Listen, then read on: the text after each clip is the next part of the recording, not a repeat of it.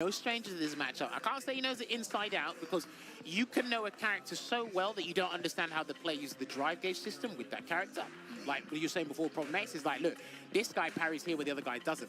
That's why when that update comes out with replay takeover, and I think there's going to be ghost battles as well, I was saying to my stream, I don't know how accurate that's going to be, because if you go for an AI, let's say I wanted to go to an AI version of Yipes, right? Where the AI would parry, Yipes might not actually parry them. Yeah, so yeah, I don't know how accurate that's actually going to be. Makes sense, makes sense, makes sense. Okay.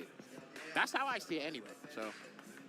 Oh, this man has got like 100 layers before the actual truth. Man, damn it, I'm a fan, damn it. Shoot. Carmine Corp is this? Yeah, so this is one of the biggest French teams. Okay. They've got a massive, energetic crowd. This was same team that sponsors JDCR. Okay. I see. JDCR, actually, he's in the building. I saw him earlier. He's trying to qualify for the Tekken side as well. See him over there, getting busy. So shout out to JDCR. So, and Kikuma's team, if I'm pronouncing this right, same team as Human Bomb. I imagine Human Bomb's still in the tournament here. So now he does. I think there's another. Someone might have to correct me if I'm wrong. At HC Jam is on Twitter. There is a Cami player. I think he's called Mickey from Hong Kong. Pretty solid. I could be. I might have got the name mistaken, but there is a Hong Kong Cami player they can practice against. So I imagine if he knows what Kills You plays, I think he'll have an idea of where to or how to start the offense or his game plan. Yeah. So, man, Ken Masters though. Well, I will say this as a Ken Masters. Damn, I can't even say I'm a main of Ken. I haven't played him in months. Ever since freaking Bison dropped, I haven't played Ken in months. So, but I always had trouble with Guile, naturally. I feel like all Shadowcons do. I feel like no, he's gonna play. No, he's hovering on Guile. He's gonna pick Cami. He's gonna pick Cami. This is a lie. Yeah. Don't worry. They're gonna change that. They're gonna change that. Don't worry. They're gonna change that. I'm about to say, man. I thought you were like a Cami player. Maybe don't like the matchup with Cami. Went with Cami. Listen, stop playing with me. If there's one thing I can tell you for almost certainty is you will rarely see Kills You touch a charge character. You know I'm bugging. I'm here. Damn, that's how you know. Damn, I was flow chart like that. I seen a Guile.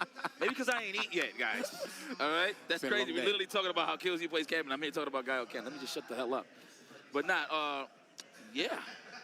Cammy Guile. I mean, Cammy. Chun-Li, excuse me. That's going to be an interesting match indeed. A match of, I would say, wit.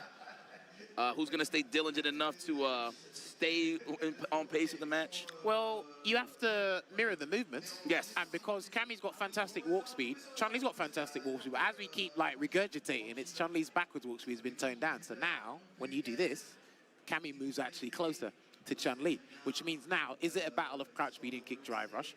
Are they going to be looking for the whiff punish? What kind of damage are they looking for? And as well, similar to when I was talking about Dalsim going under fireballs, because if they're slow, like Hikoken's pretty slow. But if you can see it, get the jump into EX dive kick, guaranteed punish counter in the corner.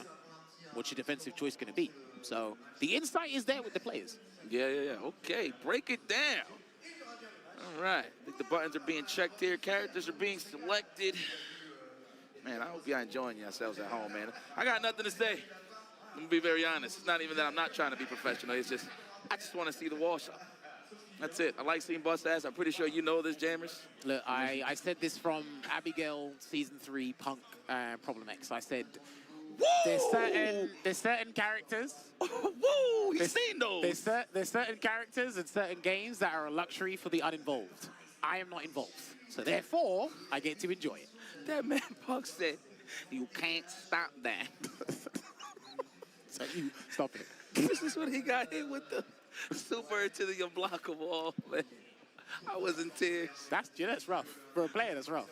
You understand that, For a professional, right? hell yeah. You travel, what, 6+ hours to find out there's an unblockable, you can't do it. You know what makes it even better? You had to see Problem X's cheesy smile, kid. Dude, give you context, right?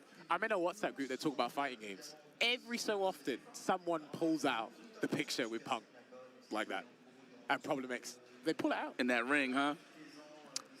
I think it was NCR. I think it was No. That was I think that was DreamHack Montreal. Damn. If that was the picture that was like a ring, right? No. The one where Punk, he had to rub his eyes. So that was NorCal. That was NorCal. That was NorCal Regionals. Yeah. Wow, almost happened twice. Oh, snap. See, I forgot about that. You're The realization, my bad. Nah, you're terrible. That's why I say it is what it is. That's in the past, champ. I know you're watching. Nah, Just, listen, he knows. you know. We got nothing but love for Punk out here, man. And again, his philosophy, mindset on the game as well. And then I always look forward. I'm actually looking forward to watching him play Terry, to be honest. I reckon, this is just my theory, I reckon someone's going to take Terry to the cup. I can see that. I reckon someone will. I wouldn't be surprised. So I think Mena will go with Terry. I think Daigo, if he likes him long enough, I think he might put down a Kuma for Terry. He did that with Ken. He didn't even announce it. So I don't see why I wouldn't follow the same philosophy with Terry either. Man, damn, let me see the toolkit, man. I got to see this. Before I really agree with you, I do agree with you. This is just my theory, though. Yeah, it's a theory. Okay, hypothesis. All right, we'll take that. I mean, to be very honest with you, I feel like any DLC, just to really showcase how good the character can be, it's going to be strong automatically. Like, we already know this from just seeing past games, stuff like that. We already know this. So I can agree with you on that. In terms of taking it to the cup, we'll see who takes it to the other level. I feel like a guy like Nemo would jump on Terry. And then that's not really like his style in terms of Shotokan, but like if he has like a good mix or something that he could really be unorthodox with on some left-right kind of situations, you probably see Nemo pick the character up. But, man, Mena playing Terry? I can see that. I can definitely see that. I don't know, with Nemo, I think the toolkit he's got now, Blanca, JP, Bison, I think that's... Yeah, he's good. He don't got to move from there. I think that's perfect for him already. And I don't know anyone who's picked 4 characters. Xiaohai is going to be the closest.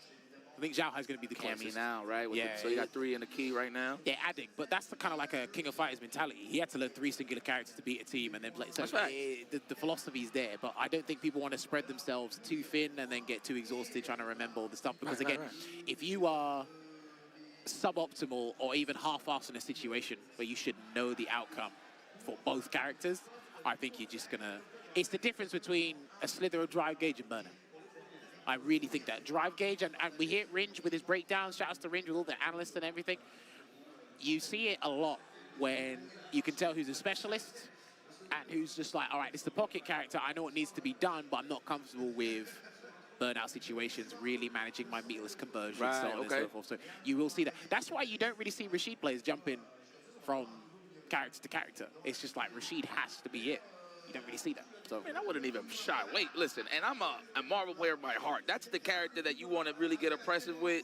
You definitely want to stay in that lane. That's why I love that Big Bird stuck it out with Rashid. Obviously, that's what he's known for. Well, originally, I known him for the guy play. Yeah. Back at Street Fighter 4. Yeah. Yeah, so, but like, you know, again, going into new games, I love when people transition to new style of characters, right? So, Rashid is really right up his alley, so I like that he really committed. I'm pretty sure he has Marissa still in the pocket. Maybe he just picks it on Guile, possibly?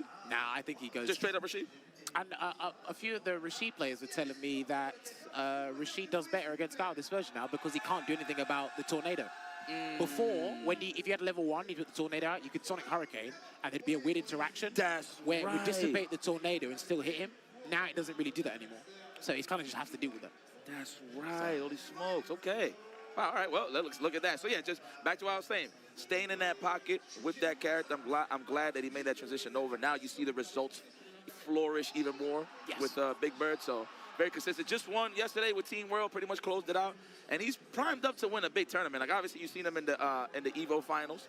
So pretty interesting to see his tournament routes moving forward. Well, I mean, when we do get into tomorrow, because it will be condensed, and then obviously heavy hitters will be there, powerhouses, you know, dark horses will be there, current champions or currently strong players in the scene right now will all be there. So it's going to be, it's hard to call a top 16, let alone a top 8, because anything can happen. And we're still in first to 2 territory until we step into the top 8, which turns into first to 3. And I was talking about it with Logan, I'm pretty sure you can concur as well. We saw at EWC, the longer some of these sets go on, you start to really see like bad. It's hard to, in certain situations, it's hard to identify a bad habit.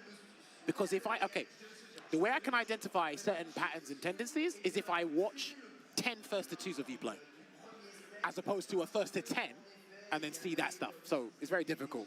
So, right, what we're gonna do for the next match is, okay. All right. We're just getting word from our motherboard right now, guys.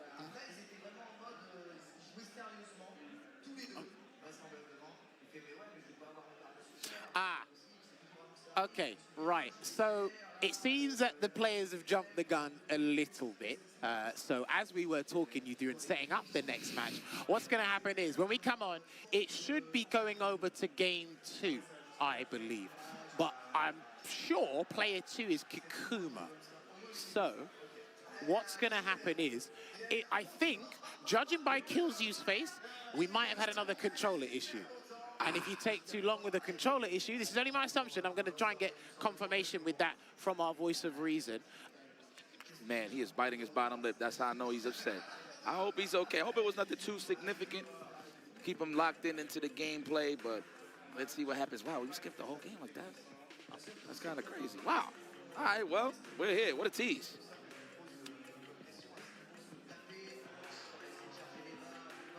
Okay. Okay. Well, a couple of oopsie daisies just happened here. But we're going to figure this out as we move forward. But it looks like we're about to get into our match. Killzyu doesn't really look too happy, but we're not going to highlight that a little more. Because he wears his heart on his sleeve, so I can see it on his face. Yeah, it's something he's not particularly pleased about. Hey, yo, shout out to production. You know what I just noticed? Obviously, they got the characters. Yeah. But as they're getting hit, you see the light bars on the side? Oh, yeah. I don't even know. I had no clue, bro. I thought it was just characters. And I was like, wait a minute. Bro, listen, production just across the board, when they try to innovate and really kind of like, you know, spice their USP onto their particular events, it really splashes out. And the French love their stuff. They love their esports, they love their anime, they love their manga. There's a lot of things they really like to, hey, we want to put our little touch. Yeah. It's not a little touch, it's a massive touch. But it is very interesting to see. And UFA, like I said, they're always pushing the envelope to the next level. Because even when I watched you guys last year, that looked amazing. I come back this year, and I'm Even like, better. wait, I'm like, well, how'd you step up again? Yeah. Shout out to the crowd, man, to the staff, everybody here that's just involved to make this show year in, year out one of the best events, if not the best event here in France, right, on the EU side possibly. Yes, as far as I'm aware. Yeah, man. But I like this little touch right here that they added, man. The honor of the banners, the rafters, the banners, graffiti on the wall, the digital graffiti on the wall. I think that is such a great touch. I want to see more tournaments do that. Kind of, you've seen that in Combo Break as well. They got like the flyers with all the names of the past champions. We actually have banners here with actual player pictures, which is pretty cool as well, you know. So, see Punk the God won like 2019. I was like, man, I forgot he was here, like kicking ass stuff, you know. So, all right, well, guys, sorry for the delay here. I hope me and Jammers is holding it down for you guys. I hope you guys are entertained, so hit some buttons. I can't see the chat right now, even though I do have some good Wi-Fi, but I'm just lazy. I don't want to go down there and say hi to all you guys right away. And I want to apologize if I haven't streamed any Marvel 2 yet. Did I forget to bring the red carpet for you? No. No. Oh, go to the shop, buy red carpet, and roll it out. Let's go. Man, look at Koga. He's like always concerned. If your shoelaces are untied, he's gonna make sure it's proper. Oh man, the enforcer. Man, UFA, huh? I wonder what was the first one. I remember Vixani, she showed me a picture. 2017. It was 17. Okay. 2017. She showed me like the picture, like the before and after, like when they started and to where they at now. It's night and day. It's very nice to grow Step up, man. the tournament. And that's it, man. It's kind of like you just want to improve and make sure you make your product the best it can be. It's like when phones come out every year. They want to make it, they want to push the envelope, make it better than it was the last version, while Right. still staying consistent and having the essence of the product still there, know and love, and then obviously attract more people to come in and buy the product or buy into it. Yeah, so man. that's what they've done here with UFA. And like you said, there's even a Beyblade tournament over there yesterday. Dog, Like, those guys were having fun. Let me tell you something. I'm thinking it was an exhibition. I'm like looking around, I'm like, man, this is great, Beyblade, right? And then I look around, there was more of the arenas. I don't even know what you call those, where they spin the blades on it. And I'm like, wait a minute, there's pool play in this? Nah. It was like literally pool play. Dude, they're just standing there looking at their Beyblades like that. There was a guy dressed as the main character from the With the old mask? Yeah. No, Okay, so that's what it is. Tyson, the one with the hat. And Okay. then he was coming in. He was going hard. Dude, there was a guy with a mask, and I'm thinking to myself, is he like representing somebody, or is he just covering his face in case the Beyblade like jumps off and like hits him in the eye or something? I don't know. But it's very interesting nonetheless. So I do appreciate UFA doing some random stuff like that could relate with the people in their childhood, right? I would love to come here one day and just see pool play for a Monopoly game. All right, careful. That breaks relationships real quick. Careful. I lost some friends. Careful. I know. I lost some friends. I seen some things. I don't know. And property management in Monopoly is kind of, yeah, it's very telling. It went so deep for us that we actually had to sign contracts. He was like, yo, listen, man, like if I land on the boardwalk. friend Shout out to Stacey Steve. The friend DA. He was like, like, hey, man, if I can't pay it this time, but can I go around the board one more time? We're talking like boardwalk, ball place. Oh, man. Oh, all right. So don't worry about that. We just got word from our motherboard. Again, apologies for the delay here. We are still trying to sort out. The problem is Killsu is still sitting up there. It looks like there has been a discussion with our stage director, Rashid. Shouts to Rashid. He is everywhere with this company, making sure everyone is comfortable. Yeah. It seems like one or two other people have sorted things out as well. Now, Kikuma has come back to sit down, and he's doing a button check. So I'm going to take a very rash assumption and say we're going to stick with the same decision. It looks like they wanted to change something or revert something back, but it looks like we're going to go back to our original decision. So we should be back, hopefully. Don't shoot the messenger. We should be back very, very shortly here. So I am seeing Chun-Li, I am seeing Mikami. So hopefully we can get this one underway. There we go. Fantastic. Shouts to the production team for helping us get through this. Thank you for being patient. Thank you guys for being patient, man. This happens. Production can be a blow-up sometimes. It wasn't a production, to be honest. It was just something happened with the players, but it is what it is. Anyway, let's continue forward. Let's move forward, never backwards. We are possibly back in our match. Oh, so this is a clean slate. So we straight up 0-0. We should be. Let me just confirm that. All right, well, here we go. Nice. I love that whiff punish early on there from Kikuma. Trying to snipe out the tech. That was nice. Let's go. Nice okay, thank throw. you.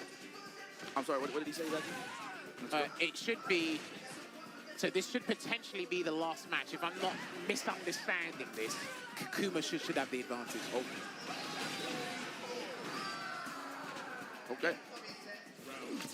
There you go. 0-1 for Kikuma. It has been confirmed. That is why Killsu was biting his bottom lip like that. There it is. Yeah. So this is what happened there. I think there was some sort of issue before, but the advantage is going to be in Kikuma's hands. So if Kikuma wins this game, that will be him advancing deeper into the winner's side of the bracket. But Killsu can still turn this around. He does have the insider knowledge because one of his closest friends in Street Fighter is Valmaster. This is tough. Hopefully this don't shake him up. You got to focus at the matter at hand, and it's to defeat your opponent. Kikuma, of course, coming out hot. Caught the tech already. Hopefully this man ain't a little too tilted here. Already good stagger pressure for the open up. That should be enough. Wow, he's trying to send this man back in ASAP. And there you go. I rarely see that air Kikosha. So the fact that he closed out the round with that, you know something was up there. And he tried to go for the frame trap there with that drive rush into the forward heavy kick. A good cancel there from Killsu. All right. Hitting him with that phantom hitbox, trying to throw it out there. At least the crouching strong, the almighty. But who's assessing all of this offense right here is Chun-Li Kikuma. There you go, nice counter poke. Get the hell up out of there, Killsu. He's low on drive gauge though, Yipes, so he needs to wait till he's get back in the green, and that's exactly what we see right now. So he's gonna need a drive rush cancel soon. Look at that, almost home. Almost got that punish down that whip throw. Oh, that was jab. She happened so fast. Next hit wins for Kikuma. Okay, this looks so annoying. Nice counter poke, there it is. Spend it all, please. Don't be cheap on the first date. Whoa! Was a little poo-poo there. Yeah, I'm not sure if that was an execution blunder, but this one isn't. And it will be Hoyokusen to close this one out. And Kikuma will take that 2-zip over Killsu to advance deeper into the winner's side of the bracket there. That was unfortunate for Killsu, man. We saw the spin knuckle. Oh, yeah, no finish into the level 3. That definitely would have prolonged his tournament run here. Well, obviously that was winner, so he's still in the tournament. But yeah, man, that is unfortunate. Kikuma, comfortably, we will see him tomorrow on the winner's side. So he did spin knuckle and he did roundhouse, but level 3s are the punch. Level 3s are the punch. Hard brain fart? Maybe. Probably just realized, oh my God, I missed it. Let me just throw a button out there. Oh, yeah. Kind of thing, yeah. I think with some long combos, you do kind of have that brain fart. It's like, wait, how should I end this?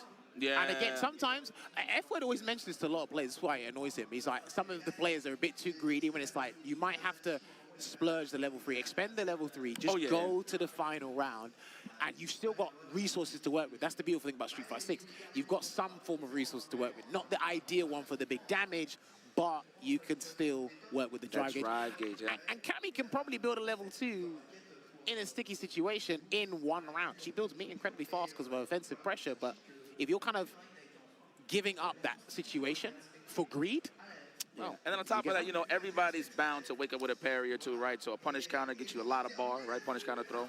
So that does make a lot of sense. I think, you know, he was getting tilted a lot at EWC. A lot of people held their bag, yeah. I remember that. He was getting no. Shout out to FME, you already. But man, wow, I think that concludes our day 2. Yeah. So, that should do it here at UFA for day 2, as Yites was saying here.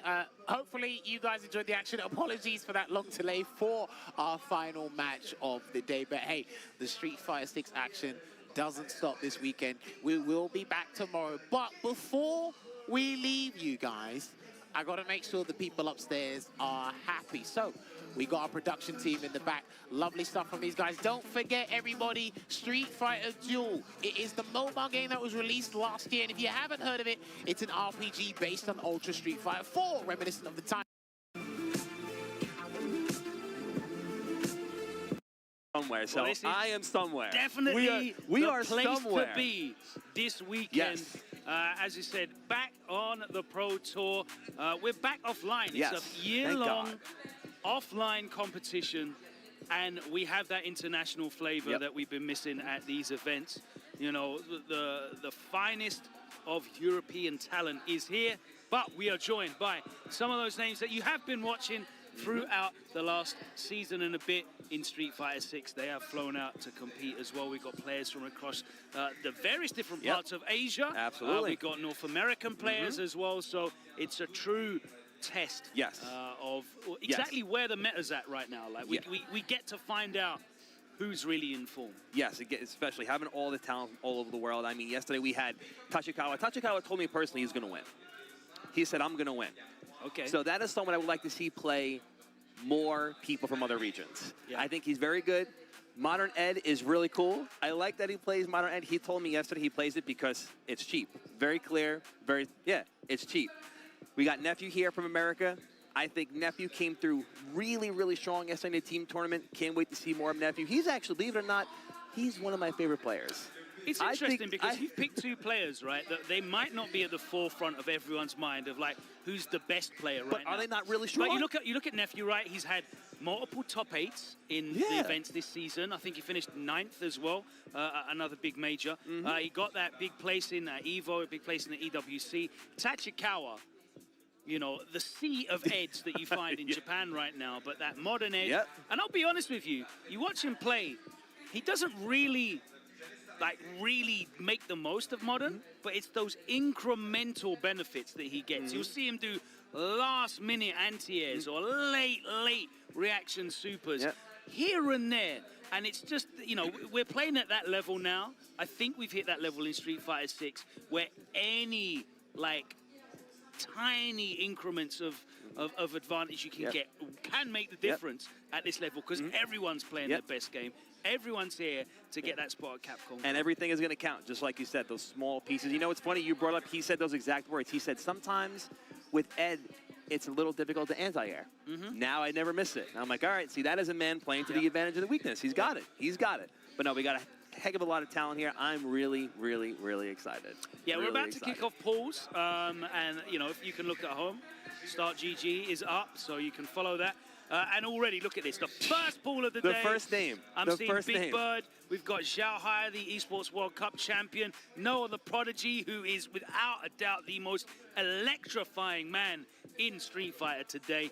Chris Wong, Opera, Takamura, Random, Hot Dog. That's just your first wave of pools today. So we are fully back. Killers. That, you know, that old school offline premiere vibe.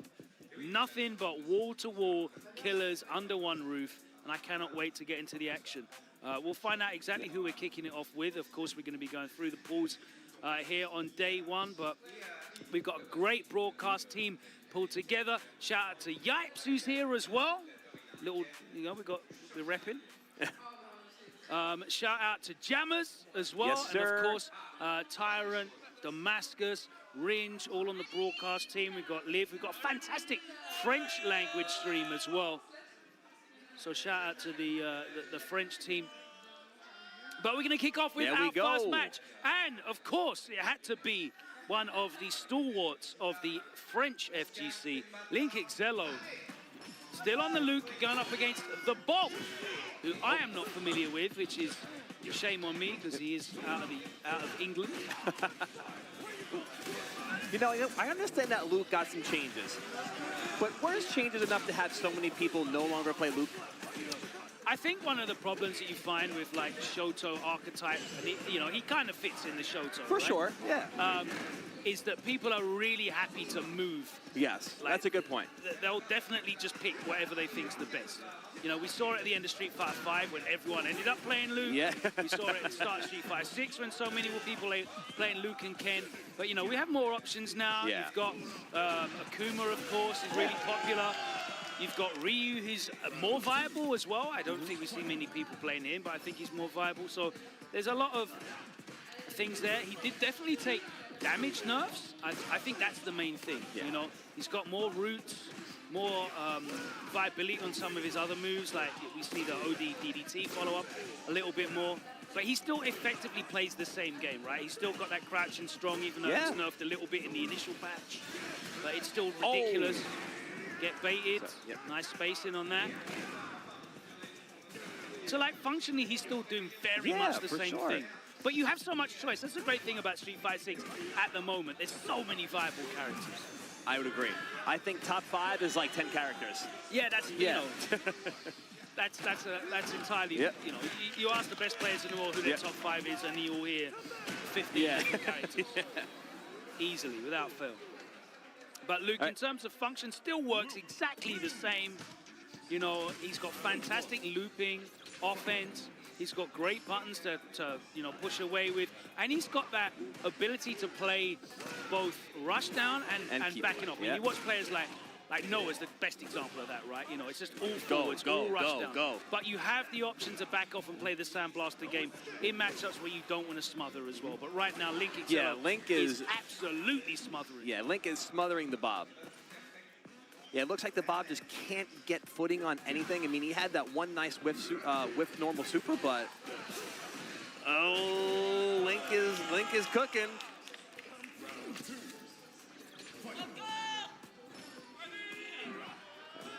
Oh. Yeah, because he's just looking for that knockdown. Yep.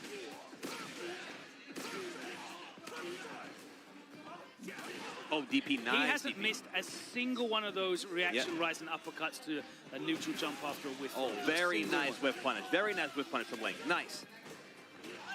Safe jump, and he actually eats it. That's going to be dead. Oh, no. No. Oh, and he's in burnout. Uh-oh, this is the Blob's chance. Nice. There we go. All right, Second that's time a basket. clean win.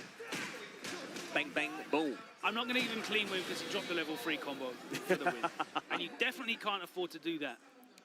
However, everything else was very, very efficient. Very business-like stuff from Link Excello. Yeah, standard Luke, nice whiff punishes, some drive rush pressure, the whole 9. Lots of this. Lots of crouch medium punch. Lots of this. That's not us. Oh, that you look all right. You still look good. You lost the hair and you the still beard. look good. But yeah, as you can see, you know, we've got all of the names you'd expect to see. If you've been watching European competition, then you're going to see a lot of familiar names here. Everyone's shown out, pretty much everyone. I think I can only think of maybe 1 or 2 players from across Europe that aren't here.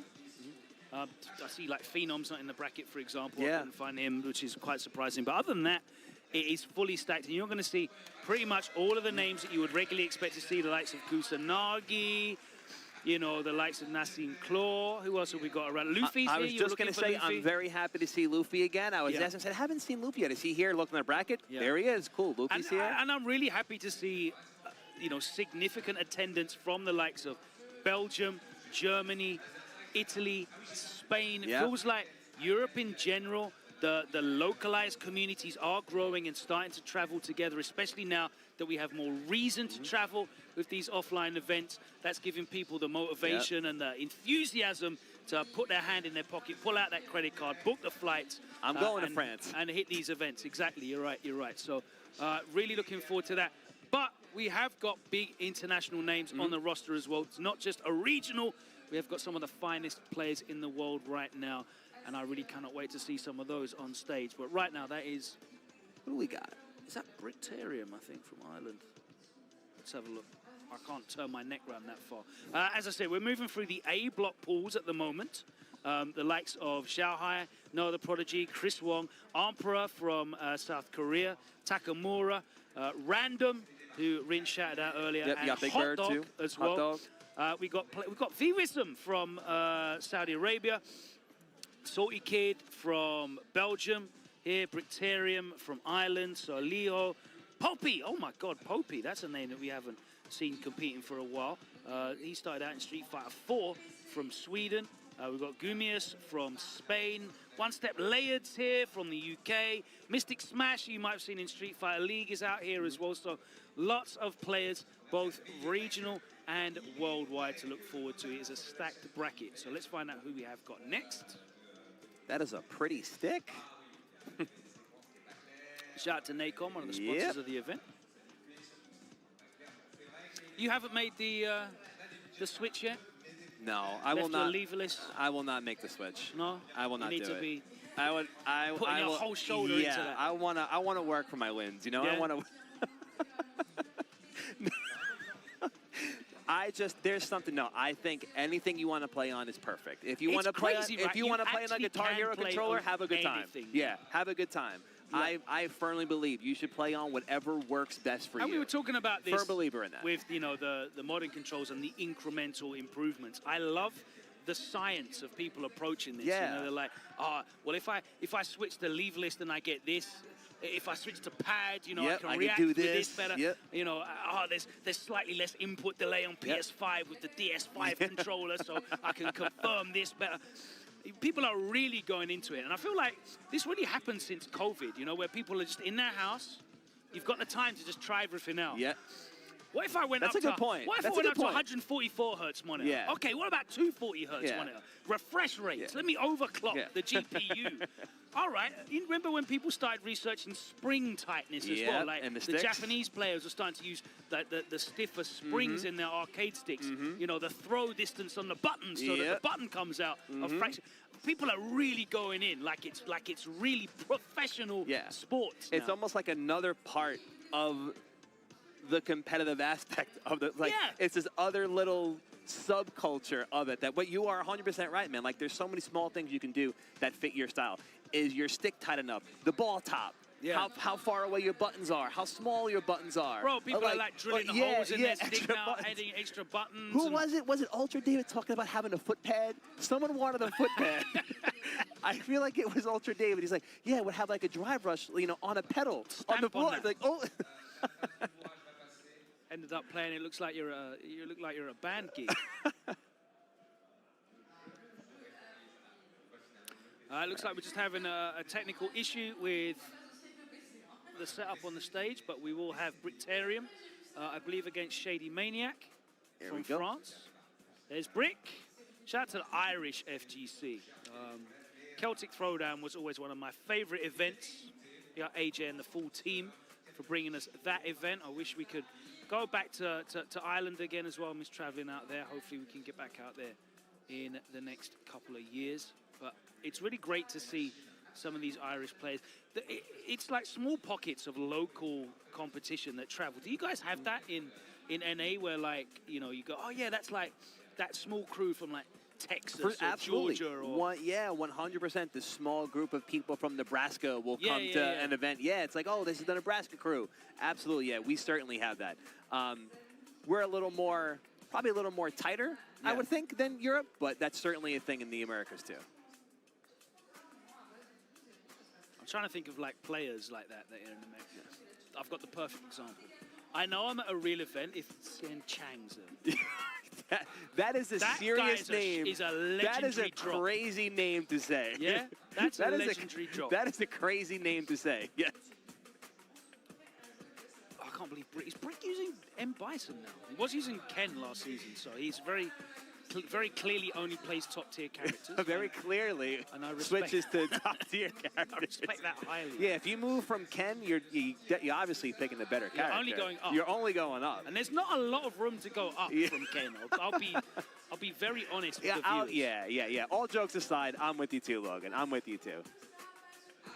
I do want to give a shout out to Capcom though. I think this is the coolest Bison that Street Fighter has ever produced. There's They've, like, not even taken no all way. of the cool elements of Bison Every from like Bison.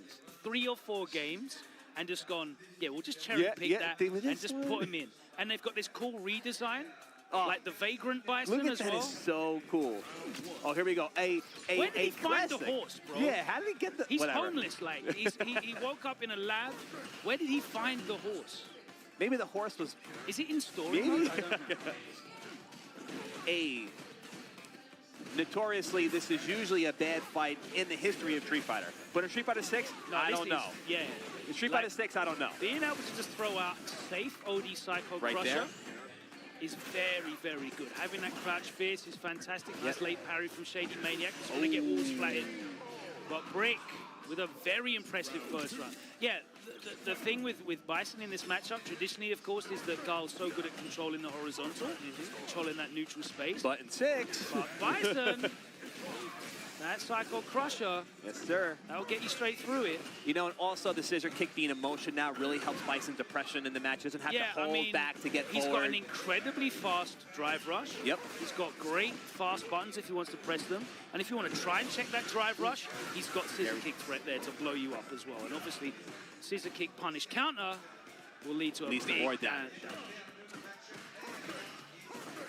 All right, Shady looked like he's doing a little bit better job control. There we go. We just spoke about that. Bro, that was from full screen We and it was just still spoke punish about counter. that. Crazy.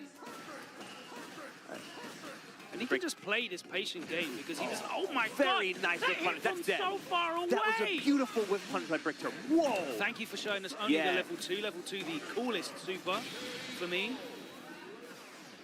Nice and stoic, calm and collected is Brickterium. Yeah, he's Nice. a very experienced player. You know, he's been competing in Europe for a long time. And he's always a threat. He's one of those players that, like, you have to respect in bracket. Certainly not someone that you call out as a threat to take the whole thing, but you know he's Certainly, always yeah. going to bring his best game. Ooh, nice throw and parry. Oh, overhead, no blocks.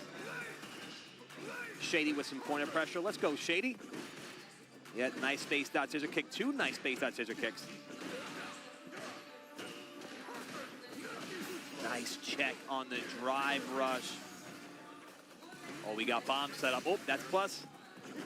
Oh, that was... That dead? Dead? Good. That was beautiful. Held up. Knew Brickterium was going to do scissor kick.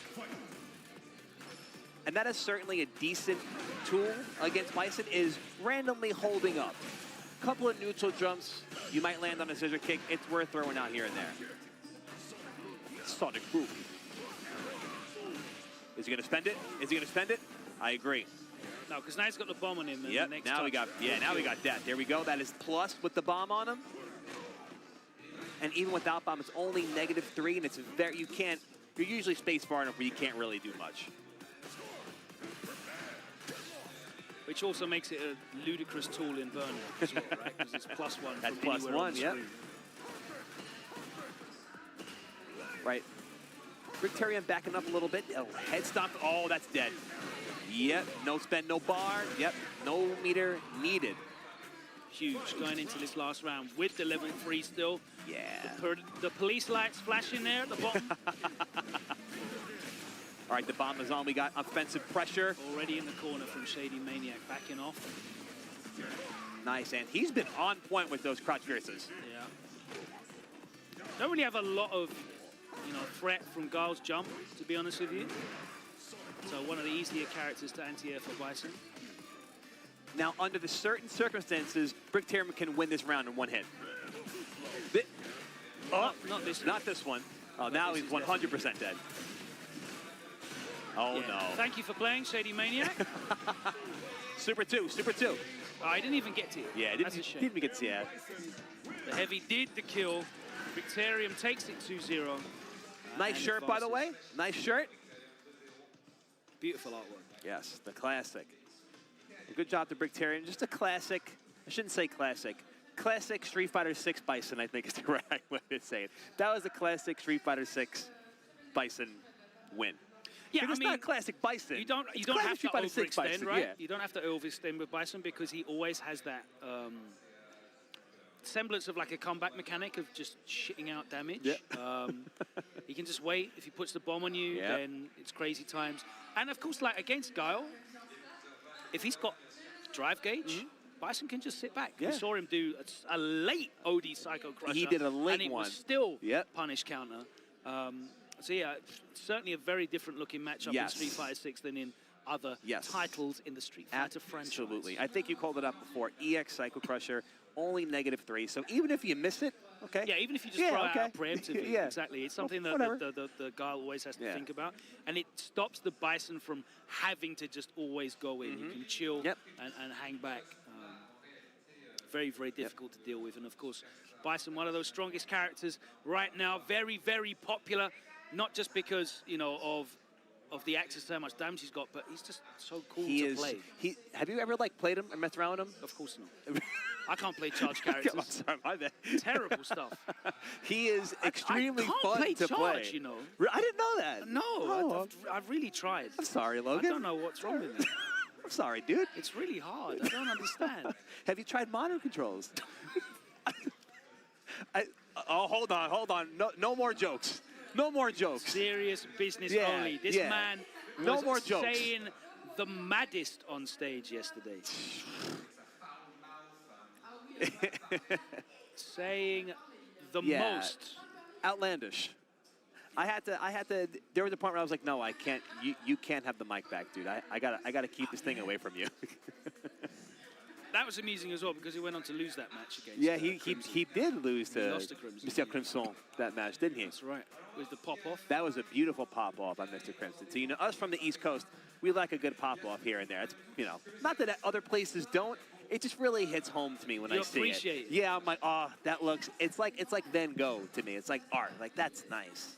I like that. Speaking of pop-off, there he is. Back again, here in France. He was here at the mix-up, where he finished third, qualified for the Esports World Cup, went on to go on an epic run. Certainly announced himself on the world stage. No plants. No, sir. And he's here, the slides. Slides are and the socks, shorts. Yep, shorts, comfortable. socks, yeah. I see He's home. since Esports World Cup as well, those slides have become Dior slides. Oh, so they went from like, you know, like basic, you know. I'm not sure what they were previously. I'm not going to say that they were like mom and pop store. I'm going to say Nike or Adidas. But they were not Dior But they were slides not Dior, before yeah, Esports World Cup. Isn't that something? But that's the only thing that's changed. He hasn't changed Oh, no. at all. It's still Oh, no. the Noah the Prodigy we all know and some love. Love him or hate him, I think there has to be an appreciation for him. You have to respect Yeah, you gotta and respect or it. fear him. Yes, you have to. Now, there was a point yesterday where I was commentating on the team tournament, and they took 3 seconds to get to the match from the transition. And by that time, at 96 seconds, He's ready in burnout. he was burnt out. Someone has half health. He's in burnout.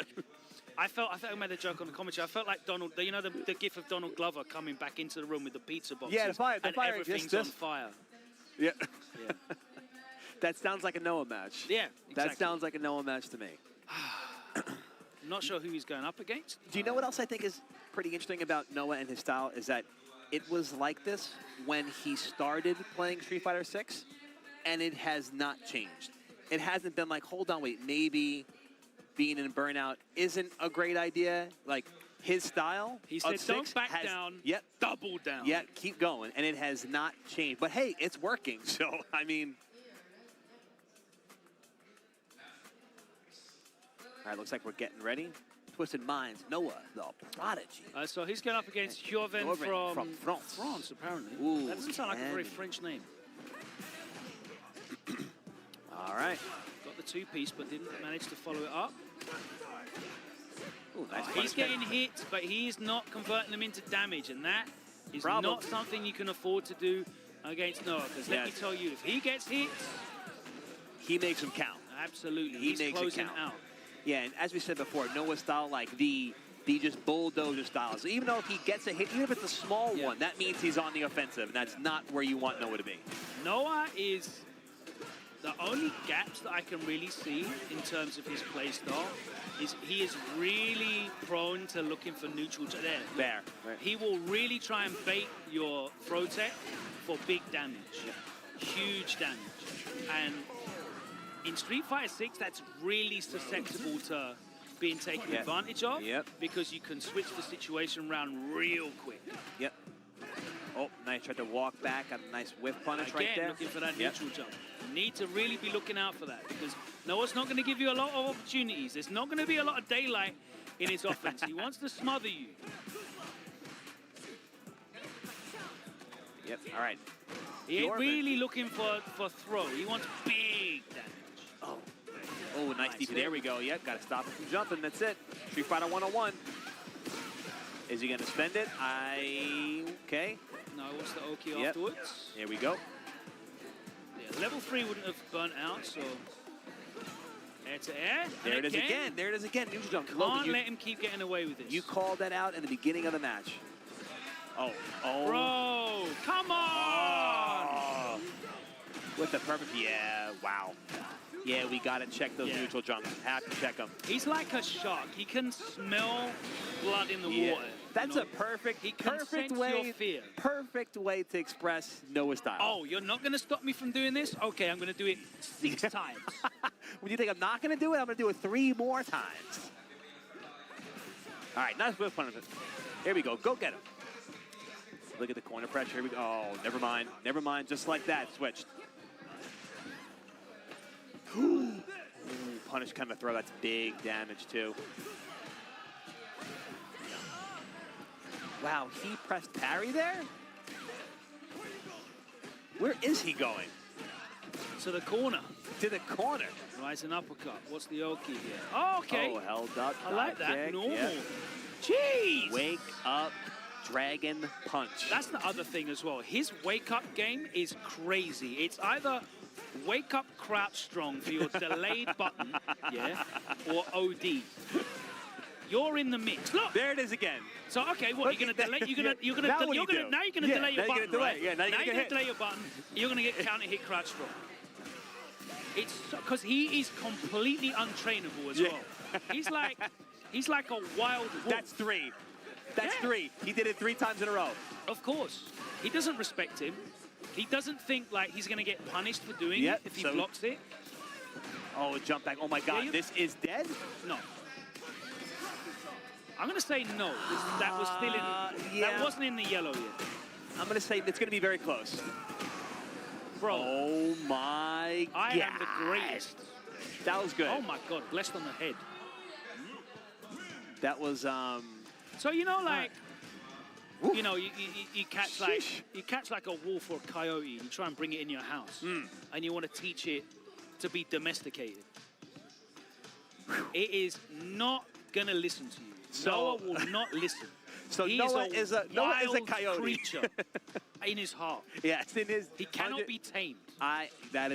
You are hitting nails on heads. You are 100% correct. You cannot tell that man to stop. No. You cannot tell him to stop. You cannot tell him to slow down. The only way you can do is you have to out-alpha him. Like, you have to dominate. There is no conditioning. There is no training. Like, he's not going to... Even if you punish him 3 times in a row, he's not going to stop doing it because he truly believes in his playstyle. His confidence is unflappable. Like, I think you said it again as well. If he jumps 3 times and gets DP'd, if I was playing it, I'd be like, "There's no way he's going to jump again." Yeah. But I'm gonna get hit by the 4th one because I'm like, "He's not going to jump again." But average time per round, 27 seconds. My we got goodness. stats, by the way. 27 seconds. Only 2 burnouts is very surprising to me. Yeah, that is pretty surprising. That's quite reserved. Although, do you know why that was? He didn't really need to burn himself out in that matchup. That's true. Especially if he's getting hits. Yeah, he was just getting hits. If he's getting hits, you're not getting burned out. That's true. That's true. Yep, that's true. But yo, shout out to the UFA team. We've got stats on deck. Super cool. 6 stats. We've got stats on deck. We've got Rinji's lab over there. You know, we're really pushing the boat out with this broadcast. We got a lot going on. Absolutely. And we've got you here. I am I keep turning around and seeing I know, they're it's like, like, Joe, this is wonderful. Logan? Am I here in France commentating Street Fighter 6 with Logan? Bucket list, check. Beautiful. Yeah, it's a beautiful thing. No, you are. No, you are. Wish I had this man's hair. So jealous. Whatever, Donate whatever, dude. Whatever. Let's move on. Let's move on. Who do we It's got like, I'm next? so thankful that this is not going anywhere as well. I'm getting on a bit. And it's holding strong. Yeah, must be give nice, thanks. Logan. Must be nice. Must be nice. Ooh, okay. All right, one of the Keith player? most. Sorry? Keith player. No. That's not. Chun-Li. Chun-Li. Who are you thinking of? The sticky from yesterday? Yes. I thought it was Stick. Oh, yeah, he's moved to pad I as well. thought it was Stick. Yes, because isn't he from France? Yes. He was very entertaining to watch, by the way. Good geef. He did the sickest thing yesterday. I think Nephew did low jury fireball, and he did knee over it. Yeah. And scooped And him. SPD, Oh, it okay. was so sick. Sick play. All right, looks like thumbs up. Are we good? That is random. All right. Random. Oh, okay. I didn't even see that. This is going to be hype as hell. So random Actually, from Germany. I remember TKR from Street Fighter 4 Yeah. and 5. I mean, he's I very was in- much known from Street Fighter 5. I remember He's a playing. huge I played him in personality. Lyon here. Yes, I that's was where he's in from. Lyon here. Yes. That's where he's from. Yes. He has made the change over. So we'll see how he gets on with this pad. Random, though. We spoke him up yesterday. I Didn't really heard that get a this is chance only to his show. second offline event, Random. That's what someone told me before. I don't know that, but it's really hard for me to gauge that because he's in everything online. He enters so much online, and he's a big threat. He's got such a difficult play style to get around. You know, it's just forward momentum all the time. He'll take huge risks to get in on you. And somehow they always work. He's just so good at making things work. So again, another player that's very hard to sort of pin down and tame. And of course, his character is so dangerous when it does manage to get in on you. Yeah, she kind of does change the game a little bit depending on her meter and her medal. Here we go. That's 4. So now what do you do in this situation? Do you hold up? No, you don't hold up. You lose half life. There, she's got 5. She's almost dead on the next grab. This is a horrible situation Right? as well. This is terrible. Even if Or dead. super dead. If TKR were to win the next round, You still have fight. to go into it against a level 5 Menon. Again, it totally skews the way you're going to play. Like, all right, do you hold up? Do you block low? What do you do, Logan? So the what one do you thing that I feel like is missing with Menon is the real fear of like holding up or backdashing or trying to jump out. Because unless she's got level 3, the disparity between the level 5 command grab and a combo The regular damage, right? is like not there. So I think maybe if you could make that, because that you think about the old school grapplers in other games, like I'm trying to think. Like Abigail, for example, there's no jump out of command grab or take grab. You are eating huge damage either way, right? Or G as well in 5. Yeah. G would be like, yeah, it's huge damage either way. And I think Menon really benefits massively, obviously, as the medals go up on her grabs. But the hit damage, not so much. And I'm not sure how you could change your combo routes or what damage you could tweak. Because the hit grab tagged on at the end of the combo just doesn't really do enough with the scaling system. There we go. Random's on 4. 4 again and again. If TKR wins this round, Yeah, you're still going into having to it's a fight terrifying 4 situation. medal Manon. And you think, yeah, that's enough. But it hasn't been. Even, one of the best players in the world, Iadom, is finding it very difficult to be consistent still. Regular throw, all right. Nice jump. Oh, that's dead. He does the right combo. This should be it. I think we call that commentator curse. Yeah, that's the second one of those you had already. And this is only like the 4th game. Yeah, I got to... Oh, my God. All right, wake up champion to the win. We got it. That was scary, though. Sorry. TKR back to the lab with that pad. Sorry, Random. That's my fault. Sorry, dude. The timing's different here on the big stage. You're not at home in your bedroom.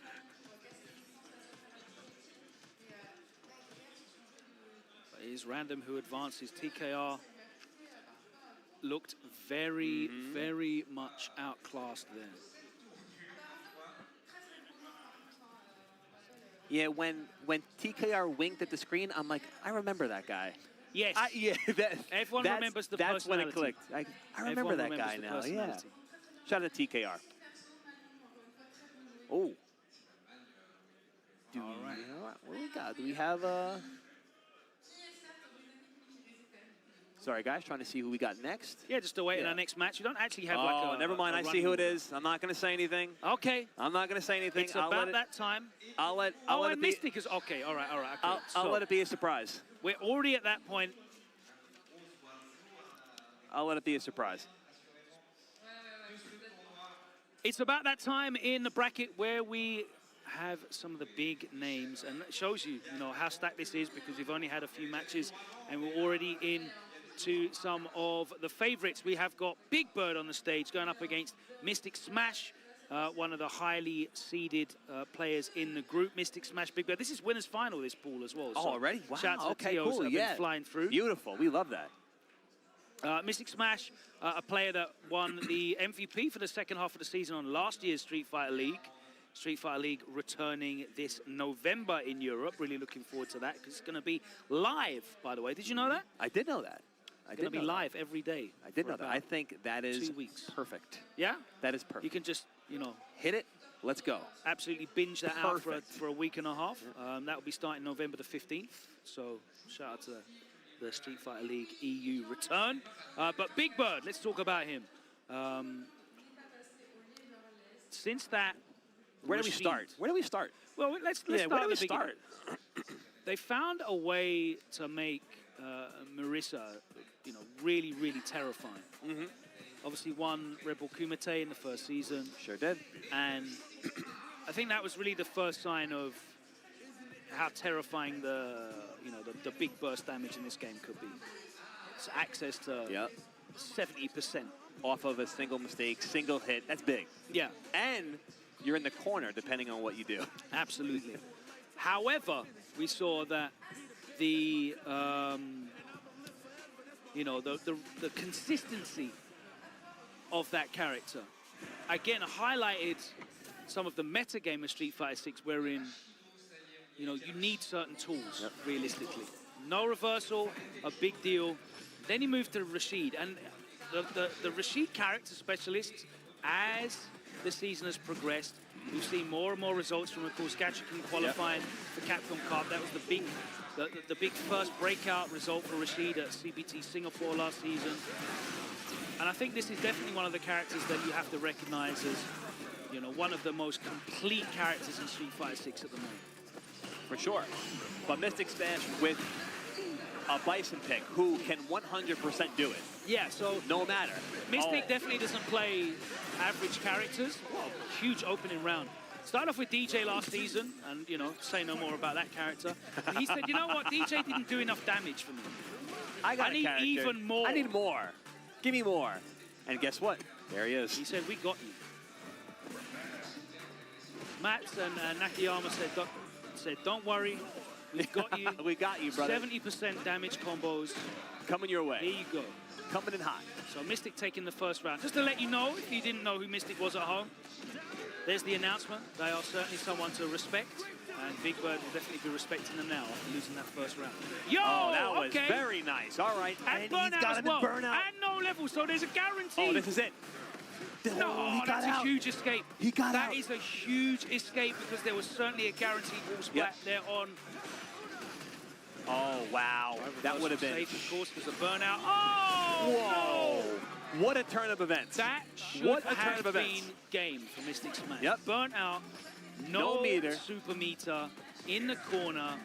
Bison definitely has access to traps. Ooh. All right, and Big Bird also working on getting that meter. You know that level 2 is coming out soon. Have to get the opportunity to do it, though. Yep. Holding up forward again. Get out of the corner. There it is. Needs to be ready with that jump back air-to-air light. Yep. And that's the problem with this level 2 against Bison. You can just wait for the tornado to come at you and use the OD Cycle Crusher to get through it. And there's obviously answers to that, but you really have to give up a lot of your offense of the level 2 to be able to react to that OD Psycho Crusher. Back throw, back into the corner from Big Bird. Drive rush, stops short. Hey, got him with a jump in. Oh, check that dash. Oh, he's looking for something at the Big Bird just walks back, needs to look at the ankles. Oof. I was going to say, Big Bird needs to be careful of walking back against Bison, but it was the toes of Mystic Smash that got caught, and that is a big relief for Big Bird. He could have lost that first game very easily. Oh, yeah. All right, nice little check there from Mystic. Stand run on Swift Punish. That was a gorgeous. Throw loops. Any more? It's what's for breakfast. Any more? Nice backdash. No punish though. That was really nice. The classic Bison button, stand medium kick. Love that button. Oh, no, Mystic. All right, and it looks like things have turned round for Big Bird, looking to close out this set. Ooh, just walked up and scooped the parry. I'll take that.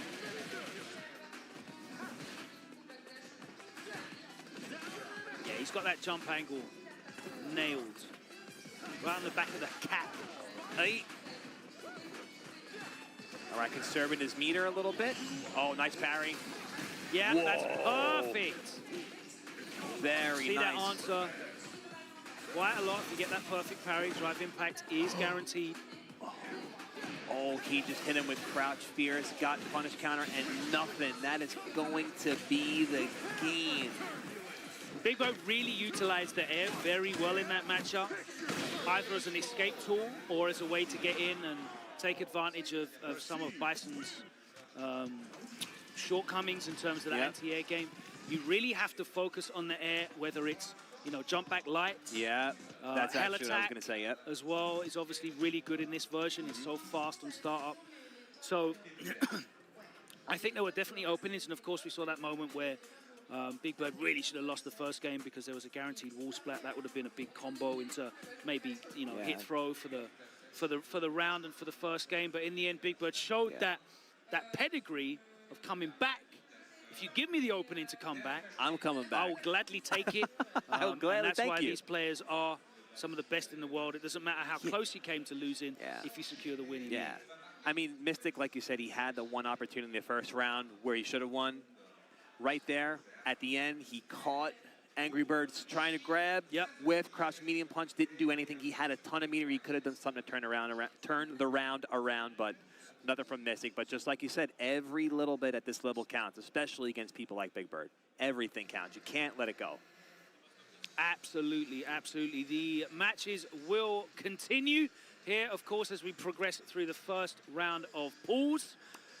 So look out for that. We've got players like Xiaohai coming up, Hot Dog, Emperor. Takamura, right? Was he in here? Yep. Takamura was in there as well. So a whole host of players in this first wave. Let me pull this back up again. Noah, we've seen. Chris Wong, we haven't seen yet. Chris Wong. There's loads of exciting world-class players to come through. As we progress through those, I believe we have some messages, though, to thank our sponsors. I'm not sure if we're going to have any graphics up for that, so let's find out from production. Okay, let's get into this.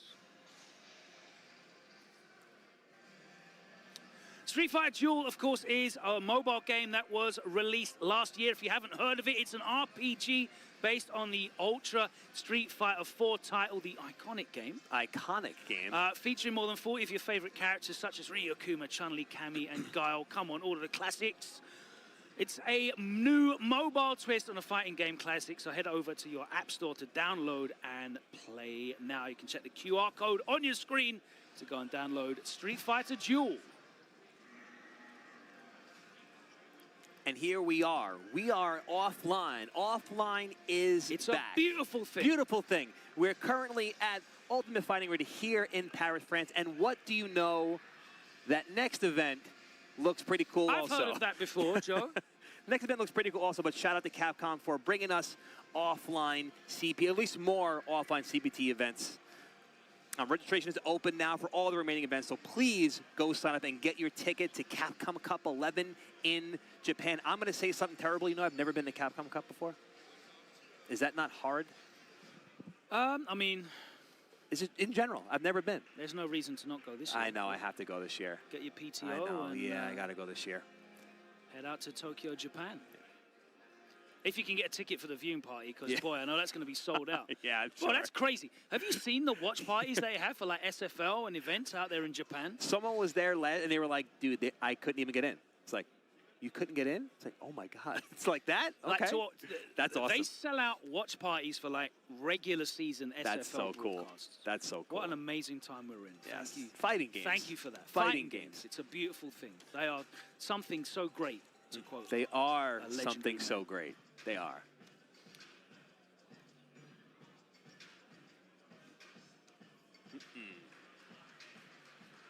I'd also like to thank our partners at Pagoda. It's time to put the egg rolls in. You might have seen some of the video content that has been out recently with Rob TV. Rob TV's been killing with the Pagoda Yeah. ads, by the way.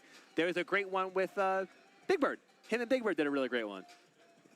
Good stuff. I like watching people sweat it out with the hot sauce. Yeah, I think we got to get Rob some different kind of sauce on his Pagodas next time. What, like milder? No. Up. No. Yeah, we got Up to go the up. Scoville. We got to go up on the Pagoda next time for Rob TV. Well, Shout out to you, Rob TV. If you want to level up your snack game, thank you very much to our partners over at Pagoda. And, you know, we're talking about awesome community events that have been happening and the engagement there. Sajam Slam Grand Finals, ladies and gentlemen. Is going to be at TwitchCon. How cool is that? It's huge. Nephew's here, of course. Shout out to Team Nephew. Going up against Team Shine, Team JB, and Team Brian F. That's going to be happening Saturday, the 21st of September. So, next week. It's going to be at Twitch Rivals Arena, and you can watch that on twitch.tv/Sajam. And in-game right now, you can get your Sajam Slam icons. Really Street cool. Fighter 6. Really cool. Now, I want to say shout out to everyone that's actually making that happen. Like, it just seems something that just came from people that I've just known for so long, and seeing them do things like this and be successful, and seeing all those names of people that have been playing since Street Fighter 4 or even before that, Sajam and things like that. It's just awesome to see something be created from the ground up from these people. Like, really, so shout outs to everyone that's making this happen. It's really awesome. Really cool. Absolutely. Okay. All right. All right, thank you so much for that. We have interviews now. We're going to be back after this short break. Thank you so much for joining us here as we open up UFA 2024. The pools will continue. Let's get into this short interview. Rob TV, joined with Big Bird from Red Bull and Team NASA, and it's time to find out what fuels you. So, Big Bird, tell me. When it comes to brotherhood, right? There's few things that can bring somebody closer than touching egg rolls. So, can we please start the interview off right there? Bam, hold on, let's see what it's hitting for. Try to Pagoda, come on.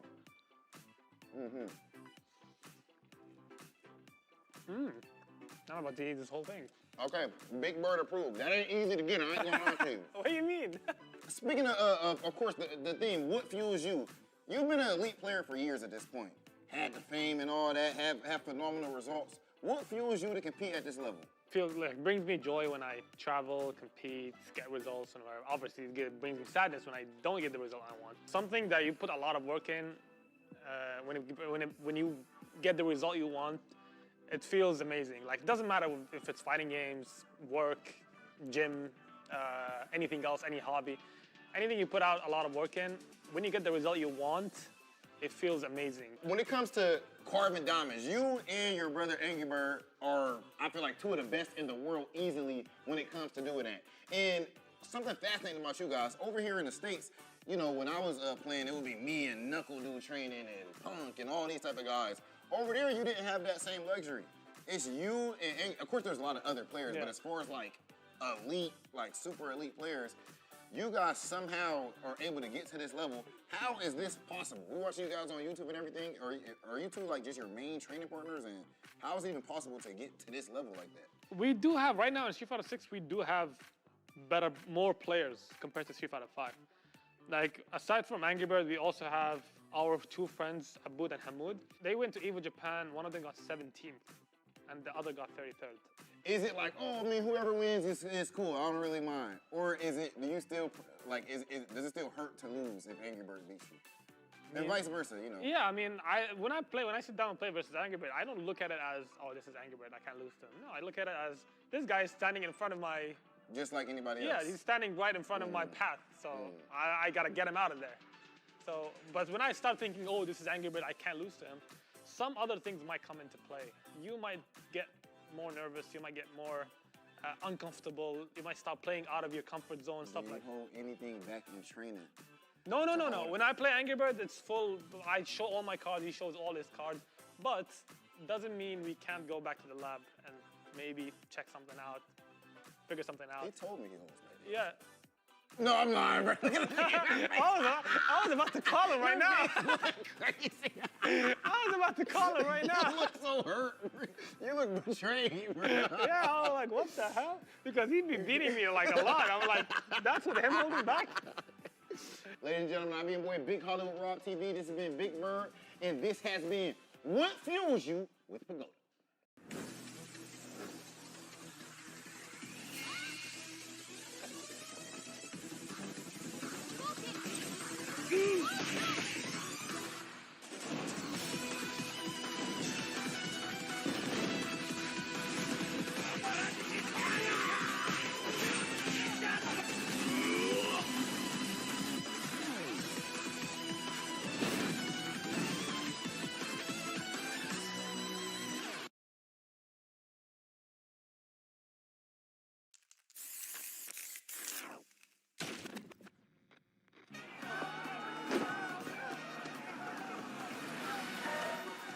This is gonna be fun. I'm still on a journey. Come get some. Traveling to new places, experiencing new things, meeting new faces, and having good fights. Fight, drink, eat, sleep, repeat. Seriously, it's a good life. I'll pick up the check.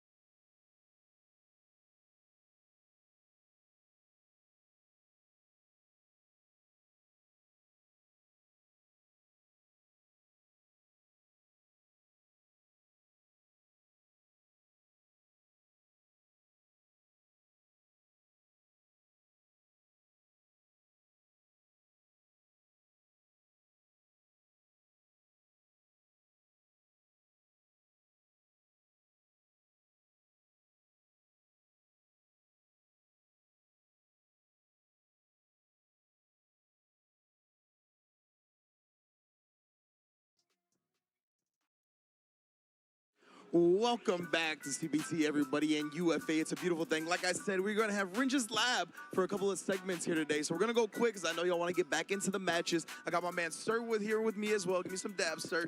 We are in the building, one of the premier SF6 commentators out here in Europe. And we're going to start with a very common scenario you see in Street Fighter 6 all the time is a spacing trap, right? So one of the things that you got to keep in mind when fighting characters like Zangief, this joint right here, right? You see the roundhouse. This roundhouse is about -9, if I'm not mistaken. This one right here, right? So it'll be about -9, and you can see where it actually leaves the opponent, right? Leaves them very far away. So this space that you have that you could usually take up, like here, right? You see this whole little space that we have in between them. A lot of the time where you end up getting left as an opponent is a little bit too far away to get a full punish, even at -9, right? So because of that, we see the crouch medium kick come out, and in response, we see the Zangief player end up doing the super, right? Because the button did not actually reach him. And it's another thing, when you actually press the button that can reach, it might be a bit too slow, right? Course, so this super will also be something like that. Yeah, I mean, we've seen it before. I mean, there's other Zangiefs that immediately come to mind. You got Itabashi, you've also got Veggie as well. You saw, obviously, the instant attempt with that crouch medium, just a little bit too late. The gap was there, big punish. The follow-up is there as well, and immediately we've got the Luke backing off, not wanting to take risks, and once again, showing it off. I mean, perfectly broken down right there, Rinj. Yeah, you saw this like plenty of, like even between Big Bird and Punk at Evo, right? Of Stuff course. like this happened. So it's a very common scenario for Street Fighter 6. So we got the next clip here. This is going to be, I believe, yeah, so it's very common up against Bison, right? This has happened like in every iteration of playing against Bison. If you're new to Street Fighter 6, something to keep in mind here is always when he does the Devil's Reverse, he ends up falling into a spot where he's kind of over your head for a second. And because of that, a lot of the times your anti-airs go the wrong way. Like right here, watch, let me pause. Yeah, so right here, right? He actually floated over at this angle initially, and that caused the anti-air to go this way. So a lot of the time when you block the head stop with Bison, you're gonna wanna dash either to either side to make sure you don't actually have to deal with that, or some type of air-to-air solution, right? Yeah, I mean, going for the crouch heavy right there, obviously, could have been a really good payoff, but risking it right there when you've only got a very flat angle up against the multiple movement options Bison has, especially in the air. I mean, neutral jump you have highlighted before, Range is very good, but risky option, and of course, a very good payoff from the Bison player right there. Indeed. Our next clip. So this one I just wanted to highlight because I really liked what Logan said on commentary about the neutral jumps from Noah the Prodigy. As you can see, smelling blood in the water, as Logan put it, right? Just constantly jumping at the opponent here. Even the neutral jumps to try to bait something big. It's one of those responses that you got to be ready for. It's very easy to get overwhelmed by, very easy to get suffocated by, but it's one of those things you got to keep in mind. So definitely you can neutral DP, or you can just DP the neutral jumps a lot of the time, and a bunch of other things. So that was the last clip. And then this one, I wanted to highlight, oh, my touch screen. Oh, is this the flash knuckle? Oh, yeah, this was the flash knuckle. There we go. Let me go back on the last video because I couldn't actually. That was actually a very important clip as well, because this was all about resource management, wasn't it? I know, yeah. So unfortunately, the screen is not responding right now. But yeah, you saw in the last one, there was a flash knuckle response, or a DI to a flash knuckle response. We actually talked about that a little bit. The charged flash knuckle is very susceptible to DI unless Luke has level 3, right? So you got to be on the lookout for that. It was a great job from Noah's opponent, recognizing he didn't have level 3, so he was able to DI the flash knuckle. And in that very last clip, I just wanted to highlight the fact that you can neutral jump Bison a lot, whether it be for drive rush, scissor kick, or psycho crusher. Of course. I mean, a lot of options, a lot of responses. Range, the important thing to highlight, in my opinion, obviously, day one of a 2-day event, we only had an hour of gameplay so far, and so many little interactions. I think that just has to emphasize the fact this is, of course, the big one, somewhere that someone is going to make a miracle happen and stamp their tickets to go to the finals of Capcom Cup this year. We're going to have a lot more segments. Rinj is going to be breaking down a lot more clips later on throughout the day, guys. But I think, other than that, that should be everything for now. We'll have you back on later, but Rinj, thank you so much for having me, and let's cut back to the action where Joe and Logan are going to be waiting to take it away. What is up, everybody? Bonjour, and welcome Bonjour, ça va? back. Bonjour. Ça va? Sure.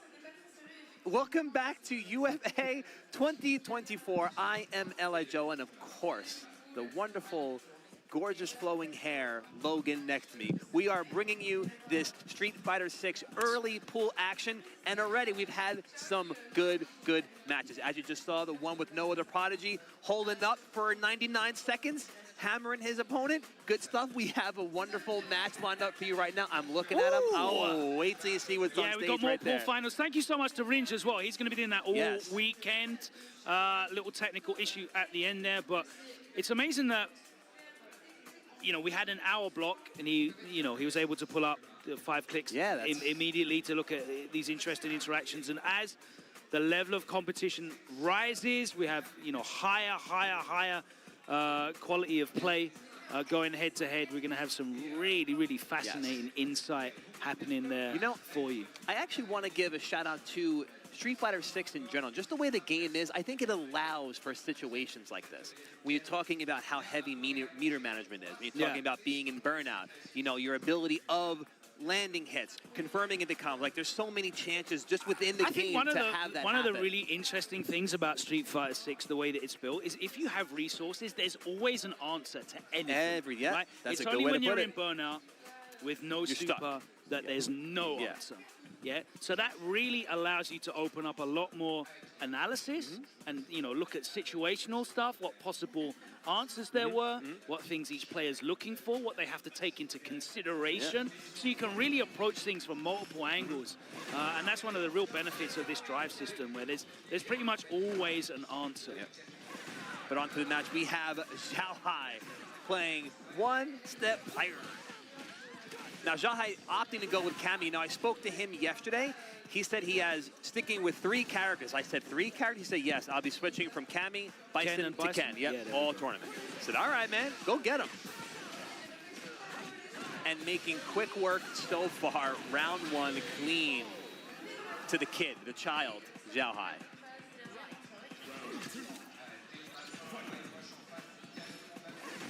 Okay, opening up again with a punish counter dive kick. Button presses, getting caught, OneStep led.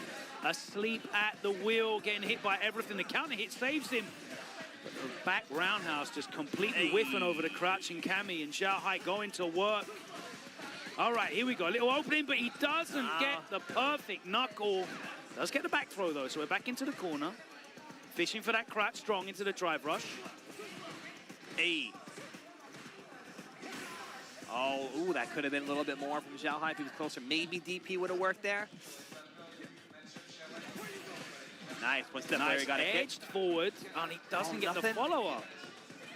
Looking for maybe the tackle after that, maybe the CA. Either way, it was nothing, and OneStep layered. OneStep layed's one of those players in the UK that, you know, he shows up quite regularly for offline events. One of those guys that you'll see like a top 16, certainly very competent player, but he's up against one of the best in the world today. That is certainly one of the best in the world today. That is 100%. He's also OneStep player holding one of the back. richest in the world. Oh, yeah, he just... Oh, nice. And you know what I love as well? He's just won EWC. He's not at home sending all his money to VTubers. He's out. Playing, ready to compete, looking for the next challenge. Ready to do it again, like Ryu. Pack the backpack, we're on to the next. Absolutely. Yeah, it looks like OneStep player just cannot get anything started. When he does, it doesn't seem like enough optimization. Bro, he's like pressing. See, there we go again. He's pressing buttons, like half screen away, like crouch jab, and getting punish counter. Which it just shows you things are just not going his way at all. He's also, I feel like most of the match is taking place in the corner for him, too. Oh, of course. Yeah. Of course. Don't test this man's reaction. No. Locked on. Ouch. All right, he does have meter, so... Oh, never mind. I said he does have meter.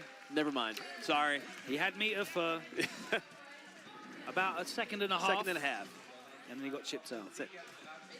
Xiaohai moving on quickly with the golden stick. That man has a cast iron Kwamba. The golden stick. Xiaohai, man. Look, he's coming off the back of a huge victory. He's decided to put a lot of time and effort into these new characters. He's always rotating his roster as well, which is very... it's a very interesting approach, because a lot of players find it difficult to have a shifting roster of characters, but also still play at the optimal level. Yeah, playing 3 characters at a high level is extremely impressive. I struggle with 1, and some people have 2, which I think, but when he said 3 yesterday, I was like, 3? He said, yeah, I'm going to use Bison, I'm going to use Cam, I'm going to use Ken. That's like my set, for now, at least. But again, to play them 3 characters at a high level like this is crazy. He is quite used to playing 3 characters. The king of fighters. He is certainly royalty in the FGC. Yes. So not something that he'd be completely alien to and averse Absolutely to. not. Yep.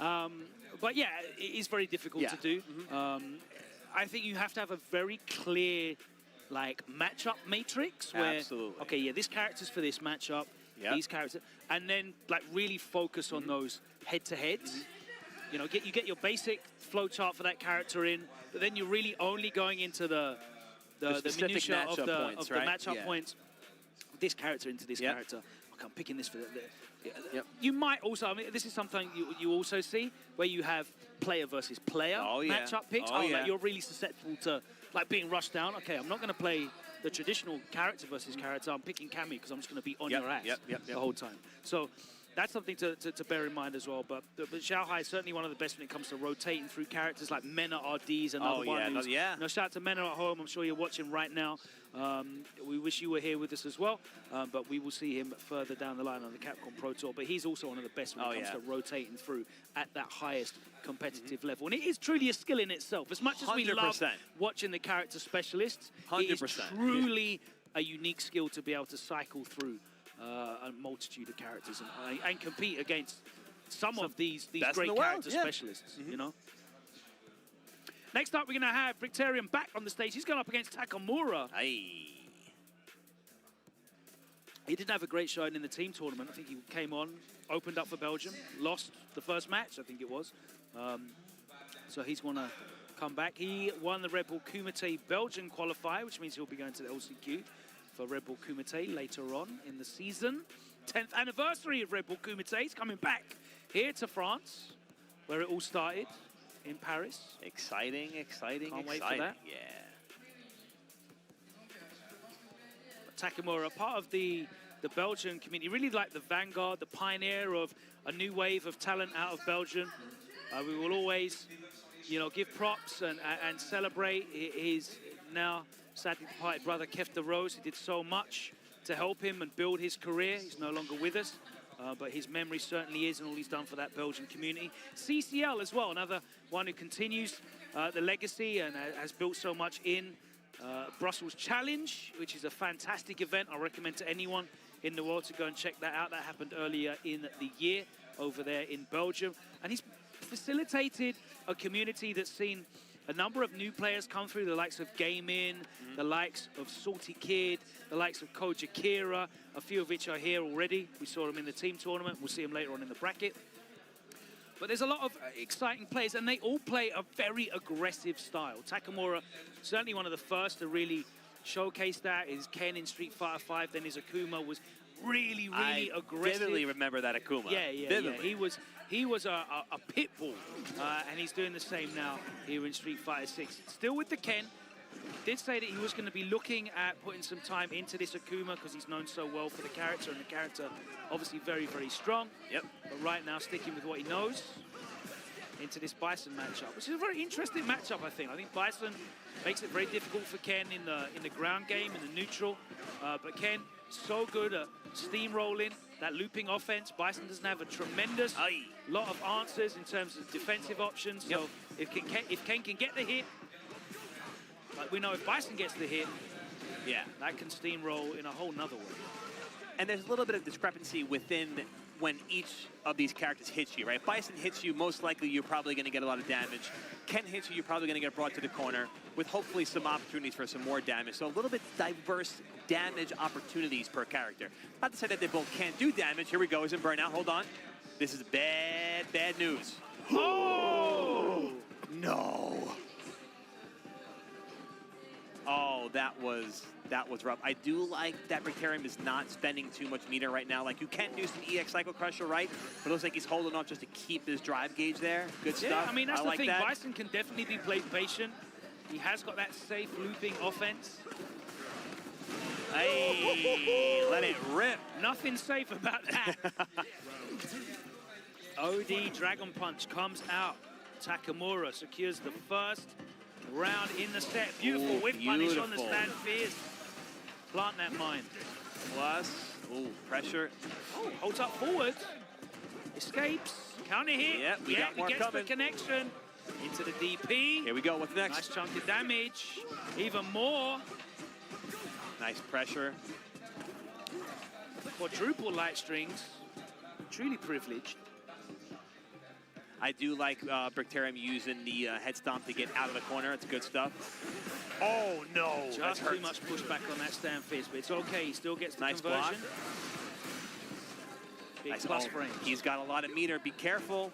Is he going to risk the drive Yeah, impact? be here? careful. Oh, no anti-air in that jump from Brickterium. Both Nice these players break. showing the jump forward, and jump forward is such a really useful tool to show when you're defending in the corner. It's gonna beat preemptive like shimmy attempts with heavies. Oh, that's gonna hurt. Also gonna beat drive impact. It ain't gonna beat walk up throw. Yeah.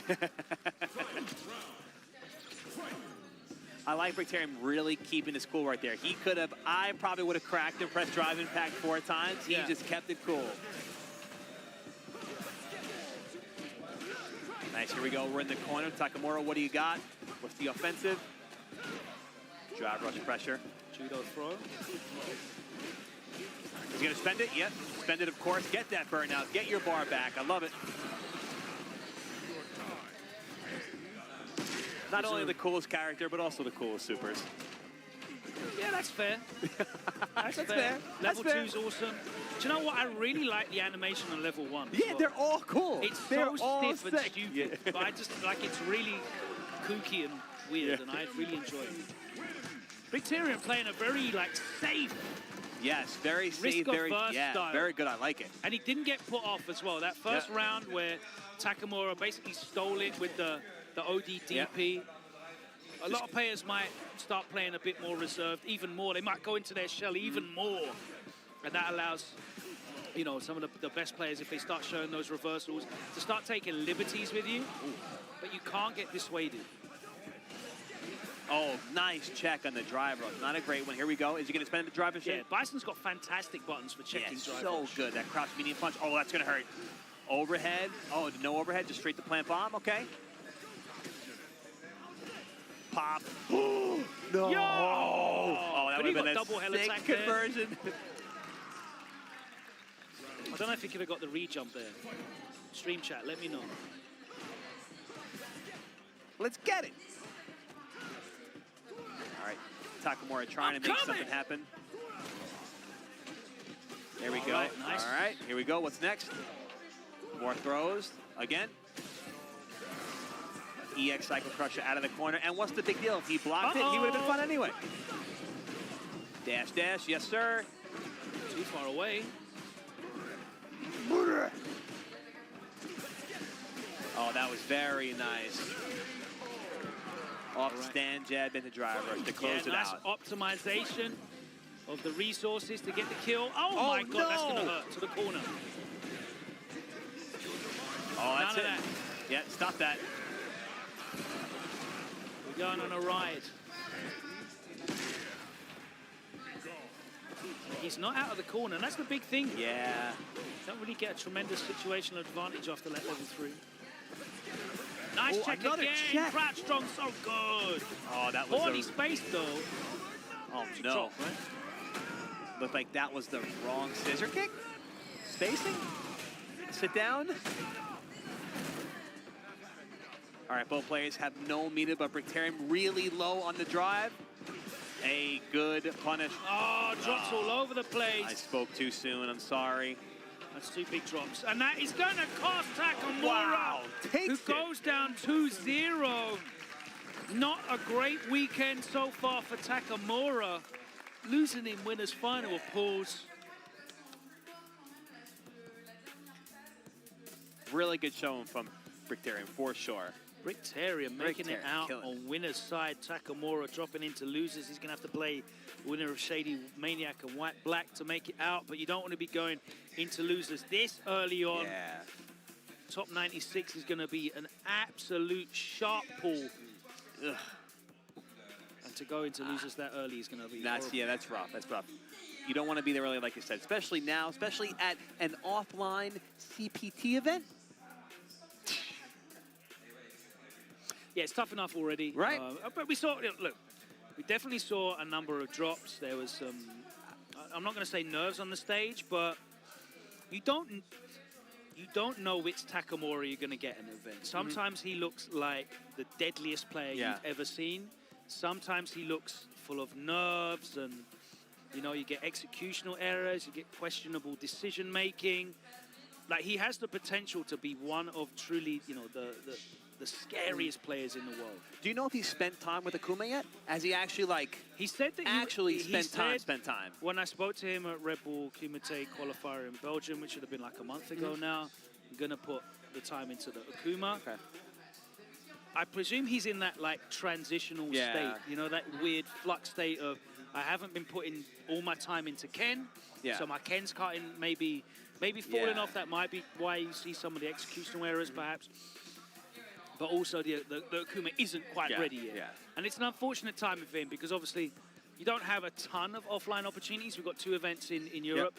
We've got Kings of the World in December, which is going to be in the UK. Really looking forward to that. So he's got some time to go back to the lab and qualify for that. I would like to see him come back with his Akuma and really start killing it. Yeah. I'd be a fan to see it. Well, speaking of a man who has switched over to a character. I was going to say, speaking of character specialists and things like that, Hot Dog we got has made the switch. He has made the switch. The infamous He is Bison. back onto the Bison. He's going up against Lincoln Luke. Whoa. So Hot Dog's been doing this. I don't know if it's like a mindfulness exercise. Yeah, what's happening? He's underneath the waterfall. I like it. You know, he's securing inner peace. I am all for it. The art of the art of nothingness. Let's see if he can execute. Because his DJ was looking deadly. You know, I mean, we can overlook, and I think it was overlooked last year because we didn't see the results from Hot Dog and Oil King in that region, and we normally expect those to be like, no pun intended, top dogs over there. But I think for literally 3/4 of the season, we didn't realize how good Asia East was in terms of players like Chris Wong, in terms of players like Lashar, in terms of players like Uma, who came through towards the end of the season. Obviously big at the end of the season, but only qualified late on as well. We didn't realize how stacked that region was because maybe we didn't have this offline competition to see everyone playing against each other. It's back now, though, baby. It's back. All right. Of course, Hot Dog Fierce with the anti-air. Yep. Now you have to be wary of using Crouch Fierce against Luke because it's not the fastest normal in the world, and that jump roundhouse will come out early. Yep. Plus again. Nice. Not ready. The level 1 would have done it. The Bison Clinic, nice and clean from Hot Dog. Game round 1. Sorry. All right. Let's see if Lincoln can do a little bit better here. That's the Oki. Nice. Caught him. Luke neutral jump. A deadly opening. Oh, it was Yep.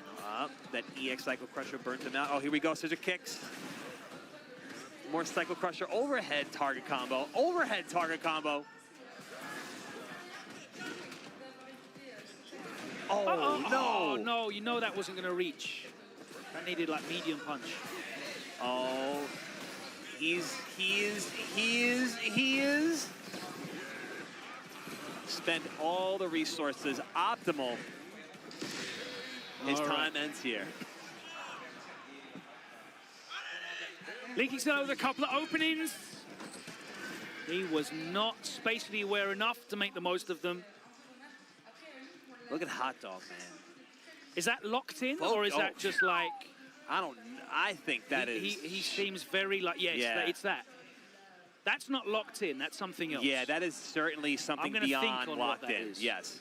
I'm going to ruminate on what we say. that is beyond, I think, locked in. Is he on the astral plane? Yes, that looks like Stephen Strange. Right. Hot Dog has seen all 14 million bracket permutations. He knows that there's only one. He's trying to find the one that allows him to get that spot for Capcom Cup. All right, Hot Dog coming in nice, Nice. and focus. Hold on, We saw Link. the spacing issues Yep, hold on. in the first game. Nice drive Hot reversal. Dog that was off in his spacing that time. Beautiful perfect parry from Link. What has he got? We're in the corner. Pass frames, respect him. Nice check. Oh, throw. That's definitely going to be a side switch, of course. Another drive reversal. I love it. Oh, nice. Yeah, rushes and the it down. character here's switch. Here's the Paying crowd, off for too. Link. Here's the crowd, too. All right. His boys are here.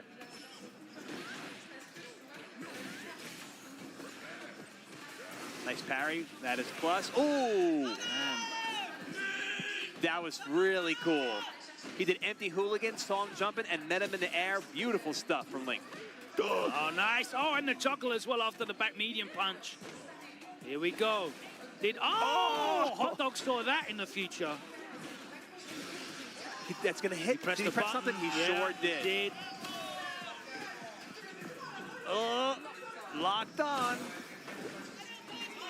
One more touch. Oh, Anti-air to the level my 3. goodness. Critical art, so that should be burnout, I think. Yeah, there we go. Word. This is dangerous. Oh, damn. And it was a reset as well. Yeah, I mean, there. In that situation, there wasn't too much Link could have done. Oh, nice crouch medium kick. Hot Dog caught him. Plus, that's also plus. Yeah, bad Psycho Crusher. Not a great punish, though, from Link. That could have been much worse. Nice throw. All right, we're going coast to coast as he works his way across the ring. Oh, caught him. Yeah, drive rushes straight into the dive kick, counter hit, follow up. Yep. Fights his way out of the corner, and there's the back throw. Tries to challenge the back roundhouse. Is that it? Link Excello. Wait, is he alive? Yes, he could have spent one more drive to kill him, though. He had the bar. That would have certainly kicked him more scaling, so we don't know. But in the end, Link, the switch to Cammy, has kept him in this set. And Hot Dog is going to go back to the astral plane. Yes, sir. Needs to... Did he predict this? Did he miss one? Did he see the character switch? Did he miss this one? He couldn't have missed it. All right, back into it now. Final game in this winner's final. Oh, nice little check. Stand jab scissor kick. Yep, there we There's go. the Jump end-to-end back line. jab, yep. Oh! It's over. What's the mix? Oh! I like that side switch. Cool. Oh, no. It looked like Link getting a little overzealous here. Got to slow it down slightly. Spent a lot of his drive bar. And he's in burnout. Yep, he wasn't ready for it. Had super on deck to stop it, but was just not ready. One thing I'm very impressed with is Hot Dog's ability to maintain charge and use Psycho Crusher as an anti-air tool as soon as Link Excello takes the air. He's doing it almost instantly when he has the charge and Link jumps. Like, just to remove any chance of mix-up. Oh, that's really bad. Yeah, that's not good. Now he's got bomb. He has a ton of meter. Link blocks over here, but that's still plus. Nice break. That's a brave tick throw, because that would have been a chunk of damage. Brave throw tech. Oh, no, he's in burnout, too. Oh. Yep. All right. He's got to be ready. He's got to be super, ready. Churn that super. He's got, oh, this looks like it. Doesn't matter. And Hot Dog. Your time. Hot Dog takes it. Hot Dog. Nice. Good sportsmanship. Definitely able to adjust there. Got caught off guard by the Cammy switch in the second game, but was really able to mitigate the aerial approach. There was a lot of counter hits in the first round of the second game from Link Excello, catching normals with the dive kick.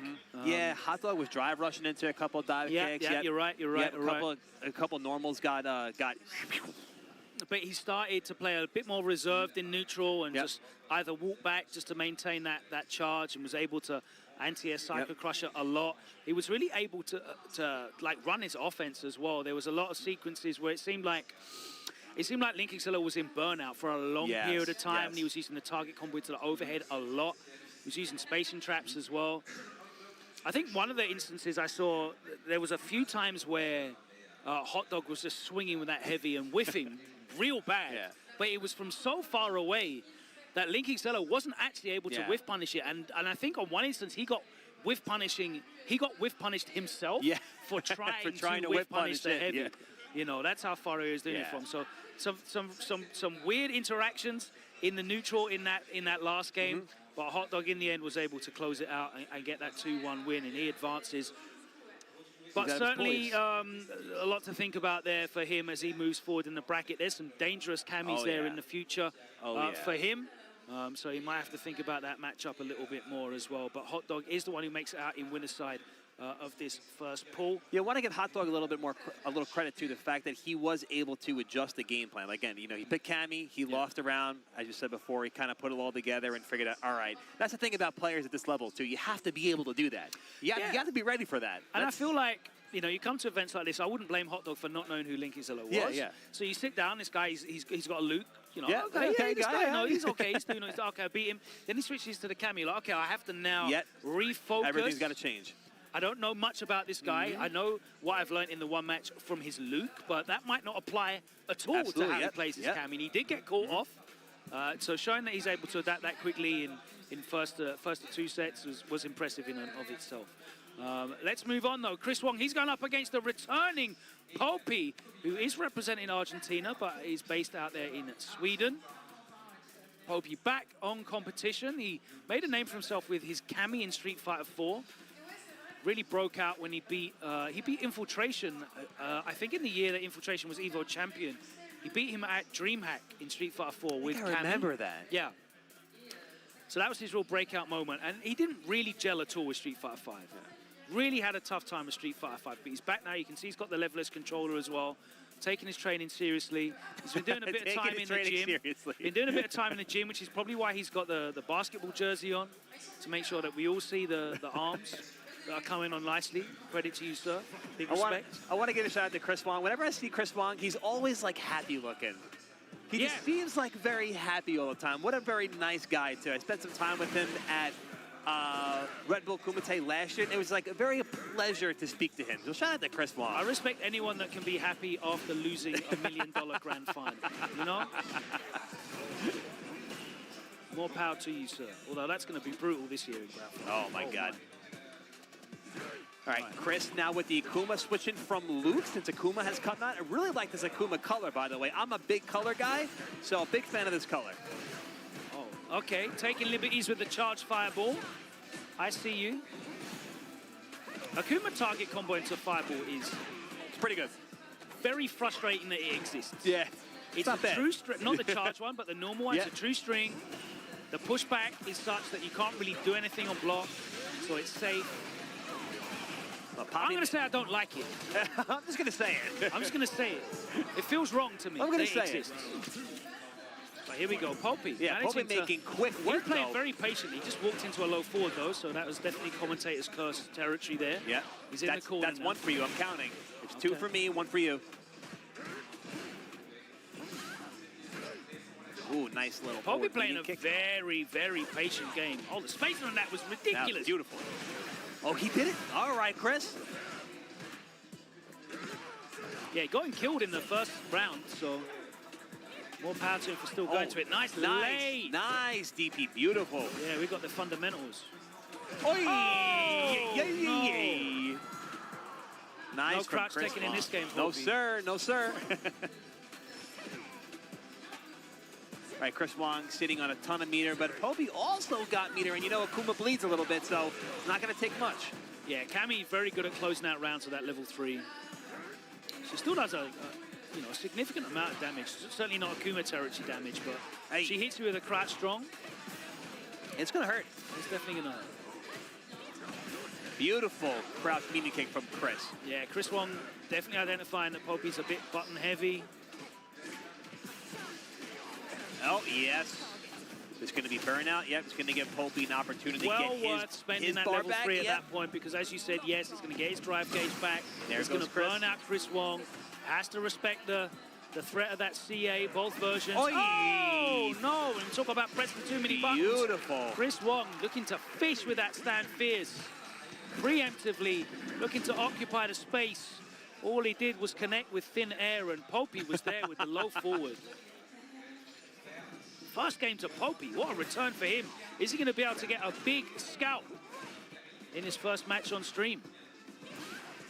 Be hugely confidence boosting for him if he can do that. Yeah, for sure. And again, bro, he is Beautiful. on point with these late DPs. Oi, that was nice. I was not sure what side that was going to land on. No. That's why I like the fast fall into the throw. It's so cool. You're too busy working out what side it's going to be. Yeah, don't worry about it. I ain't taking there either. Yeah. That's crazy. I'll explode. That's crazy talk. All right. Popey still pressing. Chris Wong has to find an opportunity. So, hold on. Speaking too soon. Yeah. Definitely can't. Aye. You see as well, he wasn't going to be throwing Level- fireballs. He had to level respect 2. that super meter that Popey had, and he was able to get it done Yay. with the drive rush cancel anyway. And that was off a drive rush standing light. I love those. Love those confirms. Ooh. One of those blessed characters that can combo. Cammy, one of those as well. Yep. Ay, big forward fierce. Nice damage and some corner carry.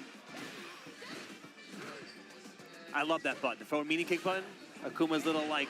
Oh yeah, yeah. I love that carry button. medium Yeah. kick. I love that for the corner carry. That's a really nice use of meter. And a huge chunk of damage. Yeah, it definitely counts Hey. on Akuma. And it is set point now for Popey against Chris Wong. Chris Wong sticking it out with the Akuma. We saw him switch to Luke a couple of times at Esports World Cup, so obviously the character's still there for him. Charge fireball, okay. Yeah, he's stolen that a couple of times. No! Oh, drop though. Yeah, drop, okay. Nice DPA. You cannot jump on Popey at all. Catches him walking back. And again, the There we throw. go, yep. That time the back throw gives him the positional advantage on the stage. He's going to back off, but Popey's going to try and walk him down. He doesn't want to walk into one of those low forwards Yeah, again. Chris has to be super careful. One touch would probably almost kill depending on the combo. Oh, it's not for his own. He's got the level 3. He's going to be able to get to the point. No. No. Chose not to And use now he's it. in burnout? Ah! Logan, he's dead. He's got 2 drive rush cancels. Logan, he's dead. Yeah, he's dead. Logan, he died. Logan. Logan Sama. He died. Billions dead. Yeah, that's what the character does. I said this before about Bison. I want to say it against well for Akuma. My favorite version of Akuma in any Street Fighter. Really? I think he is so cool in this game.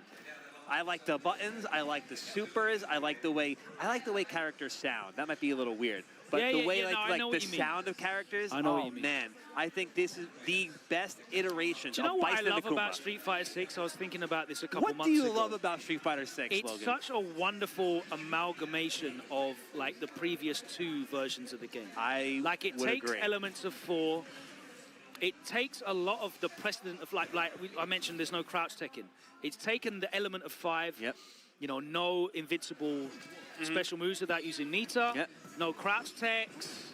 You know, committing to certain things. It's a lot more commitment heavy. There's a lot of design elements that is taken from 4 and 5. Really put them together. Yep. And we got a really interesting game right now. I think we do for sure. Certainly a very frustrating game. But it's very exciting. I think it's very rewarding as well. Wow. Certainly quick rewarding work. if you do that much damage. Yes. Quick work. Mr. Chris Wong is on the board. One more round, and he's taking winners That's strong. finals. Chris Wong. Oh, back net in the corner. Okay. Is he going to be able to come back? Again, the mark of a true world-class player. Staring down the barrel of defeat, managing to stare it down. Yep. Somehow still pull back a victory. Oh, he's in burnout. All right, he does have super, so he could stop a drive impact if Chris decides to toss one out there. You got to be careful. Oh, okay, punish counter on the dive kick. Just to watch out. Oh, that was a beautiful little delay to walk up, timing. Caught Chris Wong out on counter hit, and he is going to close it out with a level 1. We're going to a final round. This is it, final round. Beautiful little bit of offensive play there from Popey. It wasn't a micro walk, but it was certainly a little stagger, it was enough. Weird stagger. It was enough to make Chris Wong flinch, and I love that. A big risk taker. Big chunk of damage taken though from Chris Wong. Yeah, he goes for the Chris front, has but he no gets drive. by the OD. Dive kick. He's burnt out here. He's got the level 3 though, so he's not helpless. But he's gonna have to guess. Oh no! No! Oh no! What Popey. was that? You saw Popey lean back in his chair like, what just happened? Oh! Walk back, walk forward, input, perhaps. And Chris Wong, this is big still damage, very doable. and he's just out of burnout as well. This is still extremely doable though. Could be a nice, good. Never. Oh, that's unfortunate. Mind. Oh, heartbreaker for Popey. Shakes his head. Yeah. Chris Wong really gets blessed there. Wow. Popey came so close, but in the end, was not able to close it out despite multiple opportunities to do so. Yeah, and it's Chris Wong who's the winner, certainly not Popey. I think you said it, man. You said it looked like maybe a walk back, walk forward, bad input DP. That was tough. That was also like, I want to give some credit to Chris because that was very far. Yeah, I want to give it wasn't like in his face. It was like he did it in his face. Yeah. So it was a bad input from Popey, but Chris's awareness to know what he can do at that time. They were probably almost full screen, a little bit less than full screen away. So that was really great by Chris, but poor Popey, really good showing though, but unfortunately the missed input certainly didn't do him any justice. But yeah, man, you know, we saw a couple of instances of that where that's the mark of a real pro. It is, yeah. You come close to going down, you take that scare as like a wake-up call. Yep. You don't crack under it. You don't start second-guessing yourself. We saw it with Big Bird, where he should have gone one game down as well in the first game against Brick, but he was able to close it out and bring it back. And we saw that with Hot Dog. We saw that with Chris Wong just there, where you can have a scare in pools, but in the end, it's all about getting out of pools on the winner's side. That's all it's about. That's Once that game's done and it's passed, it's in the past, we move on. But you take it as a lesson, and it's time to lock in. We're going to lock in right now, though. We've got another match here on the main stage. One of the funny things is about being offline again is I don't recognize anybody because they've been playing online. We just been used to seeing names and corners. That's all we've seen for a while. I recognize names and characters, but I don't know faces yet.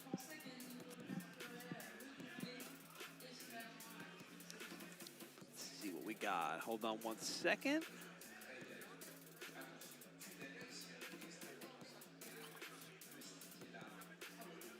Nice little purple vitreous stick. That's a pretty color. We still have some people using stick. There's some of us out there. Yeah, I mean, there's some of us out there. Shout out to Noah, Lex as well, still using stick, I think. So we still got like young players coming through, youngish players that are coming through that are still playing on stick. Not everyone's. I feel it's more like the older players that have gone to leverless. Yeah.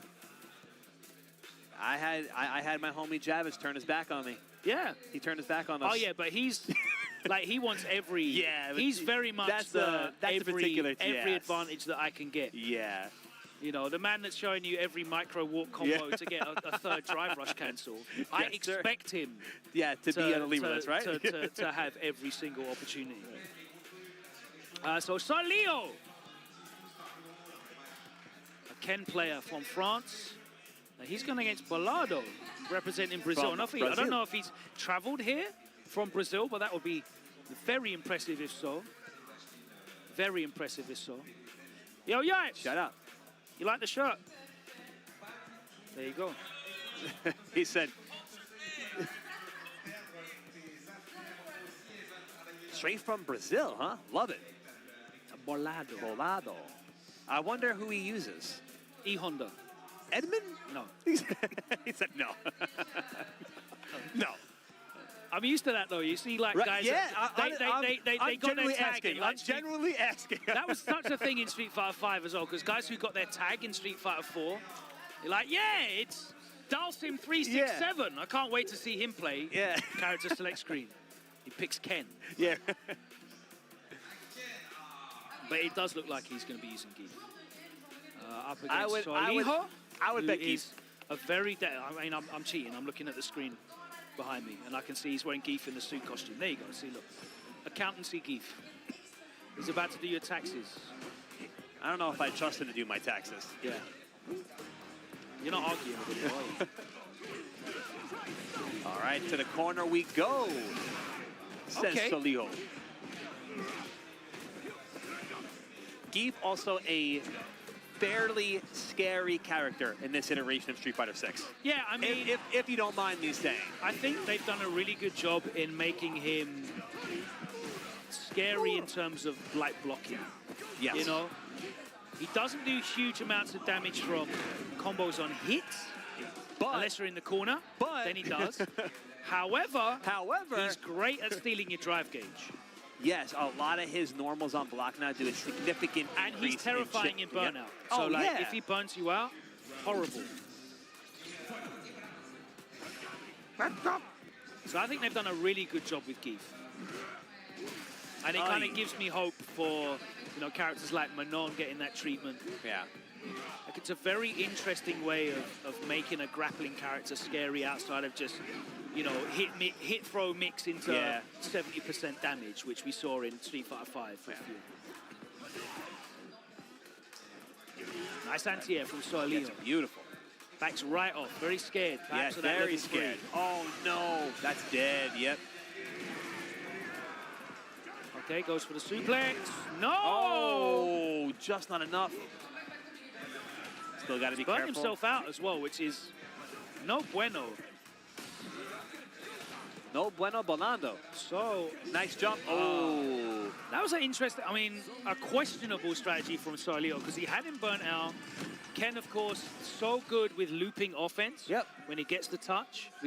We saw that, you know, Bolado only had level 1, so he's really got no wake-up options at all. Yep.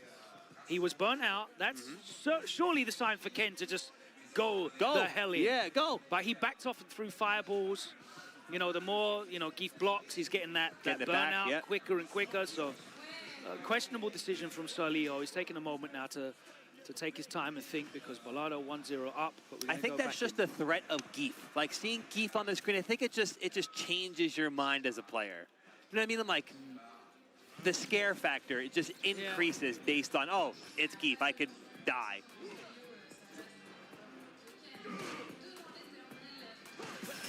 Oh, drive reversal. Get off.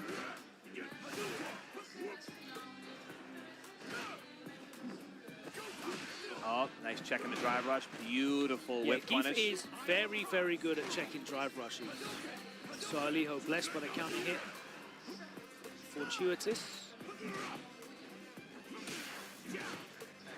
Yeah. Oh, nice. Okay, good throw. We going in? We're going in? Soliho standing inside that heavy punch range now, and he is finding it very difficult to play around it, but he does escape. No punish. Yeah. Hey. Nice. Very nice. Ding, ding, ding, ding, ding. Also, playing against Geef again, if you're going to hold up or try to jump out of a command grab, holding up back is not the best option. Up forward or up. Yep, F forward or up. Up back is not doing anything for you. Ooh, headbutt, headbutt, Double headbutt. headbutt. Oh, he knew. All right. Swinging for the fences, very brave. Oh, finally gets him to love bite. it. Stop short again. Don't be afraid of that level 3. Nice 10 roundhouse, okay. Oh. Number of hits, but he's not really getting anything of it. Yeah, he's not committing. He's got loads of drive games to spend as well. He could have just spent right there. He could have All right, here we go. He's in the corner, but no, he's terrified of that CA. He's a Back scourge. off. Yeah, he backs off again. Ah! And in the end, it didn't matter about backing off to be scared of that CA. He brought that CA to him, and Balado plants him in the ground to get set look at point Ken's now. poor face. You see Ken's face? I've never seen his face in that animation. He was like, oh my God. So that was worse than being made homeless. Hey. Yeah, you just can't play scared against Geef. You really can't. Oh. Nice grab. Oh, here we go. Party starting. Neutral jump. Enough recovery. Nice. Yep. Yep, ready. Beautiful. Eye on the prize. Right, We got an burnout. now. Yes, sir. Yep. Yeah, He wasn't catch ready. this man. Make it count. Love it. So, Alijo, that's more like There it. we go. Yep. Put your foot on the accelerator. Especially when you know you can. Especially when you got the opportunity. No breaks. There we go. But he is just paralyzed by fear when Balado has that level 3. Three bars? That's what I'm saying. It's just like people's mindset just changes against Geef. It's like, oh, I have to play a certain way. I'm scared. You know? do have to like take into account resources. For sure. But you can't let it make you play like a mouse. You know, you can't be timid in this game. Like being passive in Street Fighter 6 is a surefire way to lose. Oh. Look at that drive rush. Yep, nice. That's beautiful. Good stuff. Okay, catches him with that very unreliable OD lariat. Yep. Hey, chop. But the chop always gets the job done. Knife edge. Set point again from Balado. Oh, drive rush right. And Balado going in immediately. All right, there we crouch go. medium Commits kick. to the drive rush cancel. Yeah, we need more of that. What's next? Double dash. Oh, no God. DPL. And this is the problem with committing to like walk back heavies as a shimmy option. Yeah, the up back certainly stops it. And you straight up get punish countered if they hold up forward as well.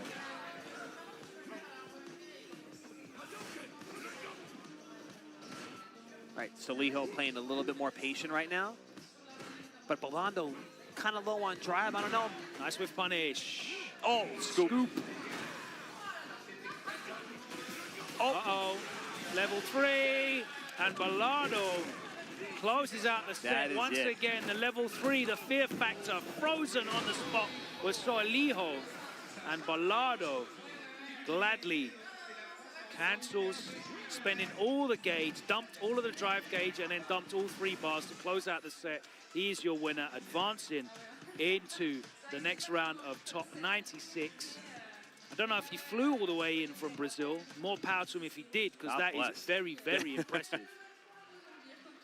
But representing Brazil nonetheless in the winner side of top 96. And that brings to a close our first round of pools. Myself and Joe opening festivities for you. How did you enjoy that? It was an honor. I had a great time. Love being here. Love this game. Love you. Lots of love. Love you guys too. It was awesome. It was awesome. Yeah, I mean, you got to see a small great matches, selection great matches of too. the talent that we've got here this weekend. There are some big, big names. Again, we are back offline for the Capcom Pro Tour. That has brought out some of the greats. You saw a selection of them there. We've still got how many waves? There's B, tons. C. Yeah, we got another 3 waves of pools. We got some more.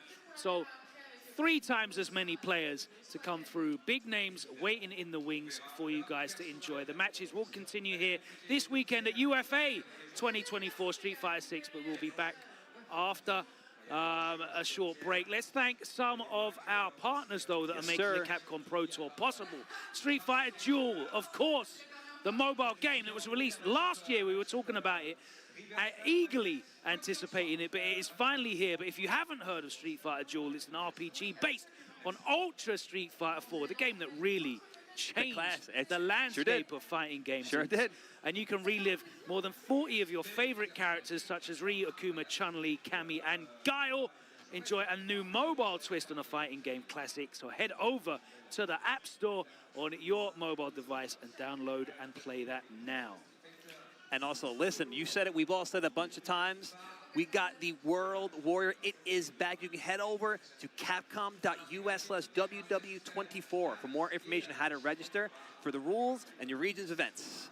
Your path to Capcom Cup 11 could be right here in the right. palm of your hand. One of my in favorite, Japan. One of my favorite innovations as well of the Pro Tour, a way for players to qualify that might not have access to the travel opportunities that some of these professionals have. Well, boy, if you got the talent, this is a great opportunity. There's a path for you to This the is it. Capcom Cup. Thank you very much to our partners at Pagoda. Make sure you crush your cravings with Pagoda snacks and egg rolls. You saw Rob TV speaking to Big Bird. Yes, you sir. called that out as one of your favorite. We've got more interviews My favorite one. from Rob coming up over the weekend as well. But you can level up your snack game with Pagoda. Shout out to Pagoda.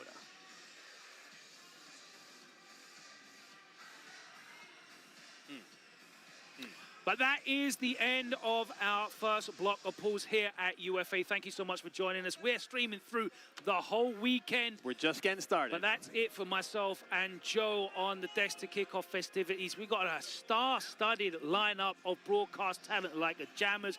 Yipes is flowing in as well. The East Coast is representing The very boys are strong. here. The West boys Coast are here. is here as well. We'll be back in Ringe's lab to break down some of the action you just saw in that second hour of broadcast as well. Shout out to Tyrant and Damascus as well. The full team are here to cover the event. But that's it from us. We're going to go to a short break. We'll be back with more action as we start B block in pools after this pause.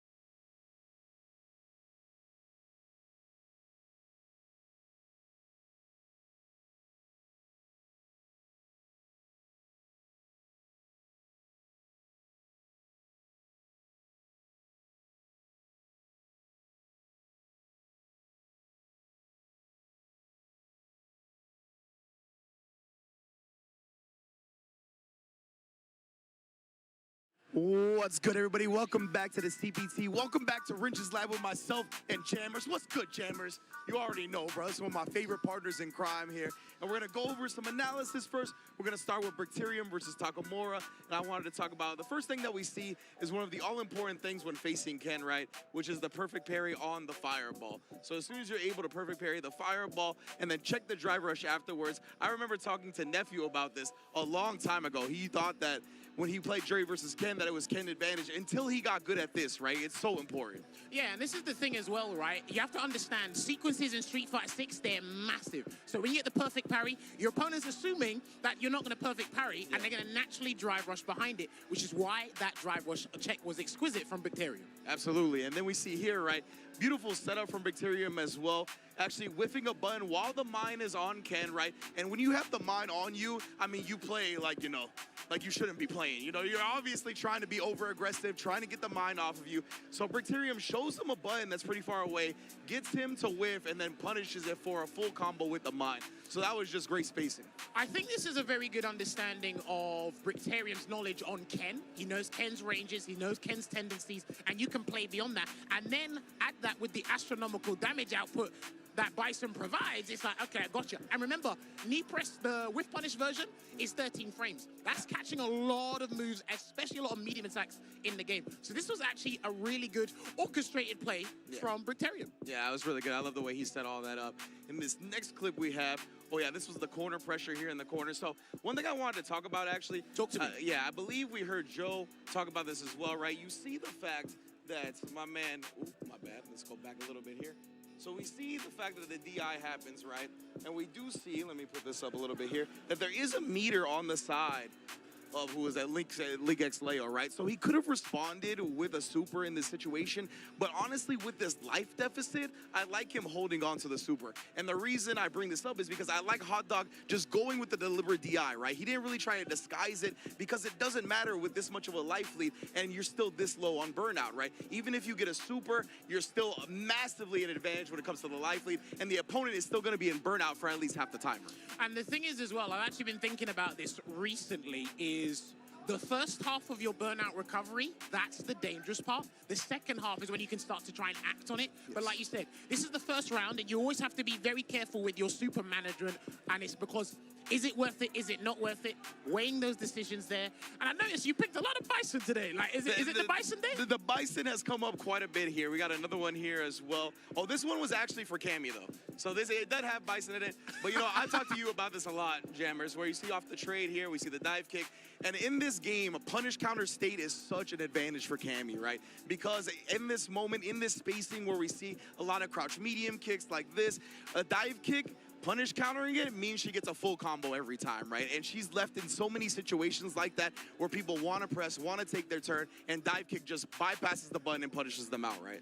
See, it's just crazy to see. And Link Exelo has recently picked up Cammy as well, part of the repertoire. It makes a lot of sense, especially when she's a little bit more potent in certain areas than maybe Luke will be. Damage output could be similar in certain situations as well. And again, Ringe loves this bar.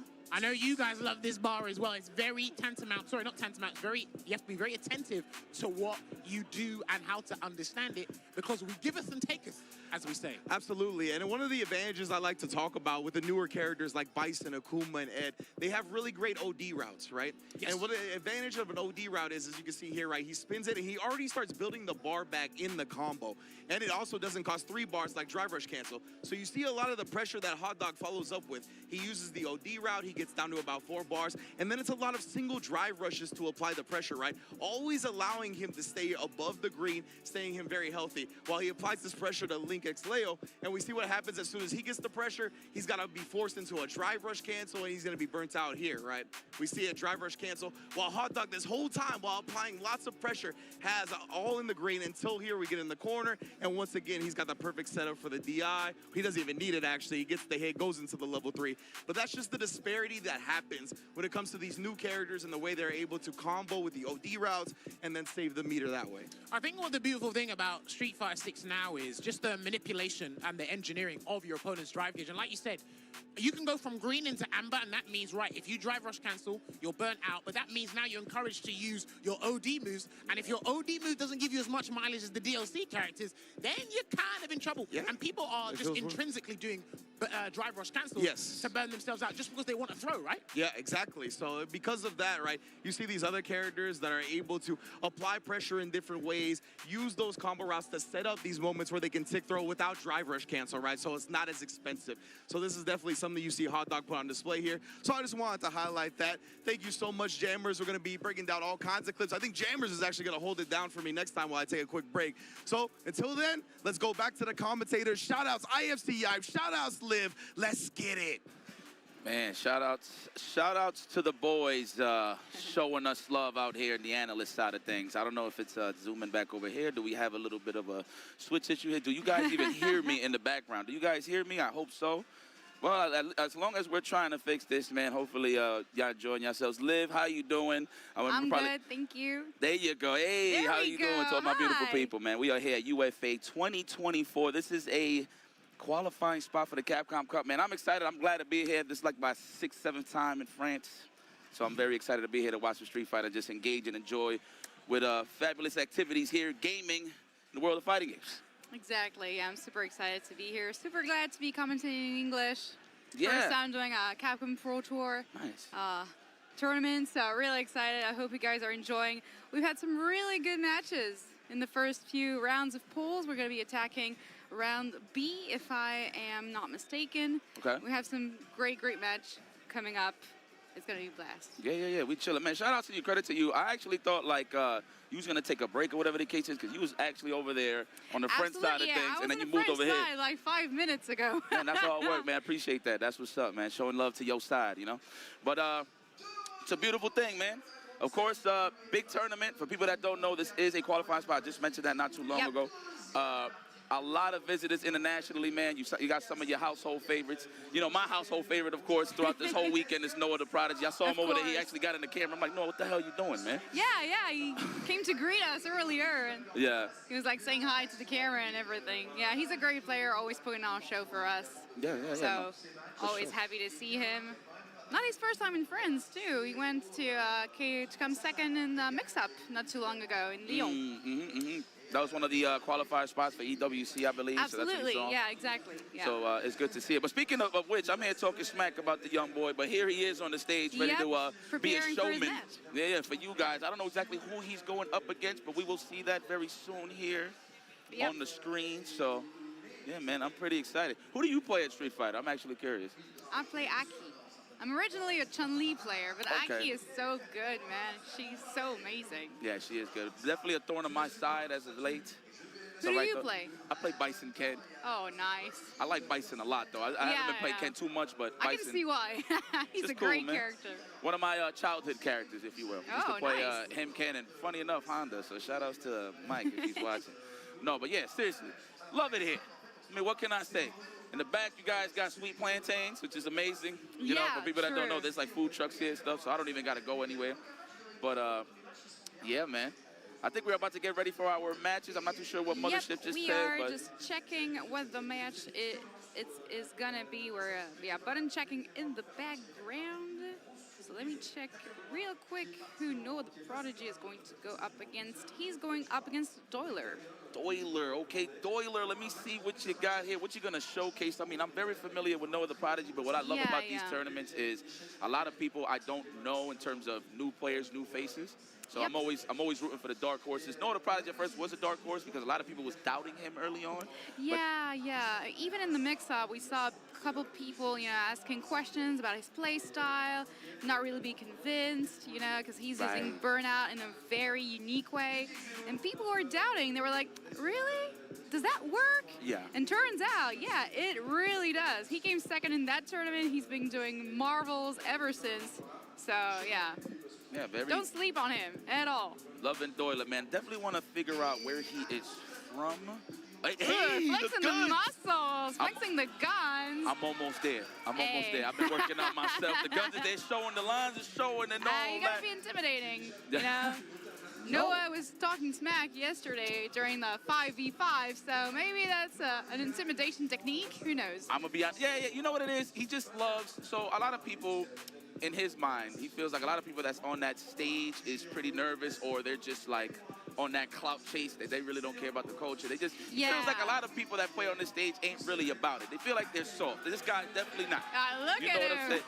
But Noah the Prodigy says that. He's like, hey, when you're on that stage, well, when Noah is on that stage, he feels like he's right at home. He's having a lot of fun. Hell, if you actually, Cameron, if you can actually look at his feet, he actually has sandals on. Yeah. I don't know if you guys can check that out. He's but coming to have a good time. Yeah. He's coming to have fun.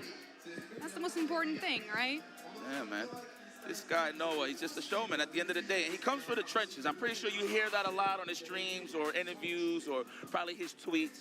But no, seriously, he comes from the ground up, like all jokes aside. So he kind of uses that as like a bit of a badge of honor to showcase how much he loves the OGs. Let's go, Doyle. Let me see some.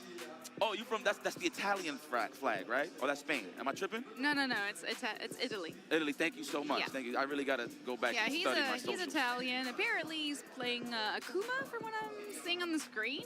Okay. So, yeah, interesting. Yeah. Noah the Prodigy, one of the last remaining Lukes. I know there's been a lot of talk, a lot of hot talks. Like, is Luke really good? And then you use Noah as reference. And never mind. Chris Wong. I think that was orange on the back of the flag. So that's Ireland and not Italy. Very sorry about that. I'm so sorry, guys. I thought that was red. I got mixed up there for a sec. Don't worry, it's my fault. I'm trash. I'm garbage. You remove the R from garbage, it's garbage. That's my social study. Sorry, Mr. Dorso, I failed you, brother. My guy, I don't know if he's ever watched Street Fighter, but that was my social studies teacher. Yes. All right, let's see what we bring to the table. I think the buttons checked. We got lever versus leverless, the classic battle. Yeah, buttons are getting checked at the moment. We're gonna start in just a few moments. Interesting matchup too. You know, OG character, very beginning of the game versus some DLC character. Pretty explosive styles in both characters, so I think it's gonna be a pretty sick match to see. Yeah, man. Especially with a guy. Well, again, I'm starting to get to know Doyle. It's gonna be the first time I actually see him play. Yeah, me too. Noah the Prodigy, however, we know him. this guy's a bit of a nut in a good way. I'm not saying that like he's like all over the place. I mean more so that he is going to offensively be confident in his gameplay. You know. Yeah, he overwhelms you a lot when he plays, and he has a very unique way, a very unique take on Burnout. So we're gonna see that just now. Noah the Prodigy versus Doyler. Who's gonna take it? I'm super excited to be commentating that. Let's see. Very nice. A Dragon Punch from Doyler right there, but be careful because Noah is already on it with the offense.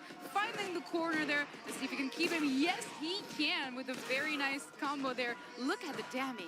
Yeah, damage is definitely key here. Styrofoam made as usual. Akuma. Of course he is.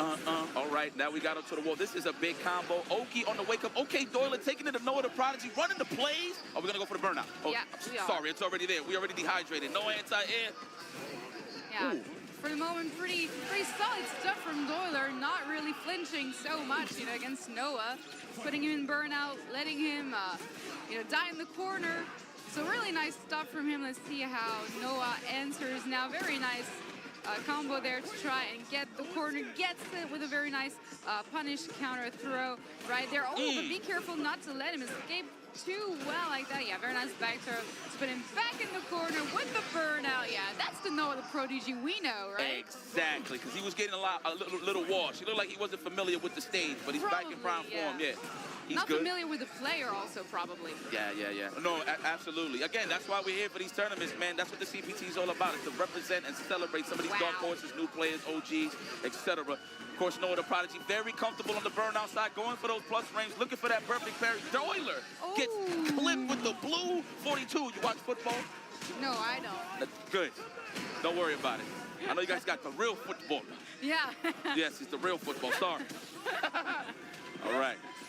Okay, can he make the comeback? Doyler here trying to make something happen for himself. No anti-air there. Oh, but with the level 3 with the CA. Okay. Can he get get the comeback from there. It's going to be, yeah, a ton of damage here. Look at that, almost even in terms of life. No respect. That's exactly what we were talking about earlier. Noah not respecting anything. You want to put pressure on me? I'm going to EXDP you all day. Yeah, he's that type of player. He's going to see how much cojones you have. Yeah, true. You know? Yeah, That's a good strategy, I think. You know, we're talking a lot about the mental stack in Street Fighter 6 and how much you got to think about during matches. But Noah actually knows that too, and he's turning that into an advantage for himself. Because if you have so many things to think about, maybe you're not going to think about EXDP. Yeah, that's why he's so confident, right? He runs his plays all the way through. It's up to the opponent to figure it out, right? And the fact that he's never nervous in burnout, I feel like we sounding like parents now when it comes to that, right? 'Cause we all know Noah loves to be dehydrated on the drive gate side. So it's all good. So true. Oh, no reaction. Nice. Yeah, no reaction. No level 1 from Noah there to escape. But yeah, Doyle with the pressure now. Can he make it to the end though? Nice, yeah. The punish, counter throw will do it for Doyle. Nice comeback there, yeah. He's getting back in shape a little bit. Exactly. But man, every time a hit lands, you hear Ireland in the background. Yeah, they're super into it. They were doing the same with Brickterium earlier. Yes. When he was playing, and they were super into it as well. They're super supportive. There might be a little splash of the French crew in there too after what Noah the Prodigy said yesterday, right? So there might be a unification here, conglomerate to root for Noah's failure. But I don't know, Noah's looking a little too good, passing the tests. Oh yeah, no anti-air on that. With the stun and obviously take it. Not whiffing anything, not doing anything wrong here. Noah with the confidence as usual. Nice DP there from Doyle. Yeah, he's trying to escape the pressure as much as he can because he knows that whenever Noah is comfortable, he's going to get steamrolled. So that's his mission now. Is he doing the trades, making sure the anti-airs are on point. Very nice overhead here with the dry rush and the level 3. Yeah, trying to get the life lead as early as possible to then try and let Noah come to him, maybe. Oh my God, Doyle. It's like that? Yo, tie this up. How dare you? Oh my God, let's go, Doyle. Hello. That was something. What a nut, yeah, right. Yeah, exactly. That's what I'm talking about. Now, I wonder if he tried to wake up Super. I mean, I didn't see the bars, so maybe he was just doing that just, to go and burn out on his accord, right? But, man. Who knows? But, very nice stuff here from Doyle. Not suffering from too much pressure, apparently. No, not at all. Doyle is confident. He knows this is the grand stage. The way that he's playing his demeanor, it feels like he belongs here, okay? So, loving this. Yeah, loving this he didn't attitude. get here by accident or anything. He fought his way there, and he's doing very nicely. Very nice dive here to put some pressure on Noah. And Noah not looking so confident there, even though, very nice anti-air, of course. Now putting pressure. Is he going to go? Yes, into level 1. Of course, not enough to kill, though. Not enough, indeed. That's crazy. Akuma actually survived that. Heavily scaled, though, on the starter, so I agree. The DP! Nice. Yeah, the hell up out of the air, my friend. How dare you? No frequent flying miles over here. Match point here for Noah the Prodigy. However, Doyle is still looking confident and comfortable.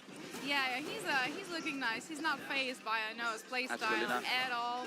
He's really an offensive player himself, so he knows how to handle pressure. Oh, that's gonna be. Oh no, okay. Yeah, negative. Nothing on there. Very hard to punish and burn out. So very hard to. Yes, ooh, the cross cut. Nice. Let me go for the over. Oh, the bait. How dare you? Baited it. Oh my God, Doyle here. Oh my God. Downloading Noah, what's going on? I don't like being biased here, okay? But you're going to be. He's getting watched. No, we're going to keep it professional. We're going to keep it professional, but I'm a little concerned, is all I'm saying here. Noah the Prodigy tying this up. Doyle tying this up. One of the killers of this bracket, this tournament even. Yeah, I think Noah is getting a little concerned here, too. He's saying, oh, maybe I underestimated the guy a little bit. I'm not exactly as comfortable as maybe I would like to be. Although he's got the corner here. Nice escape from Doyle. Now trying to put the pressure on Noah with a nice throw. Is he going to get for a second one? No, he's not. He's going to get pressure here. Level 2, sorry. What happened? Did he pressure? Did he try to hold up? He was good mid-screen, too. There was no need for him to get hit there. That was weird. Noah the Prodigy not with the lead with a closeout. Oh, caught him walking back. That's hard. Is he gonna do the comeback? That looks tough. Yeah, that looks really tough. That's what I'm saying. Yeah, Noah saving the match point here. But yeah, you gotta run for his money. I gotta say, really nice play from Zoller representing Island here. Super nice Akuma player. Put a ton of pressure on Noah. Probably didn't expect that, I think. Yeah. No, so what I love about Doyler is, a lot of people, they watch Noah play, they feel like, man, he's going to be so aggressive. Let me just slow down my gameplay and always be reactive, right? But I like how Doyler stuck to his game plan. Exactly. And like how he plays everybody else, to be honest. He was comfortable. He was confident. He did good. He almost took him out of the, well, not out of the tournament, sent him to losers, but Doyler did great. I'm a big fan. Doyler! Nice stuff, bro. I like that. Nicely played. Yeah, that was a really nice set. Yeah, man. Good stuff. To Noah the Prodigy, of course, putting his patented sandals on and getting the hell up out of here. That's just what Noah the Prodigy does, and he will move forward in this tournament. And let me tell you something, a little lore, guys, okay? Obviously, this is day 2, right? Sunday, obviously, I think we got to finish top 16 on Sunday, I believe. But if Noah makes it out of his pools and Crimson make it out of his pools, they actually play each other. They meet up head-to-head. Oh, damn. So be on the lookout for that one. There's going to be a little drama on that one. You saw Crimson very professional, but then when he whooped Noah the Prodigy's ass, this guy started popping off, and I love that energy from Crimson 100%. And he's going to be popping off even more. He's going to have the entire French crowd behind him. Oh, and let me tell you, the French crowd behind Crimson gets crazy. If you've watched UFA last year, when he popped off, when he bit Ending Walker during grand finals, everybody here went crazy. That was awesome. So I bet you if they actually fight each other, it's gonna get crazy in here. Yeah, they definitely not gonna hear me. That's for sure. I'm gonna be rooting for Noah, but definitely not gonna be hearing for me. But no, seriously, one thing I love about the French crowd, man, I've said it before, even from past games, right? Crowd is just ridiculous, especially Mr. Crimson. I feel like he's the president of France right now when it comes to. I mean, when it comes to the FGC, he's pretty much that. Yeah. So he's one of those guys. So I'm looking forward to that match and all the matches that's going to be going down this weekend. Of course, if you just tuned in, IC Yipes Live. Of course, this will be a first time. It's a pleasure. Exactly. It's nice, and I'm staying and chill here and just vibe out at UFA. Shout out. This is 2024 and counting. A reminder: whoever wins this tournament qualifies for the Capcom Cup. Yeah. So there's a lot of international competition. Some of your favorites is in the house, including Daigo, of course. You got Xiaohai, who just got that big win in EWC. Zen is in the building. Hot Dog is in the building. Big Bird is in the building. Problem X is here. Ending Walk is here. You name it. Some of your household favorites is here. So please just kick back and enjoy the show throughout this whole weekend. Yeah, it's going to be really, really crazy. Lots on the line, as you said, in terms of cash prize, in terms of, qualifying for Capcom Cup, which is, of course, what everybody aspires to do here. So really a lot on the line. Lots of big households names. I can't wait. It's going to be really awesome. It's going to be fine. It's going to be fine. Yeah. For sure. So I think on the stage, Human Bomb. Yo, listen. Oh, nice. Shout out to Human Bomb. I think he's been on his, supermodel tip. I don't know what he's been doing. He got the blonde hair. I remember I seen him. No, I think he was, in a supermodel magazine. I don't know if he was, in GQ or something. That might have been Bruce. Nice. That might have been Bruce and Oil King. I'm so sorry. I know he don't got those legs like Oil King, so I understand. But no, seriously, it's cool to see Human Bomb back. Yeah, super cool. Yeah. Although I'll say something, I'm a little disappointed. What? Because he was originally a Chun-Li player, and Yes, as a former Chun-Li player myself, seeing him play Ken, hurts my heart. You don't like him?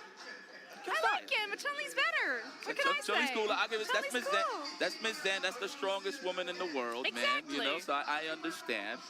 But yeah, man, I love it. Shout outs to the ghost in the analytical desk. You seen that? Man, shout out, high five to the ghost.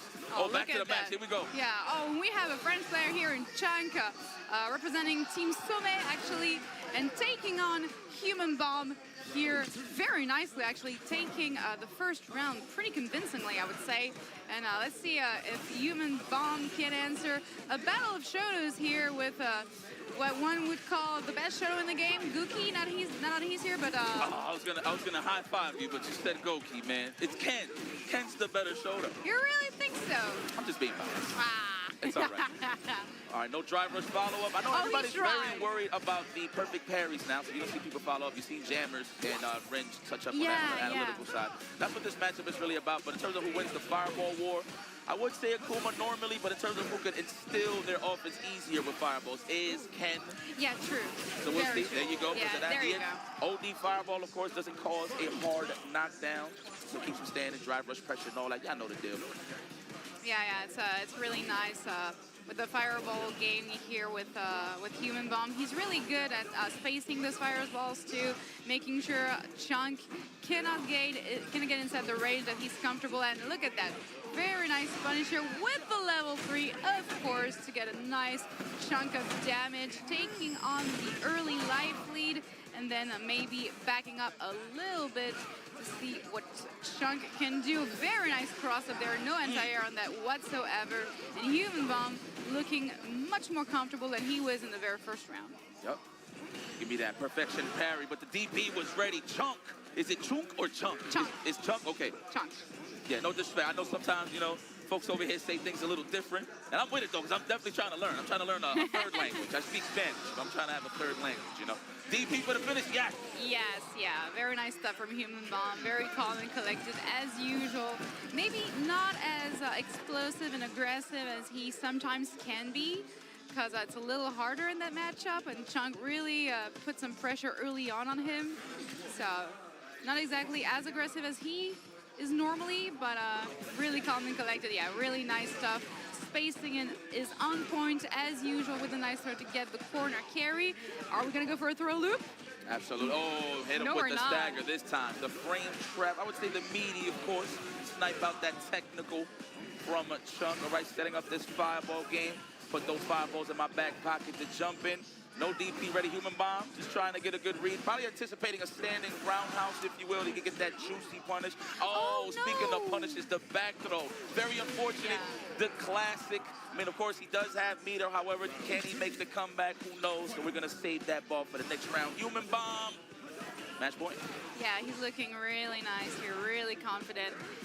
Chunk kind of lost, you know, the momentum he had in the very first round, looking really fiery and aggressive.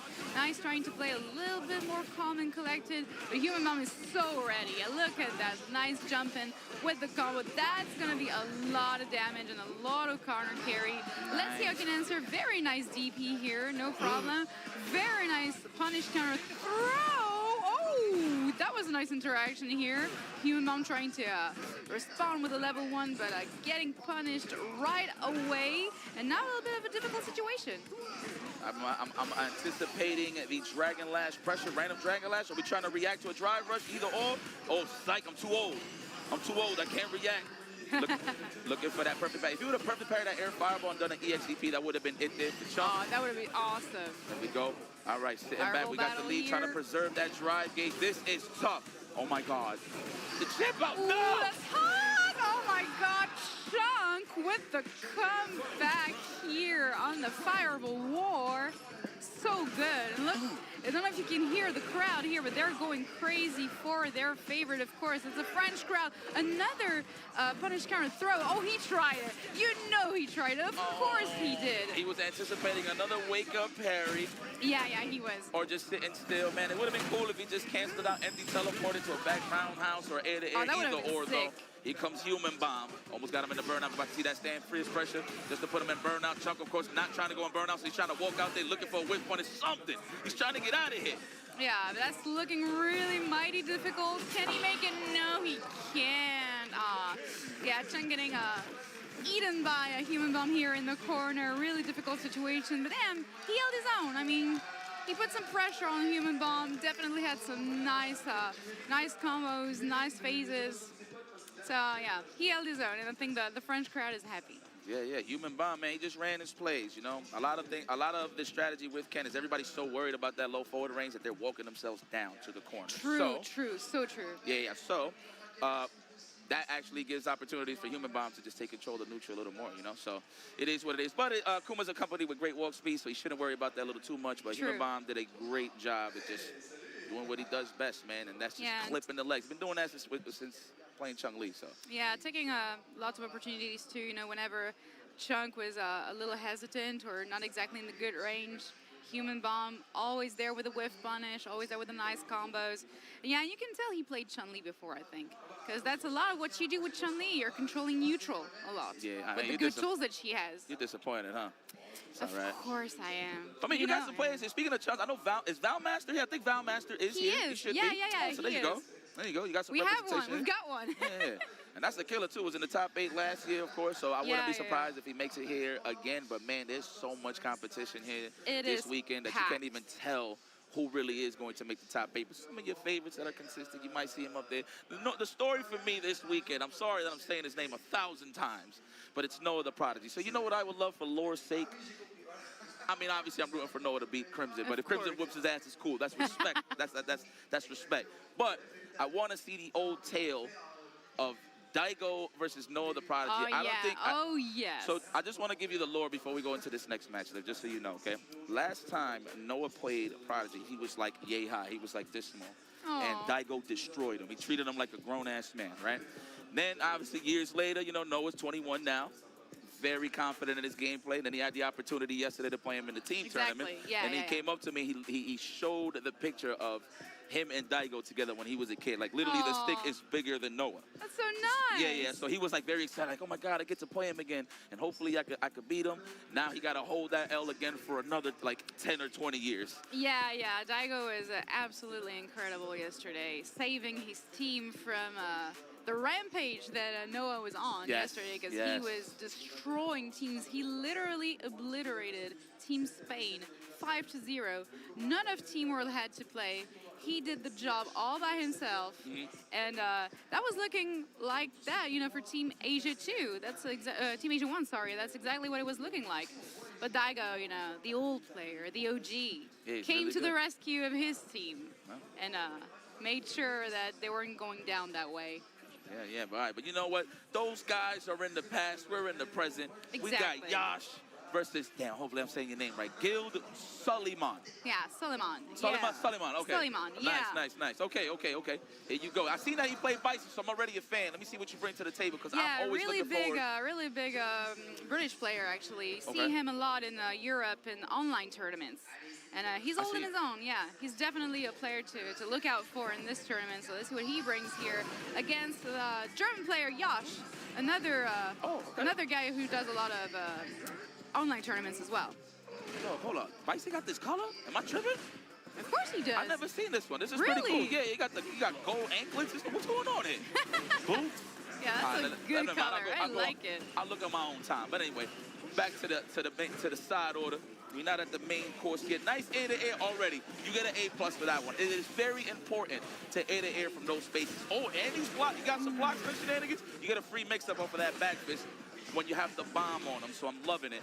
Here comes the jump. Are we going to air to air again? I promise he's going to jump. What I told you. Look at that. Yeah, he is. Of course he is.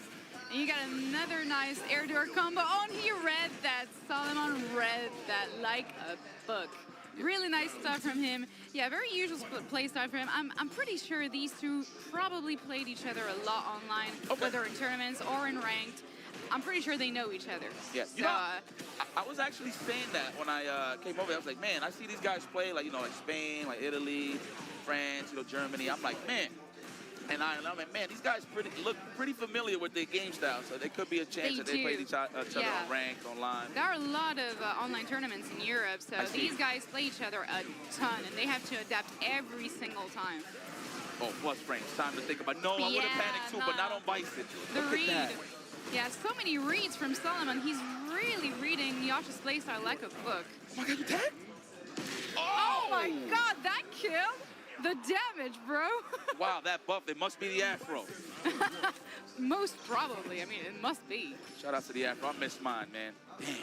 It's all ponytail now. Oh, nice. Really nice read once again from Solomon, using the EX Psycho Crusher and really making sure that Yash plays the game that he wants to play.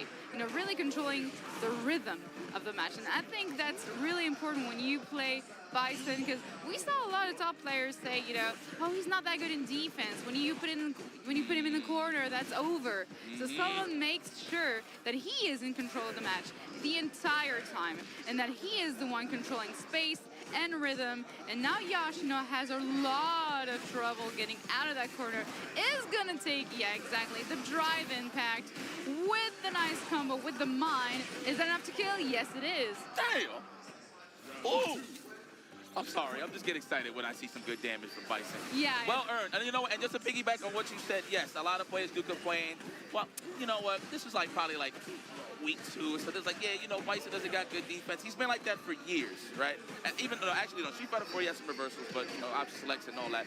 But this character adds up and balances that out with the big damage that he holds. And, of course, you said a lot of rhythm, a lot of, like, flow with the match, right? That is Bison in a T.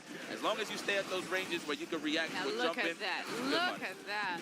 Is that enough skill? Of course it is, because we've got level 3 waiting on deck, and Solomon playing really, really convincingly here, looking super confident. Nothing Yosh could do. So GG's to him and his Bison. Yes, big fan of the Bison play. I'm looking out for all Bisons because I like stealing tech. Like stealing tech and just sprinkling my own like little sauce and spices to it, man. But big Same for me with Aki. I was watching Broski and taking notes yesterday. Yeah. Hell yeah, that boy nice. Ooh, he a killer. Oh man, I forgot he's in the building too, man. Yeah, he's so good with that Aki. He does things nobody does with him. No one does it with her, so, I mean, really, for me, a player to look out for. Yeah. Hopefully he gets to top 8. That would be something I would really appreciate. That'd be great for the building. That'd be great for the culture, I feel like, just to give a little more diversity to the character selection screen, a little more representation for the top 8. So hopefully that does happen. Man, I want, it is still 3 out of 5 for the top 8s, correct? Like, it is? Okay, good, perfect. All right, because I know a lot of people, that has been a talk of the town. A lot of players are, I'm not going to say upset. I think more stressed because it's 2 out of 3. Yeah. With a game like Street Fighter 6 where it can be so oppressive and, or over just like this if you're not on point, right? So 3 out of 5, I know takes some of that stress, that anxiety off of their back. That way they can really, really take notes on their opponent, right? So we'll see what's up though for that top 8. And also, we were talking earlier with counter picks and everything, especially when Link Exello went for Cammy. And that was a good pick for him, and maybe it was a little too late since it's FT2. Yes. You don't really have a lot of time to adapt when you're counter picking. So maybe, you know, first or 3 you have a lot more time to experiment. If you're counter picking, you can do it later. So that all plays, you know, a part when you're playing opponents, especially here in Europe. Players know each other super well. So when you have a counter pick on deck and nobody knows, and you have a lot of time to experiment with it, that plays a really big role, I think. No, sure.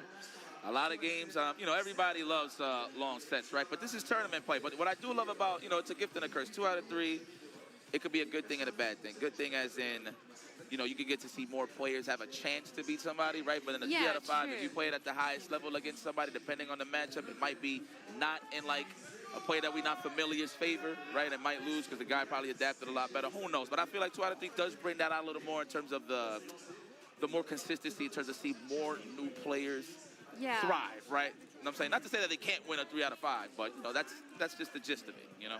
Yeah, no, that's true, definitely. Lots of opportunities for new players to shine. And it's great, you know, when they're getting on the big stage and they're getting their moment, too. That's good for storytelling as well. Facts. I see you live, okay. Zerna versus Lee? Yeah, Lee. Okay. So Lee player, nice. And a jury, 2 characters we haven't seen a lot here during the poll, so nice to see that. Not 2 players that I'm totally familiar with, but a classic matchup, too. Yeah. Nonetheless, though, that's what it's all about, the dark horses. Let me get acquainted with you guys. I like to call this the Pokédex collection here. Yeah, true.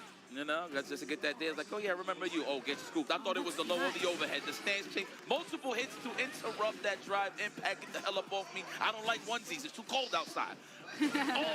Oh, nice. With the anti-air, too. Damn, Lee doing some great stuff here in the corner. Canceling with the stance and everything to try and get some mix-ups. That was really nice from him. Yeah, and with the, okay, I see you, Leaf, with the EX anti-airs as well. I keep forgetting that her anti-air is down kicks. Yeah, it's down on kicks now. You can't do it like Street Fighter 5, you know, back heavy kick and all that jazz. No.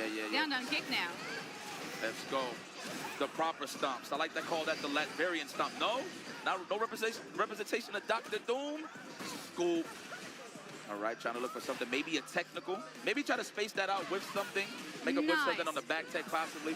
And here comes Zerna. Level 3, maybe? Yeah, of course he's gonna go for it. I concur, I agree. We want to preserve life here, have another chance at another game, right? So let's close this out. The cuticles.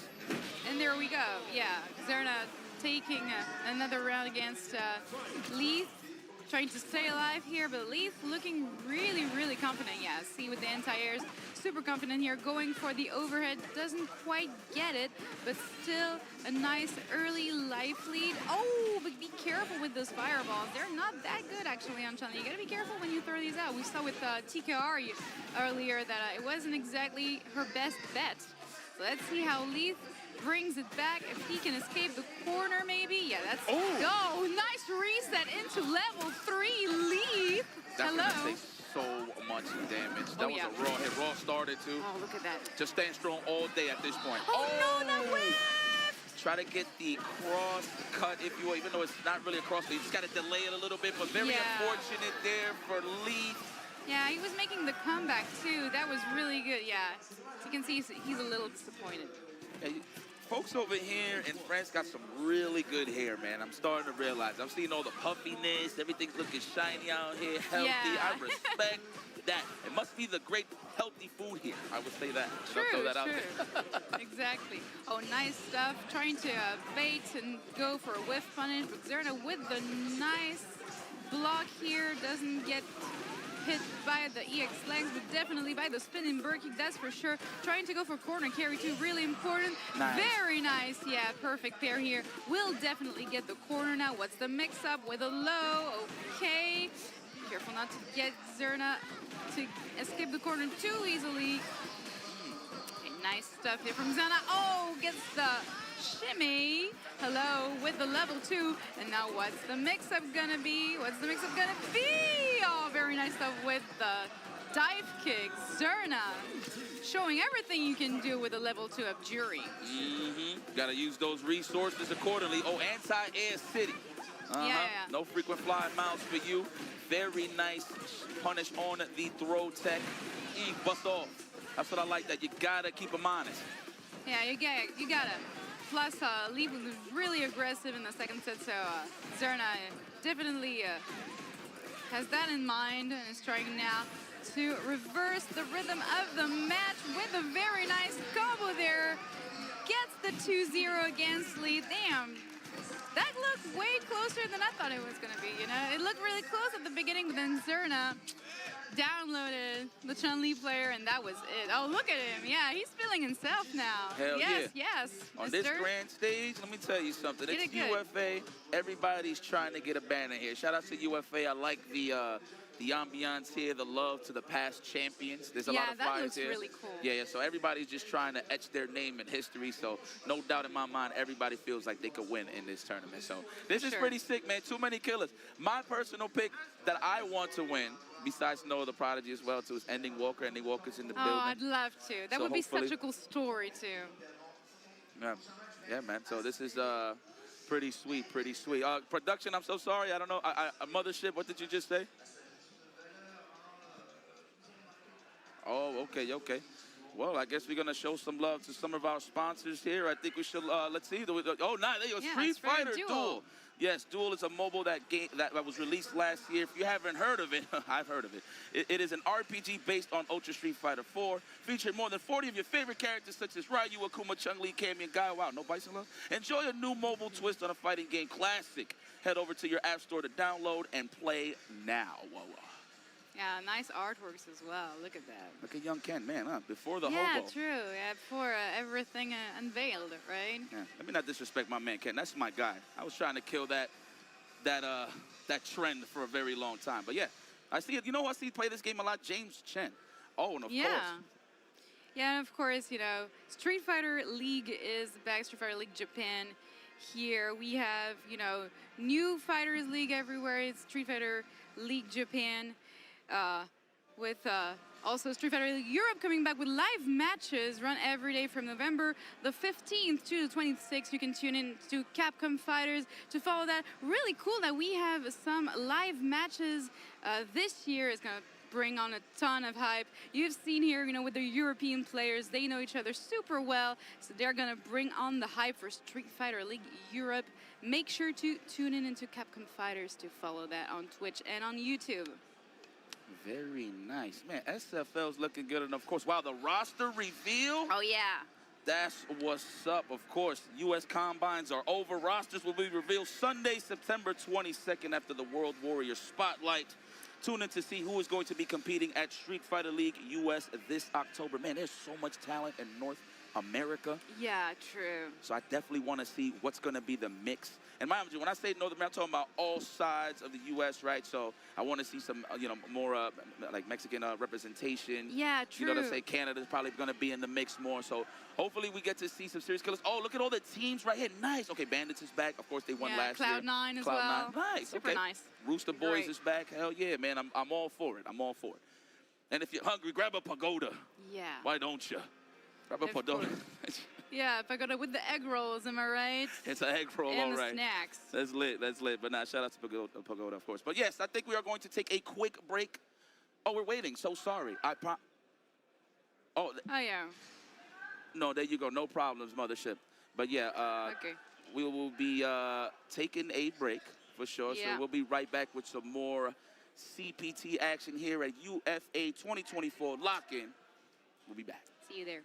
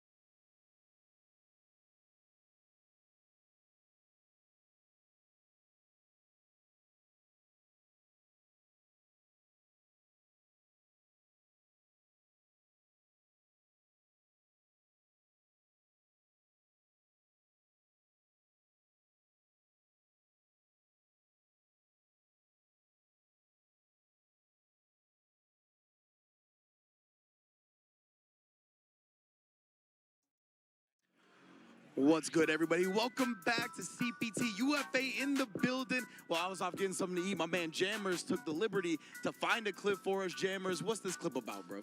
I hate to break it to you. I'm going to confess something. Okay. I wanted to match your energy, so I found the bison clip. No. This man was like, you chose 3 bison clips? I'm gonna pick Really? a fourth one. I'm gonna pick a fourth one. Anyway, we're gonna talk about Suleiman because he did play it on stream earlier against Yoshi's Akuma. Suleiman picked up bison recently, and there's something that particularly he done well that I really want to highlight here. So if we hit the play button, so he goes away. Now he manages to bait a DP. This is one thing that you've got to do. Oops. This is one thing you've got to do against Bison Bison does incredibly well because obviously the Devil's reversed and the Shadows rise and everything. But then Yosh took the bait, which shows me he's inexperienced against Bison a little bit. Now, once you do something that is not right against Bison, he's going to plant the Psycho Mine on you. Now, he pops it away. And now this is what I find very interesting. Now, when you do EX Psycho Crusher, it costs 2 bars, but it takes 1 drive stock away from your opponent. So if we let it pan out there again, you're going to see it right up there, and then you can see it take it there. Now, the interesting part about this situation, when I play it back, is he went to go and do a DP. Now, if we look at the drive gauge, when I can get up there, we look at Yoshi's drive gauge right up there. He's like, right, it takes away 1 stock from me. Yeah. But I need to get out of this situation. Yeah. So that means he wasn't as attentive towards his drive gauge as Suleiman was, because he can take a maximum of 1.5 drive stocks away as opposed to the 2. Yeah. So this is what, am I going to give you the rope, or are you going to let me do it for you? Yeah. And then this is what I find particularly interesting, because once that happens, he just lets it go. Hold on. There we go. There we go. Fantastic. Thank you. He just lets it go and lets it rock. Yeah. Psycho Crusher in, pop the drive gauge, and then bang, closes it out completely. And because he's got low health, went completely nuts. 100%. And you even see, right, in the low drive gauge in that situation like that, he ended up getting drained to the point where you use those OD bars, you still have some, but I don't think he took into account the fact that if it gets punish countered like it did, he's in burnout now, right? It even drains more bar than it would otherwise. I think more people just acknowledge that it's like, I need to get out of the situation as opposed to the rewards and the consequences. There's so many things to look out for, and I still want to have some fun with the screen later. So. Yeah, we'll definitely be back with more. Don't worry about that. Me and Jammer's going to be here all weekend long, as well as you'll see him on the commentary desk in a little while. But for now, back to IFC Yipes and Liv. Hold it down for us. Man, my boys. Let me tell you something. They do an incredible job on the analytical side of things, not only because they are nerds, but they're just a great, amazing human beings up there that know how to really explain stuff when it comes to this world of fighting games. So I appreciate you guys so much, okay? I love the Bison picks, though, guys. You keep doing that, all right? My guys. But yeah, no, seriously, the way they highlighted that is pretty nice. One of those things that Bison does have is that double reverse bait on DPs. I've been seeing it a lot, but a lot of people that have been catching on that has experience. You can drive impacted if you know they're trying to go for the bait or just walk up DP, whatever the case may be. But it's getting to that high level where people are starting to get accustomed to it, but still hard to deal with. But it's what it is. Love the highlight, guys. Thank you guys so much. But yes, we are back. CPT action, of course, UFA 2024 live in France, vibing as usual. IFC Live, of course. Thank you for joining us. Coming from the French table, the side of things. They're coming all the way over here. Man, talking about hard work. But we're here, though. Yeah, teleported back across the stage to join you. Super excited to be here. Hope you guys are enjoying the matches. We got a lot of European players, of course, representing here in France, but also a lot of international action coming right now. We've seen some Big Birds, we've seen some Xiaohai, and we have another batch of matches coming up next. Yeah, hell yeah. You know what? So far, so good. All the matches have been high quality on the stage, so I've been very excited for that. But you know what? Even if it's not that much quality, that's okay, because you know what? The quality of fun that we are having here is immaculate. Oh, yeah, it's a blast. And, you know, I hope, you know, there's a lot of newcomers here that they come to the stage. And sure, you know what? It's natural to be nervous, but it's okay. Sometimes nerves keep you sharp, so hopefully that is the case for a lot of these newcomers here. But please, the more the merrier. That's what the FGC is all about, man. We're a big, happy family. Don't let social media ruin it for you, please. I know there's a lot of talks on the social media. Please don't be part of the matrix. Unplug from it, por favor. And just enjoy what's here in the moment, man. Please, seriously. No, definitely. Oh, my God. Oh, Oil King, I love you, bro. Coming, Oil King. He gave me a heart look. Oh, my God, I love this guy. Yeah. Heart right back at you.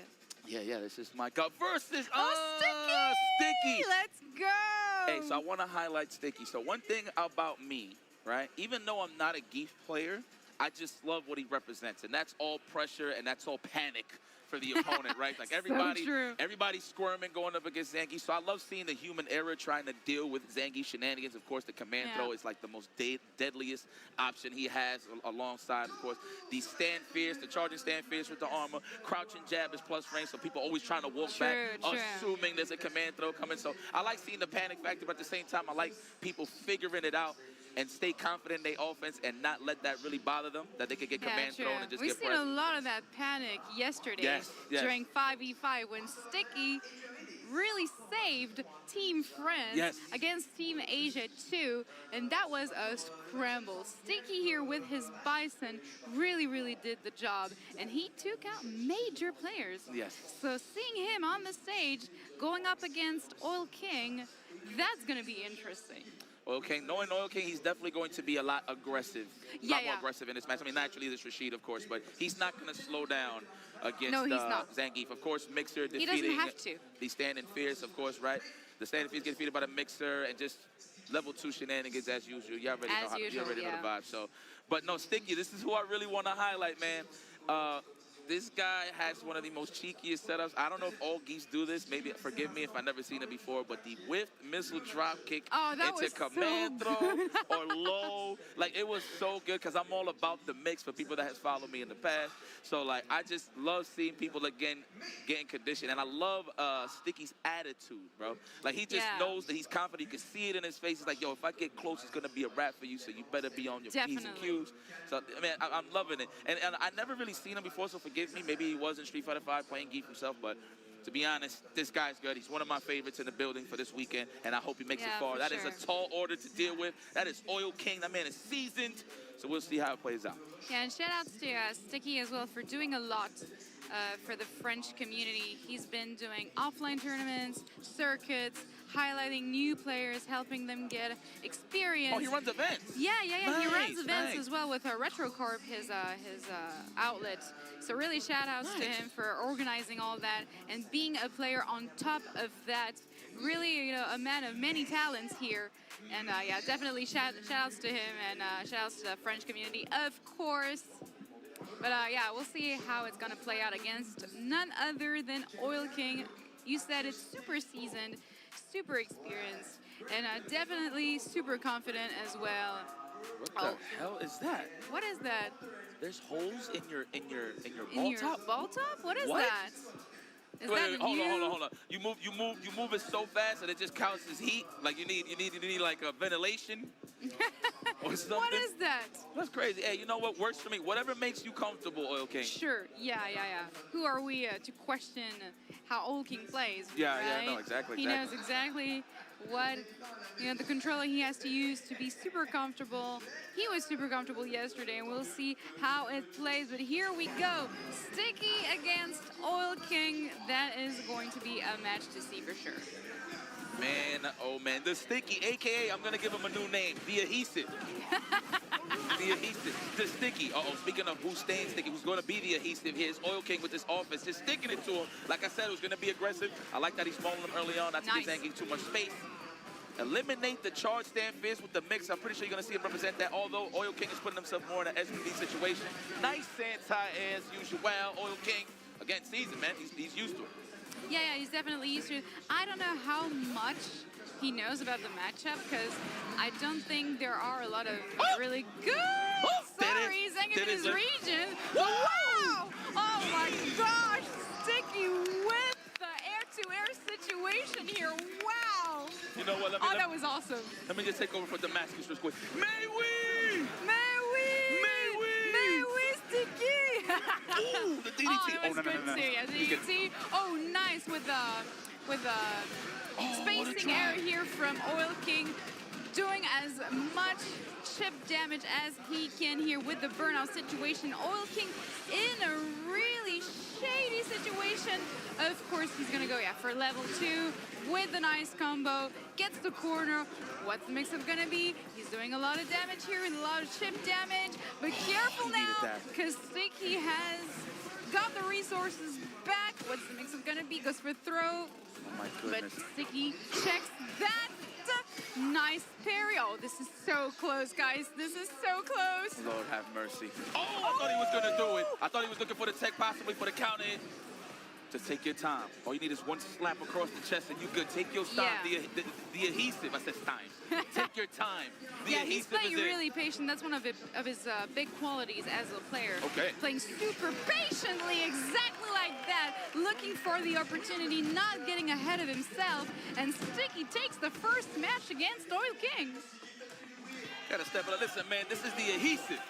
He gets close to you, you're gonna have a problem just removing that from you, brother. Yeah. Nice reactions, Oil King. Very nice. All right, so he has acknowledged, okay, this guy's a killer. I'm gonna have to take him very serious. Look, I see, as you can see, all right, the enhancement there on the mix-up, just a little off on the mixer, excuse me. Yeah. Oil King definitely playing very differently now, looking to get a little bit of space and not trying to get too close. Ooh, that was sick too. What's he gonna do now? No. Don't jump on Zhang. You don't jump, I say. Don't jump. Oh, look at the damage. Sticky looking really nice here, despite being burned down. Yeah, gets a little bit of air. Oh, no punish on that. Okay, he was a little too far, maybe. Yes, out of range for sure. Would have got a big punish. They punish counter nice. Sticky! Man, I love Oil King. That's my guy. But I love That's my some guy good as well. scoopage. I said spookies. Might as well, same thing. It's getting spooky out here. The adhesive. Yeah. Sticky. And look at Oil King. The more, the matches advance, the more he goes into zoning. Because now, Sticky has made sure to tell him that he's super dangerous once he gets up close. And Oil King really wants to get the sweet spot where he doesn't get mixed. Okay, whatever. Man, he had good presence of mind there. Trying to get a punish just off target there with the sweep. That was nice. The roundhouse. Yeah, the third eye is definitely open here. Right. Look at that. Look at catching him air to air. Oh, he's so ready for this. He is so ready for this. He definitely has the matchup down. What's it gonna be? Nice combo. Going for a mix-up. Doesn't quite get it, but that's okay. He has a nice life lead now. What's it gonna be? Oh, look at Oil King not pressing a button now. Yeah, not being aggressive no more. Oh, I tried to go for it. He thought Oil King was gonna stay still there, but we out of there. Nice evasive maneuvers, Oil King. Can you make this happen? You're down on the chips, my boy. Sticky needs one more game to get you up out of here to the loser stop. Nice. Oh my gosh, he gets it with the drive impact. Oh no, doesn't quite get the combo after that, but gets the offensive pressure right afterwards. We're going into level 2, and Oil King gets a little bit of what is that? He has no resources though, so that's oh my god, what? Is that gonna work? No, of course not. That sucks. I don't know if he tried to walk up SBD, but got the 720 by mistake. That's unfortunate, and that gave really Oil King all of the life back into this game. Yeah. He's definitely messed up something. Maybe a command grab that didn't come out. Went as a 720. Nice whiff punish on that by Oil King. Yeah, really has to stay patient, Sticky, because that's exactly what he was doing earlier, and that worked in his favor. Nice. So really has to stay patient. Don't get too greedy here with the level 2. Oil King making it work for himself right there with the low mix-up. Doesn't quite get the combo, but still, Sticky not out of the water here. Man, he said he's going on burnout on his own accord. That sucks. This is against Rashid, too. It's a combo. No wall split. He's going to go for it again. Yeah, he's going to go for it again. Unfortunate, man. He had all the momentum in the world. Damn. A couple of errors kind of threw him off, and that led to Oil King tying this up. Oil King, I'm not going to say he's looking shaky because Sticky's looking phenomenal, but a couple of errors definitely. You can tell it's difficult for Oil King. He's sighing, he's trying to collect himself. It's difficult. Yeah, some say out there in the world, shout out to Lee Chung, that this character's not that good. Unfortunate, but we know how good he is. Oh, nice bait by Sticky there with the full combo this time and the burnout, the all-important burnout, especially now that he's in the corner. Look at the damage. Nice damage, but nice EXGP here from Oil King. Oh, yeah. Ooh. Oh, yeah, you better watch how you get close to this man. This is a big man. Oh, come here, another DP bait. Oh, my God. for the meter. I like that ender right there, Sticky. How you feeling? Can you close it out this time? Okay, how you feeling? Oh, I definitely hope he does, because you're going to hear the French crowd if he does. That's for sure. But careful now, because Oil King is inputting the pressure on Sticky in the corner. We need to see, you know, good match for sure, but I really want Sticky to win, so I would like him not to get pressured too much, you know? That's looking good for him. Very nice combo. Old King walking himself in the corner a little bit. Oh, he tried to go for the command grab. Nice punish counter. That was a nice bait on the parry for sure. Yeah. Okay, we got that category 5. You gotta watch it. Going for that burnout quickly. What are we gonna do, Sticky, to survive? Do not use that drive reversal. Nice. Save this resources for the anti-air. The commando, nice in the air. Oil King, okay, what a way to be involved in this matchup. Jesus. Oh my God, I'm scared. Look, he's in burnout. He don't even want to be close to him. Yeah, for sure. Now, Sticky's really, really scary at the moment. Oh, I thought he was going to react with the level 3. Oh, still combo. Oh, the anti-air. He thought he was going to cross up. And now he has the resources as well. He's going to read a jump back. Watch this live. He's going to... Oh, no! What a whip punish. That was so good. Oh, the spacing was perfect on that. Exactly, because even if it whipped, the super wasn't going to come out anyway, so that was all part of the plan. That Oil King so still in the game. Close, though. So close. Yeah, Sticky has to stay patient, not get ahead of himself. That's, you know, the patience, that is key. That's when he did the best comebacks and the best rounds. That's when he was patient. He knows that. And look at him, walking in the corner and finally punishing that. That's exactly what he went for the first time.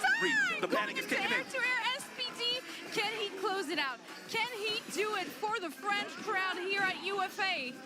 Oh my God, set the tone, Oil King. Don't let it be that easy. Oh, my heart is racing. I know. He's close, though. Look at all these resources. Yo, one bad drive rush. I promise you there's going to be a level 3 waiting for Oil King. Unless, of course, he baits it. Is he going to wake up with it? Try to go for the air SPD. The anti-air, that was nice. This man is panicking. Sticky, block it with your face. Backing up, trying to go for the category 5. This is looking a little bit tough. There it is. Enough space to get the level 2. This is getting scary for Sticky. Not trying to get too greedy here. Prefers to take the throw. Wise choice there to not... No! Oh no, what are you doing? No, oh my God. He got up in disappointment. The second time he got that error. Yeah, even Oil King is confused right now. What happened? Oh no, Sticky, what have you done? There's a command. Listen, man, I've been here before. That was so good though. Oh, I'm so sad. I don't know what type of pad he got. You know, not to disrespect the equipment, but man, that happened to him 2 times. Actually, I've seen it one time yesterday as well. Man. Yeah, they're discussing it at the moment because I think Oil King is as confused as we are right now. So maybe, I don't know, maybe walking back and forth a lot with the thumb. Maybe he's just getting the input by mistake. I don't know. That seems weird though. Especially for a player like Sticky, who's so patient and so collected, that seems unlikely, you know, to happen. Uncharacteristic, huh? Man, that's unfortunate. Listen, Sticky, you still got my heart, my brother. Oh, me too. You definitely played one of my favorites. so good. Yeah, definitely one of my favorites still. Man, of course, going to the loser side, and that's tough. Always coming back to try to regain that composure and, you know, make it far in the bracket. But man, good stuff. Good so stuff. Oil King, I mean, that was like handed in a silver platter, right? Like, here you go, Oil King. We I still have want you no in this idea tournament. what happened. Yeah, man, this is crazy. Man, this is crazy. But it is what it is. That's why human error exists, ladies and gentlemen. That's why fighting games could be a little tough in certain situations, and that was a situation right there that we all have been a part of in terms of missed inputs or whatever the case may be. But that's why this game is just fighting game in general. The genre is like an important thing when it comes to execution, man. Real stuff. For sure. One of the fun parts. Yeah, definitely a big factor, of course, in fighting games.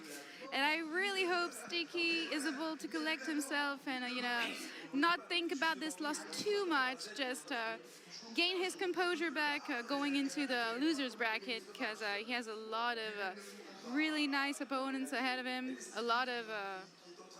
A big journey, right, in the loser bracket. If he can make it to, I don't know, top 16 or even top 8, who knows? But, that's a heartbreaker, right? Man, he had that in the bag. He had a nice life lead. All he was waiting for that one mishap on a drive rush. And He was so probably many going to reads, react. too. He was so on point with the matchup, and even in the Oil King matchup, dare I say, because he had so many good reads. You could tell he was adapting really well, especially when Oil King switched to a more like zoning play style. That didn't seem to phase him at all. So he had it in the bag, really. Yeah, man, it is what it is. Like I said, like I highlighted at the beginning of the set, it's all about how you can make somebody squirm and panic, right? A lot of human error. Exactly. My man Oil King got to that, Sticky got him to that point where he had him so scared of taking that command throw that he was holding up and he was calling it out every single time. Yeah. So good stuff there to Sticky. We're definitely going to see more of him. And you just said that he promotes a lot of offline, online tournaments, so that's a big Shout plus. outs to him for that, definitely. Helping French players get some experience on all kinds of matchups and running tournaments and leagues and all that stuff. So shout outs to him for all his artwork. Nice. Well, we're moving forward, never backwards. Up next, Yep. I think that is Kusanagi on the stage. Am I tripping? It is Kusanagi. Man, look how grown up he is. So, my God, Yeah. time is flying, dude. Yeah, we were talking earlier about Noah the Prodigy, you know, how he was playing when he was younger and then he came back and everything. Kusanagi, exactly the same. Played as a wee little kid. He was already a terror, dare I say, you know, he was really, really good. Took a break because Street Fighter V wasn't really his stuff. So he preferred to take a step back and do something else. But now he's back in full force for Street Fighter VI. And he, you know, I think he is one of the top French players, you know. Absolutely. What I heard from the lore, I don't know if this is, just correct my lore, he was, his father was pretty good at fighting games as well? Yes, exactly. Okay. Yeah, definitely. He That's was dope. his father was also a fighting game player, taught him the basics basically, Nice. and then Kusanagi just ran with it. Yeah. Hell yeah. I love hearing those stories, man. Hopefully, you know, I got some little runts running around one of these days, and then I can get to kick their ass, too. So we'll see what's up. But Kusanagi, we definitely wanted to know who's his opponent. We're going to figure it out right now. Man, look at you, men in the gym, my boy. Yeah, look at him. Looking great. There you go. Ooh. Going against Yon Engel, the Engel, okay. German player. There you go. Okay, Young Engel. Yeah. Young Angel. Young Angel? Young Engel? I think Yon Engel because he's German. Okay, so okay. You pronounce this Engel. All right. I rocks with that. I need to learn. Pokédex updated. So yeah, Yon Engel, the German player, they know each other, definitely. They've played each other online a ton. They've played each other in online tournaments, so they know each other. And Kusanagi, definitely accustomed with the matchup for sure. A lot of JPs in Europe, so he knows that by heart. So let's see how it goes, you know. Going for that amnesia? There it is. Yeah, there it is. For sure. Oh, man. Wow, Kusanagi with the Ryu. You know what? I concur. We need more Ryus anyway, so I appreciate this. Yeah, for sure. I think he was playing Luke a little bit earlier, but he switched to Ryu during the dispatch, so... Okay. Props to him. Rocks with that, man. Play with what you're comfortable with. If it fits your play style, go for it. Got buttons, you got frame trash. Big damage output from Ryu. Let me tell you, a lot of frame kills in the corner that leads into meaty jabs, into close range throws. You name it. This is Ryu, a.k.a. Karate Man lit. Exactly. No, for sure. Kusanagi definitely comfortable with Ryu here and comfortable in the matchup because, yeah, again, a lot of good JP players in Europe and in France, too. And look at that, already putting Yon Engel in the corner again. A lot of time spent in that right corner for Yon Engel, not exactly able to get all the answers. Ooh. And Kusanagi with the very nice combo there, putting all the resources to kill. It gotta be the sandals. Yep. My goodness, I've never seen a Karate Man jump that high. Woo! Nah, that was really good. Yeah, Kusanagi really, really up there, playing super confidently. Look at him, not sweating at all. Super confident. This guy looks like a pro. He's so pro. Yeah. He's so pro. Right. I'm telling you. Yona Angel. Yeah, exactly. Let's go. Already back in the right corner. We spent a lot of time in that corner already. Look at overhead that. on fire. Yeah. Kusanagi on fire. Not trying to spend too much time on the big stage, apparently, because he's speed running that match. Yeah, he's cooking. Let him cook, Chef. Yeah, let him cook. Chef. Ooh. Trying to cook over the overhead, but Yon Engel with a very nice guard here. Nice block. Trying to go for the JV special zero, very nice. Finally catching some air here with Kusanagi put in the corner. Can he escape? Oh, Yon Engel trying to get some air here. Not trying to put too much pressure on Kusanagi in the corner. Yeah, trying to back off. He's a little bit in danger on that low health side of things. So there you go, the checkmate there for Kusanagi. Kusanagi definitely putting a ton of pressure on the German player with the nice fireballs, nice decision making. You can tell that he knows the player too, because you can tell that some decisions are very matchup specific, but also player matchup specific. Yep. He can really anticipate how Yanango plays. Yeah, really well, exactly like that. You know, going with the flow, controlling the flow of the match very nicely. We'll take the drive impact here, but it's okay. Yeah, the counter hit over the drive impact. Very fortunate for Kusanagi. That could have got ugly. You get that low forward, looking for that counter hit. Of course, Kusanagi trying to snipe out that technical. Uh-oh, burnout. We dehydrated. Oh yeah, dehydrated and stunned. Going for the nice combo video time. Yeah. Look at it, stylish. Look at that. So good. Kusanagi with the execution. There we go. I'm telling you, I'm putting all athleticism on that Ryu big toe. Well, that was quick. Because Kusanagi, yeah, he was playing no games. Bully mode. He just ran his plays. He was like, yo, you're not stopping this. You're not spacing this out. You're going to eat this standing fish all day. All good. Early on, conditioning with the throws just to make him panic and go for the amnesia. Then later down the road, he wasn't even throwing them out there because he was so aggressive, right? So very cool stuff. Excellent stuff from Kusanagi. One of the best in the business here in France. Yeah, definitely. Shout out to Kusanagi. Really good, really confident with the Ryu. And also, we were talking about spacing earlier. Now, JP not outspacing Ryu. He was the one outspacing Kusanagi. With the donkey kicks and everything, he was so on point with that spacing. That was really beautiful to see. Mauling them with the fist to just chip out the drive gauge. That's what it's all about, man, in Street Fighter. A lot of people really pay attention to that life ball, but that's fighting games. But you want to get to that life ball a little easier, just maul the drive gauge. And Kusanagi did an excellent job. But who's on the stage? Speaking of another Ryu, I don't even know if he plays Ryu anymore. Of course, you've been playing a lot of Ed, Of some of your household favorite, right? Of course he is. The walk that never ends. Ending Walker. Night and day. This guy could get anybody in the world. Third place finish at Evolution. Consistent. Well, he got what, top 3 was it at Capcom Cup or Street Fighter 5, the last Capcom Cup, I believe. Like, this guy's a killer, and he's young still. That's what's so scary about the competition that we have right now. Obviously, Noah's 21. Makes me feel more dusty day by day.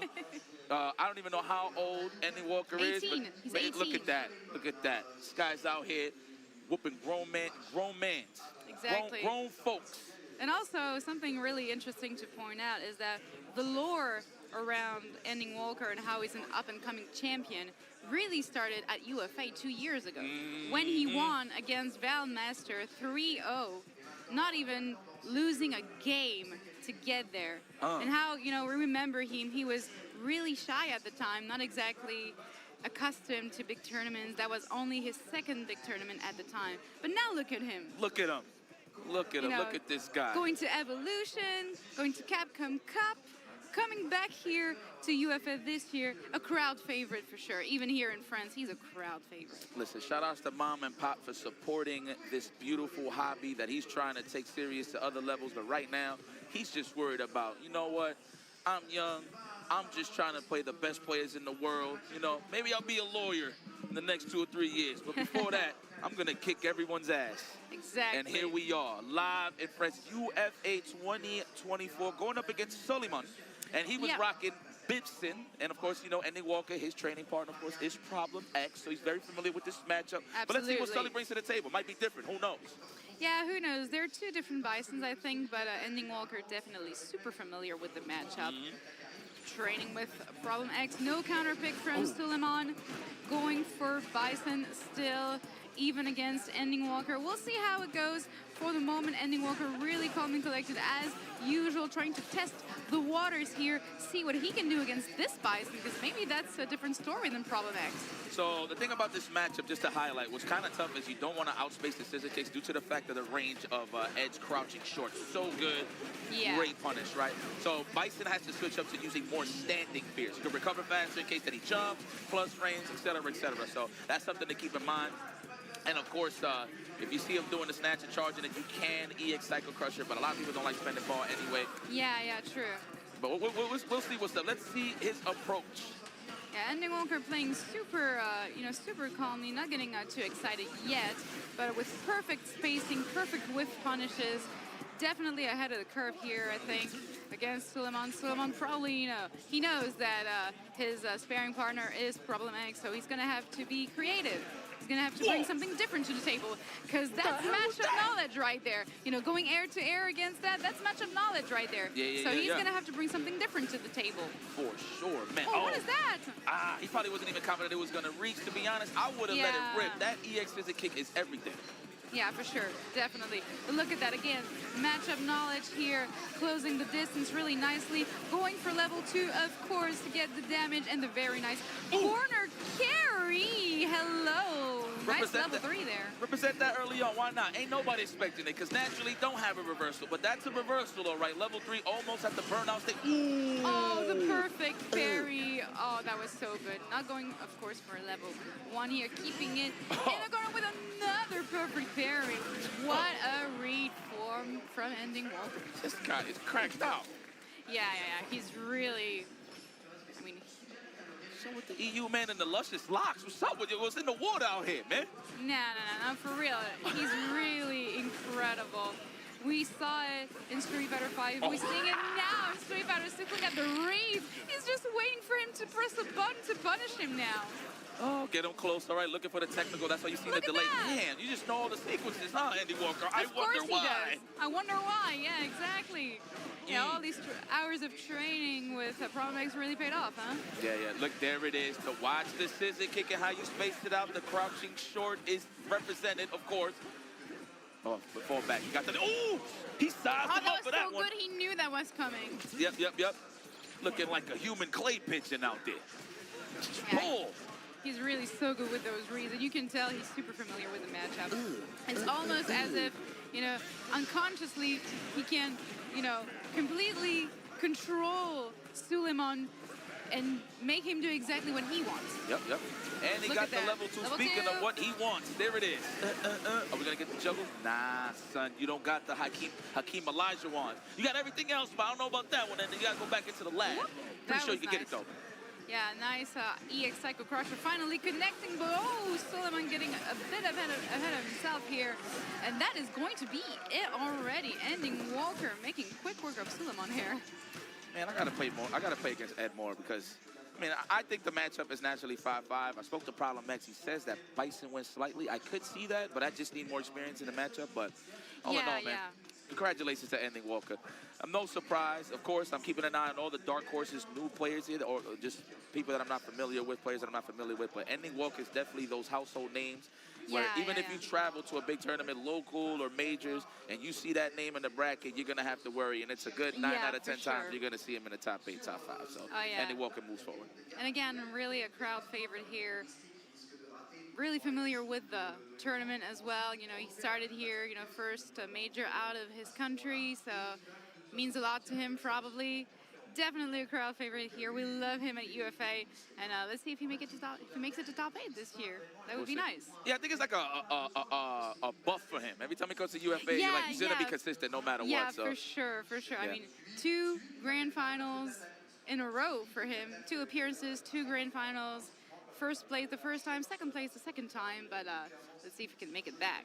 I mean, the stakes are high now, of course. This is a tour stop here, so winner of this will be going to Capcom Cup for a chance at that $1 million, which is pretty interesting. Damn. So the chips are high here because the competition is dense as hell. Only one can survive. That's why I love fighting games, man. Exactly. Can't blame nobody, no excuses. But I do want to see more representations of team play. I mean, you're going to see that at SFL, of course, but I want to see that everywhere else around the world, right? So let's see what happens as we move forward. Human Bomb is back. I said bomb, excuse me. Human Bomb is back in the scene. Yeah. Back with his can. Super convincing. The first time he played there on the big stage. Very good player, of course. And we have some Brazilian representation. Awesome. Hey, Brazil. Man, they got what's that dish that they be rocking out there, man? I used to have it. Man, I got to remember. I'll figure it out as the match goes. I'm pretty sure it'll pull up. We had another Brazilian player a bit earlier on, Zengi Bolado. Yes. Played really well. He won his match, too. Too. So really good representation here from Brazil. Shout out to all the Brazilian players making the journey to come here to France. Awesome to have you guys. And let's see how it goes, right? Yep. FGC Keys. Yep. Let's play your favorite symphony here. What's your character is what I want to know. Oh, Cammy White. Let's go right here from the hometown. Well, not hometown, but you know, backyard. I'll say backyard. Oh, back throw. You know what, man? Hey, not to diss Ken. You know, I don't know how to feel about the beef and broccoli Ken Masters. I don't know, man. Something about brown and green on this guy just doesn't work for me, but it works for Human Bomb. There's the confirmation of the stand short. Full corner carry, that is why I say he's one of the strongest Shoto, possibly the strongest, because of the corner carry potential. Oh, get off of me. Represent that early. Keep him honest. Yeah, I gotta keep him honest, dude. He's had a really nice start to his round.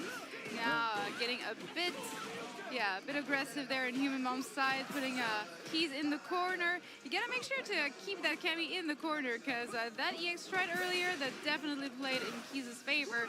So yeah, let's keep him in the corner. Oh, nice bait. Yeah, Human Bomb. Very nice bait on the drive reversal from him. He was expecting that for sure, and that's one round down for him. But Keys making sure he's getting aggressive early on, trying to send Human Bomb a message. I can be super rushed down and super aggressive too. You're not the only one here. In the corner. Ooh. Is trying to escape. Oh, very nice. Yeah, punish counter throw to escape from the corner. Really important over the level 1. We'll cash that out. I agree, man. When you're burned out, I do not blame you. So you just got to earn that finish, right? Very nice from Key. Staying composed and not panicking out of that escape. A lot of people, man, they see their opponent, even when they have the lead, they see him in burnout, they get a little too overzealous, so they start running into buttons and stuff like that. So credit to Keys for keeping composure. Very nice. Drive rush? No. Oh, trying to jump possibly. Well, it did say counter hit, so I'm not too sure if he tried to tech or jump, dive kick possibly. I respect that. I am an aficionado of the early level 3. That was nice from Keys. And you got to lead. Represent that standing roundhouse and stand face if you can, my boy. We got to shave that drive gauge. Yeah, it's really smart from him to get the early life lead, because now he's going to force Human Bomb to come to him. And maybe that's what he wants, to control the rhythm of the match. Yeah, very nice command grab here after the hooligan. Really nice stuff from Keys. Again, like you said, keeping his composure, not getting too ahead of himself, not trying to press too many buttons when Human Bomb was in burnout. Very nice stuff here from the Brazilian player. Yeah. He's solid.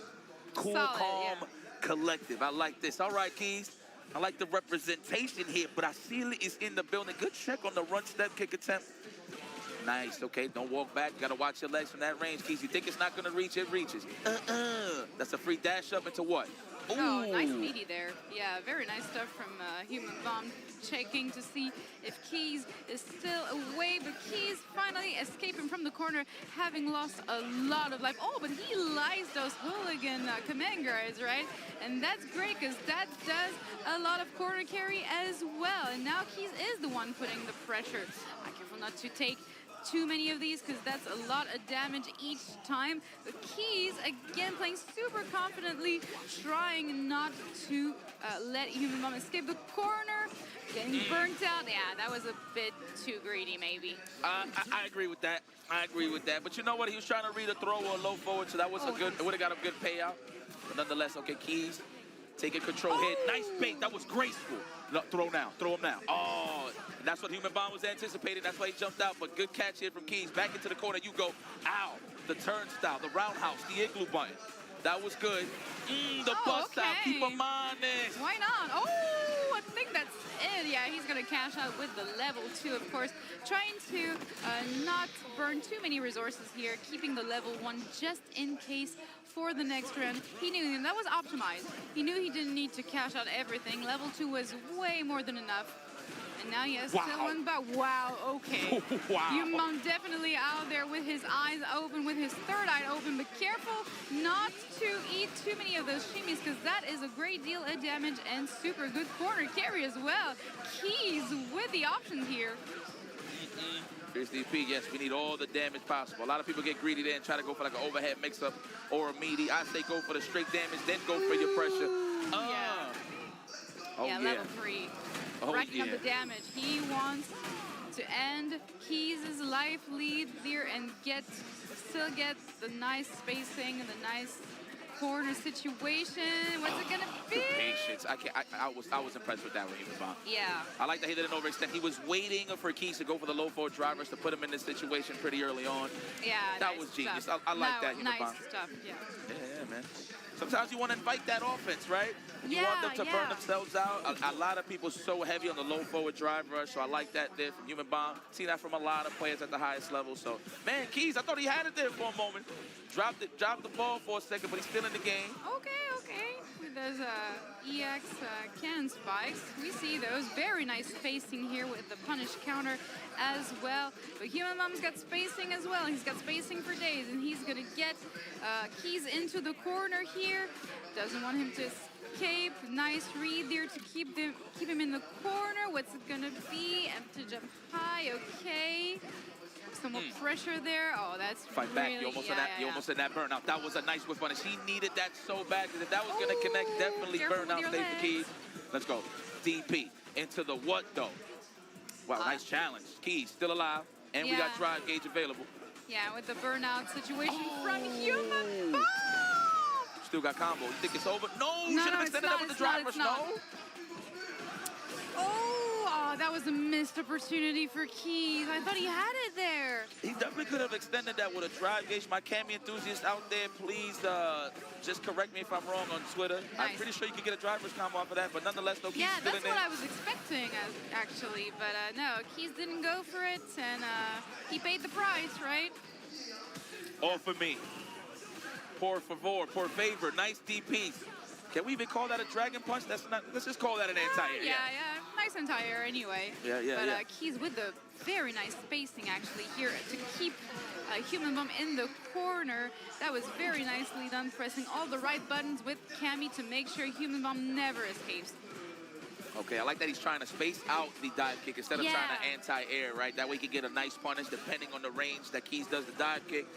All right, got that corner position. I like that. That was a cheeky drive rush, obviously with the intentions to put some offense, but got out of there out of harm's way. That was very nice. Yeah, now Keys is a bit stuck here in the corner, but finds the crouching medium kick into the combo, into level 3, of course, trying to get back at his life deficit here, making sure he's in the lead. And now comes the spacing. There we go. Wise choice to take the throw, Human Bomb, but you gotta watch out because you're almost going to burnout, so he's fighting back. Oh, speaking of which, level 3 now, immediately. Yeah, of course. And I think that's why, Keys was throwing so many of these heavy kicks super far away, making sure not to get punished for it, of course. But tipping the drive gauge and everything, super good option there. And now he's profiting out of it, of course. No, you got so greedy, Human Bomb. Yeah, Human Bomb got so greedy there. Yeah, awesome stuff from Keys. Why? Oh my God! You know what? He had the right idea. There. He had the right idea. On hit, Jin ride low, try to walk up, throw. Yeah. But remember, Cammy's walk speed is phenomenal, so she just got out of throw range and got the punish. Unfortunate for Keys. Excuse me, for Human Bomb. Pardon me. Man, Keys move forward. Brazil is in the building. Yeah. Two wins for Brazil. I don't know if we have any other Brazilian players in the house, but damn, definitely some players to watch out for, it seems. That was good, man. Excellent performance from Keys. That's what I like to see, man. My man came across the pond to represent Brazil and get busy, taking out a high-level name. And mind you, I know a lot of people are going to be like, hey, we haven't seen Human Bomb play in the mid, you know what I'm saying? He might not be that good. No, that's BS. Problem is, the thing is now when it comes to Street Fighter and a lot of the new fighting games nowadays, it's just the competition has gotten so fierce. There's so many players. So the player base is so yeah. high that you can, on any given day, you can have a punk walking out of the door somewhere. You know what I'm saying? A punk caliber, something like that. Because, you know, a lot of the youngins out there really getting good and representing wherever they from, wherever turf they from. But safe to say that the competition is definitely dangerous nowadays. Yeah, definitely. And with, the world wars and everything, you see a lot of new talents emerge too. So the competition is definitely fiercer than ever. And we've seen, the first upset, I think, because I wasn't exactly expecting Keys to win there, but he was so composed. He played super well, and he made sure to, force maybe Human Bomb to go for options he wouldn't go for, maybe, and get a bit greedy. And that definitely paid out in the end. So props to him. Yeah, no, good stuff. At the end of the day, you make it count. Move forward. Exactly. Oh, I never see backwards. some Junior Leo over there. Another crowd favorite here in France. Hey, that's my guy right there. That's my guy. Nice hairdo. Oh, versus Zen, the hip hop enthusiast.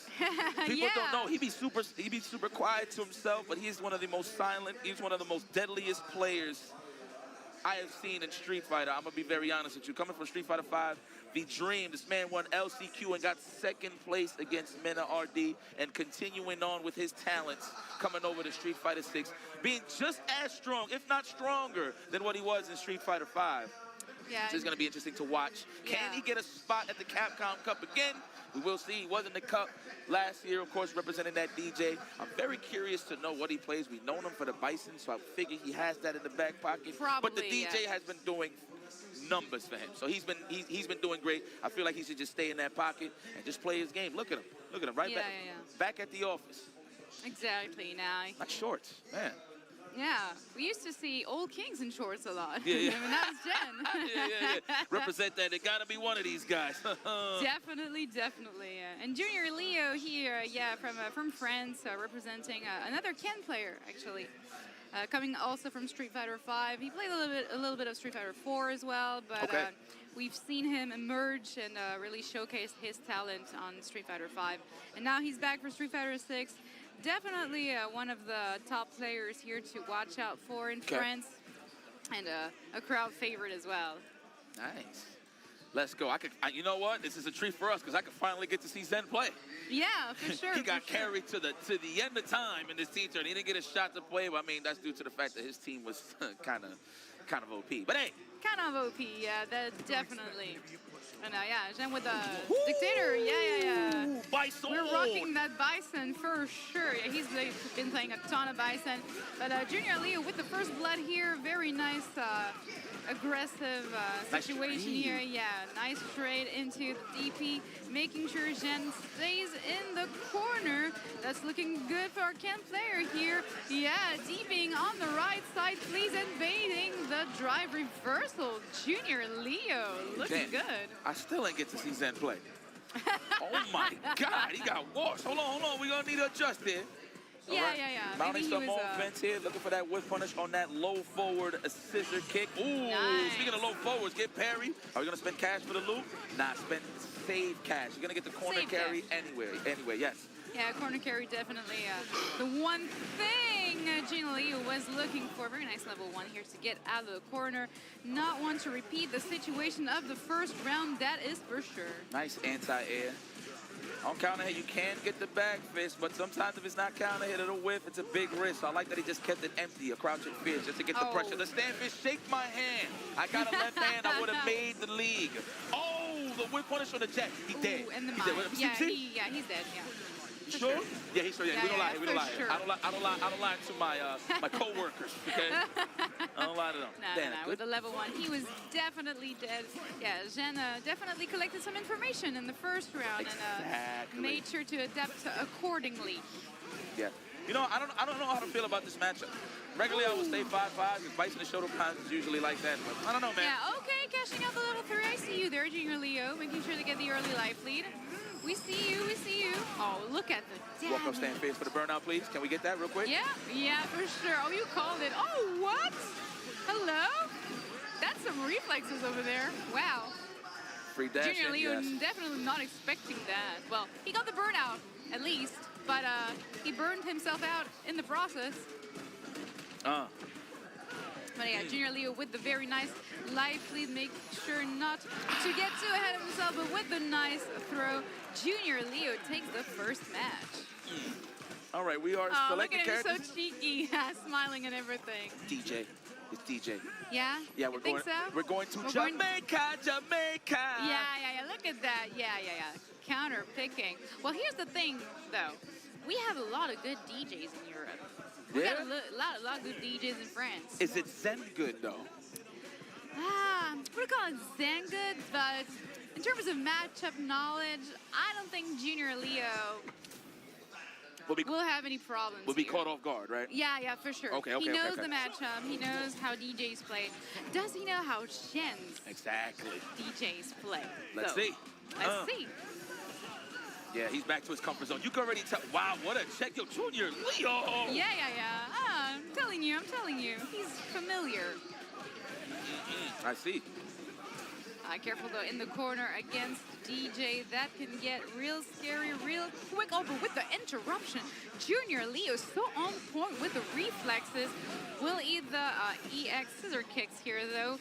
But Zhen's now in burnout, so Junior Leo can definitely cash out on that exactly like this. Yeah, we'll get the nice corner carry with the Tatsu and the stun here. I don't think he has what it takes to kill with the... Okay, doesn't cash out any supers here. Wants to keep the resources. Careful, I hope it doesn't... Yeah, come back to kick him in the butt, though. Speaking of kicks, oh no, what a drop. Oh, what a drop from hit him with the low.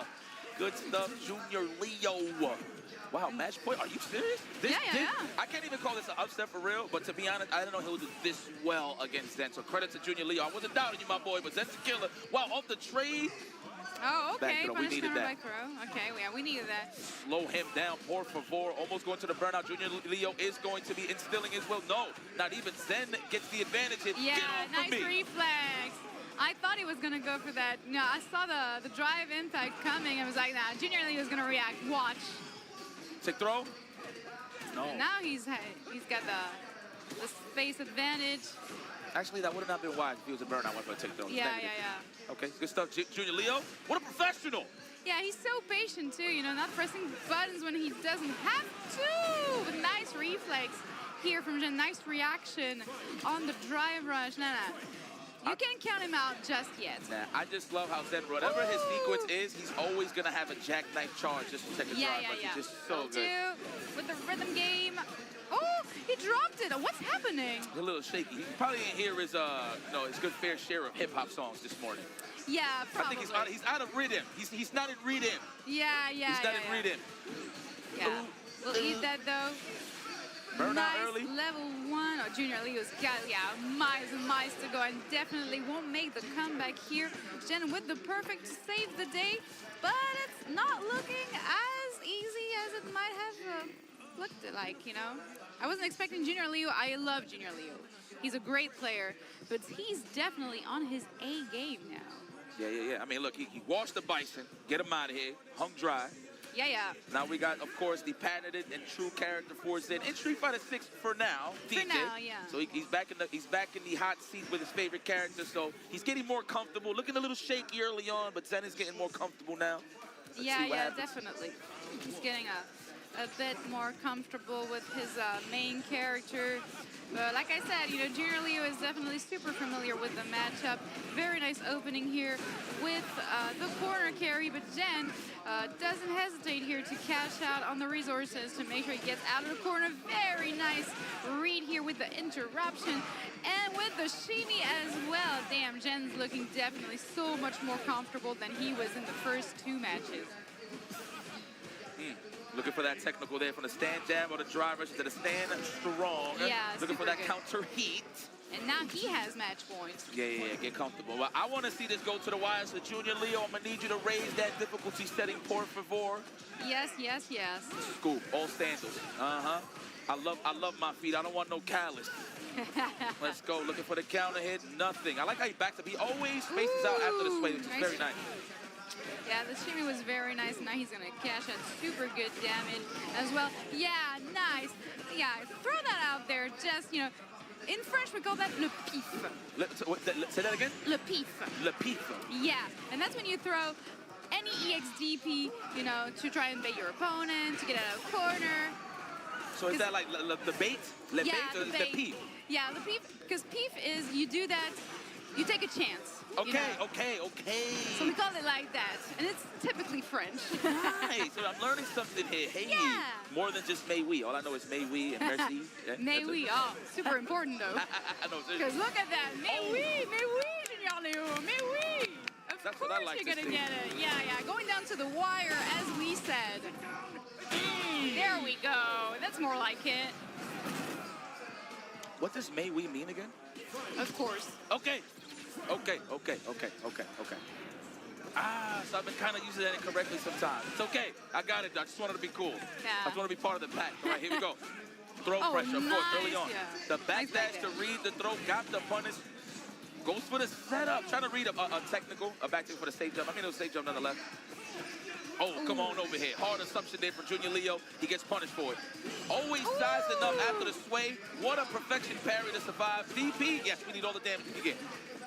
Yeah, he tried to interrupt it to bait something. Oh, that was so good. Nice interruption here from Junior Leo. Do it with the level 2, racking up the damage. We want to, as much as we can. Oh, incredible stuff from Junior Leo to take it. Junior Leo, the crowd favorite, the French player. Look at him. That was very nice. Look at that. Yeah, French crowd going crazy, of course. Look at that. I don't know if you can hear it, but damn, they're going crazy over there. That's what it's all about, man. Ain't nobody trying to see they hometown heroes get washed. That's what we're here for, right? To cheer for your hometown heroes, and Junior Leo delivers for the crowd here. That's something that you can talk about. It went to the wire as well. Yes. Last round, last match, went down to the very last decision Jen had to make. And unfortunately, it wasn't the correct one. That happens sometimes. You can't guess right all the time. But yeah, Junior Leo with the matchup knowledge, with the drive here. He wanted to win for that French crowd, you know? Yeah, hell yeah. He looks super confident. Man, I want to win for the French crowd. I'm not even from here. Let's guys go. Are so hype. You guys are so hyped Yeah, in this we're so building, good man. at that. Always, yeah. Bringing the I actually said this.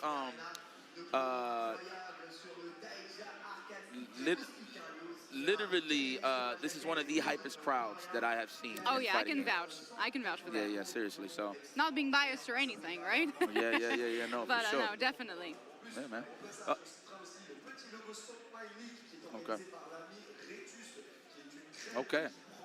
Okay, we're just getting word from Mothership here that we are going to show some love to Street Fighter Duel, of course. You can download that now. Duel is a mobile game that was released last year.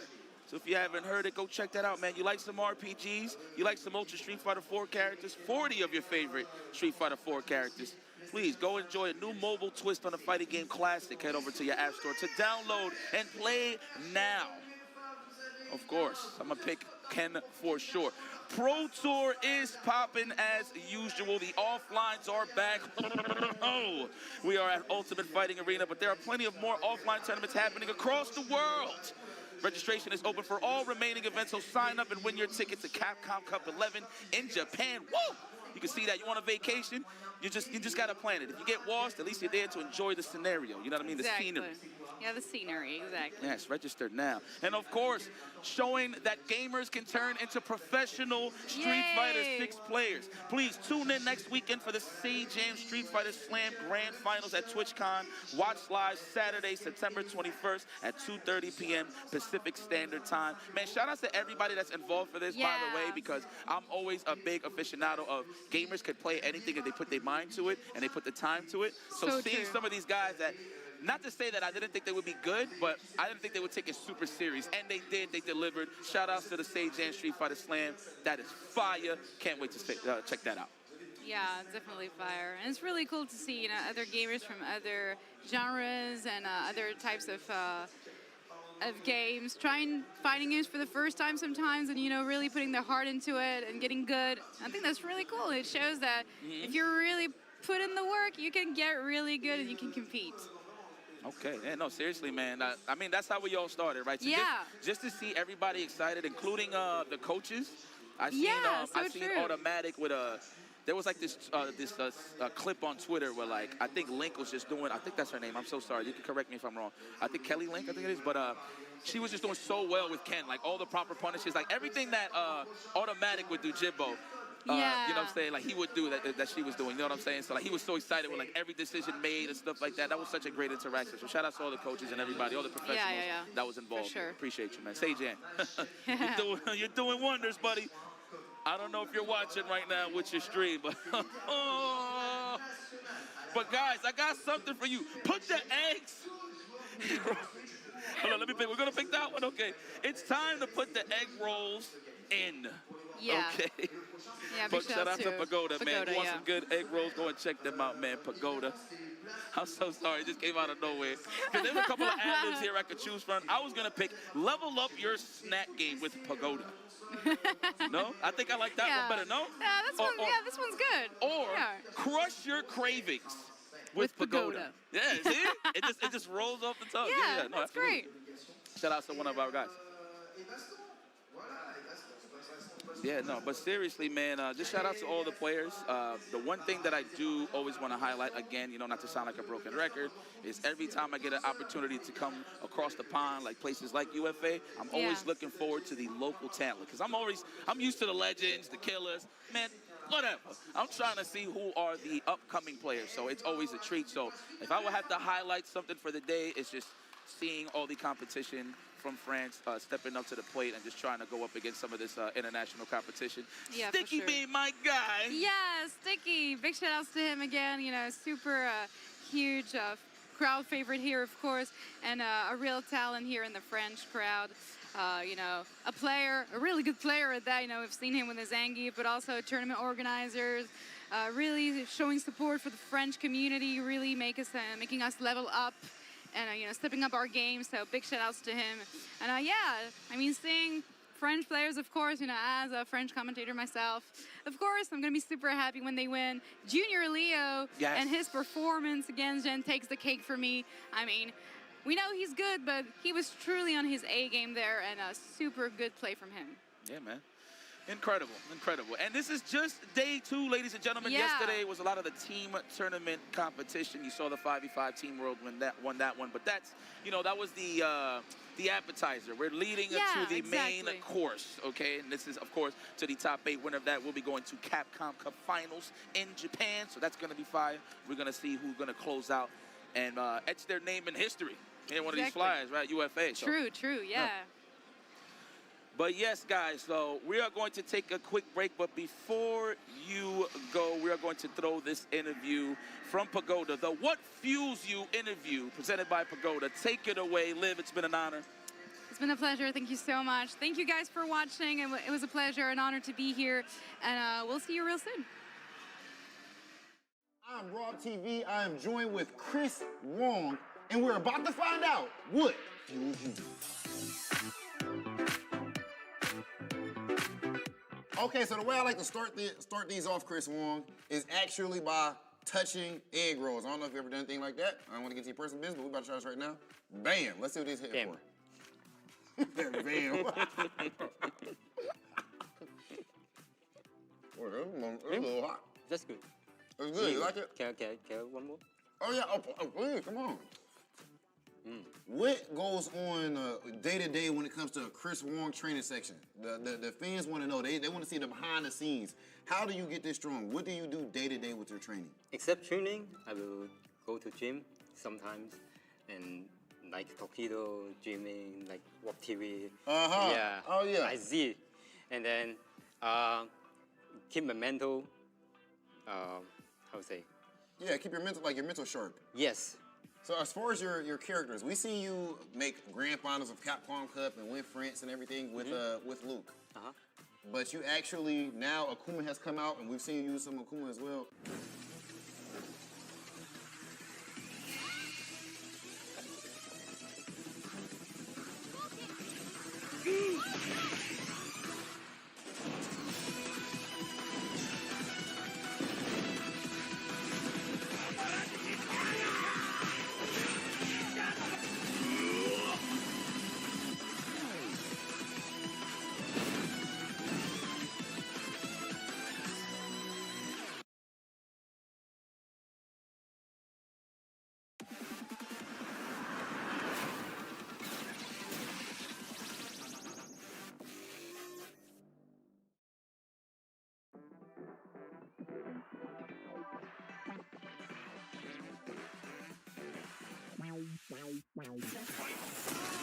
Yeah, come on. Everybody come alive real quick. Battle of the strong, survival of the fit.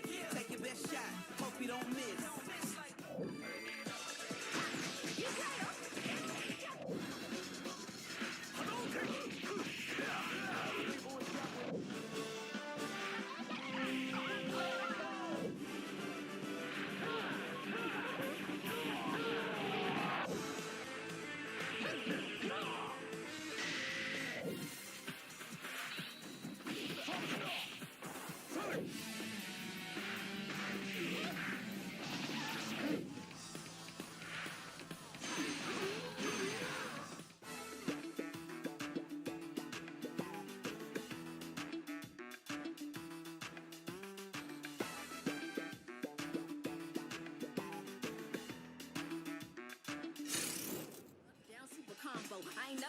never quitting is the motto.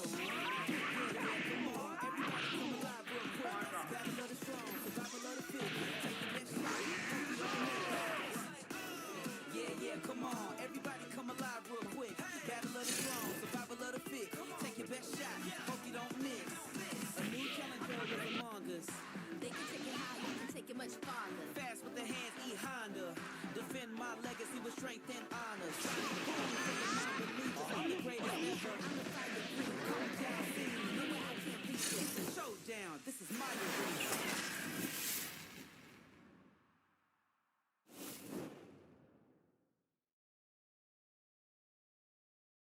The time has come to share with you news that's bleak but sadly true. I'm talking of the fell black blight, a spreading darkness, endless nights.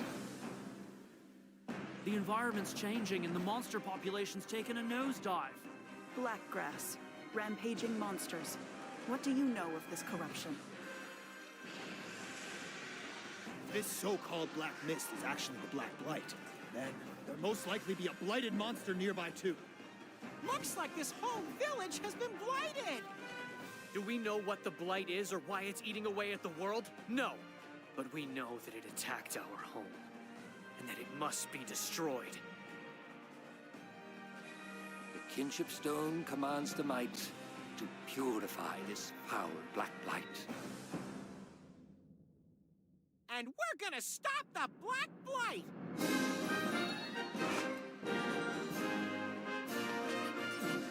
We can befriend monsters easy enough, but other humans are a different story.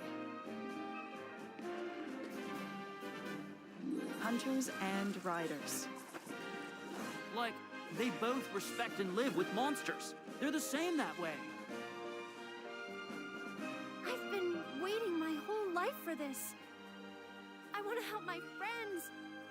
Everyone.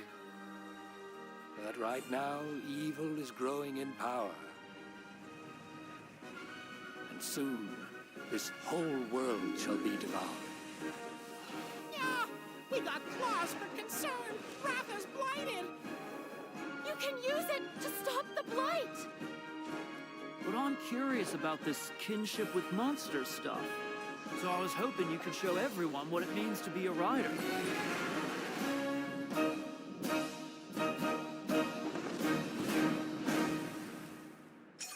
Said at least it's not Chipotle ads. Yeah, I guess.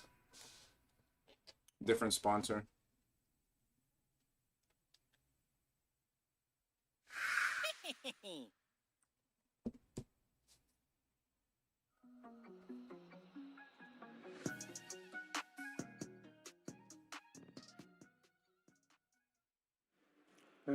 What's good, everybody? Welcome back to my laboratory, fam. And a lot of these clips that we're about to look at right now was from this epic Oil King versus the Sticky set. The first thing I want to go over is a mix-up that we actually saw Sticky utilize a lot yesterday. So here, he actually played against Oil King's team, Asia 2, in the international 5v5 yesterday. And he hit multiple people with this mix-up where he does a charge jump drop kick. And it actually whiffs, as we can see here, right? He whiffs and goes low in this instance. Yesterday, against a lot of the Asia 2 competitors, he would whiff this dropkick and they'll go into command grab. So the fact that he remembered Oil King was on the team and adjusted and went low, knowing Oil King was going to jump, was a masterful adjustment before he even really represented another option. And that, of course, also a beautiful air-to-air right there, stuffing any type of attempt that Oil King was going to take. Because you already know, once you go low once, the opponent has conditioned you to sit there and block, right? So Oil King tried to stay one step ahead of the game, jump again, but my man at the Sticky put a stop to that. So that was the first sequence of 6 stuff from Sticky in this match. Now in the second clip here, very, very sick as well, something that I really enjoyed was the fact that Lariat had been a very strong anti-air for Sticky in a lot of these instances, right? A lot of these times where Oil King was trying to jump, we see the OD Lariat actually shut him down, and Sticky had good enough reactions to get it out early. So what Oil King does here is he adjusts, he goes with the Arabian Sky High in the air, dodges it, but you see right there, Sticky even ready for that dodge, and having the roundhouse follow-up right there, that's quite the shot. Definitely was something that I did not see coming. So the fact that he was ready for pretty much everything Oil King threw at him was super sick. And then right here, of course, is the Junior Leo versus Jen match. I wanted to just highlight the end here where we see Junior Leo not only get the knockdown, but I love the fact that he did the jump forward, right? Because a lot of the time when you see this instance, when a person wakes up with an invincible reversal, right here, if you neutral jump, if he happened to do up kicks instead of super, then honestly the angle to get the up kicks would have probably caught the neutral jump. But the fact that he did forward jump, he was able to dodge the up kicks if they came out, obviously take into account the super as well. And then even with that forward jump and the super moving DJ forward, he was able to have the wherewithal to, of course, make sure that he used something like Run Tatsu to chase down the space in between. So really, really impressive stuff from Junior Leo, from the sticky. So much good Street Fighter action already happening here today, and we're looking forward to much more. But now, let's get it back to the casters. Jammers and Logan Sama, take it away, fam. Had to take the lab coat off and get the commentary headset on. But yes, people, what is going on? It's day 2 here of UFA, but the CPT action is day 1. We have to get everything down to a top 8 for that final day and see that qualification. You know what? You're for actually tomorrow. mistaken there, bro. Talk to me. We're doing all of top 64 tomorrow. Oh, we did all top 64 yes, tomorrow? They got I thought it was today. They got a long run on Sunday. Damn, and so have we, 'cause okay, we're going to be okay, streaming okay. all that action as well. But we have so many competitors here signed up. The biggest event in Europe. We're only in our 3rd wave of pools. So that's nuts. That's why we're going to be having a long day tomorrow. And we are going into the C pools, which means we're going to be seeing the likes of Mr. Crimson, Tachikawa, Nephew, Problem X, NL, Daigo the Beast is going to be here as well, Alpha and Link Nova, Juicy Joe. So a lot of players that are already established on the world stage, and then a lot of players that have been very exciting in the regional European arena. Especially the French players, right? Because obviously the French have taken a very strong liking to this game, and they're using a lot of the potent characters. We've seen Alpha stepping up with the Kami. We see all the Akuma players rising up. Obviously, like you said, Juicy Joe has been sticking with that JP and actually utilizing his tools really well. Link Nova has stepped up tremendously over the last 365 days for this game. Good to see him traveling around a lot of the European events as well. So we've seen some upsets already. Human Bomb in losers, Zen in losers as well by Junior Leo, but we've known Junior Leo for a little while, so anything can happen this next set of pools.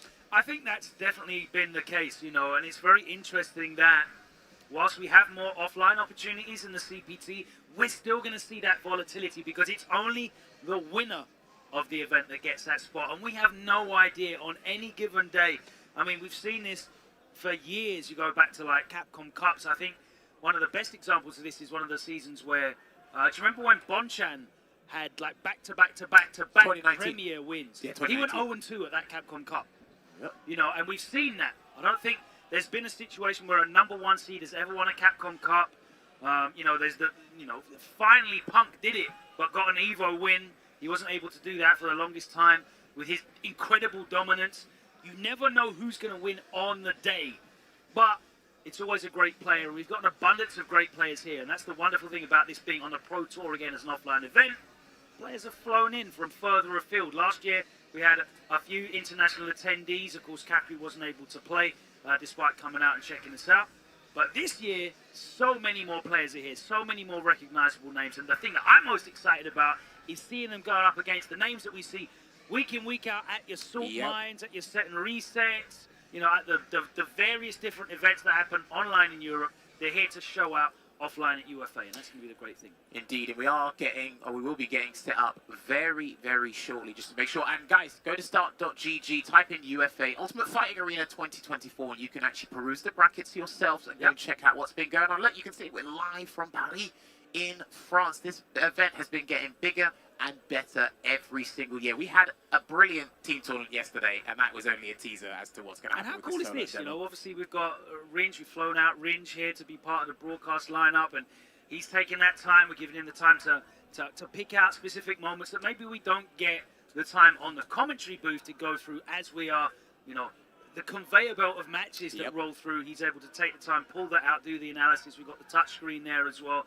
Very ambitious thing from the production here, and really happy to give Ringe a platform to do some of the great work he's already doing on Twitter with some of that amazing content, to have him do that here. And I think it's a great addition to the broadcast. Yeah, check out his YouTube as well, because the archives are there, but obviously with most people, what they do is they doom scroll on this site. If I don't see it on my timeline in like 8 in the morning, then I haven't seen it at all. So he does put in the work, and we do. And on TikTok as well. Oh, okay. I didn't know. I don't have TikTok on my phone. Young people, we're old.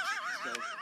I only see TikToks 2 weeks later on Instagram Reels. That's when I see them, when they're not cool anymore. That is it. But yeah, like we said, you can go and check out the brackets yourselves. We can actually see a bunch of stuff that's been happening. The guys are ready. And of course, this is not even the halfway point. I think this is the third offline stop, because obviously we have Crimson Convergence, Evo, this is it, and then after this is ECT. ECT in October, then of course we've got Singapore, we've got the Japan Super Major, and then Blink Esports, of course. We're going back to the Dominican Republic, which is one of my favorite events of the season. And then it all culminates in London. Yes. Kings of the World. That will be brand new event. Kind of pseudo LCQ, but everyone will come through. A great point, because there is not going to be an LCQ at Capcom Cup this year in Tokyo, which I guess is a bit of a shame, because you've got such a density of incredible players there in Tokyo. Yeah. But it means that the tour itself is going to be an incredible focus, and that last event is going to be the culmination of hopes and dreams for people to qualify, and then it means Capcom Cup is fully focused only on the finals. We know exactly who's going to be there, and we can look ahead. Oh my goodness. Oh, okay. It looks like something. It sounds like something's going on. I see a lot of branded jerseys, so there might be some organisation. Oh, that's I think that's Mr. Crimson's. Is that Aegis? Yeah, I think that's Aegis. The Aegis Ultras. Yeah, they've even got the shield. It's got the shield. Wow. They've even got the shield as well. But yeah, listen, man, these guys have shown up in full force. These guys out here supporting their people and really bringing in that exuberance for everyone to enjoy here. And like we said, this is a multi-game tournament, but we are talking Street Fighter 6 here as we do. Yeah, we've even got multiple arenas, because you go across the street, they've got a whole arena dedicated to Smash. Over there as well, we've got a separate venue that's housing all the arcades and stuff for people to just hang out and socialize in as well. So it is growing year on year. There's loads of things to do, regardless of what your favorite fighting game is and how you want to interact with the community. It's definitely well worth your time. If you want to come out and join us next year at UFA, stick it in your diaries. But we are still waiting for our first match, so we are treading water a little bit. Let's take a look at who we can expect to see through here. So I gave you some of the names. Mr. Crimson and Rickerman's Barnet are in C1. Rickerman's Barnet has definitely had an interesting time with Street Fighter 6. Jury looking impressive, but he hasn't really managed to break out the big win, aside from versus fighting Season 1, I believe. Yes. Yeah. 10 points, but then obviously he transferred over his skills and knowledge to Lily. He seems to be having a lot more fun with the Lily. Two players that broke out over the last couple of months that I think have really announced themselves on the world-class level are Tachikawa and Nephew, both players that were respected in their regions. Yep. Nephew definitely well respected in North America, but he started to put together these top 8 finishes in big international events that I feel really make you have to look at him, another jury player, as a world-level threat. And Tachikawa with the modern Ed, man, he's really making the most of that character. You don't really lose a lot either for going modern for him, right? Well, he did mention in the interview there, like Joe, yesterday, that like him and other Japanese players, they consider, when they pick characters, they consider what the character actually needs to do to help them win. And he mentioned anti as a pretty tricky. He said, well, modern, you can't really miss an anti, especially if you're fully ready for it. So that's actually something I noted down and took into consideration when looking at a character and the control scheme as well. And also, he was part of that thing with his students, and he was playing, I can't remember who he was playing, but he was in the sea. And he got shocked because it was a punishment. Oh, okay. I can't remember what it was called. He was part of something that was hilarious. Well, I know he was also an official coach as well last year for some of the players. I think he was like Takido's official coach, actually. He's a very good teacher. He's actually a really good teacher. Which was trying to illustrate that he's very learned about the game and the mechanics of the game. So making the decision to go for Classic is very interesting. We've got Problem X, who is growing more and more into that M. Bison, becoming more and more dangerous. NL, who has had an interesting run, kind of hit and miss at the moment in Street Fighter 6, but always a threat. I think he's too cautious with the game. And obviously Akuma, when you're kind of vigilant with Akuma, it works, but also if your opponent smells fear, they're going to capitalize on that. So sometimes I think he should try and take it a little bit more of a gamble. Very excited to see that Daigo's in the same pool as Game In. What a test that's going to be for Game In. Now, we saw him bring out the Akuma in teams, and it wasn't really looking that great, but I think he's making the the commitment to stick to that character. He is best known for his Luke. Yes. But the Akuma, I think, is certainly a work in progress. He's going up against one of the most experienced Akumas in the world right now in Daigo. How do you feel like Daigo's looking at the moment? I always think Daigo, in the early days of a tournament, I think Daigo is more than capable of getting in and around the area of the top 8, but I haven't seen, because I've been trying to watch his streams a little bit more and trying to understand from his perspective how he sees the game. But he's just missing that finishing touch, that cutting edge to win the tournament. Because I've got no problems with him getting to top 8 or around that spot. Yeah. It's just that, do you have enough? And can you react to certain things that the younger players can do? The interesting thing I think with Akuma is like when you get to top 8, that actually benefits him. I think he's more dangerous in longer sets. True. Because he's less susceptible to the volatility of Street Fighter 6 severely punishing him. You know, he has the volatility himself in terms of the damage output. But obviously with the life, it means that he can get two-touched a lot more reliably than other characters. Now, he does have fantastic Oki, an abundance of safe jumps that kind of mitigates the threat of pushing your offense. You know, this game can turn around real quick for you. Perfect parry mechanics, of course. But I think the longer sets, Akuma starts to really thrive. And I'm very surprised that, as yet, we haven't really seen the Akuma players fill out that and maybe live up to the expectation that we kind of put on that character. I think it will come in due time, probably a couple more months, and maybe the next version of the game. Because remember, his air fireball did get toned down, and people's knowledge of the game and understanding of the drive gauge is very potent. Akuma hasn't been out as long. The drive gauge has been prevalent in Street Fighter 6. We will continue on with that conversation when we get to it. Up first on stream, we have Ras from the Netherlands going up against Mob. M-O-B, and I saw a Rashid on screen, and as far as I'm aware, Ras is still playing DJ, one of the stronger DJ players we have in the European region. He used to be a very strong boxer in Street Fighter 5. It's really funny, I was talking to Ryan just as Jen was playing. Every round start was drive, rush, jab. And I said... From DJ or Ras? From DJ when Jen was playing. Yeah, okay, yeah. And I was like, that's basically like round start, like dash straight from Balrog. You're not reacting to that. It's the same distance but as well. he gets a combo afterwards. And it's so funny that Ras would be playing DJ, because obviously you have the same threat there of horizontal control, plus added extra damage. But he's going up against the Rashid of Mod. How's this matchup this season? I think it's very doable for Rashid. It was, for me personally, it was much more comfortable last year because obviously of the Funky Slicer, the pushback on that. Obviously, he's still got the burnout pressure and the prevalency of that. It was very hard to do anything because of drive rush and drive impact. A lot of the stuff Rashid does is reactable. But because of the new setups that have been coming out recently from the top Rashid players, as well as a better understanding of the flow of the matchup, understanding the pace of Street Fighter 6 is absolutely vital when it comes to this game. But hopefully he doesn't throw a wild whirlwind shot and get himself in trouble. To start the round, there we go. There we go. Let's see. Now, I'm unfamiliar with Mob, but I'm fairly familiar with Rashid, so let's see if he closes this one out. It's actually pretty easy to catch the knee hop as well with the heavy spinning mix-up if he so chooses to jump at him. Slicer gets jumped and they're into the corner already. Already low drive gauge there from the Jack Mag Maximum. And yeah, see, he could have anti-hit that with a spinning mix-up, but I think he's just going to try and feel Ras out, especially when he's a bit more dominant on the ground. He was so far away, though. He could have got the ground to punish, definitely. Can hit conversion, and he misses his Jack Mag Maximum there, Logan. Oh, not that one. Ready on point there with the anti-air, gets the juggle. And the throw closes out the first round for Ras.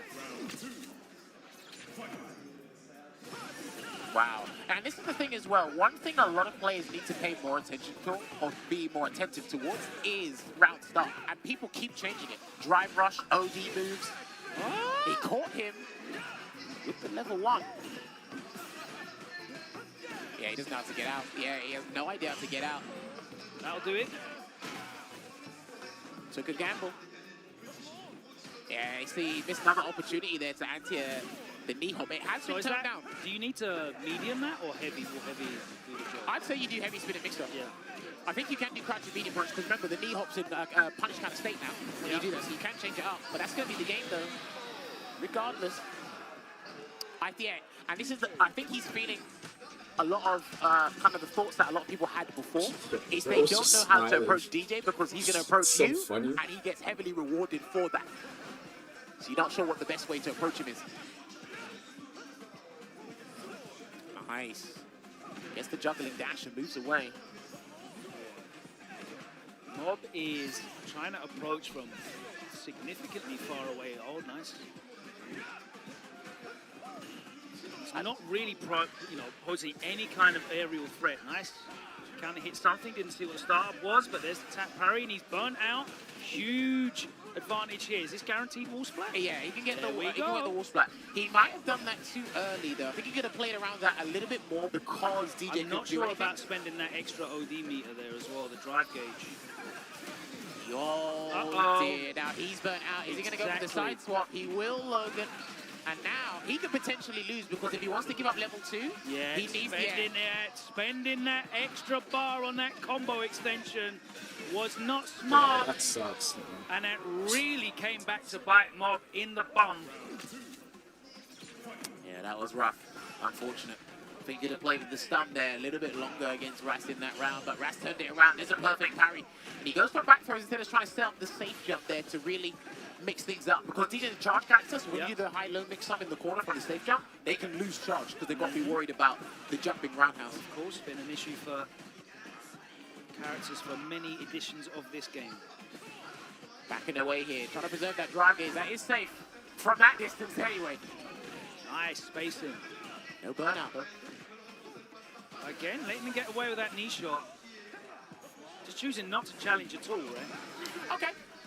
He got him. He's going to get burnt out. Yeah, critical R. He's got enough drive gauge to not really risk it now. Rast has still got level 2. So, that's certainly. What is the setup after that level 3? What's your situation? Have you got? Is there a guaranteed throw after that? You can do drive rush stand fierce. But if they respect the button, then you can do drive rush, but they have to respect the button first. But you'll get the green flash notification anyway, right? So just mashing throw and wake up there was certainly an interesting choice. Oh, he's been clipping him with that drive rush crouch reading kick a fair bit in this set, Logan, as well. And he tried to go for a jump again, but lovely air-to-air there from Mob. He just backs away again. He just lets Rast get up and allows him to breathe, allows him to think. And then he can get a fat punish here. He could have got much bigger punish than that. Could have put him back in the corner, surely. Probably. Gets the throw. He's in trouble if he doesn't react to this next sequence, though. Woo! Nice! Oh, he wanted to get the side swap. He was too far for it, but he's got your star. I think he's got to kick it at him. I think he's just got to kick it at him. Oh! Trade in the air, and he'll take that because we're all square at 1-1. He was very fortunate because usually Rashids get antsy and want to do the amplified spinning mix, so they want to do the enhanced eagle spike. And then if you get the correct jump timing, you can beam out there and get a full conversion there, but it was very fortuitous there for Mob. Let's see how he close this one out. And you watch this set, and Rast has been dominating 3/4 of what's been happening so far, but it's one apiece. Perfect parry stays him again. Here comes an overhead. Dry reversal, gets him out of there. Wake up drive reversal is very good against a lot of Rashid's overhead meaty setups, but the overhead meaty setups are good at conditioning people to allow Rashid to get a throw later. Only if you're able to set it up again, though. Charge it up. Nice, made the hard read. Jumped. He's got a side swap. Didn't My come. friend, he could have side swapped there, but he's going for another. See, what did I tell you? He can set it he's up. not burnt out, but he is now. Get that condition for the throw. Why? Okay, yes, I like this. He could have saved that. GG's. He got the round.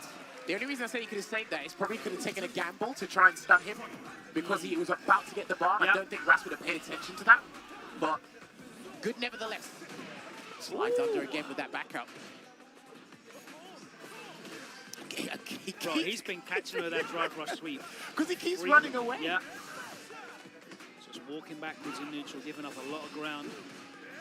Air slasher, you could have challenged that. Puts himself back in the corner. Gets the throw again. You can spin in mixer there. Combo. One of them you can spin in mixer. I can't remember if it's the feint or the I actual think that one's one. only -4, right? So Okay. Boy, what a whip punish there with the stand fierce. Trying to get him to do a perfect parry so he can throw him afterwards. I don't think Mob's going to be able to build a level 2 this round. He's got Logan, he got him again with the drive rush crouch medium kick. Mob is just so unaware of his feet. He's trying to stay away at a relatively safe distance against DJ that he's ignoring the fact that drive rush into a medium attack is a thing. He's got to play a little bit closer. He's got to watch his feet. And he checked the drive impact. He's going to get the positional advantage here. And he doesn't spend the level 3 because he drops the combo. He's going to get burned out for his troubles. Oh, what's going on? This is the lasagna, mate. Oh, no, he slid into the combo. Drops all 3 bars. Not going to be burnt out, but if he holds the block, he's going to have to wake up. It's either burn yourself out or hold the block. Burn yourself out or hold the block because he wants level 2. That's blocked. Didn't press anything. There we go. Ras closes it out. Mob took him to the last round. Looks about 12 years old. Shout out to him for coming out and competing. Very impressive performance from that young man. Yeah, for sure. He had a lot of the basics down with Rashid. I think just a little bit more experience over time, and then you understand there's minute situations, because again, minute situations are very nuanced ones. They'll have macro effects later down the line, but again, I think me and you both spotted it. The biggest thing was drive, rush, crouch, medium kick. There was a lot of stalemate situations, and then Rash just said, all right, coming in, it was going to be relatively safe anyway, because that will make it -2 on block, I think, because the sweep's normally -6. Yeah, that's right. And it's like, okay, I can take my chances, and if I get the knockdown, it's a freebie for Oki. Well, the thing is, like, he sets that up with drive rush jab, right? Because you just want to, you can't challenge drive rush jab. You'll get blown up for doing so, like, unless you're a robot. And we're not installing any nefarious things in this event. So you just end up just holding backwards to block. You want to walk outside of range, maybe make him whiff the jab early. And that does open you up to the low. There's not really a lot of risk involved with that as well, because you're not leaving yourself at a range at -2 where there's really any interaction that's threatening for you as well. And he did get clipped by it a lot, but okay, Tachikawa up now. Modern so we're going to see some modern Edward. So he has got the modern Eds for specific matchups or maybe specific players in Japan, because I know these guys, or he is part of SFL Japan. They've got 24 players there. The divisions so far have been great. Shout outs to Cola and Vicious for holding it down, walking us through that. They're to working catch up hard on that, man. Oh, listen, that's like almost every week. What, 2 episodes a week, something like that? So, but yes, Tachikawa, he's here. Must be a nice payday, boy. Maybe. Now, I want to see who his opponent I believe, as per the bracket, is Tom Escrow. Okay, so that might be a Bison player. If I'm not mistaken, that is very impressive knowledge. That might be a Bison player. I'll pat you on the back if it's correct. If not, I'm going to Twitter and blame you up as a fraud. Alright, listen, I've got counterfeit characters in this game, so I can't play this game yet. But no, honestly, his knowledge of the game, his perception, how he converses with the other Japanese players, as well as wanting to talk more with the international community as well. Yeah, he's but really open about it, man. Like Joe specifically spoke to him because he probably has the best English out of everybody on that Team Asia. So. And his age is not too high, as he said about Daigo. His age is too high. That's brilliant, mate. Bro, Daigo definitely speaks English. He just chooses. He does. He just chooses 100%. Don't be fooled. He understands English as well. He just Tom Escrow. Alright, so, and again, we have a lot of French locals here. Listen, shout outs to the UFA team once again. I said this on my stream before we got here. They got 1,500 people under one roof, or split between 2 and 3. But the fact that they got over 1,500 attendees to come and enjoy some fighting games, plus some other stuff here, is nothing to scoff at here. There are some other brackets going underway that we will be going through with you guys very shortly. Okay, it looks like he's playing Blanca. Interesting. Okay. So what did you say? Bison? I said Bison. That's fair. To be honest with you, I feel like all of the Blanca players have pretty much moved over to Bison, apart from Minna. But like, it seems like everyone I remember playing Blanca, they're all playing Bison. So maybe he has used Bison a fair bit. Maybe. Maybe you have seen him play Bison. I know this guy and a few other French people have actually done a fair bit of Twitter tech videos online just to show the punish things, optimization here and there. And there's a lot of characters that Oh, sorry, not a lot. There were a few characters that the Japanese weren't particularly familiar with. Blanca was one of them. But now this version, because more people picked up Blanca because of, obviously, the efforts that Mena, Problem X, and a few others put in, you see them being more accustomed to it. And already an opener there with the jump from Tom to get over that Psycho Spark. And again, how Ed has developed over time. I sound like a broken record, but how Ed has developed over these past few months with the neutral understanding, the Psycho Cannon conversions and everything. Well, I guess really good to see. grab in the corner. Good block on the overhead though. No respecting of the frames. There you go. This is what he's talking about with the uppercut there. So if you try and get him to throw tech, he's not going to because he has the modern reactions ready with that modern uppercut. Sometimes I think you have to throw the modern control users a bit more because they're looking for the anti-air scenario. Speaking of which, the double light cycle uppercut. And he doesn't get the throw to close out the round there, unfortunately. Dear, that's not looking too good. He's in a bit of a pickle here. Uh-oh. Unless he gets a slide or something. Drive reversal. That's a good choice. Himself out. Uh-oh.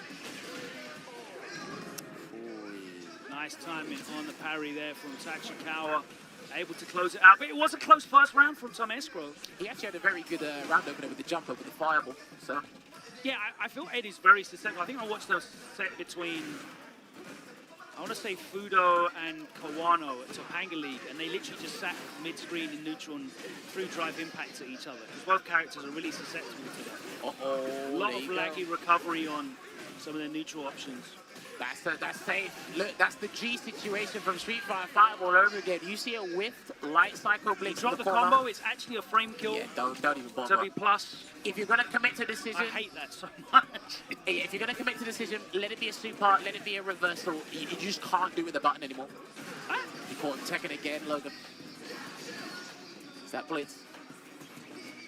Oh, that was very naughty. Right in the corner as well. Tachikawa is feeling himself right now. A perfect. And why I like that as well is because if he wanted the perfect parry, he wanted the back throw for the corner. So I like that he cancelled the kill rush, or into the kill rush. Got him again. Oh. Okay. Maybe it's because it was the EX version, not the regular. So. All right, there it is. Here it comes.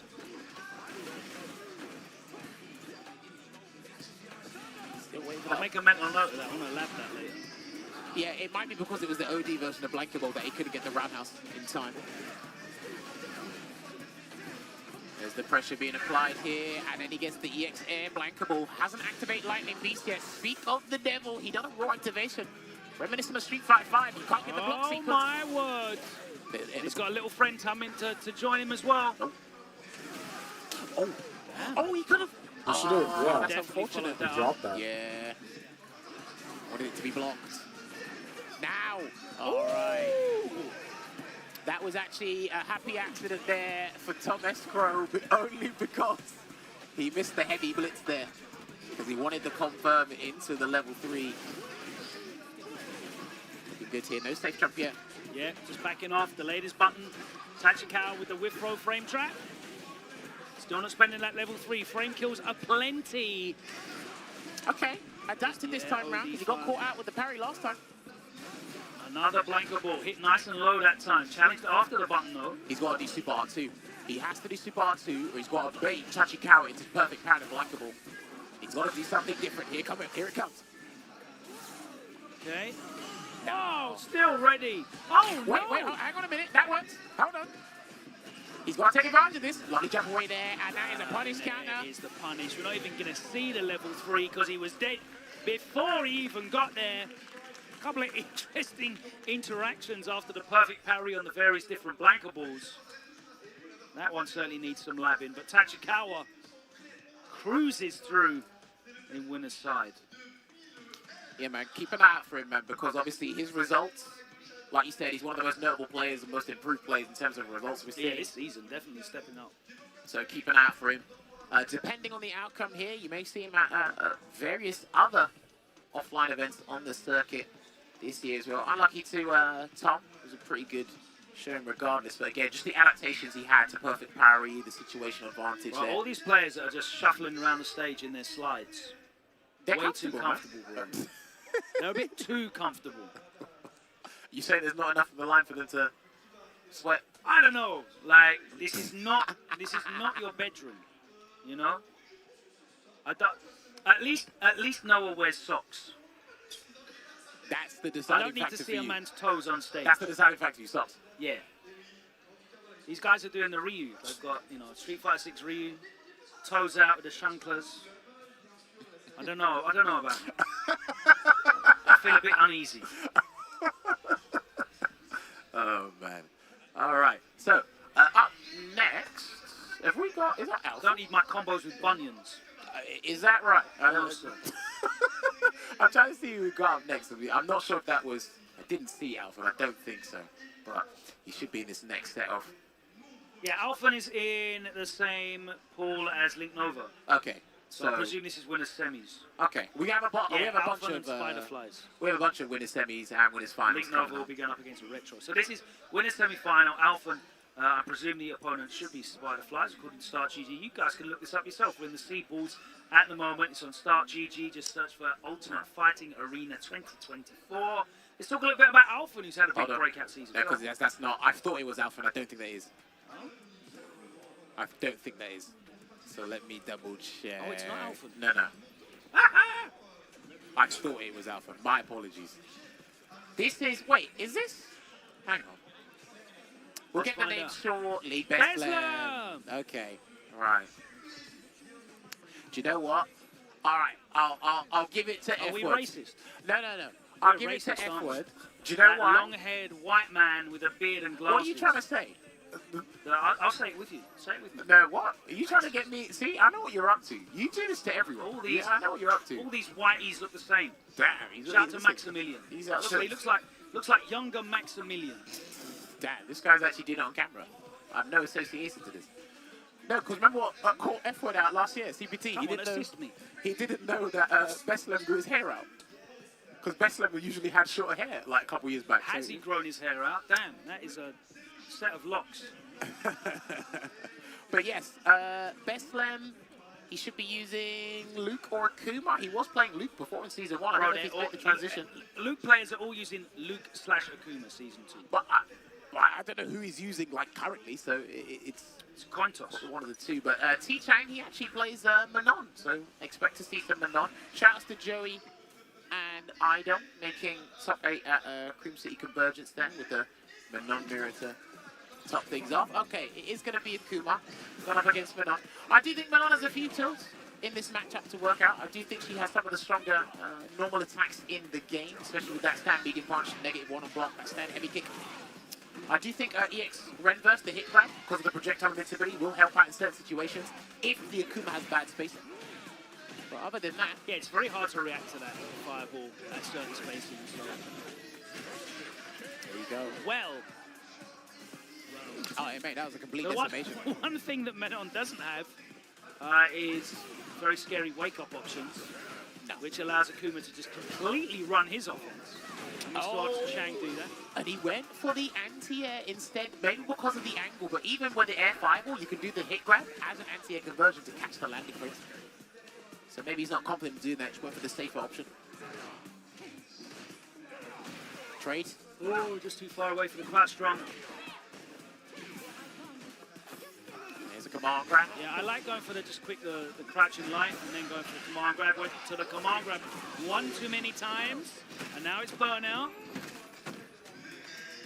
All right, this works for Beslam. The other realm awaits.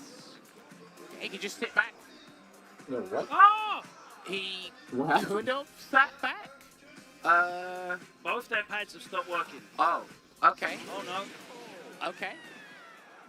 So T-Chang's pad just arbitrarily stopped working. All right, I am not going to make any calls here. I'm going to leave it down to the stage managers and the judges. Yo.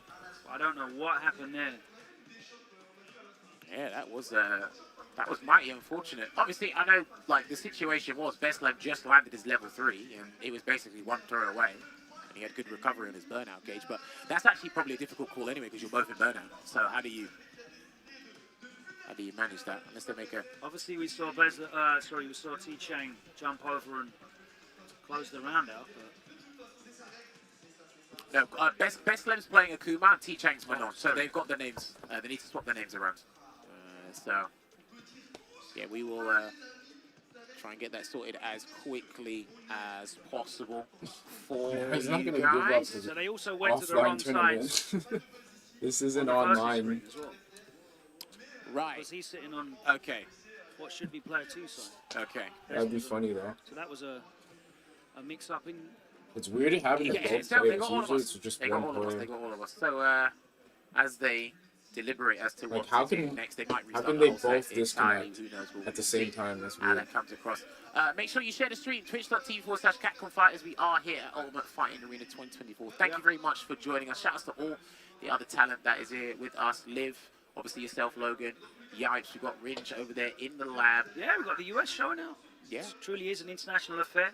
I'm going to shout out some of the cool things that are happening as well. We've got Seijan Slam happening next Saturday. Hey! That's at TwitchCon. You'll be able to watch that. What we got? We've got Winner Stays On. It's coming back. Next Sunday. Red Bull Gaming Sphere in Damn, London. is it next so if Sunday? you're in- Yeah, 22nd.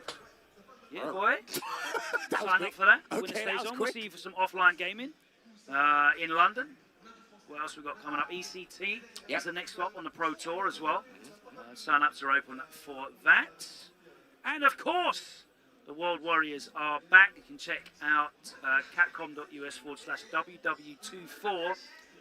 Find out how to register in your region's next World Warrior events. I believe the next UK and Ireland World Warrior is also the 21st. 21st or yeah, something on that week. So Saturday we've got UK and Ireland World Warrior with Salt Mine, and then Sunday we've got Winner Stays On offline. So Yes, a big indeed. weekend ahead. Indeed. All right, these guys are getting ready and sorted. So what is going to be the resolution here? Yeah, that's the question. So as these guys try. Can't even and remember get it if they even finished the game. I don't even think they did. Love that arena, by the way. Love how And it's all also, set up. are they on the right side? Well, this camera's got it. This camera's got it right. Their name's over there. This is correct. So T-Chang should be playing Manon? Yes. Okay, so they are not on the right side then, because T-Chang is set up as player 2 still.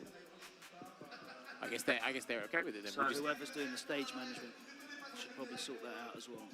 Looks like we're doing button checks.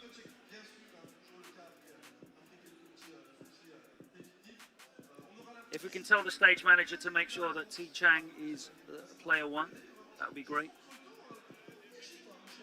All right, so yeah, looks like these guys are double checking, of course. Because we are, I'm pretty sure the guys have mentioned it before numerous times as well. We are on PC throughout the whole venue. I've seen PCs over there for the guys playing. The stream setup is Yeah, PC as well. We've got like 60 setups out there that are all running. And they'll be running all day, all weekend, 3 days. Lots of casual setups, lots of tournament setups, of course. And then the whole hall, all the way down. Games upon games upon games. It's a fantastic sight, a great spectacle. But all right. Looks like everything has been resolved. Okay, there you go. So T-Chang on Manon Beslam. And Beslam is 1-0 up. So that makes sense to me. T-Chang is the one who's saying his controller wasn't working. He's the one using Manon. He's the one who just stood still and got KO'd by Beslam's Akuma. So that all tracks with what we saw on the screen. All right, so this is... Here we go. Okay, so yeah. So what happened was we just got confirmed from our voice of reason they were just playing on the wrong side. That's all. But it is 1-0 to Beslam, and lovely opener with the blade kick there to get Manon to the in the corner. I do think Akuma's excellent at killing Manon's momentum. I think it's very easy to do that. How dare you try an anti-air? No, it's not allowed. There's a throw. No medallions in that round either, so this is a exquisite position. That's a worst case scenario for me. Yeah, but look, that's an exquisite scenario for Akuma and Beslam. Absolutely. There's one medallion. Chase it down, try to sneak in another one to make up for lost time in the first round. No speed runs here. Back through there. He's only got level 1 to get out of this situation, Logan, but I'm not sure if he's going to have the opportunity to use it. Offensive drive reversal. Keeps T-Chang in the corner. That caught the recovery of the overhead, and he's going to get the extension here as well. What's the follow-up? Because there's a plethora of follow-ups here. Plays it safe. Chase. Ah, fake out. There you go. That is why you don't want to jump back there. That's the 101 mind game. With the Kuma's teleport, you assume the command grab's coming out immediately and they catch you. Could be jump medium punch, could be an uppercut.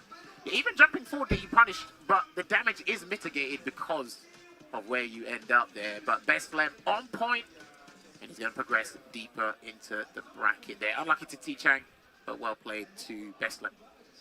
All right, we have a front row of the crowd filled up with Aegis supporters. So hopefully we'll see Mr. Crimson up real soon. But it looks like Problem X is making his way to the stage. Oh, okay, that means... And he will be playing Yim Yams of Germany in winners final of pools. So he did actually mention this. I don't know if you spoke to him about it and just looking at his bracket run in general, but when he was talking about the lethal names in his pool were Polga, I believe, and of course Yim Yams. Yim Yams has been improving as well with his Kami, one of the strongest Kami players in the German region. So he said this could be a little bit of an issue, but he did also say, because I thought Blanca would be the more suitable pick for him. He's running Bison the whole way through. Yeah. He's actually got an awkward path for Bison, because if he beats Yim Yams, I think he has to play random with Manon, and Manon's kind of awkward for Bison as well. I think so, yeah. I definitely think that. And you'd think, you know, Blanca would be a great pick against Kami. I mean, not as great anymore because of the damage reduction due to the additional scaling of lights, but still certainly to have, you know, reliable anti-air options against her makes it a lot more manageable, and just having a reversal in general. But he has said he's going to be running M Bison the whole way through the tournament, so we'll see. It's a long season, lots of events left to go, and we know that Problem and Ending Walker have both been very well traveled for the last year or so. Took the start of the season off to really focus on understanding the game, but from then it was a lot of travel for both these players, now under the Mouse Sports banner. Yeah, we see it there. The M Bison. And again, ever since his release, obviously Evo, we saw it in full force. There was a battalion of Bisons over there, as well as Akuma. And this character has gone from strength to strength. The debate is probably still happening where people would place him in their so-called tier list, because it's hard to place anyone in a properly cemented spot, in a probably top 10, even more nuanced than top 5. He's going to be rocking the Bison here against Yim Yam's Kami. Now, it is Kami that sets the terms and conditions in the neutral here, and it's up to Bison to reciprocate, but he does have the ginormous damage output to back it up. And then he goes for that throw there. As long as you don't give Yim Yams room to get a well-spaced dive kick or even a clean drive rush cancel, I think you're good, and there you go. And obviously, you can see Problem's backing up just to make sure that he's got the charge for Psycho Crusher. It is a good answer for dive kick and jump-ins in general. It's good in this matchup. It's good against Akuma as well. Ooh, good side swap. Well, he's got the lively to back away for the charge, right? If he didn't have the lively, then he can't charge. He has to be forward. That's what drive rush helps out with. You say that, but he can also afford to play a little bit more patient because of the steamrolling offense that he gets, right? If he just gets a hit with the resources, he can do a huge amount of damage in one go. Nice conversion off the punish counter jab, backdash in the throw, inviting into the link into the crouch strong. That backdash was beautiful. And I was actually talking to something about Problem in this matchup the other day, right? When he puts on the back fist combo for the mine, I said Kami probably doesn't have to be as wary of the bomb as other characters do, because normally Bison would get a throw, but I'm like, because she's got an anti-defensive tool with the dive kick, you have to be considerate of that situation as well. But yeah, I mean, when she's got the meter, both options that she can go to give her a side swap, whether it's the wake up OD dive kick that will beat the throw attempt, or the wake up DP, she gets the side swap either way. He's going to be burnt out here, and there you go. Problem's limited to his supers that are low. But it looks like he's going to try and buy some time on that recovery gauge there, Logan. There you go. Oh, punish again. Poorly spaced. What? No jump cancel attack or something. Still waiting. Problem can still win this. Yeah, he's got another couple of these if he wants to go for it. He has one overhead available as well, but he might play it safe. Oh no, too much Premier boys. Oh, mate. That was unfortunate there, and it still happens. Remembering the burnout frame there in the heat of the moment is very, very difficult at the pace these guys are playing at. Drive reversal.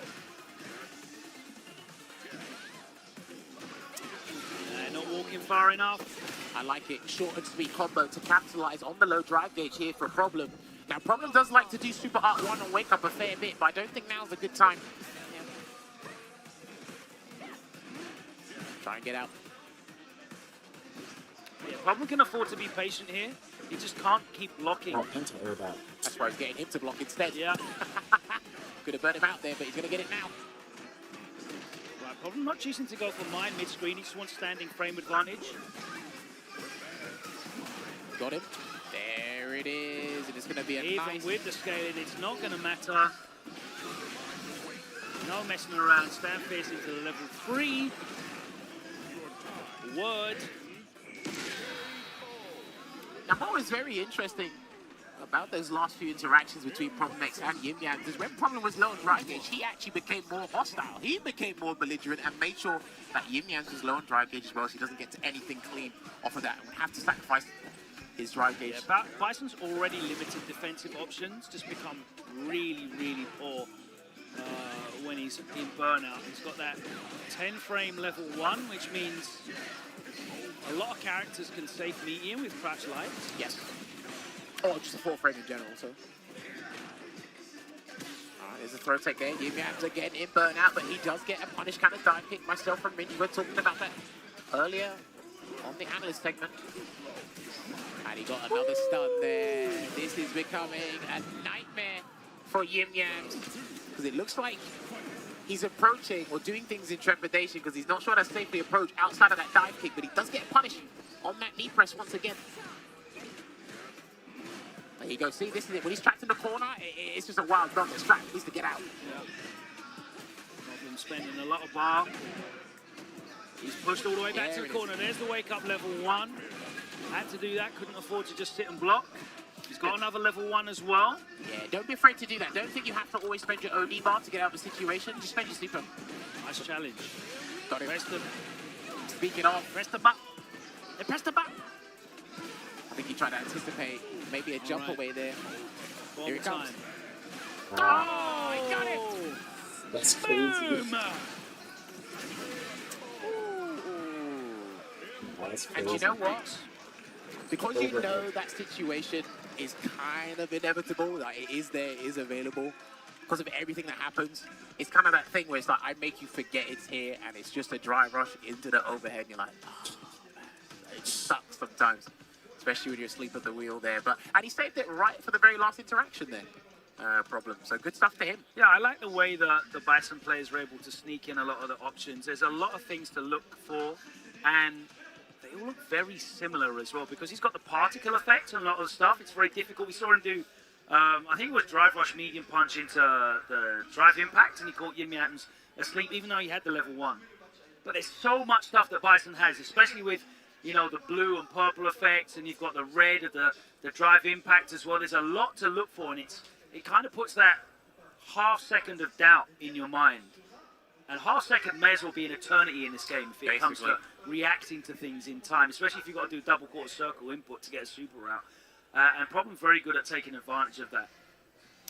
100% there, but the action doesn't stop there. But in between that, we got to give a lovely shout outs to our people, and of course the rest of the circuit that happens for the competitive play. You see the World Warrior on your screens there. It is back, and you can head on over to capcom.us/WW24 for more information on how to register and rules for your region's event. Your path to Capcom Cup 11 begins here. We're halfway through. Most of the regions have had 3 World Warriors done already, so we're getting into the 4th entry for a lot of these. Shouts to the Spotlight Show that is done in America there. Shouts to the Blue Coast team, the production team putting that together. But there's plenty more World War action coming your way. Don't forget as well, Street Fighter Duel, the mobile game that was released last year. And if you haven't heard of it, it's an RPG based on Ultra Street Fighter 4, one of the most iconic titles in the Street Fighter series. It's featuring more than 40 of your favourite characters such as Ryu, Kuma, Chun-Li, Cammy and Guile, the original World Warriors, plus many more. Enjoy a new mobile twist on a fighting game classic. Head over to your relevant app store to download and play now. Check out some of the artwork in this game because it is superb. And there you have it. We've got this as well. Do not forget, you need to crush your cravings with Pagoda. The snacks, the egg rolls. It is your time to crush your cravings with the Pagoda. You can see it there. It was at the Capcom Cup. It is our official sponsor for this season's Capcom Pro Tour. Make sure you put the egg rolls in. I need Ultra David. He's got some of the best lines for this CT here. But shout outs to Pagoda. Shout out to Rob TV as well, doing some great interviews with Pagoda. You see those running during the commercial breaks, speaking to some of the players, some of the legendary names involved in the Capcom Pro Tour. And we've got more legendary names to get on this stage behind us after this short break as pools continue here from UFA 2024 in Paris. The Capcom Pro Tour continues on the other side of this.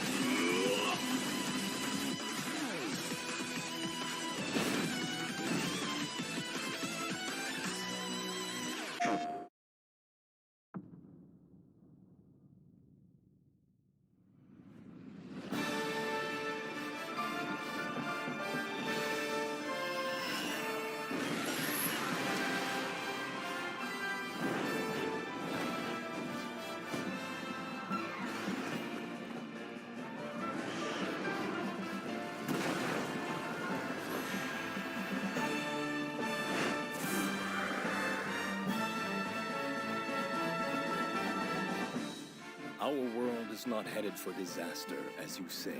The Exalted One's awakening is simply the first step towards the birth of a brand new world. Everything will be destroyed to be born anew. We're going to finish the work that Red started. We won't let you awaken it. I get it that you want to protect Ratha. But all you're doing is making him suffer.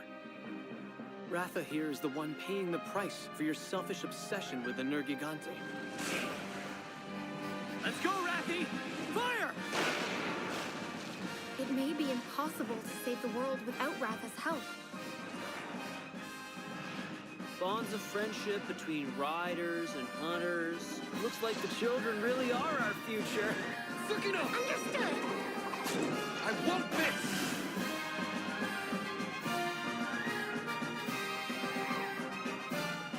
Time to put our kinship to the test! This is where it all ends.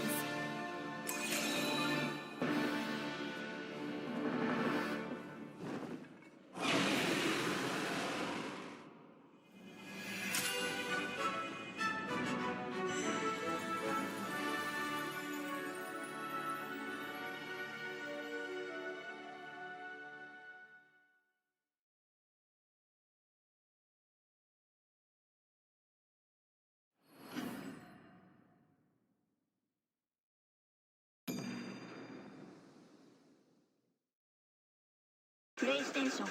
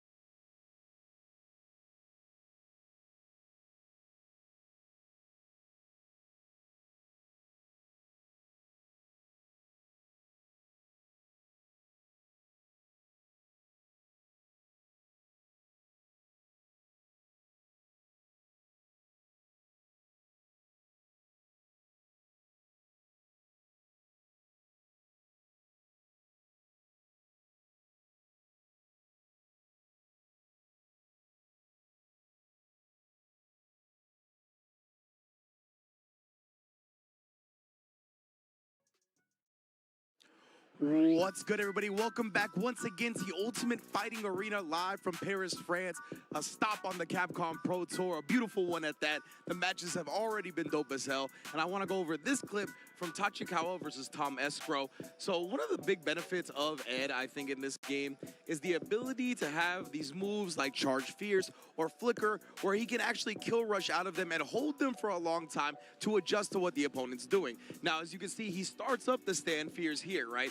Pretty much doing it maybe in reaction to the jump, maybe even before the jump, just to be able to make the opponent deal with something here. But the fact that he sees Tom Escrow jump up, right, he has the ability to hold this Charge Fierce, like I said before. So he doesn't actually have to commit to letting it go now. And one of the great things about Charge Fierce in an instance like this, it's usually -2, but in the corner, it's going to be +2. So he actually takes advantage of Tom Escrow having that awareness. As you can see, Tom Escrow, he lands, and he immediately presents. He goes for the parry, right? Because a lot of the time, once you jump, if you're not immediately holding down back, you're not going to have the charge to the OD up Blanca ball that could be invincible and reversal you out of the situation, right? So a lot of the answers in these scenarios to prevent those plus frames, and as Jammers and Logan said on commentary, to get the back throw, to get that positioning, is that perfect parry. So the fact that Tachikawa had this awareness and was like, nah, I'm not giving you that opportunity. I'll kill rush forward and then get the punish counter throw. I thought this was a genius move from Tachikawa, and he's honestly one of the best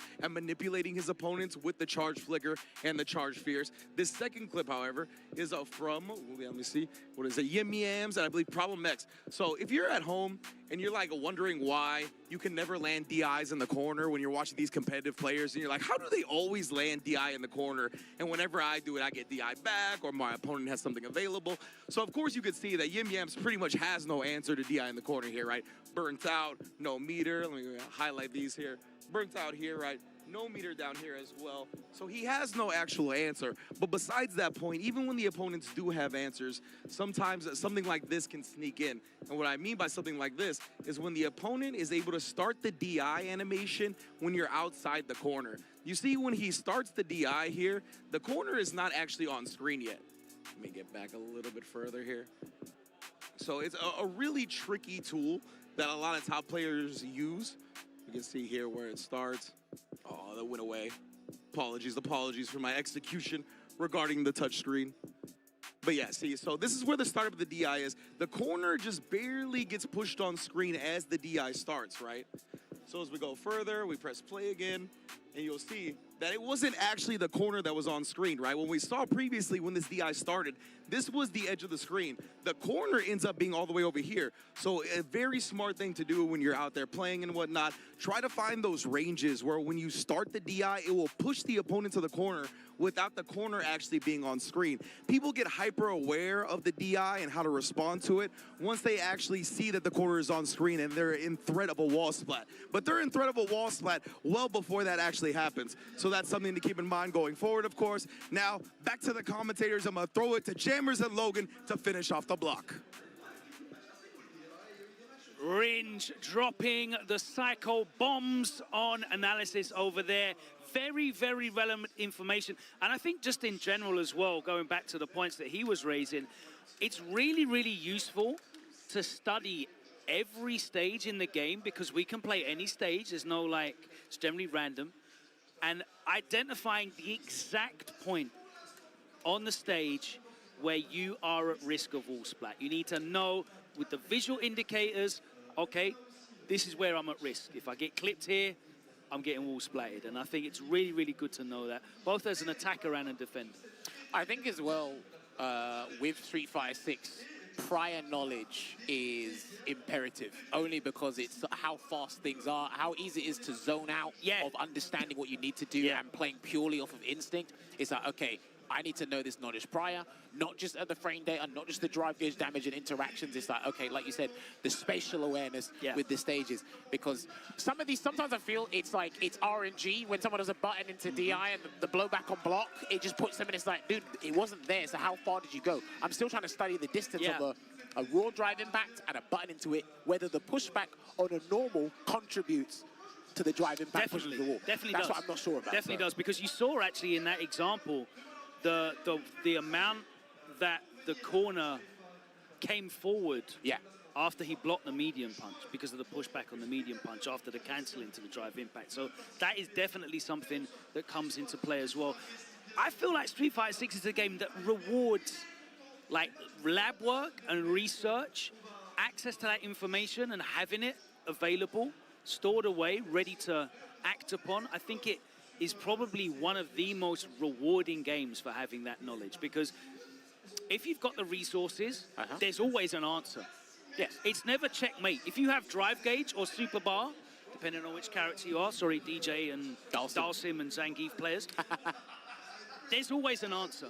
So you need to know what the questions are going to be asked are in each different situation to know what your answers are and to be able to execute them. And I think, you know, if you play these characters, if you're a character specialist, taking the time to really go in and do this kind of analysis yourself on situations that you feel trapped in is really, really rewarding to have that information at your fingertips, and that really sets apart some of the best players. But then to kind of touch up and elaborate on that, I do feel as well, there needs to be this kind of unorthodox balance. You do need to do the research, but I'm not sure if I want to boil it down to 50-50 or 60-40, because I think playing this game and letting situations unfold, because even when you study something, parry's always in the equation. Heck, the guy might have a slither of dry gauge left, and he's just going to do EX reversal to put himself in better. And I think you just need to let it unfold, because I was talking about this with Problem X, is like a lot of some of the advantage you can get in this game as a player is understanding the defensive situations people make and how they respond to that. And if I can understand if you're a throw techer, I'll just shimmy. If you neutral jump, we have an answer for that. And it's like, just let some things unfold and have the answer. Always a wheel of options, isn't it? And you need to know exactly what options are on the table, what the risk is. It's why we talk about, you know, the difference between first to 2, first to 3, first to 5, the amount of variance that can come into play. You know, I spoke about it, and then Rinch mentioned it again, and we always talk about this, you know, the risk involved with going in when a perfect parry could put you in the corner, compared to, say, someone like Akuma who gets a sweep knockdown, auto time, safe jump. There's not really any risk of getting perfect parried and guaranteed back thrown into the corner. That makes a huge difference in this game, you know, how much risk you're exposing yourself to in any given moment. What you kind of want to do is shift from a guaranteed scenario to it's like we're both guessing. Because at the end of the day, the vast majority of situations are there is a guess element there. So if we can reduce it to, oh, Logan's guaranteed this situation, I'll go, right, I'll turn it into a coin flip. So at least give me the chance, you know? So, right. Enough theorizing, because we will get onto that. Up next, we should actually be setting up. It should be Mr. Crimson going up against Rickerman's Barnet. That's what I've seen over the other end of the stage, but there are other matches. Well, we have been playing for a number of hours, and they are swapping out the PC. They're hot swapping the PC on the stage to make sure that everything is operating at optimal temperatures under these studio lights, the hot studio lights. The players don't want to get too hot, and we don't want the hardware to get too hot as well. So that is being changed over now, and it looks like it's running fine on the stage there. We're going to see Mr. Crimson, and I'm sure we're going to hear a lot of noise from these Aegis fans that are here in the front row. Yeah, we can lined see them, up, actually. the Aegis Ultras. The shield is ready. Hey, I could hear the production team saying it, and there you go. We see the See if we can hear them. Hopefully we can get the crowd cam on these guys so you can see it. But yes, there he is. These guys sponsored Mr. Crimson earlier this year. Now, his competitive year, as these guys are roaring and being rambunctious, you can see them over there. These guys are brilliant. But yes, so for those of you who don't know, because I know Crimson's got a lot of fans out there, he's been more on the streaming side as of recent. It's been a bit quieter in terms of a competitive year. Well, for he did reasons. have somewhat of a large life event happening. For Congratulations on the birth of your son. Yep. He is Papa Crimson right now, but he is still very astute and very sharp with Street Fighter 6. Tries to be as aware about the meta and where it's... He's definitely one of those players that puts the time and effort into research and knowledge. There you go. These guys are cheering. So yeah, he's been experimenting with the likes of Zangief, Akuma, and Cammy, but I don't think against Rickerman's Barnet he will be picking Geef, because that is just an absolute torrid matchup. Couldn't qualify for EWC, unfortunately, there, so you will see him more on the European circuit for the CPT, hopefully more international events as well. And he's a crowd favorite. You heard it there. He's a crowd pleaser. He's all about that. He had a very good time against Noah the Prodigy yesterday in the team tournament. But we'll look at Rickerman's Barnet here. one of the strongest players from Sweden. I'm not sure if he's 100% confident in some of the character choices. We were bringing this up before. I'm not sure if he's 100% confident in the character choices. Because what he says and his actions are two different things sometimes. They're like night and day. So sometimes I try to follow the results of Rickerman's Bonnet. I actually am not sure. I need to double check where he is on his World Warrior leaderboard respectively, because he's not in the three-way tie with Juicy Joe, Phenom, and Lord Venom, because they've all got a victory under their belt. I see. He's been collecting points here and there. So I'm really not sure about his situation. Maybe he's waiting for Terry.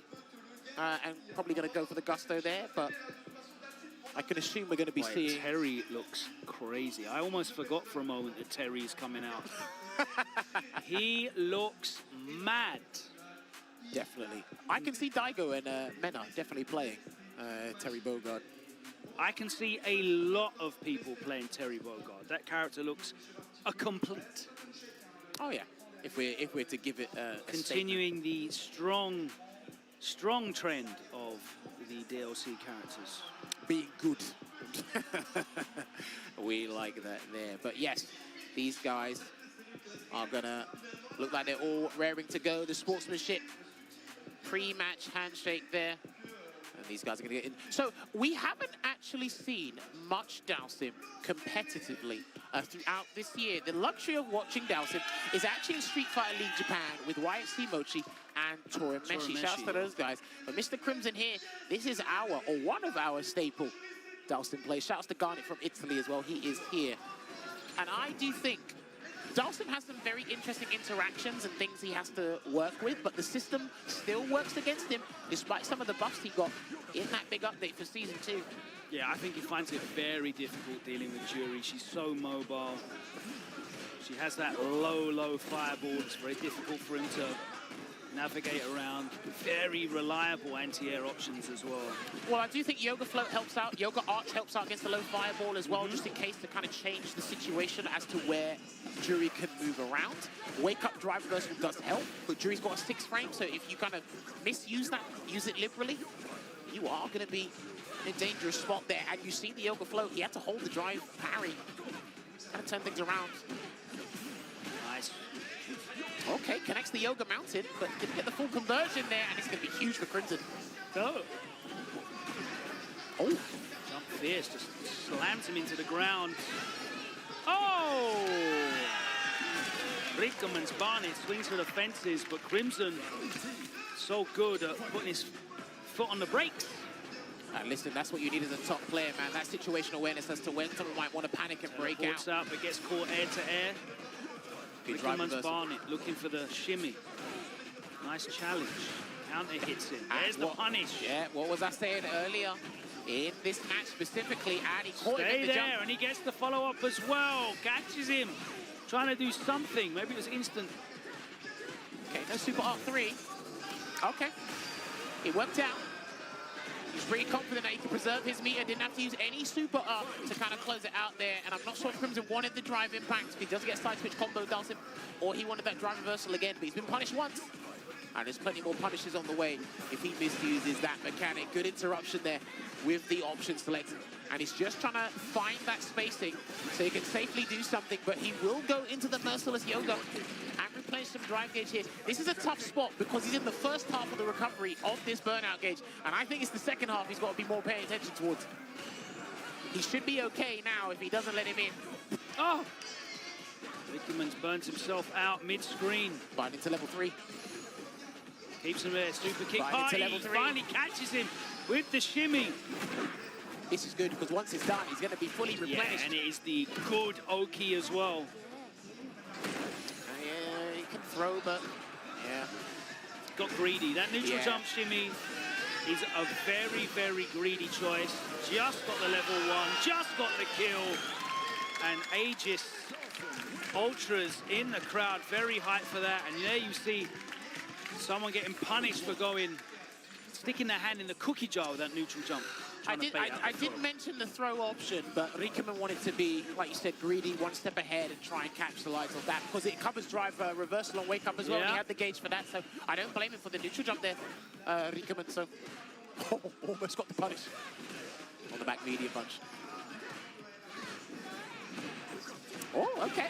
Teleport out the corner, but Catches him. He's going to be happy with that still to get out of that corner situation. Small amount of damage with a jab starter. Drive rushes in, and again, after that punish drive reversal, he's been very disciplined and more cognizant of his wake-up choices. Oh, nice air throw. I thought she even had one. There you go. I'm loving the roundhouse against the low fireball as well. It means that it just stops him in his tracks. Doesn't mean he can kind of take advantage of it by spending extra gauge.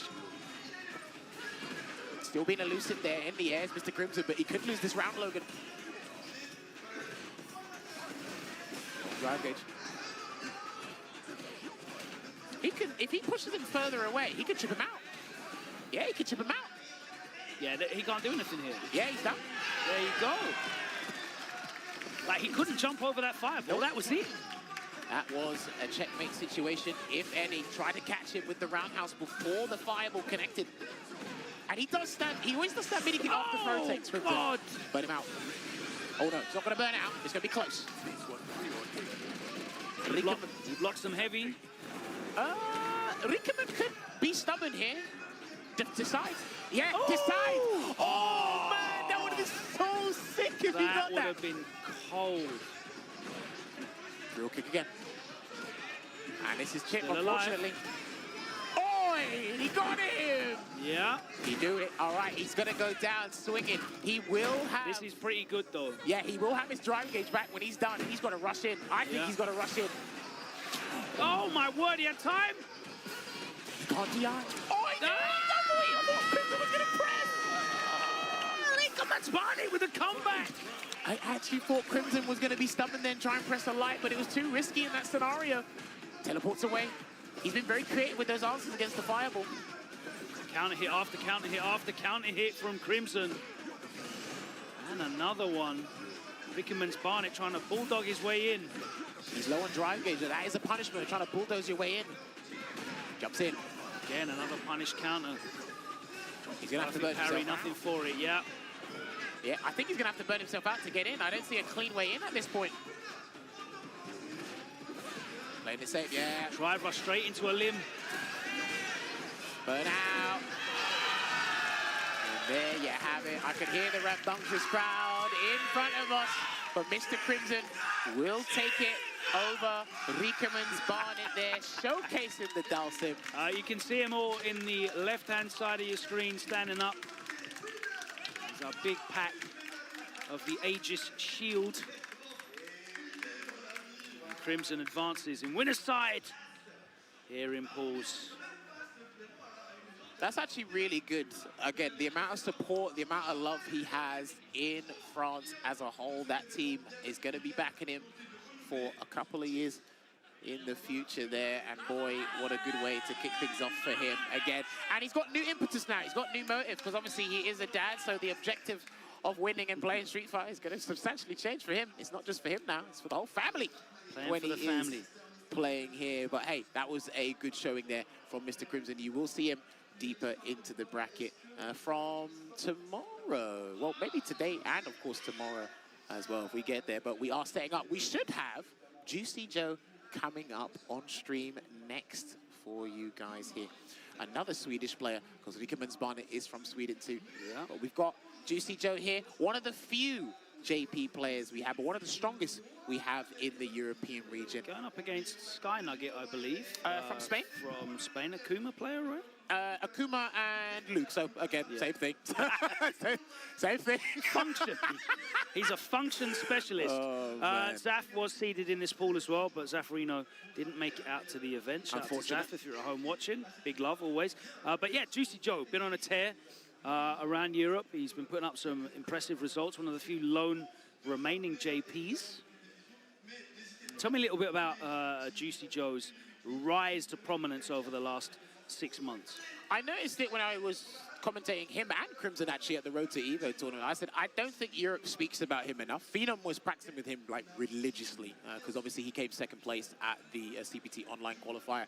Most of the tournaments he enters, you could check on his Wikipedia page. Shouts to the guys that run the Wikipedia page. Most of his tournaments are just second, third, fourth, a straight seventh here. His worst performance was Evo this year. That's been his worst, and that had over 5,000 entrants there. So even then, he got a fairly good result over there. He almost qualified for EWC, only losing to Xian out there, but he's sticking with the JP, experimenting with his new toys. I feel with JP, this version of the game, he's actually more evasive and slippery than he was before. Okay. Because you can't sit still and get damage, an abundance of damage from anywhere and everywhere. I think how I described it before was he was death by 1,000 hammers. Now he's doing death by 1,000 cuts. So he's doing what he's supposed to be doing now. That's a very clear illustration of the situation.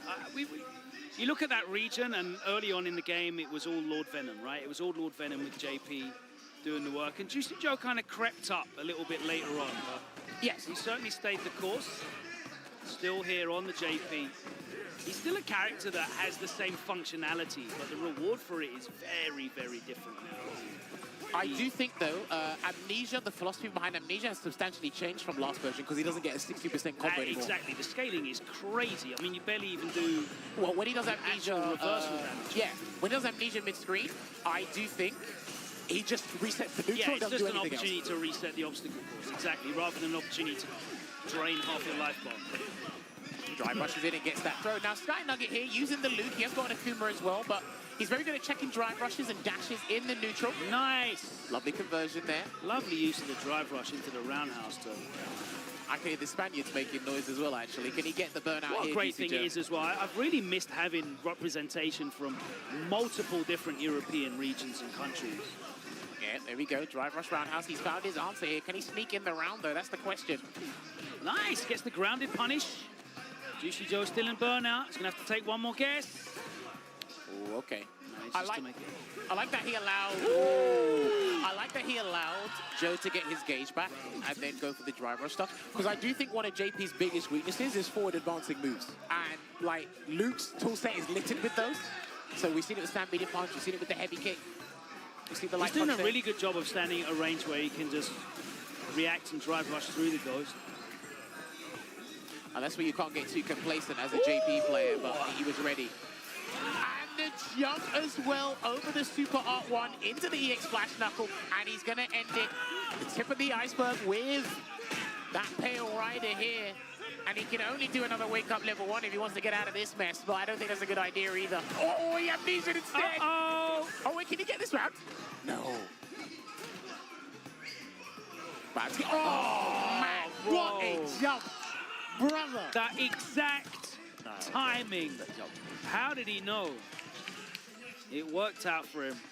That dive kick of a jump roundhouse coming down out of the sky. Now, Juicy Joe going to take a moment to think about what went wrong there.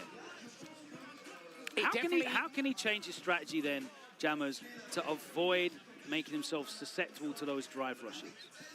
This is the thing. He's going to have to go from complete zoning and control. He's going to have to be a little bit more offensive now, but JP's normals have been weakened in some regard. Yeah, he really needs to, be careful throwing out that crouching strong, that stand heavy. Can't whiff those as much as previously. But I agree, he definitely needs to come forward and start playing a normals game rather than relying on the projectile. The ghost traps, none of that's working for him. But the crouch medium kick is just a deterrent. It's an annoying tool. You don't get a massive conversion of that. Crouching medium punch, he's only using that to check his drive rush, and Sky Nugget has been drive rushing from further away, which on reaction to stuff as well, so it's not even a thing. This is weird. You're not going to jump forward as JP. You're going to neutral jump instead. And come down with a medium punch. It's like Joe's been forced or boxed into a reactionary game, and it's not working for him. And this matchup was very problematic when we watched in SFL last year for the Europeans. We can see it there with Kusanagi as well. So yeah, maybe he has to bait more perfect parries, but he's holding it and running out of it, so you won't get the punish counter throw all the time. Yeah, see, his timings are too good. And he does practice with Jock Zero, the JP from Spain, who's excellent as well. So he has definitely got the understanding of the character. At the moment, though, Juicy Joe is slightly ahead in the life lead. He's moving forward now. That's the good part. Yes, marginally, he's closing that space a little bit. Sometimes you have to put yourself in the danger zone in this game, man, to kind of get the advantage and start winning. There we go. Good, nice little two-piece there. Does the departure. Just too far away for the standing light to connect, but he'll take that counter hit throw. One more sequence. Checks him. Okay. This is much better now because he's setting up the departure. He's doing a fake turbulence and just let him hold the parry, run in, and then we'll deal with it from there. Yeah, shades of his old wing conditioner trying to burn you out, but... Yeah, okay. Nice. Okay, I think he's found the answer. We can see it now. And again, as he does that, he's allowing the parry to kind of drain Sky Nugget's own drive gauge, and that's what JP's very good at, dictating what you and him do with each of your drive gauges. Conversion again. Side swap. No pick up. Oh, he's gonna have to deal with this. Yeah, he's just gonna have to deal with that. Trying to go for a sneaky reset there with the overhead ghost, but unfortunately no dice. Huge life lead here for Juicy Joe. Doesn't get blown up by the counter hit frame advantage. Oh my God, I can't believe that's still auto-corrected. Ooh! Wake up drive reversal Bro, there. that would have been the round if he'd have blocked that drive reversal. Which is why he looked for that jump there. And of course, Juicy Joe did down on his stick. I think he was aware of Sky Nugget's resource before he committed to the stalagmite to not get in trouble there. Lovely jump away. Here we go. Nice counter hit conversion, sends him all the way back across screen. But the thing with that is you've got to get the timing right, because normally, like we said, it's just a deterrent there. Lovely, perfect parry on that sand blast right in his face. Again, sends him back to the corner. Big chunk of damage. He's got to get through this again, looking for the parries. They're not there. Damage is racking up. Okay, burns himself out, but he's got the position advantage here. But one mishap. Yeah. And Sky Nugget will drive rush in. And Sky Nugget is looking for that perfect parry so he can drive rush behind it, but he wasn't able to find any of them there. Juicy Joe's done a very good job of changing his timings up, messing with his head a little bit with the fake ghosts. Yes. Because you can still do that. I think that's one of JP's strongest things in this game now, just forcing the parry, because parry's got more recovery now. Yeah. So I think he's very good at dictating what you do there. Jump away. Oh. We've got caught flinching there, and he will get punished for that whiff throw. Yeah, plus frames. Where's he trying to go? Backdash, jump out, who knows? But he got clipped. Still waiting here. Joe has to move forward. Nice anti-air. Yep. With that forward heavy kick. Out the OD spikes. Goes in, but too much frame advantage after he got hit by the departure window. Puts it above his head again, and the check. This is massive. He might spend that level 3 there. Yes, he is. There you have it. Gonna close it out with the interdiction Super Art 3 and take it over Sky Nugget 2-1. Classic example of a JP adaptation there. Yeah, flawless adaptation. Yeah, sometimes you just need to pull the brakes and remember you can't autopilot your zoning against everyone in this game, especially with people with a plethora of forward advancing moves. Once he slowed it down, and like we said, once he adjusted that spacing and played that a little bit more of a dangerous range. There was a really, really telling round. I think it was the second round in that last game where you just watched Sky Nugget whiff on parries like 8 in a row. There was not, he tried to parry everything and there was not a single perfect parry. Whereas in the first game, he was like hitting everything. Perfect parry, drive rush, roundhouse, punish counter, everything was getting, as soon as he started throwing out the fake ghosts and making him tap parry and miss, the timing just completely went out the window and Sky Nugget wasn't able to adapt. And that's the thing as well, once you allow your opponents to just try and tap parry, half a drive stock's going away, then your options become more limited, then you go from the green to the amber, then your whole philosophy changes. And it's like, okay. And like we said, he made a deduction based on the defensive decisions that were made, and he says, we'll play from that. And we could see it, right? After some of the drive rushes came out, we saw jab, crouch medium kick, crouch medium punch. We saw the lot. So well played to Juicy Joe. Look who it is. Oi, oi. We've got him on stage, ladies and gentlemen. It will be Daigo, our Lord and Savior. He will be going up against one of Belgium's finest. Game in. Is it going to be the Akuma Mirror? Is he going to pick the Luke? I love that UFA top, by the way, with the inputs on the side, or the sleeves. I love that. Is that the T-shirt? With the, He's got it. They got some really nice merch. Check that out at merch.ufa.gg, I think it is. Lovely stuff. I really like the hoodie that's got both the pieces of artwork on the back. I haven't seen that. Far back. Okay, I'm going to go look at that later. Yeah, it's got the UFA logo on the middle of the chest. And I think Ultimate Fighting Arena 2024 in small text underneath. But on the back, it's got both of the new pieces of artwork on it. Cool. All right, so game in, going up against Daigo. Like we said, Okay. I do... He wants to go for what's comfortable, the Luke. Yeah. I think this is a much better pick for him as well. And like we said, like, look, Punk's been doing a video on it. People have been speaking about it. You know, the lack of Lukes recently, but what really went wrong. Noah actually rekindled the flame in a lot of Luke players. Like you mentioned before, Chris Wong had to whip out the Luke again for certain matchups. Because, again, there are some matchups I don't think Akuma, he's got the tool set. But I just think how volatile this game can get. I don't think it's a good idea to run Akuma there. I think Luke is the safer pick in that regard. I know that damage output is it's juicy, it's sumptuous, but I do like a safety behind some of the characters I play. But yes, this is a good challenge for Gaiman. I think this is the one thing he was kind of saying, all right, this is probably the biggest challenge in my pool at the moment. Yeah, I'd imagine. You know, so I've got to fight Daigo. Daigo's in my pool. It'd be pretty messed up if he wasn't the biggest challenge in your pool. Well, it depends. That would be a pretty messed up pool. Well, I know I got to play Daigo a little bit at DreamHack Summer. I got to witness one of the key strengths about his Akuma, and it is the fireball game, especially under certain conditions. I think he's very, he's one of the few players that I think he's consciously aggressive, as weird as that sounds, when you've got like 2 drive stocks or lower, because he'll throw fireballs, but it's like, you know, if you mess up, the command grab's coming, or I'll walk forward and do the stand fierce, and then you got to decide what you want to do after that. It's very scary giving someone with like that level of old school fundamentals, fireballs like that. And the fast ones? Yeah, they're so quick. And he's already like gone for him as well. And he tried to like 12 frame startup, it really just becomes a poke at that range. Just outside the forward meter kick poke as well. Yeah, it's crazy. So, like his fireball is faster than Ken's roundhouse. Yes, crazy to believe that. And he gets a nice conversion off it as well. 3 bars, but already perfect parry there, but couldn't get the drive rush in time. Tried to walk under the demon flip or the demon raid, but he got hit with the dive kick and a clean jump in there from Gaiman, and he goes for that lovely impromptu launcher into the uppercut. Grounded. That will be the round as well, actually, I think. Scaling. No, that's the round. Level 2. Because he built the bar in time. And this is what people need to be more comfortable doing. Sometimes you need to exhaust the drive gauge to build that super bar. The longer combos benefit your super gauge. The shorter combos are all about the drive gauge. That's super important. That was the meatiest guillotine I've ever seen. But he still walked back. Still caught him low. It's unfortunate. Didn't get the tackle. Hold the parry there. Trying to get a whiff punish there.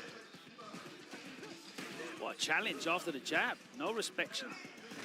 No respecting those the chain at all. Nice. Oh, that was lovely. Because he got hit by that before, so he was aware of it this time round. It usually comes after fireballs. What a trade. Bro, game in. Okay. Game in is playing like he's at home online against Shin Akuma 420 in ranked. You know what? That number was Shadow Killer 316 in master rank. I will say though, I do agree that he's done all of this madness now because he's got that one game buffer. That's a very Japanese play style as well, by the way. Yes.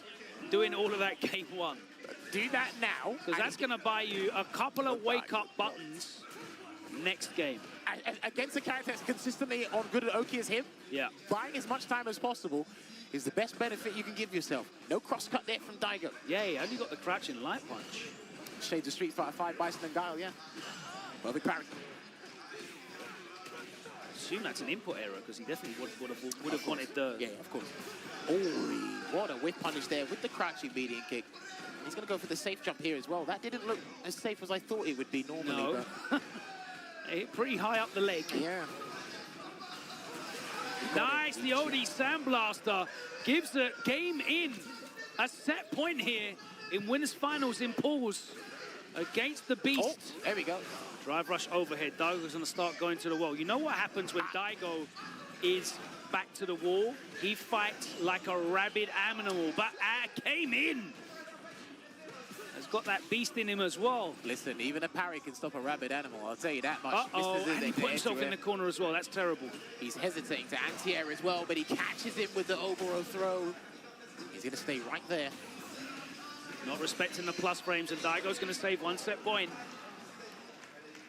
Still preserved his level 3, so maybe if one of these two gets the drive rush cancel, they'll cancel into level 3 early. Only on hit, though. Daigo's almost exhausted. I definitely like Daigo using the early level 3. There you go. Nice delay there. Good discipline on defense.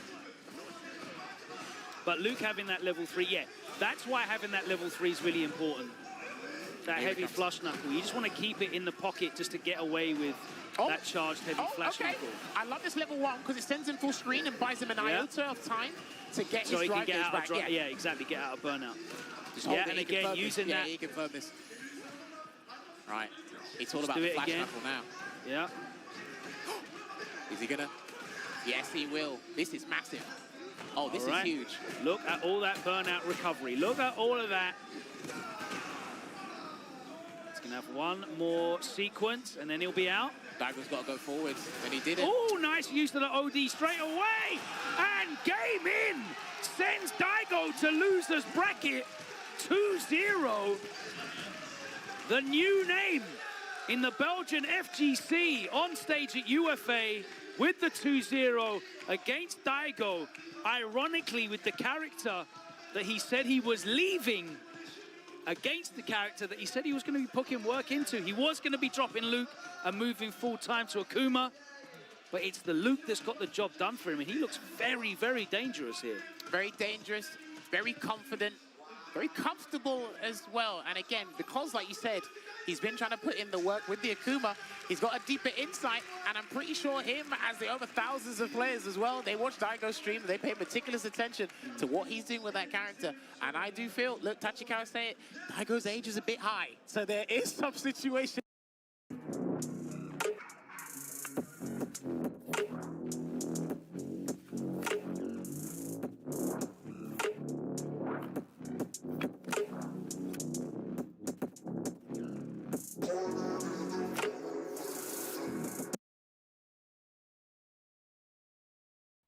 Yo, I don't even know what happened there. Give me a sec. Like, yo, what happened? It just ended?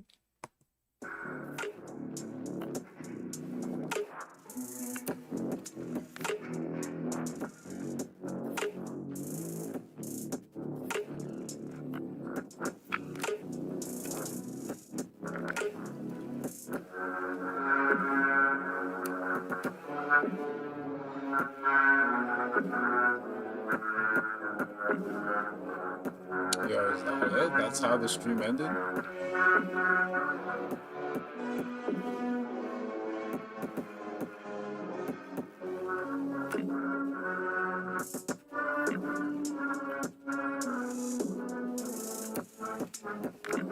That's crazy. I know, I didn't think Daigo would lose that.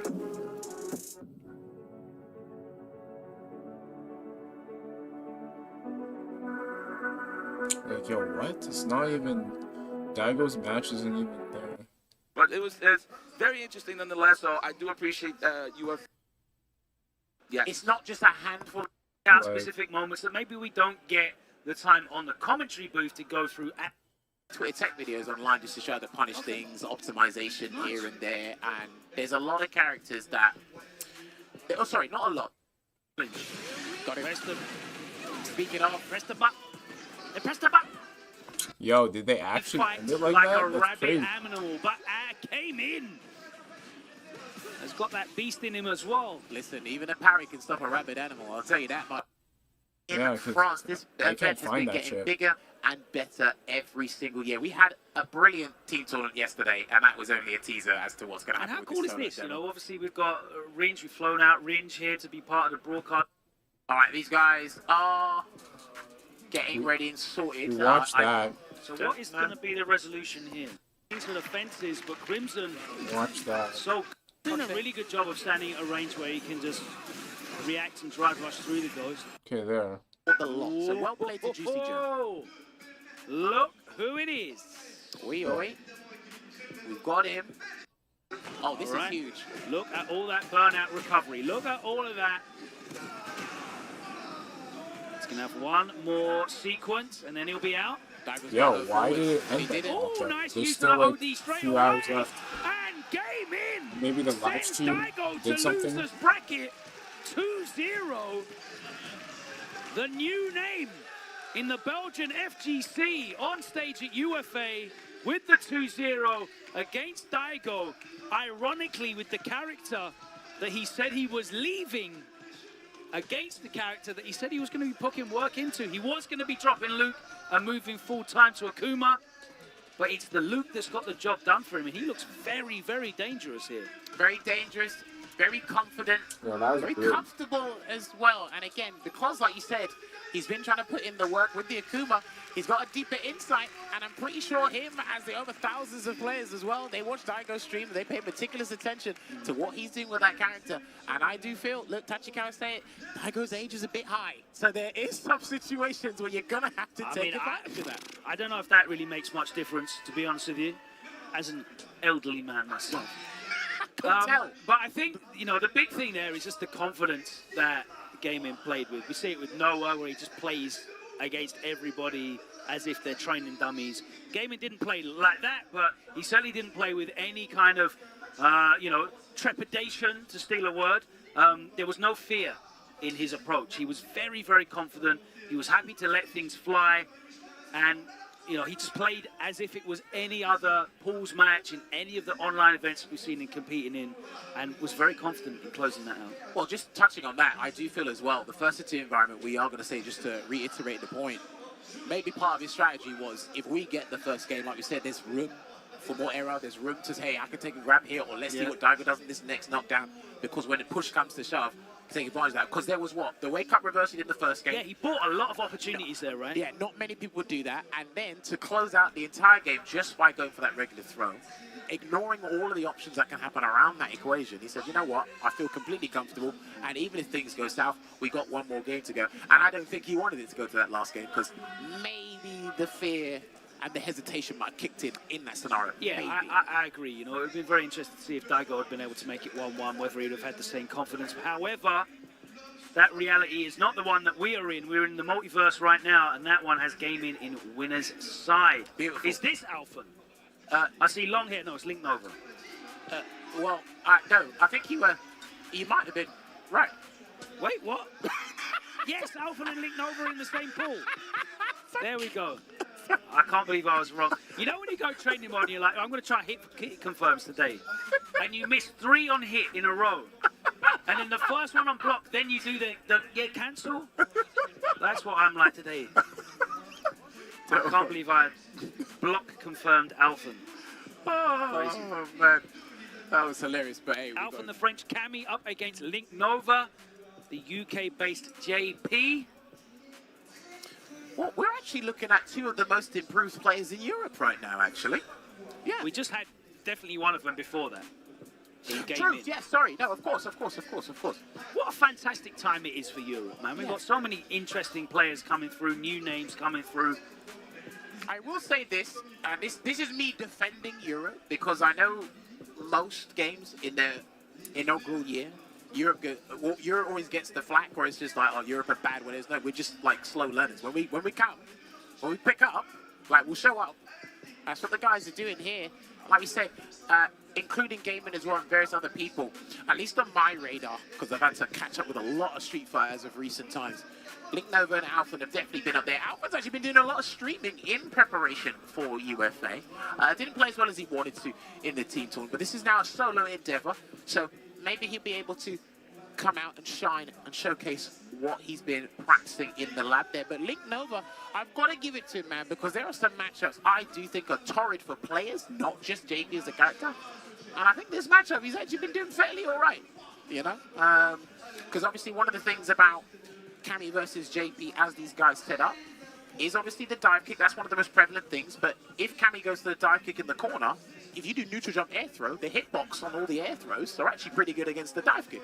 And his air throw side swaps. Yeah. So he'll get the corner if he's able to react and identify the timing of Alpha's dive kick. But then as a carry player, you just walk forward and throw them, or just do crouch fierce. Absolutely.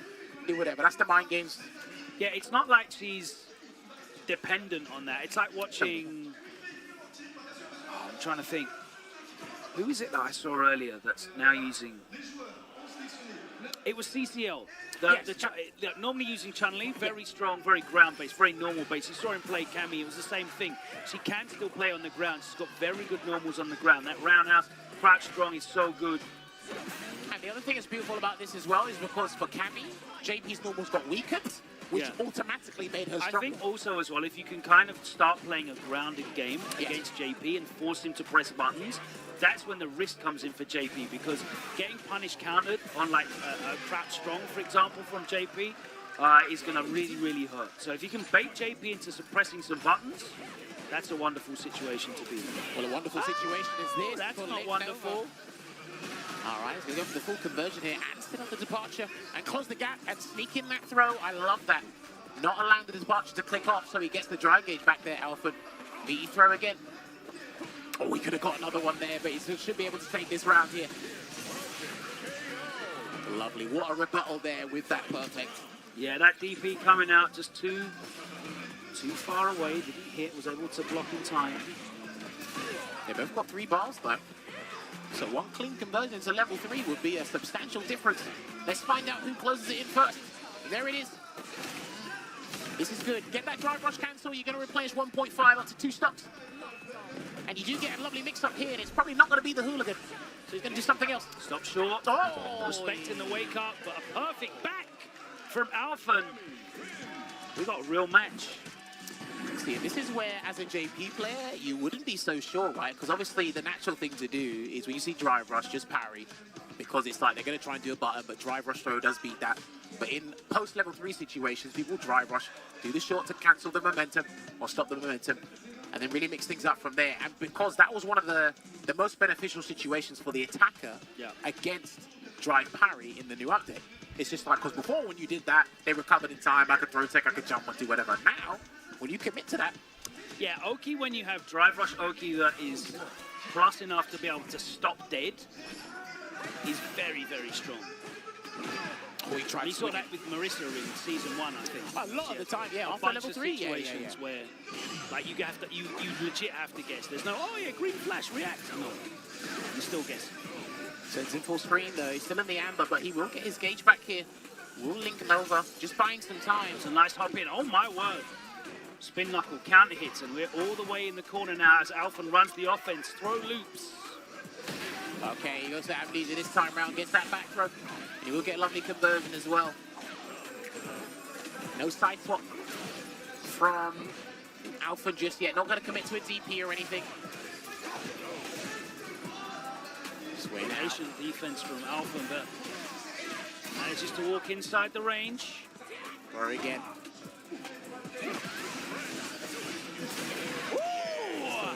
He saw it. I don't actually know if you can make that a true string. I don't know if he delayed the roundhouse there to give him the gap. I'm really not sure. I definitely saw him walk.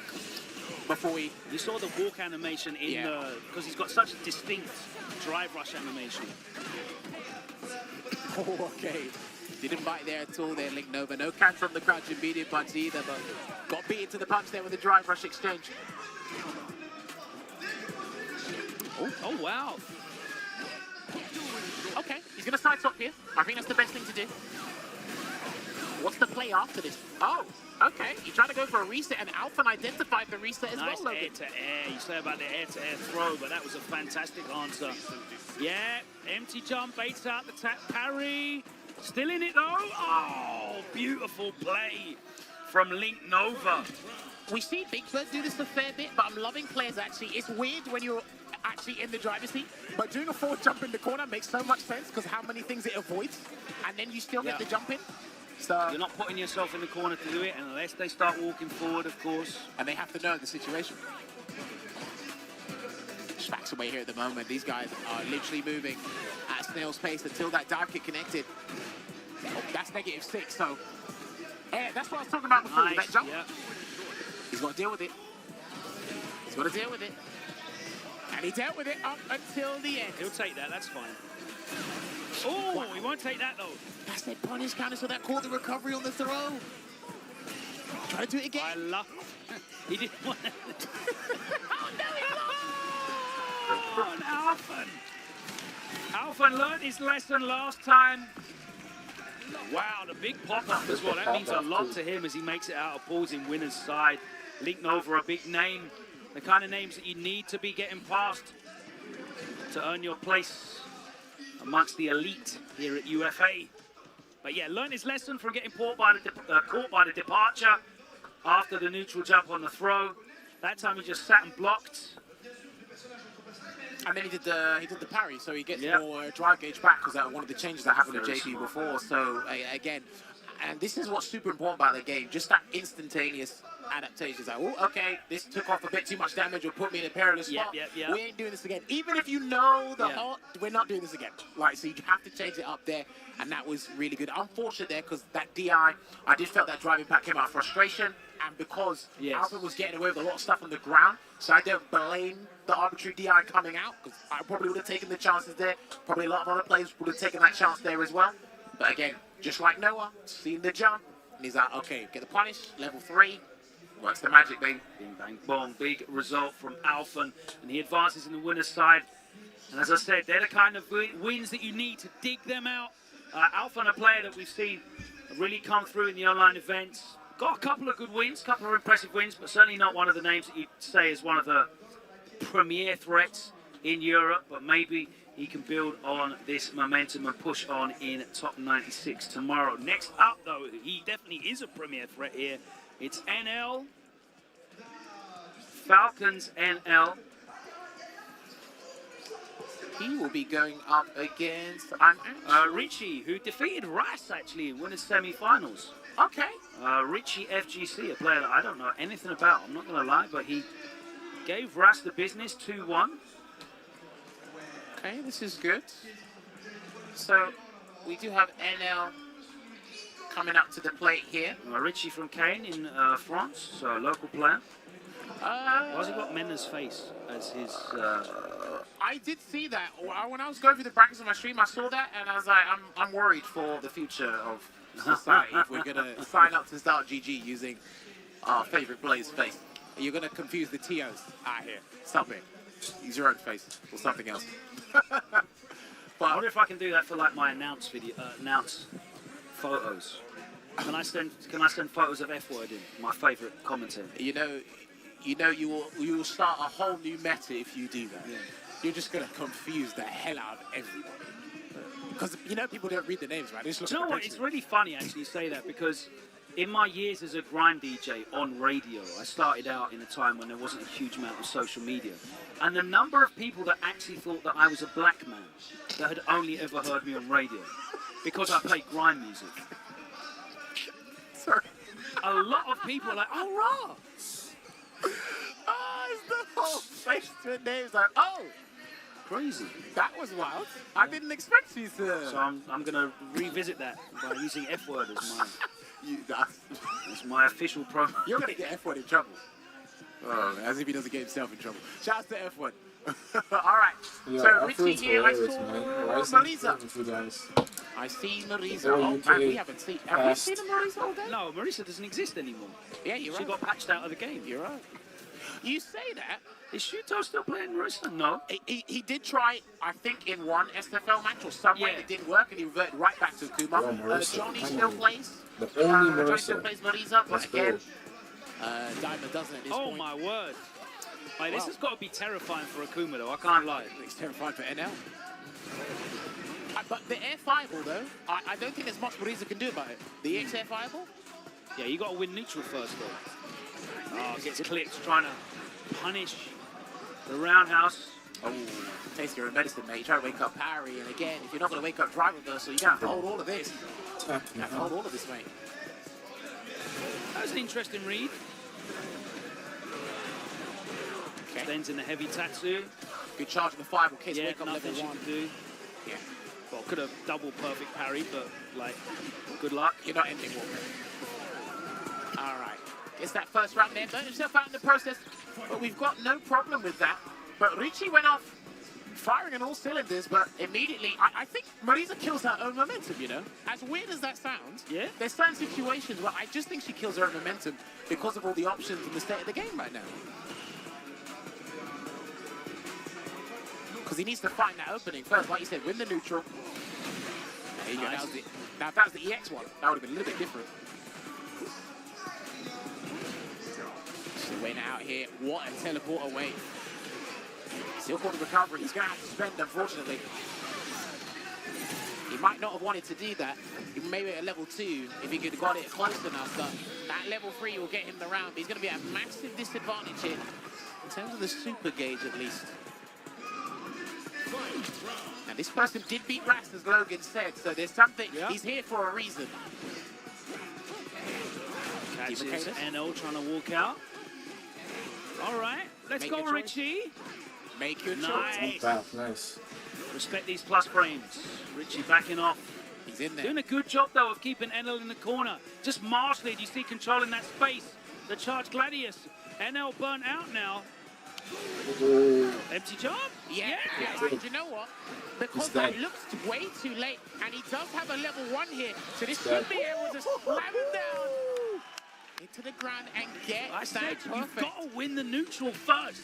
Sure, I'm sure Akuma can mix her the hell up, but you've got to earn that knockdown first. Well, I mean, if she's bulldozing her way at you like the Juggernaut, then there you go. I've got to respect Richie because he's been playing a very patient neutral game here in these last 2 rounds. I say that as he whiffs the Superman punch.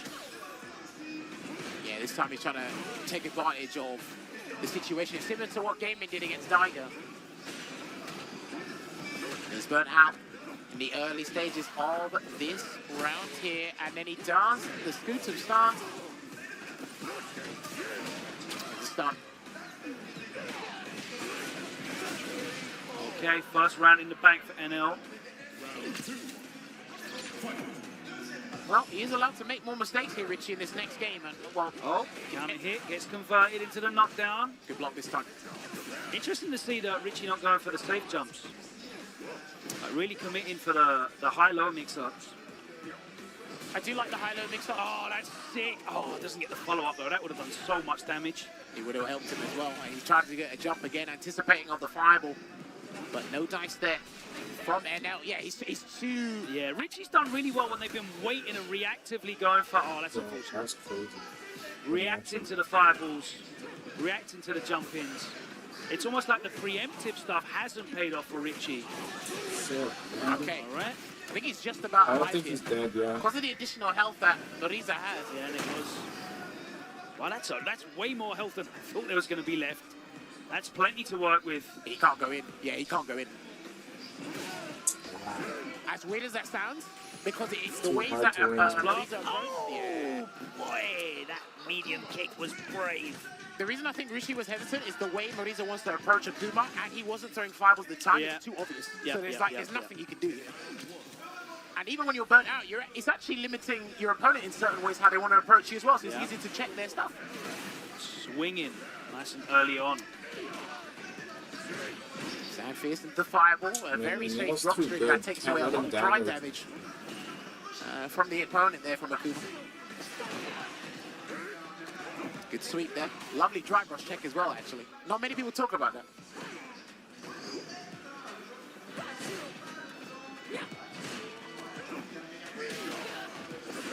Dry brush is in. Oh, gets caught standing. Is that? Yeah. I wasn't sure. That fireball confirmed it. Before the fireball, I wasn't sure, but the fireball did a little bit more damage to confirm that level 1. Taking it out there, and what a turnaround here. Match point here for NL. Oh, that's beautiful spacing. Just a little, not a micro walk, but it was still a tiny walk backwards. Oh, God. Okay. Oh, God, goodbye to your life bar. We're not looking at the next round yet, but there's a safe jump. Yes. Oh, that was well blocked from NL, but the reactions weren't there. And the kill with no super bar spent, Jammers. Now, this is what I'm worried about NL as a player, is when he's cautious in situations like this against a character like that. Yeah. I don't think he can DP again, so it's good that he got the first interaction into a combo and he's backing off now. Yeah, having the life lead and being able to give up a little bit, of the stage is a huge difference. Yeah, he's going for it. He's fine. He's fine. He's dead. There you go. A stand fierce converted into the Sip of Just going to do enough. And a perfect KO. As we said, if Akuma's able to win that neutral and get that knockdown, the offensive pressure is very, very difficult for Marisa to deal with. And we saw a couple of moments there where Richie was able to be reactive and win the mid-range game by getting through the fireball. It was a fantastic answer with the Gladius, using the armor against the aerial approach. But NL so unflappable, man. Very difficult to make him play scared, and he didn't play scared in the end.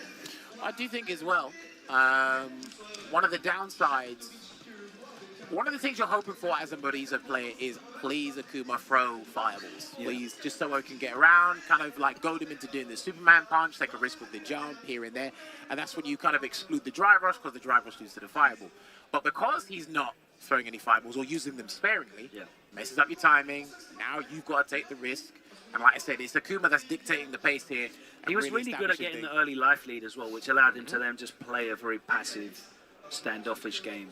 He didn't have to go in and be proactive and open himself up to the risk of getting clipped by something from Marisa. Because what he did, wake up parry, NL threw it. He done a stance that I think NL just let rock. And when you're seeing Marisa cycle through the options, it's like, well, okay, if you're doing that with no super, when you have level 2 and level 3, I'm going to just let you do what you want. Because I'll just let you spend the bar and then we'll work in that situation after. So it's kind of like you help me, help you sort of thing.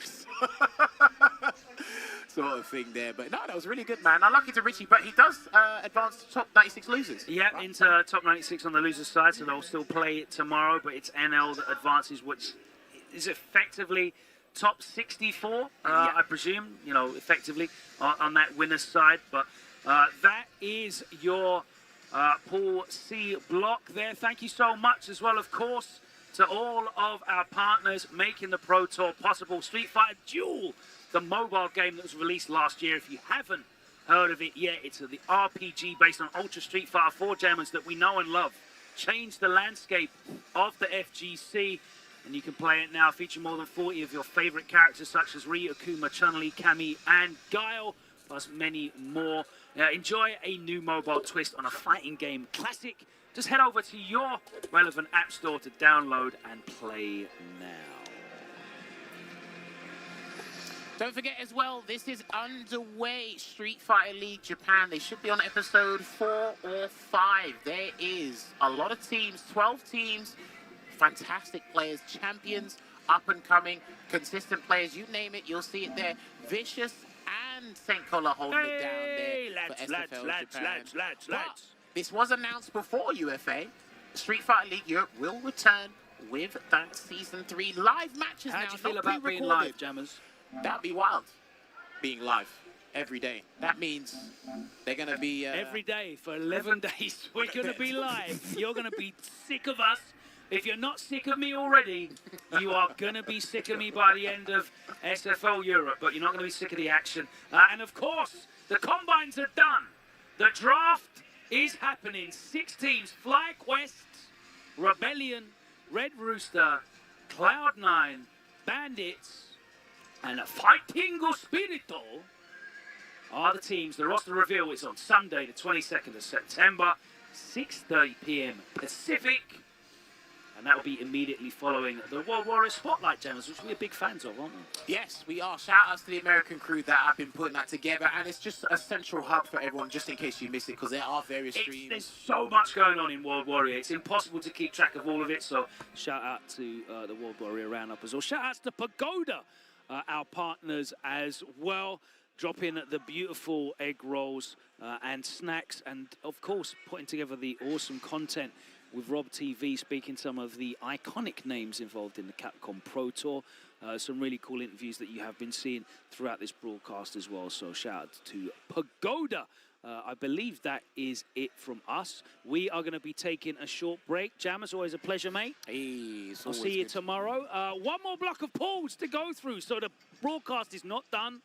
Stay right here on Capcom Fighters. There's more action coming from UFA 2024 as we find out the last names to join the ranks of tomorrow's top 96. But we'll be taking a short break. See you after that.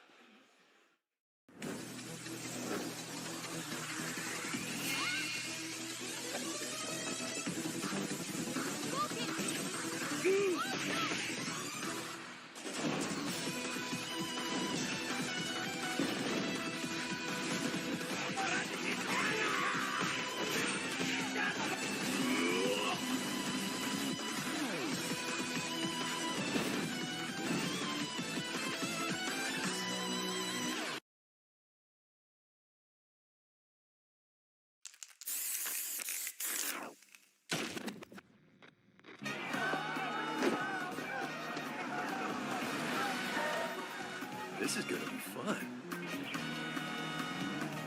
I'm still on a journey. Come get some.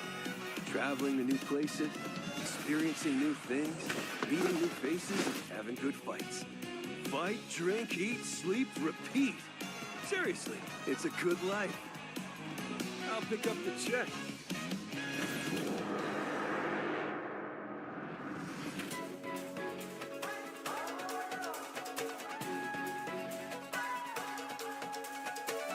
Come on, get ready.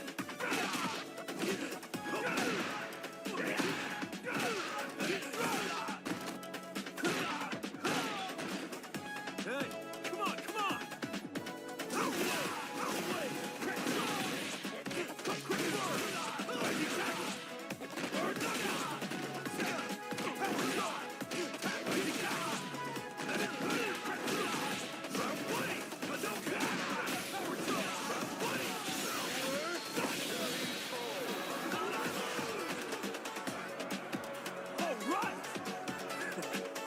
You down for one more?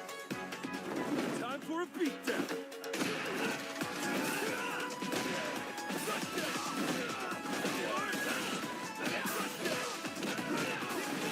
Are you okay?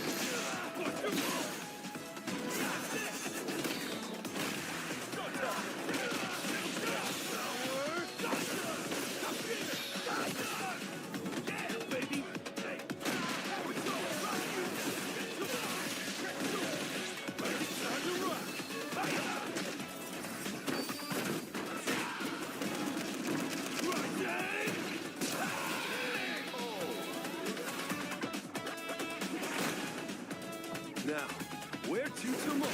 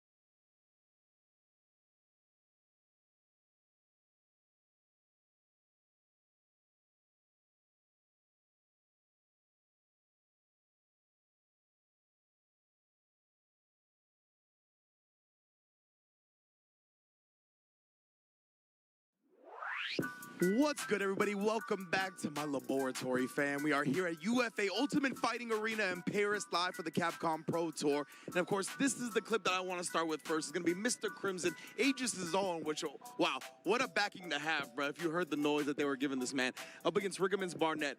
Now, I know Dhalsim's not the most popular character that you're going to run into online, but nonetheless, if you ran into the character and you get bullied by teleports and whatnot, don't let that happen. As you can see, Riggerman's Barnett in multiple instances here never really gets bullied by these teleports. Here we see the start right here, immediately parries, and even not a perfect parry, right? You see, this isn't a perfect parry on the fireball, but there's not a lot of blocks done to it, and the teleport has a good amount of recovery. So a lot of the times you're going to be able to interrupt. Now here I really like because he goes into the OD fireball at this angle, right? And what you see Recommend Barnett do is he walks back to make sure that he doesn't have to deal with his OD fireball. This is great awareness, knowing that the most likely follow-up from the OD fireball is going to be a teleport. So you see the OD fireball, you see Recommend Barnett consistently walk back and then get the air throw. Really great stuff, really great awareness up against the Dawson. Now for Sky Nugget versus Juicy Joe. This is probably one of my favorite parts of the tournament so far, actually. One of my favorite moments. So we see here, the departure gets set up. Let me get the marker out. We obviously have the departure up here, right? And we got the hold parry from my man, who was that? It's Sky Nugget at the bottom here. So obviously the departure spike can come out, and you hold the parry to make sure that you can just parry the spike and it doesn't actually do any chip damage to your drive, or it doesn't do anything like that. Of course, yeah, your chip damage to your drive. But what Juicy Joe doesn't take into account is the fact that Sky Nugget, he wasn't really holding the parry to make sure this happens. He was holding the parry to make sure when Juicy Joe teleported, he would be able to drive rush cancel out of it, as you saw there, into the DP. Like, this is such a sick sequence from Sky Nugget. Bow. Right there, right? Being able to drive rush right out of the parry, dodging the teleport entirely, and getting his groove on. So that was super sick from Sky Nugget, big fan. And then we had Daigo versus Game In.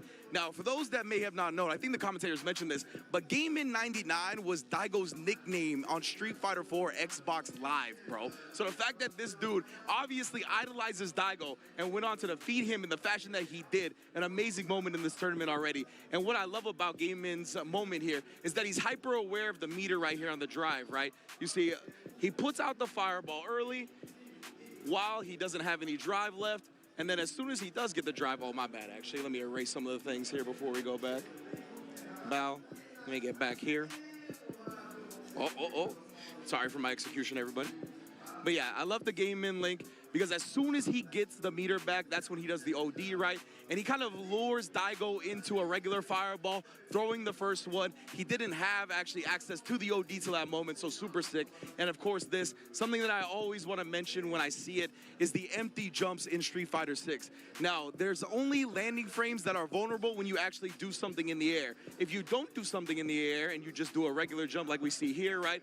Nothing from Richie was pressed, so because of that, once he lands, we see it's just completely blocked. So you're only vulnerable on landing frames from jumps in Street Fighter 6 when you actually take an air action. If you do an empty jump, you have, I think, about 4 landing frames of vulnerability usually, but an empty jump, you can actually block and tech throws during those frames. So great stuff from Richie right there. If he pressed something in the air, he would have definitely got punished on landing. So big ups to him being well prepared for the moment. So I believe that's all of our clips for today. Yes, at least right now we're gonna have one more segment, but let's get back to the beautiful commentators, jammers, joined by IFC Yipes. Excuse me. So, right, Range, man, there's so much we got to talk about, so I get it if we just breaking up a little bit, because I do it all the time. Welcome right back to the CPT side of things, UFA 2024. I am joined by high-definition jammers. And I say that because I see you in person. Wait. Listen, now, some people make the joke on 4K, you know.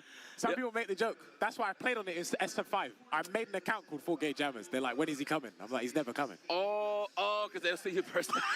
That's bars. Okay, now I know the Lord. Now it makes sense. But how you doing, my brother? Nah, it's been, what's it been, 2 years? 2 years. The last time we sat down and done Evo. Nah, that's Street Fighter 5, right? Because obviously we were at EWC, but we were doing different roles. But the last time we actually done a block together was 2 years ago. There we go. We're here.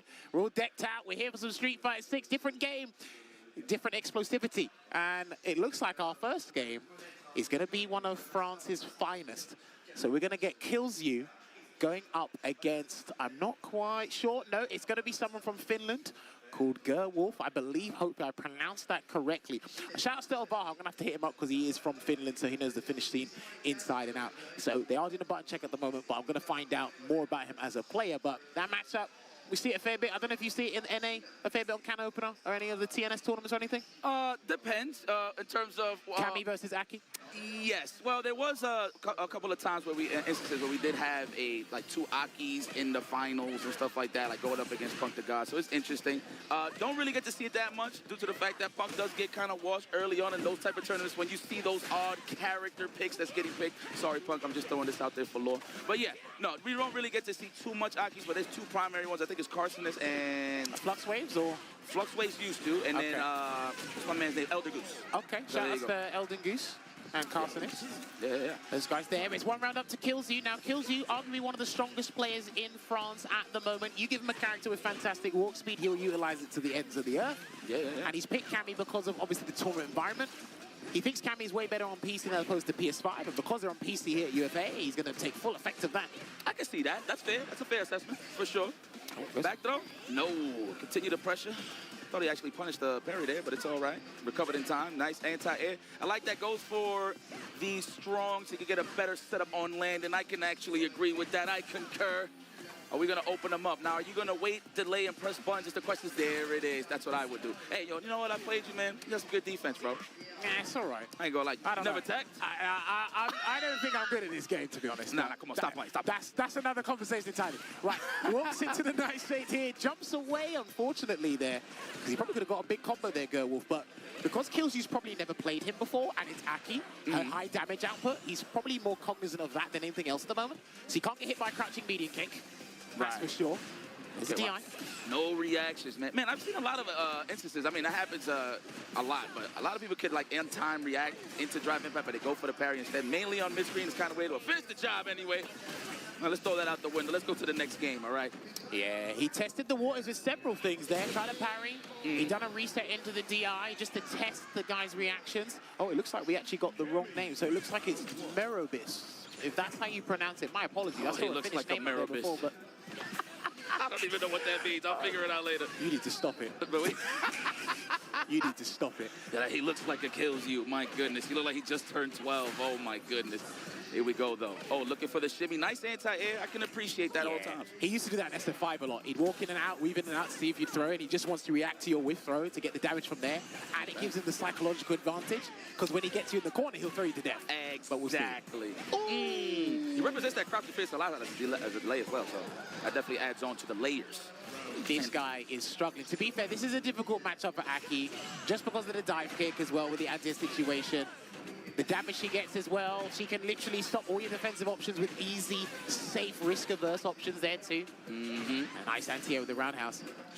Just run the play. Stay at your ranges. I like that, Killsy. Man, the button, the phantom hitboxes. It's kind of crazy. It's like in front of the knuckle, the crouch strong. Oh, right on top. The reactions. Whoa! Yeah, shake my hand, shake my hand, shake my hand. That was good. Oh, man. Yo, can I check that ID real quick? You sure? You sure you like in your teens or something, man? Because, damn, that's the young man reactions. Good stuff that kills you. He played Karen, right? Before? Or was it? It was Karen. Okay. That's right up his alley. Good walk speed, good pokes, right? Clip people trying to walk back every single time. Because he does dabble with Cammy. He plays, or he used to play Jury, but he actually swapped Jury for Cammy. And at the time of the game, I said, I think Cammy is just a stronger version of Jury because of they share the same philosophy in a lot of aspects. Right. You know, the anti-defensive tool with the jump medium punch, the dive kick, it's there. You know, you've got better walk speed. You've got a crouch medium kick drive rush. You've got options there. And I think Cammy at the time did it better. Jury's still very exceptional, very strong. But Cammy's the one running the joint at the moment. We see Xiaohai. He's recently picked her back up and added her to his repertoire characters. So it only made sense. He's been practicing Rashid as well, but most of the people he's run into today just strictly the Cammy. So yeah, it's the better conditioner, to be honest with you, right? Everybody wants to respect the low forward, so she's stuck there, so that way she can instill will with like a crouching fierce or more throws. Yeah, it's very dangerous, man. I personally hate the character. I've said this for years. So it is what it is. That character just makes you panic. You want to talk about human error? That's definitely a character that'll expose you for that. So. Oh yeah, all the time. One of the best grapplers in Street Fighter history as well, because it's one of the safest and most consistent command grabs you'll ever see. That's minus the hooligan as well. But yeah, unlucky to Merobis, his opponent there, kills you. He's looking to stamp his mark here because obviously Mr. Crimson is probably the most notable person in France right now. In recent times, he's become a dad. He's coming back into competitive years, but kills you. This is his chance to shoot up the rankings in France and go, look, I'm the most active. I can be the best player. These guys have been traveling around as well, so it's a really good opportunity for him this weekend. Well, I mean, I've been actually like running this to the ground, but hell, I'm gonna say it again because we love building stories, right? I love the fact that Crimson is here Yes. And obviously last year's champion, he already qualified. But guess what? He's about to play Noah the Prodigy on the pool side of things. So I cannot wait for that. Only because I didn't know Crimson had it in him to pop off like that. That excited Have you not me. seen that? No, man. I heard it. Actually, no. Did it happen with Punk the first time? Yes. Okay, sorry. My memory was jogged. Thank you, T. Just reminded me. But yeah, man, the fact that he does it in his home court is what makes it even better. I think it was in his home court as well, right? It was the Comité No, France? London. London. Yeah. Yes. Facts. Damn, you know what? I forgot the last time they did one in France. But anyway, the fact that he has that energy to really represent where he's from, his hood, his region, of course, is very exciting because Noah the Prodigy is pretty much a bull. He's a wild bull. You know what I mean? We like to call him a yop. That's an unorganized player, you know, throw the little terms out there. But, I mean, it's pretty organized now. In a game like Street Fighter 6, where it's kind of chaotic in certain instances, Noah fits the bill very well. But I'm very excited to see that. So, you know, that's a story for everyone to tune into for tomorrow on the pool side of things. Well, top 96, correct, right? Top 64. 64. Do you know, so I read the schedule, and I thought we were doing all the way down to top 8 today and then just rounding it out tomorrow. But the logo goes, you're wrong. We said we've got to do all the pools and a little bit of top 96, and we'll go from top 64 down to the winner tomorrow. So it is going to be a long day for the players, because I know Crew City Convergence was done in one whole day, so that mental stamina over the course of 12 hours. You might not be playing for 12 hours straight, but even in the break, you're going to be thinking about your next match for an hour, and then like playing the match. That could be 5 minutes, and then Yeah. it's crazy. Yeah, the tech is just drink water, don't panic, okay? I mean, 2 out of 3 is pretty rough, but hey, that's why you got to earn that top 8. You got to trademark that.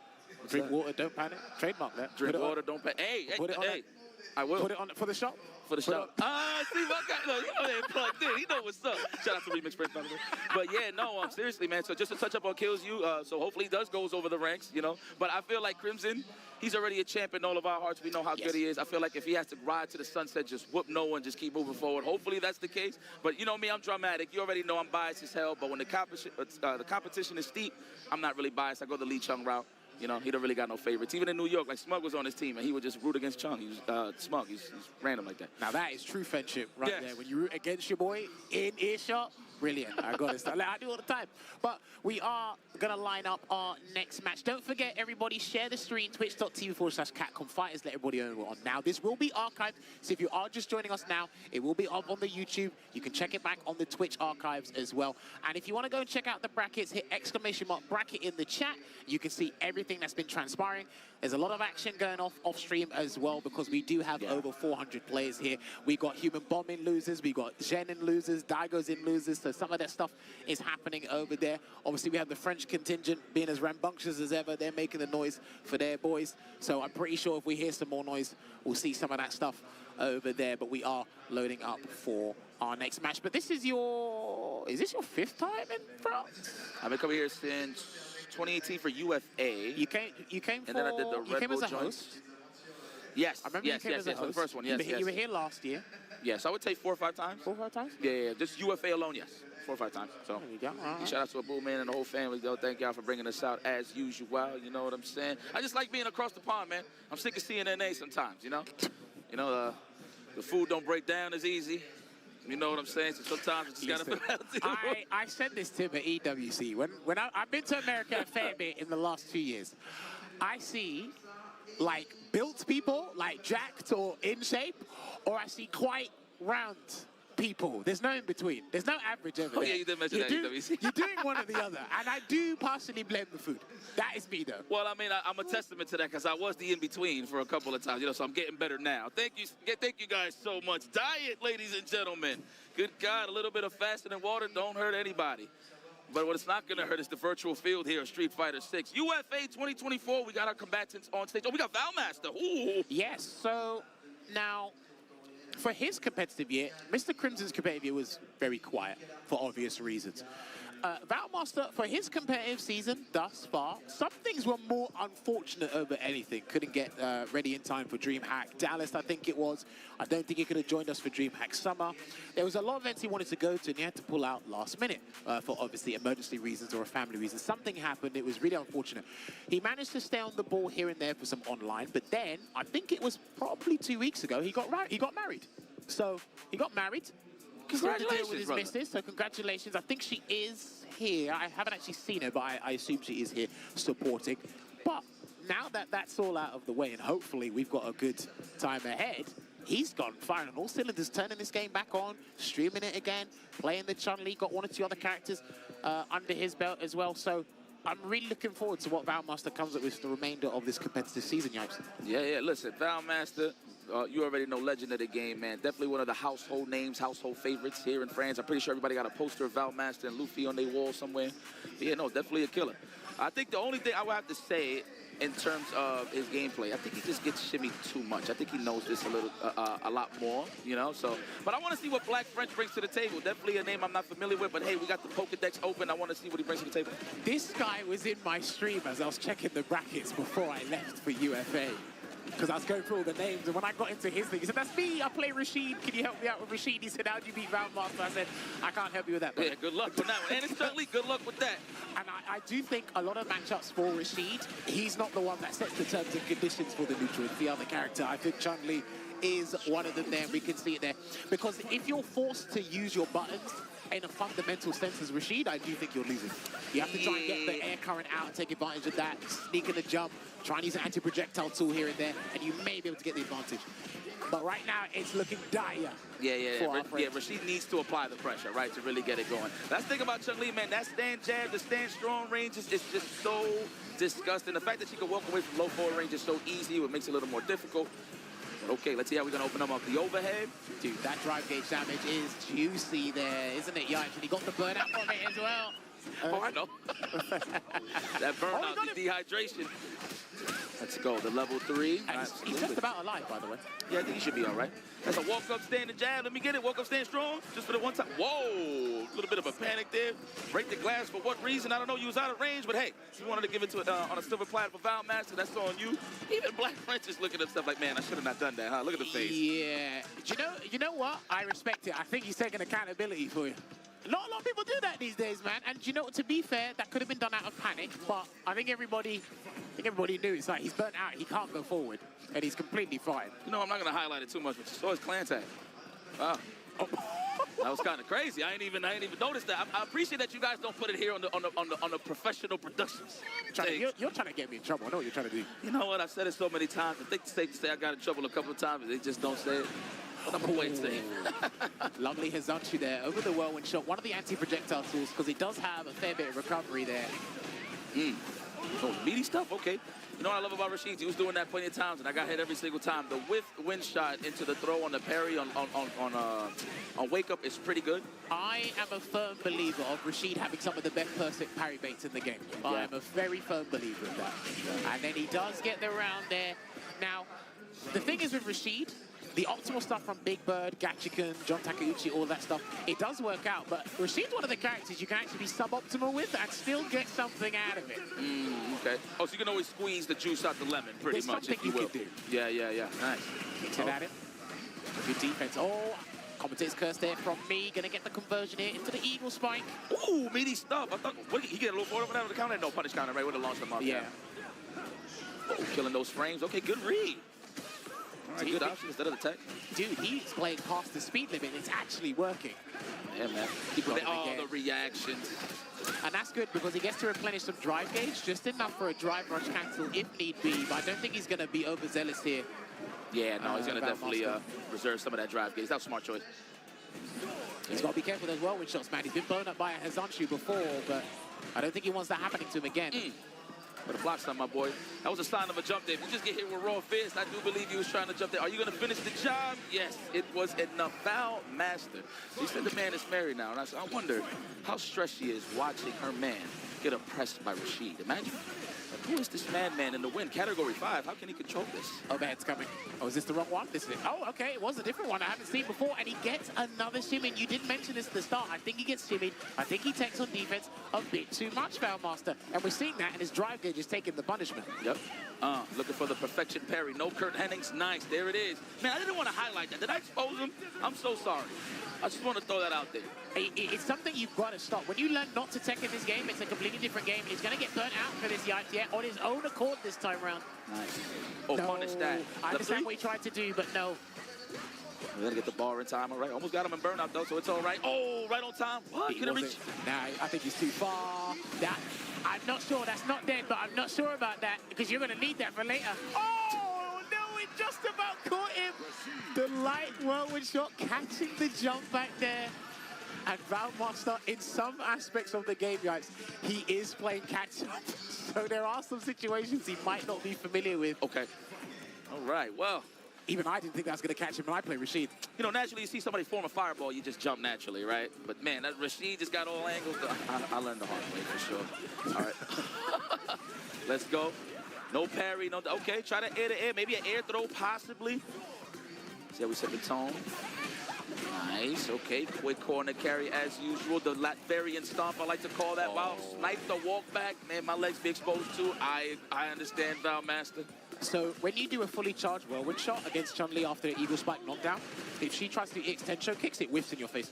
I see. So what happens now is she does the parry. So if he tries to do a semi-charge one and then releases that she parries, he can get a throw. Nice, okay. That's only hypothetical there in this scenario because Valmaster has put himself on match point here. So hopefully he can close this one out because I'm telling you, he's been quite perplexed with what Black French has been doing.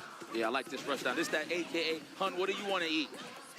Let's get out of here. Throw City? No, not even looking for that technical. There it is, the counters. My goodness, block something for Christ's sakes. Let's not run with the clan tag here. Oh, that's a punish. Unfortunate there for the Black French, but it will be Valmaster advancing deeper into the bracket there, taking it over with that perfect KO there. Not a bad showing from Black French because I think in some aspects, I think you identified it as well, outside of exposing Valmaster, is Black French, he just tripped over his shoelace a couple of times. I think you were in a good situation and you tripped over your own shoelace. There you go. Yeah, well, at least you're going to have that long talk with him next time he's in your stream. You know, I don't know if you want to give us some pointers, but... I'd be unfiltered, though. I'd definitely be unfiltered because it's just like, well, bro, you had a nice position here. And you know what? It's always interesting because I'll definitely ask him about, so when Valmaster was burnt out and you had the drive gauge, why did you spin in Mixer? But in a situation, he might have thought, I thought Valmaster was going to approach me and panic. But then this is where we as commentators and just like high-profile people in the community can expand your view on how we see the game. It's like, okay, here's what you thought and here's what we saw. Yes. And then it's like, okay, now add that to your psychological factor when you're playing the game next time. It's like, oh, okay, cool. So now when he sees post-level 3 situations, he might be less like panicking. And then again, you have to use the cinematic in a super to take a breath. Yes. Take a breath, look at all the gauges, and then once it's done, know what you got to do. I think some people are just too like zoned in, you know? Man, check in on the doctor, man. You know, check in, man. Make sure ain't nothing wrong with you, man. Holla at your boy, man. James Ice Yipes here on the scene. We got some players stepping up to the plate once again. Okay, not familiar faces. That's okay. That's why I travel for, to be very honest with you, to see some of the fresh faces in this community, in any community, really. So let's see what they bring to the table. You know, I was always saying that. You never know. There might be another Punk, another Crimson around the corner, another Noah the Prodigy. Who knows? Hopefully I'm alive to see it, man, because we're getting dusty by the minute. Well, it's kind of getting crazy. You know how the world is. So it is what it is. So we out here. But while we are here, we're going to enjoy some fighting games, man. It's love. So yeah, these guys I'm unfamiliar with, and we've seen, again, a lot of people come out here, and they're serious competitors, man. They know this stuff. The game's been out for over a year. I spoke to some of the players, and they said with the Season 2 update, there was a couple of like individual, the character changes specifically, but the meta itself didn't drastically change. So instead of watching, some of the top players have flown ahead. But what's happened is everyone that lagged behind is now catching up. Right. So now what's happening is when you come into a bracket, it's like, oh, what I knew last year, he now knows. So now this makes it harder for me. That's right. Get acquainted. Man, this guy look like he reacts to all drive impacts. Look, he still got his head. So hopefully, they looking smooth. I ain't seen not one white hair in sight. This guy here, I gotta know his name. What's his name? Oh, it's Phantom. Wow, what a name. I'm cuffed Phantom, yes. Mr. Zagreus, I believe. Zagreus, if I'm pronouncing that right. Are we seeing Luke versus Ken? We're seeing a Ken on board. Definitely seeing that. Well, you said his hair's intact, so that means he hasn't played. He hasn't got over 200 hours in Street Fighter 6. I can tell you that much. If you have over 200 hours in Street Fighter 6, something has gone. I can tell you that much. Yo, let me tell you something about Street Fighter 6, man. Love the game, but, you know, after like a first and 10, 20, I got to take a lap outside for a second, go grab some water, enjoy myself and touch grass, and then come back. Even better. I know why he's still got his hair. He's playing DJ. It's all making sense. I'm not insinuating anything. No, I know. I mean, you know, he's smooth sailing. Smooth sailing. Oh, if you're playing DJ, you have the time of your life. Yeah. Hell yeah. Now, he got headphones. His damage routes did change slightly. His Super Art 1 change, making it a little bit safer on block to deal with and using it as a combo entry in the corner a lot of the time. I think that's a pretty good change. Damage reduction on his EX Air Slasher, the Fireball, the Funky Slicer, all that stuff. They're pretty good. The functionality, as Logan would say, is still there for this character. Xian won a tournament in Hong Kong with him recently, so... Yeah, the sway is like a shorter distance, but I feel like it's even better. And burnout especially, right? Yeah, that's what you got to consider. When when the pushback or frame data is changed on hit or moves in general, you got to consider both regular hit and burnout. Yes. Because it changes. Facts. Ow. Oh, I thought he was going to get an anti. I thought he could have hit the brakes and hit the back roundhouse. Probably didn't get close enough for it. Oh, nice. Man, I like those straight hits with the stand jab. I like when people react to it, right? Like the trade, juggle, DP, or Jinrai, whatever the case may be. See if he can get close enough, or he trying to get the frame advantage on that back kick. Yeah, he doesn't know. It is plus on block in burnout. I'm telling you, he's got one of the more ferocious burnout games in Street Fighter 6, especially in the corner with his projectile loop, I'm going to say. So. It's a sequence fight is so good, man. Just the assumption of the crouch fist, just whatever range, of either be a shimmy or somebody trying to poke back with the jab, just so good. Yo, Ken Masters, you ain't looking too Caucasian for me, man. You gotta get the hell up out this corner, please. Oh, no, wow, killing those frames. He went for crouch short into the jab, so he sniped out the throw attempt, possibly the tech. Oh, yeah, Slasher too far to get some sort of connection or a healthy one at that, and he's going to take the round anyway, Yikes. You got to press. You know, this is like that collecting data round, but you always got that one guy that's just going to bully you no matter what he runs into. Do you know what? Sorry to cut you off. No, you good, brother. For me, DJ's similar to Aki, where for some players, you ask yourself in game, how do I approach this character? Like, what makes sense? Yep. I do feel that way when I fight Aki, so I can relate. I sometimes see that with players and DJ. They're not quite sure how to approach, and then look, he's already exhausted the majority of his drive. His lovely crouch fist there on the knee hop. That is a punish kind of state now when you challenge it. Okay. Well, I feel like people be too busy trying to look for anti-air, especially on the knee drop, right, when they're close. So I feel like it'll slow down their approach naturally. So because they're just looking for that one thing, I feel like that's when DJ really can, like, instill his offense. Because, like, oh, you're busy looking for a jumper? Well, hey, your legs is exposed. I'm going to just randomly drive rush it. So we saw Ras do that earlier on stage with DJ. Lovely conversion into the medium so bad here. He tried to challenge. Hey, if you're going to challenge, do a reversal instead, because this guy's frame traps are not to be trifled with, I can assure you. I'm telling you, man. I mean, that man might be the king of sequence fighters, bro. Like, even if it don't work, it's just going to lead into something. No punish on that sweep, unfortunately. I like that. He just recovered off of the back dash. A smart choice just to block. First team mode defense. Phantom looking too good. No anti-air. Not even a crouching fist. I do believe he did crouching fist in the last round, so he definitely should represent that. He's letting the sweep go. He can punish that. He can do a sweep on his own, but... It's all right, though. The grab should be enough. Yes. Phantom, okay. Match point. Right. I see you. The no stress there. What a good basically play DJ. Listen, man, you start to realize patterns in this game as time goes on. I will say this. I do have a lot of fun playing the characters. Of course. I'm sure you get through to counter the air slasher there. There's a feint. He wanted that to be counter hit or punish counter, so you get the conversion. Okay, Jack, now, yeah.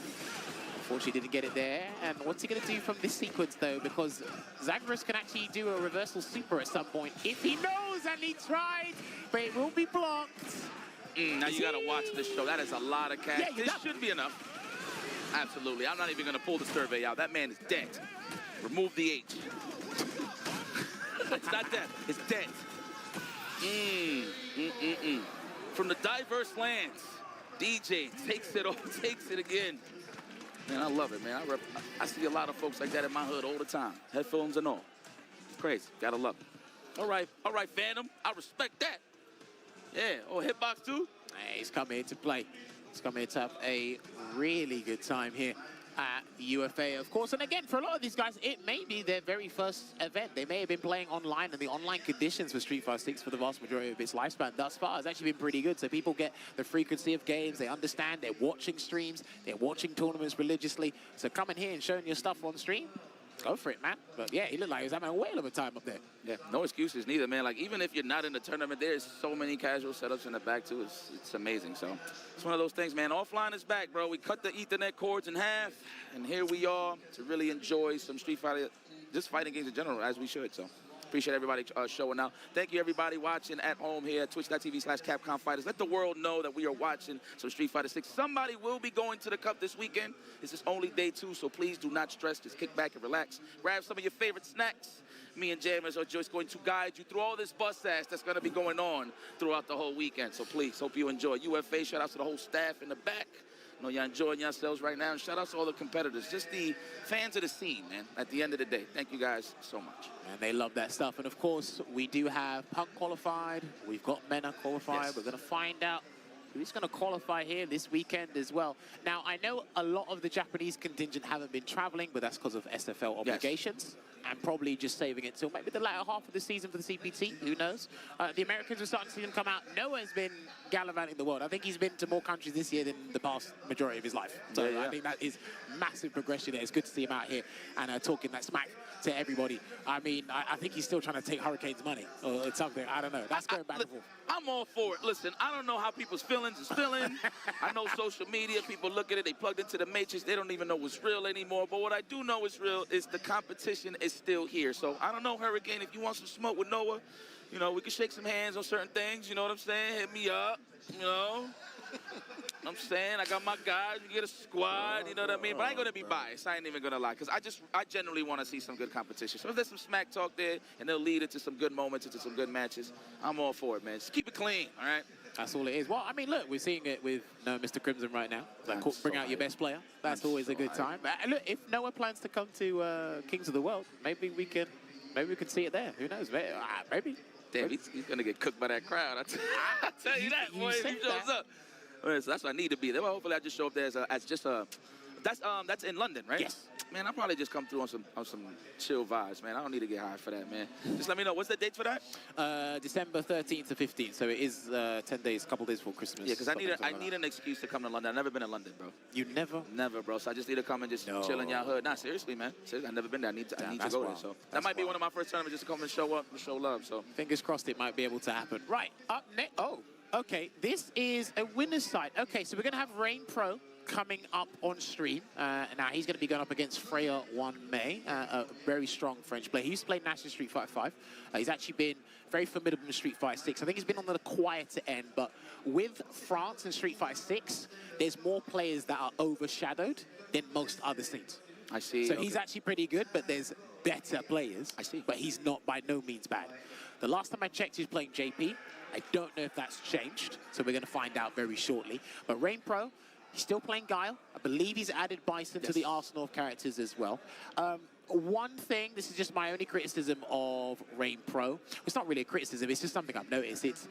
I think around the time he qualified for EWC and up to maybe this point, he hasn't been performing to the Rain Pro standard. Okay. And then you kind of see that with all the players. And because of how intense the competitive season can be, any slight dip, any slight fluctuation. So it's like you go from 2nd to 7th. That's a massive difference in prize money, points on the World War leaderboard. Facts. You're one step away from qualifying for the Cup.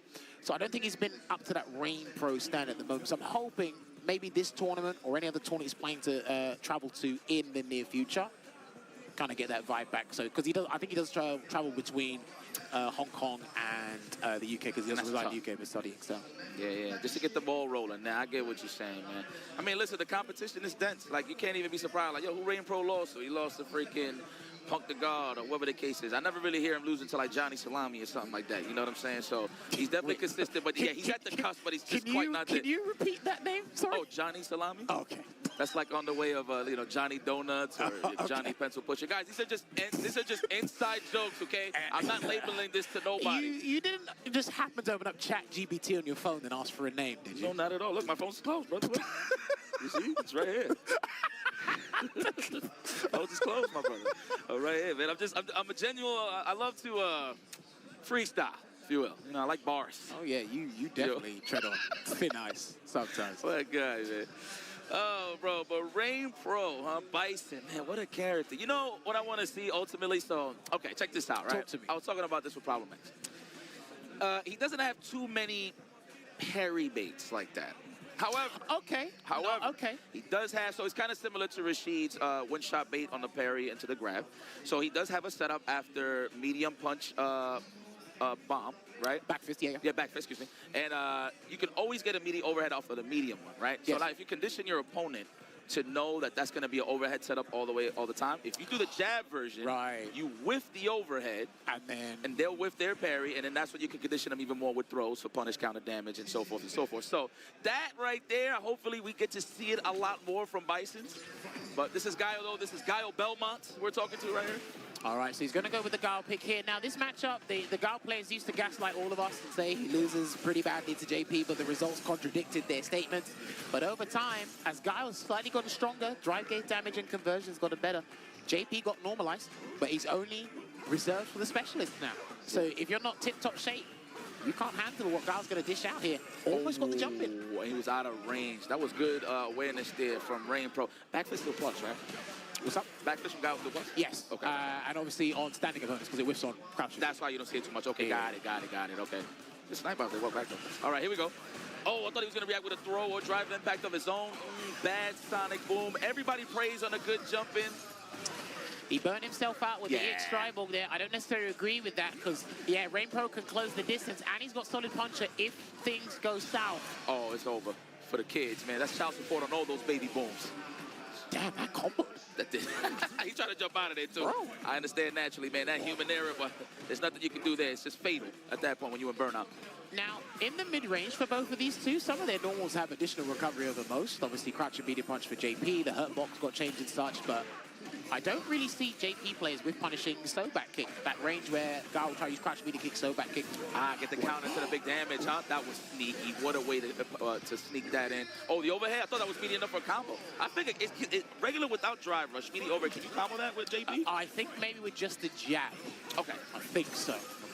But I don't think it's easy to tell by eye. Yeah. So I wouldn't even risk it. He just ran into that jump roundhouse there. Things are getting a little bit shaky for these two, but flash kicks full screen, and that does benefit JP to a certain aspect, unless you're going to double dash in. Oh, no. We're going to see the show? Give him everything. Oh, he's done. Yeah. Activated to the baby boom? No. Or just super even, just to finish the job, but okay. I would have stopped, man. I'm so used to seeing dude, man. This is no disrespect to Rain Pro, but there's always a loop after that. But I just take that as a disrespect, to be honest. He could have just killed him with level 3, but no, you're going to watch the show. There we go. I don't think he wanted that per se, but it's a bit unfortunate. And the thing with JP in this matchup is you need to be very cognizant to where Guile will potentially jump, potentially drive rush, because Guile has to be the aggressor here, and the game, the system mechanics allow that. So if you're kind of asleep at the wheel, Guile gets the life lead, he can play his game for a little while, then has to adjust to what JP's going to do. And there's not too much to worry about full screen, right, from the keep away from JP. Okay, does some decent damage in the drive gauge, but nice anti-air there. The forward heavy kick there sets up a departure. And in this matchup, as we close out the round with the stalagmite, in this matchup, always pay attention to where JP puts the departure, whether it's in front of Guile or above his head, and what the Guile player does to respond. That's a very important interaction for me when watching this matchup. It's just so funny seeing the Guiles now dealing with a keep away for real, right? So it's kind of interesting just to see how they want to take that approach. But I mean, Guile does have the, he's the specialist to be an offensive guy and a keep away guy, so it is what it is. There's the interdiction here. He can put a departure above his head if he wants to. Gonna be hydrated, yeah. Oh, not even. He didn't want to take that. Actually, no, that might have been a better idea because you would have had to actually perfect parry the trig lab. And if you got that wrong, you burn out anyway. So I guess he tried to escape. Maybe Rain Pro thought the departure was coming. So no, that's actually a good situation there from Freya. I really like that. Good call. Hey. It's the library. You can see it, right? He's just double dashing in, and he's making sure he plays at a range where it's uncomfortable JP, but he can still get some sort of like beefy combo or situation. He can't be too far for too long. Man, speaking of too far for too long, this is looking annoying. Wow, reacted right on time. How dare you? Okay, I'll take that punish. That was fun. Rare punish. Rare sweep from JP. You barely get to see that. You know? Oh, nice. He's falling into old player habits against JP. And because the parry recovery has changed, all of JP's parry baits have gotten significantly better. Yes. They're still the same, but the situation's better. The fake ghost, right? Yeah. Oh, yeah. You know what? I forgot about that. All right, let's go JP. Well, it goes back to your point about Bison getting perfect parry baits or more, because he's got, I think Rashida's some of the best, he's got some of the most. Okay, That's he has just a bigger bag, Yeah. I agree, I concur. Oh, 4, man, I didn't know you golf on your off time, JP. Now take your time, this is the position you want to be in. watch the show, guy. No Sonic Boom stuff. But, man, putting himself in danger. I guess he's just trying to hard call a Sonic Boom or an OD Sonic Boom, either or. But it's tough. Yeah, like, I love the departure he's putting up, but going in on the last minute, like, stop giving Rain Pro free damage. You're already in a beneficial position that he can't really change unless he exhausts his options. All right, here we go. There's a Sonic Boom. Okay, what are we going to do here? Set the I like that. Ooh, okay. Reset a little bit, almost a dehydration. No, but he's got to respect his level 3. Is he close enough? I think he's close enough. No, he's too far. Okay, this is a different one. Nice. The perfect parry definitely gave him a little bit of life here on the drive gauge. Set the tone. There you go. You got no curtains out, man. Chunk them booms, man. Oh, but he don't want to trade. Even if he trades here, it shouldn't be that bad, right? No super, no nothing. He's fine. But I think he's really cognizant of one hit and he's done. Oh. Sonic Boom.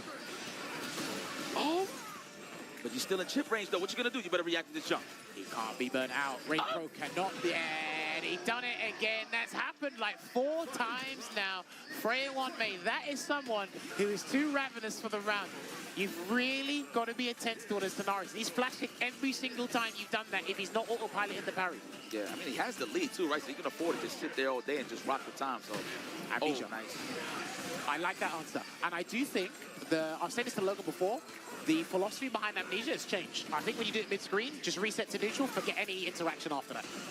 Okay, before it was just the combo, now it's just reset to neutral for 2 bars. Yeah, that's the strength there now in the Amnesia. Now, I can agree with that. I like that.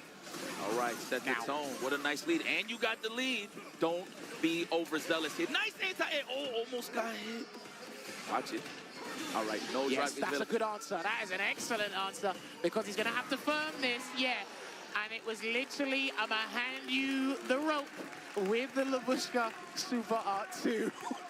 And you can take the round. Listen, that's what happens. One of the best answers for Gao Sonic Boom is JP's level 2. Even if it doesn't say punish counter, in a situation like that where you've got no health and the ghost goes, what's it? High, low, whatever the order is, I'm going to just sit there and watch you. Yep. But in that situation, I'll be like, here. Like, that's yours. Like, you deal with it. Man, what a fan of Ghostbusters this guy is, huh? Man, what a good choice. Yes, even it just jails, right? So if it doesn't hit, so I agree with you on that call. So very nice, man. Okay, so you know, kind of continues what you were saying about Rain Pro. It's like he's at the cusp, but he's having a little trouble here because the competition is getting a little more dense. So it's up to him to either catch up, lock in, whatever the case may be. But we know the potential that Rain Pro has to bring to the table. Yeah, so we'll see how the tour looks for him moving forward. Because like, I don't play at that level, so I don't know what that's like. Where it's like, you play the game, you turn it on, things seem to be going well, you get a nice slew of positive results, and then something just dips. And it's like, okay, it doesn't look like an unanswered. It's not as if we can't find an answer, but I can't pinpoint something very specific that can be improved. Right. Some of the players in layman terms will say, oh, I guessed wrong today. Okay, so when are we going to guess right? Right. Do you know what I mean? Tough, though. I get it, though. But that's true. As bizarre as that sounds, it's like, when are we going to guess right? Well, that's when the strong neutral comes in, so you could guess a lot less, right? That's pretty much how it comes down to. And this is what me and Logo was saying before, right? There's a lot of situations where you can set up a guaranteed scenario. It's up to me to turn it into a guess. I can't flip it in my favor necessarily. I'll just go, all right, we'll guess now. I've got a tool to make us guess. So we'll just have to do that. But we'll see, though, man. Moving forward, never backwards. That's what's up. We got some more killers on the stage. Oh, okay. Not familiar faces for me, but hey. That's Lord Venom. Lord Venom on the left. Over there, the one closest to us. Lord Venom is going to be here. Throwback, huh? So, shout-outs to Lord Venom. Now, Lord Venom, he played Street Fighter V in the early days, and he stopped in Season 2. And then he made a complete comeback with Street Fighter 6. He was one of the best players we had in Street Fighter League Europe 2023. He went to the LCQ, played at the SFL Finals.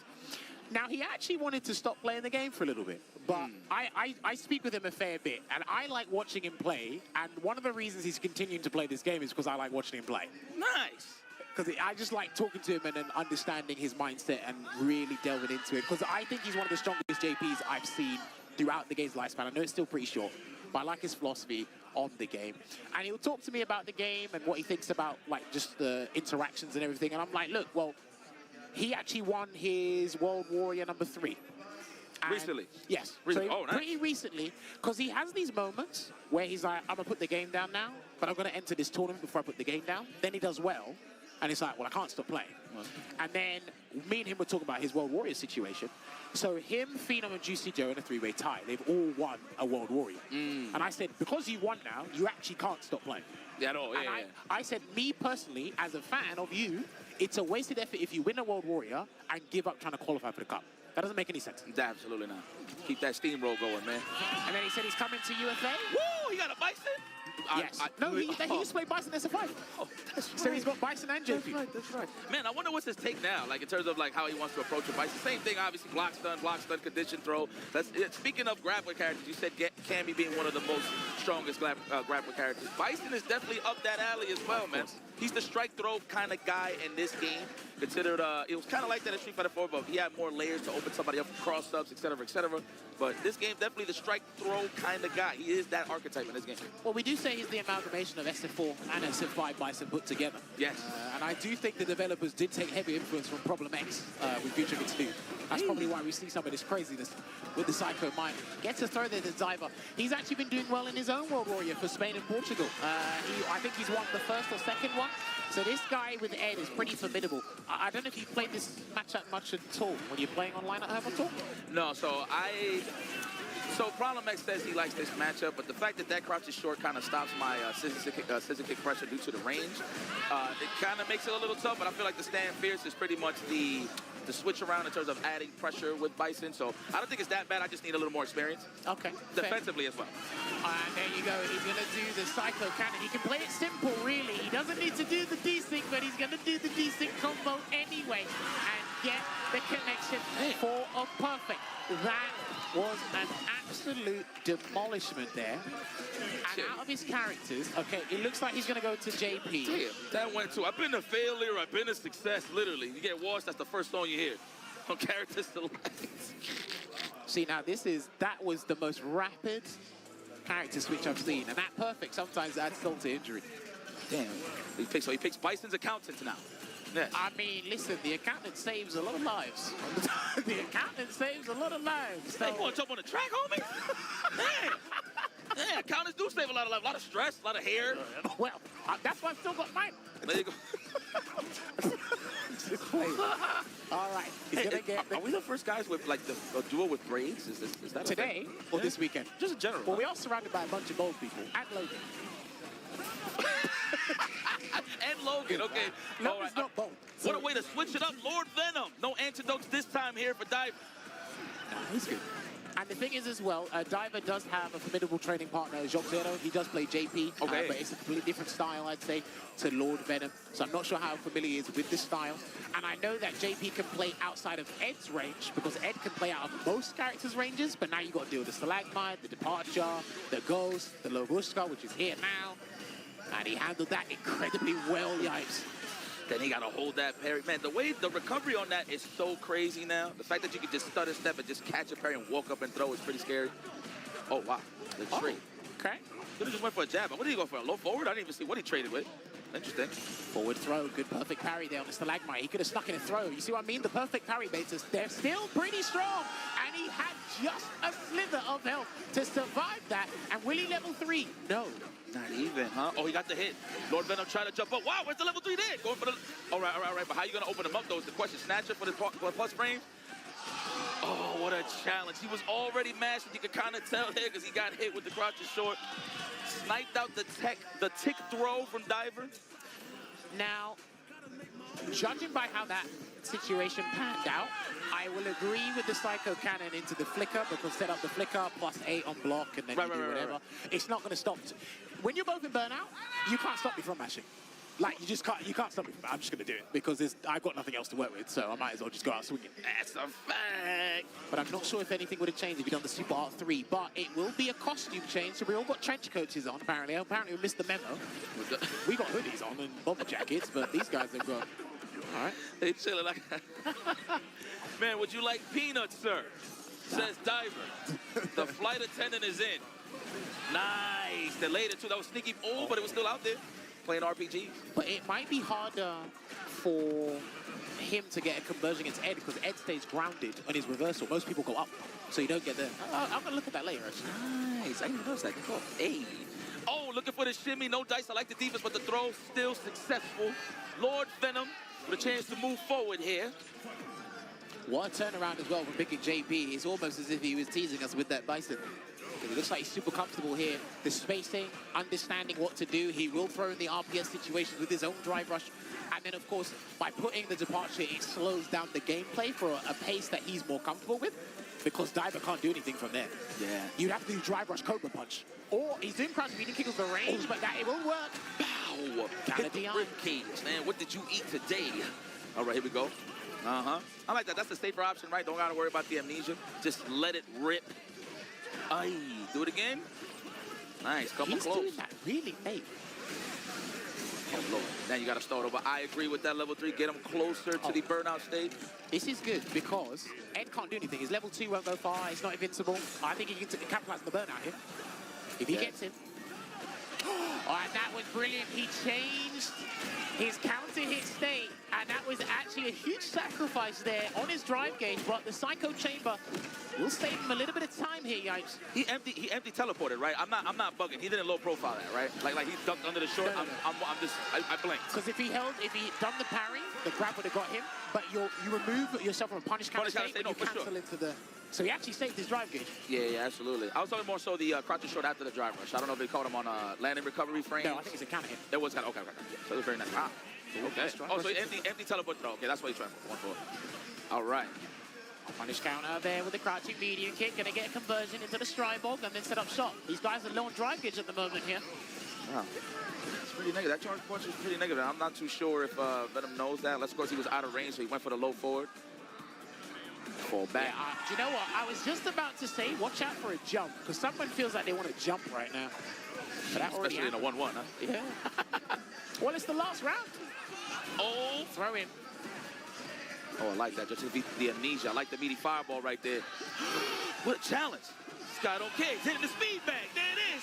And that'll do it for Diver. We moving forward. He's like, what's that? You said I'm whack. No, I'm here.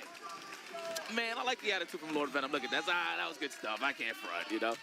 But man, good stuff. You know what? Obviously, I feel like what hit him the most is the fact that he tested out the Bison, first and foremost. I didn't know how much of a high-level Bison he had, but that's the kind of like the tale when it comes to just Bison in general. You have to be comfortable with the character. We know how strong he is. You know what I mean? He could get busy at any point in time, you know what I mean? Very accessible damage, if you will.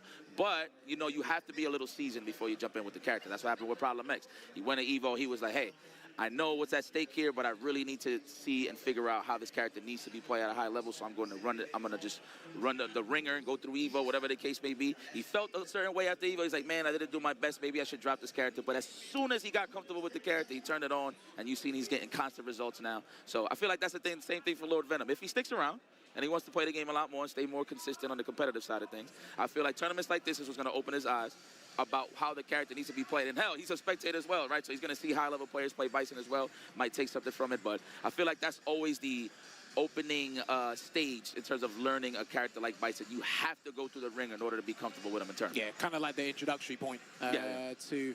It'd be interesting because he might have to sacrifice JP in that process because JP is a specialist character. That's what I did with Ken, bro. Listen, we will talk about that as we come to it. But hey, look, we know what we got to do. Obligatory stuff here at the CPT. Again, ladies and gentlemen, don't forget Street Fighter Duel is a mobile game that was released last year if you haven't heard of it. It is an RPG based on Ultra Street Fighter 4 featuring more than 40 of your favorite characters such as Ryu, Akuma, Chun-Li, Cammy, and Guile. You guys need to enjoy the mobile twist on a fighting game classic. Head over to your app store and download and play now. Shouts to Street Fighter Duel for being one of the sponsors. And you can see it here on the Capcom Pro Tour 2024 calendar here. 2 events have already been concluded. Evo 2024, shouts to Punk for winning that, and Cree City Conversion for taking that. Oh, sorry, Mena taking Cree City Convergence. My apologies there. But we're at Ultimate Fighting Arena now, and then we have 5 more events after that, which you'll be at some of them yourself. You too. I'll see you real soon, my brother. We're gonna enjoy ourselves some hamburger steaks. Yes, we did announce that me and Jammers, Sherry Jennings, and Justin Wong will be at the Super Premiere in Singapore. So that's gonna be exciting. First time you're there, right? First time there. Now, let's get busy, baby. It's hot out there, so you know, leave the hoodies at home. I'll leave them in the luggage. You know, but you're good with the braids. Trust me. Don't go there with a ponytail. I will not. Wow. So please. Oh man, put the egg rolls in. Crush your cravings and level up your snack game. Shout outs to Pagoda. You want an egg roll? You want to roll down memory lane? Get yourself an egg roll from Pagoda. I don't know their flavors, but I've tried them. Hell, when I got the munchies, want something crunchy? Get yourself a Pagoda egg roll. Bars. Like that? I like that one. All right, ladies and gentlemen, the action doesn't stop there. It's only going to get more difficult, and it's going to get crazier for here on the desk and you guys at home. But we're going to take a short break, that short intermission we love to do. Give us about 5 minutes, and we'll be back with some more CPT action here from Paris in France for UFA.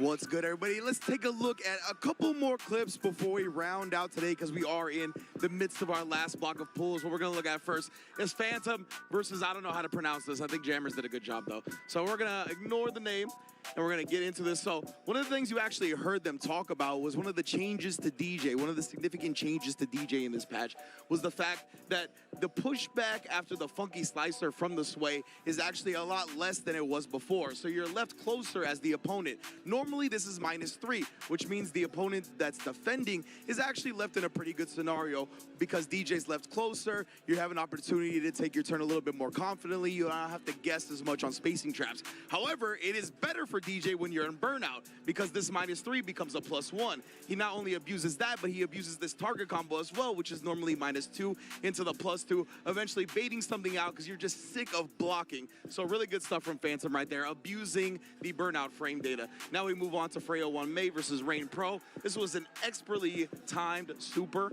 This is one of the best uses of level 2 you have for JP when it comes to this matchup against Guile, right? Because you can do it on reaction to the Guile using Sonic Boom, and the start projectile, as you can see here, of the level 2 completely actually not only nullifies but beats the Sonic Boom because of the projectile priority system in this game. So this is new to Street Fighter 6 actually. The projectile priority system means regular projectiles lose to OD projectiles and super projectiles beat OD projectiles and obviously regular projectiles. So he nullifies that, right? And then he's able to just advance forward. You see Rain Pro is left pretty helpless at that point, trying to parry for his life. He still has to guess on the mix-up afterwards, and Freya 1 May just rides that to victory. Next up, of course, we have Diver versus Lord Venom, the matchup we just saw here.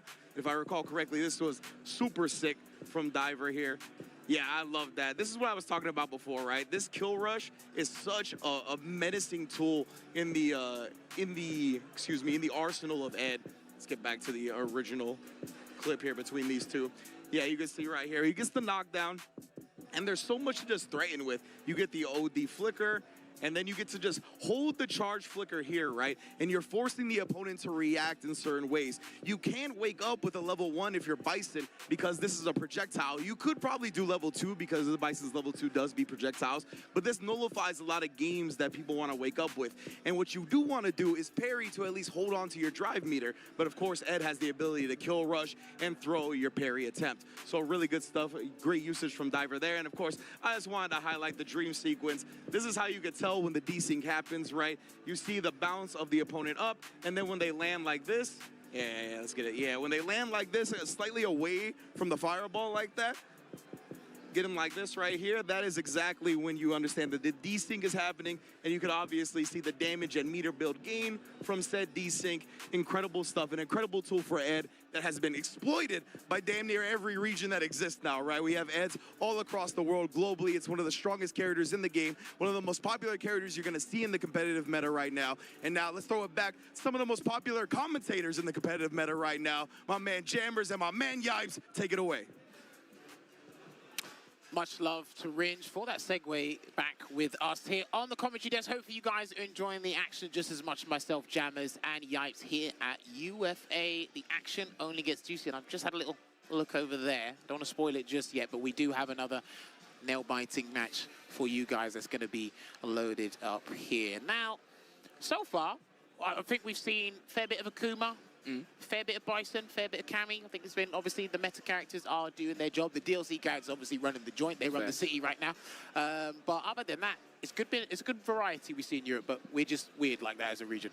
Well, you know what? It is weird. We're just weird like that as a character region. selection. Yeah, we're just weird like that as a region. Nah, it is what it is. But just to prove your point, yes, DLCs is running the town a little bit. Man, I didn't even think about it like that. I like They're to take it over the town. I'm running the joint. And look, Terry's coming as well, so don't worry. That Metropolis of DLC characters is coming. Don't worry. Naturally, I like that, you know what I mean? Because at the end of the day, even though, you know, developers check those characters, we're ultimately the guys that's going to check if it's cheap or not, right? That's breaking down the characters as the game prolongs. So, but yeah, man, it's going to be exciting. Just like Jamin said, we got an exciting match. You can see the dad hat on the side right behind me, which means it can only be one guy. Well, a lot of people have families now, but Goichi is on the stage, very familiar with the UFA stage, of course, from the past games that he has played competitively. So it's pretty cool to see him. And I'm not joking, he's wearing a dad hat. I think that's safe to say that's part of the lore if you got some kids or you got a family or you're planning to have some kids. I feel like that's the attire that you need early on, you know? So I'm just used to this information. I just like talking to the people. Get your dad attire here now. Listen, I've seen you do those EVO adverts with the voice and everything. You can do that. Watch, you stay there. He's going to do an advert for Tenno. Shout out to the Tenno crew back in the States. He's going to do one. Get your dad attire here. Yeah.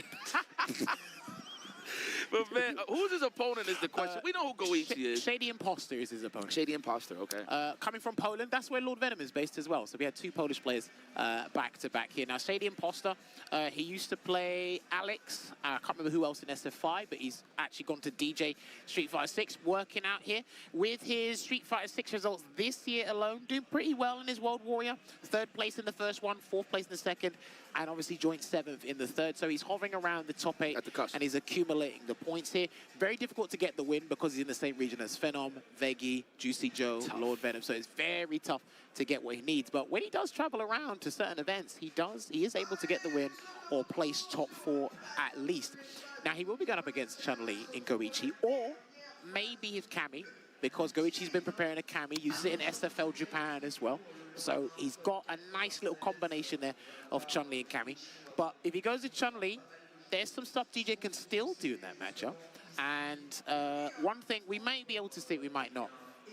One of the downsides to Chun-Li is her backwards walk speed got nerfed. Yeah, nerfed a little bit, yes. Which means, obviously, she has to engage more in footsies. She's got no problem doing that. But also, when she's burnt out, she can't run away as easily anymore. Exactly. And I think that's a big deal. So one of the things I've been trying to do in Street Fighter 6 is try and identify the patterns.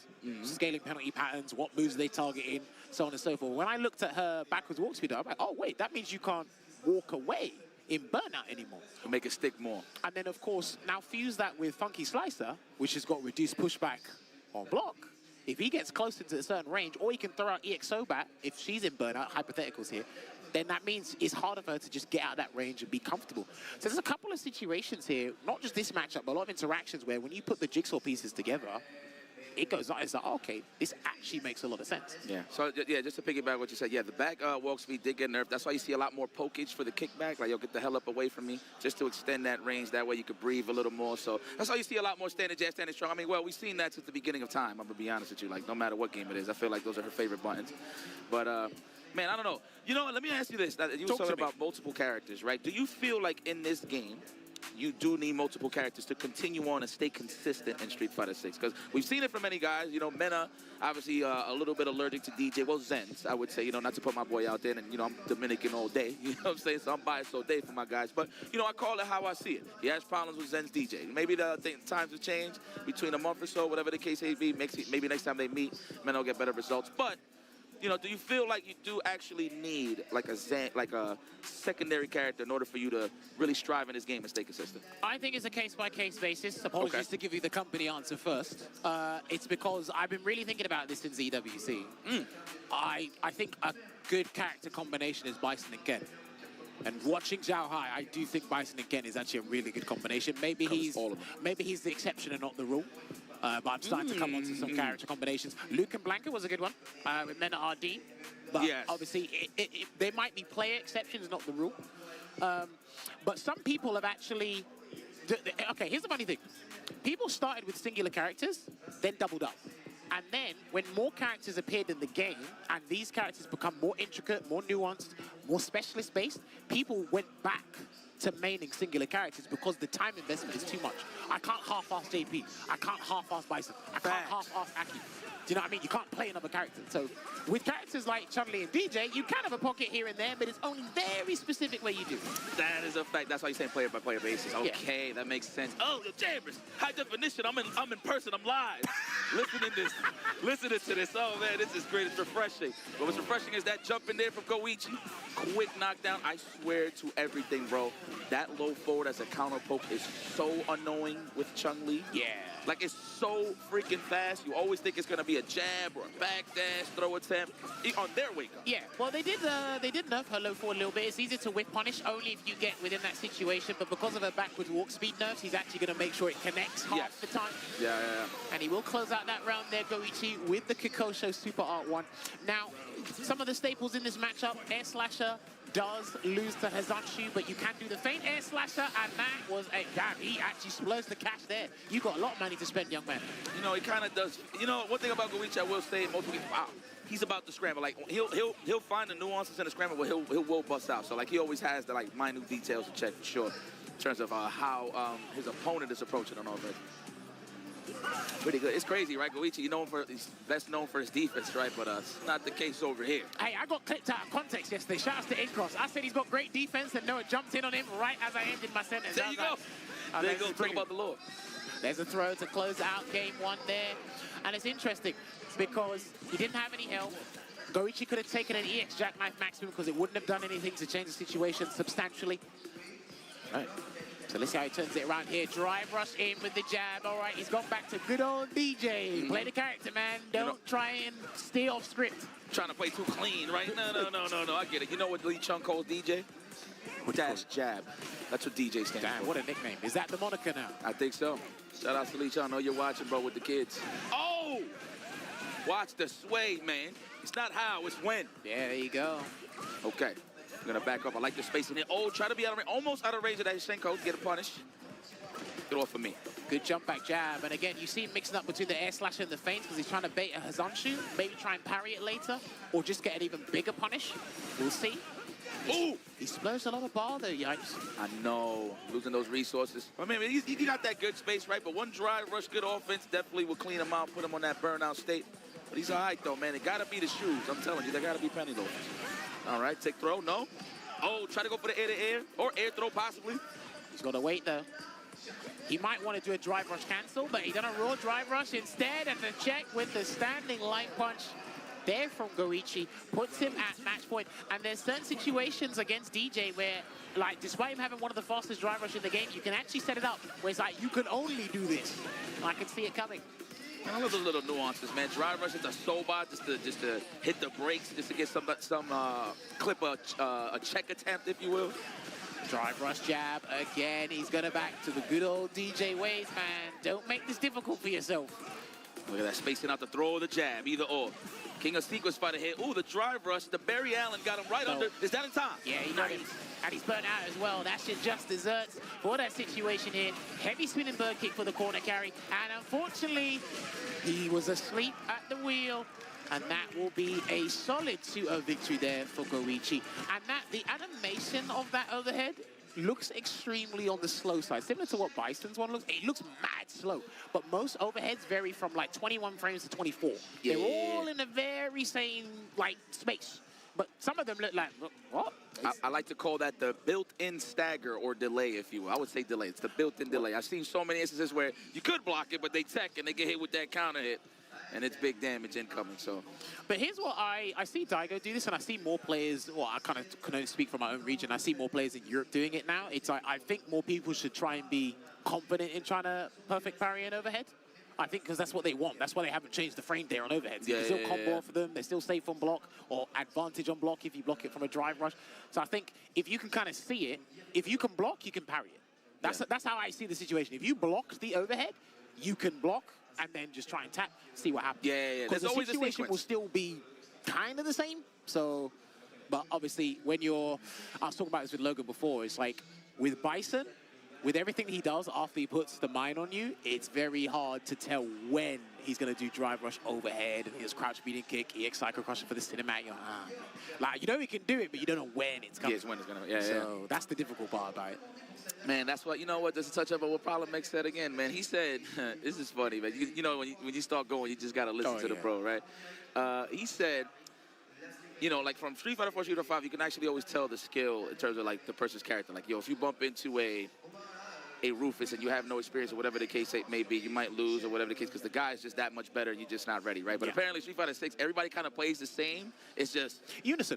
Yeah, so the difference is what he said, and it kind of had me think, it's like, you know, there's a lot of people that play the same, but, you know, the other guy, I might wash this Ken here, but then this other Ken might just hit parry a different way, and then, you know, he'll get better setups just off of a parrying better. So, like, I kind of like that outlook that Problem X put out there, so I'm definitely going He's got a very good outlook, not just in the game, but in life in general. Yes. And this is when we're like fans and huge avid fans of the game and stuff. It's like sometimes people are just still basing things off results, and it's like, okay, like, you're not doing too well as a player, and it's like, but their outlook is still just as sharp as a champion, so you kind of still have to acknowledge what they're saying, sort of thing. So it's like, you really have to pay attention. Speaking of champions, we've got Luffy up on stream next, going up against Italy's finest with Save Your Game, SYG Garnet, using Dalsim. So you are seeing Dalsim in this region. Yeah. I think last time I seen him play was Rebel Kumite. I know he qualified in his region to actually end up to Rebel Kumite, right? So that was the last time I played him. Didn't do too hot, but I know he's that good. You know what I'm saying? So again, man, the competition is that's. I'm not surprised if anybody get washed. You know what I'm saying? Like, whoever that guy was that beat him, a gamer in or beat Daigo, like, I had no clue, but look, he was good. He was able to defeat Daigo guys. It's not like the old times, man. They can still win, but it's just more bodies to go through now. So it's going to be a lot tougher as the game prolongs. So we'll get on to Garnet pretty shortly, but Luffy's been kind of quiet with the game as of recent. Obviously, he tried to start with Manon, he went to JP, he tried Moriza, went back to Manon. The last time I checked, he was playing Aki and seems to be having some fun with the character there, but I don't think he's found that Luffy style or Luffy-esque character per se. So I know he did play King of Fighters before, so maybe Mai will do the trick for him and get him active once again in this game. So really looking forward to that. But again, not really super involved in the World Warrior. He's here because obviously Paris' backyard, so he's come down here to press some buttons. Obviously, he's with us with SFL Europe last year. I'm not sure if he's got any plans to try and get involved in SFL EU this year. But then, yeah, there's a big fat question mark over Luffy for me at this current point in time. Garnet, he's been putting in a lot of work, obviously with Street Fighter 6. Him and his manager actually is here. They've been gallivanting the world, man. That's why you saw him at Rebel Kumite in New York. He qualified for the Cup. You saw him at Capcom Cup finals there. He's been doing a lot to try and put not only himself on the map, but Italy on the map as well. And it's not easy. He's trying to push the boundaries to get into that top echelon of players. And even that's a tall order. Tall glass, bro. It's getting dense fighting. I remember when it was just like 64-man brackets. A little more peaceful, you know. Now it's like 500, 400,000. I mean, you know, it is what it is. But that's a testament of the FGC band's growth. Okay, he's playing Manon. I thought he was actually playing Aki, but I guess for this matchup, it makes a lot of sense. That's all he needs is one commando to get the party started a bit.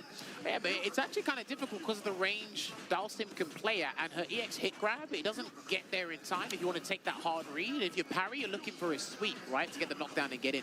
And sometimes that early jumping with jump roundhouse, it's not always the answer you want against Dalsim because you're not at the specific range. Yeah, get a little more comfortable mid-range, go for the stance cancel into the kick. Yep. Right, go through the fireball invo, of course. But you got to be close. Super close, yeah, mid-range, At this point, you got to deal with the limbs, and there is no reason for Garnet to move close at all unless he throws out a 5 or wants to do a teleport mix-up. But that's being greedy. Yeah. Let me see, are we going to range out that stand roundhouse with some plasma, if you will, the yoga fire? This character's annoying, man, but once you're in, it's in. He gets smothered, I will say that. Dalsim. See? Yeah. He wanted to do a 5 mix-up, but purposely he wanted to get out of the corner, actually, because obviously Luffy walked him down. But again, Dalsim, do you know what Dalsim's like? Have you ever tried to catch a cloud? What? Right, there you go.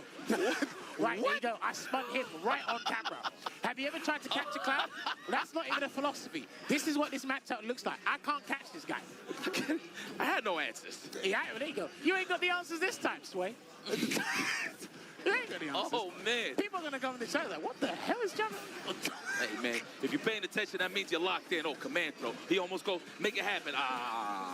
6 seconds on the clock. Are you just going to kick back? Yeah, it's just might as well try to go in and do something, right? But hey, man, look, the way how elusive this character is in this game, there are some characters, I promise you, if the guy is good with Dhalsim, and the only Dhalsim specialists are playing this character, you can't catch him. And I will say this, man, that works out for a lot of the Sims, right? Obviously, you have to do homework when you're dealing with the character, but that's not a heavy represented character online either. Not in NA. I will only bump into Zaf at times, but he don't even play Sim no more. You know what I'm saying? Like, it's tough, though. It's tough. You really got to remember your Street Fighter V-esque ways and tactics to actually deal with Dhalsim. They're kind of similar, right, in ways. I love this, right? He's been slowly chipping away, dead 5,000 cuts, gets that full conversion into the Merciless Yoga, and he's just going to go back to what he's doing before because none of the supers are going to reach from there. Yeah. So you just stay here, and do what you want. Kick back. Can't even do a low one, right? He'll trade or something with a limb or something like that. To be fair, Manon's Super Art 1 trading with a lot of stuff is actually better than people give it credit for, and this might be the opening Luffy needs. Oh, yeah, you can do double level once. That's right, on the trade. Oh, no, too much block stun. That's whack. He had the right idea, though. And you saw that he delayed jump, too. So if he just delayed a little bit, killed some of that blocks, then it probably would have landed. Do you know what the worst thing is? When you kind of mess up your own, like, offensive pressure, and the guy just sits there like that, and it's like, it would have worked. Yeah, and then you see punish guy. You see the zoom in out of nowhere. Oh, I know. I hate that, too. Oh, okay. There you go. There's the Aki.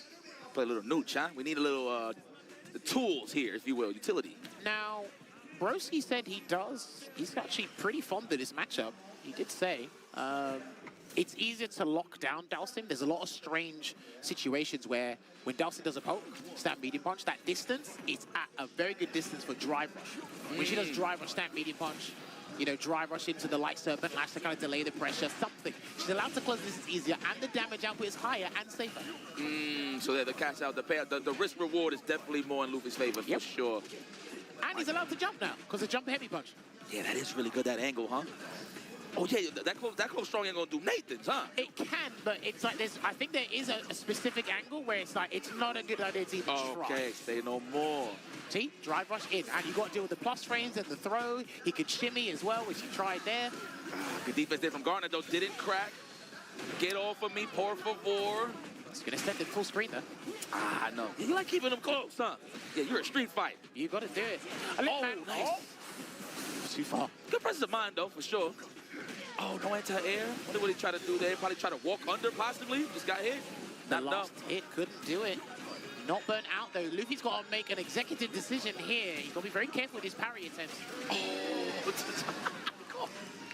So that plasma, man, that was not the range you wanted to be at. Nah, and some people make the mistake. It's very hard because the situational awareness is hard to assess what to do. That's a very slow fireball, so his slide does work against a lot of those fireballs. 100%. But it's hard to make that assessment of, should I reciprocate with my own fireball when the fireball's out? Okay, just so you didn't want to challenge. All right, here we go. Kick back. Are we going to go for the teleport on block? No, not yet. Nah, he's got a healthy distance.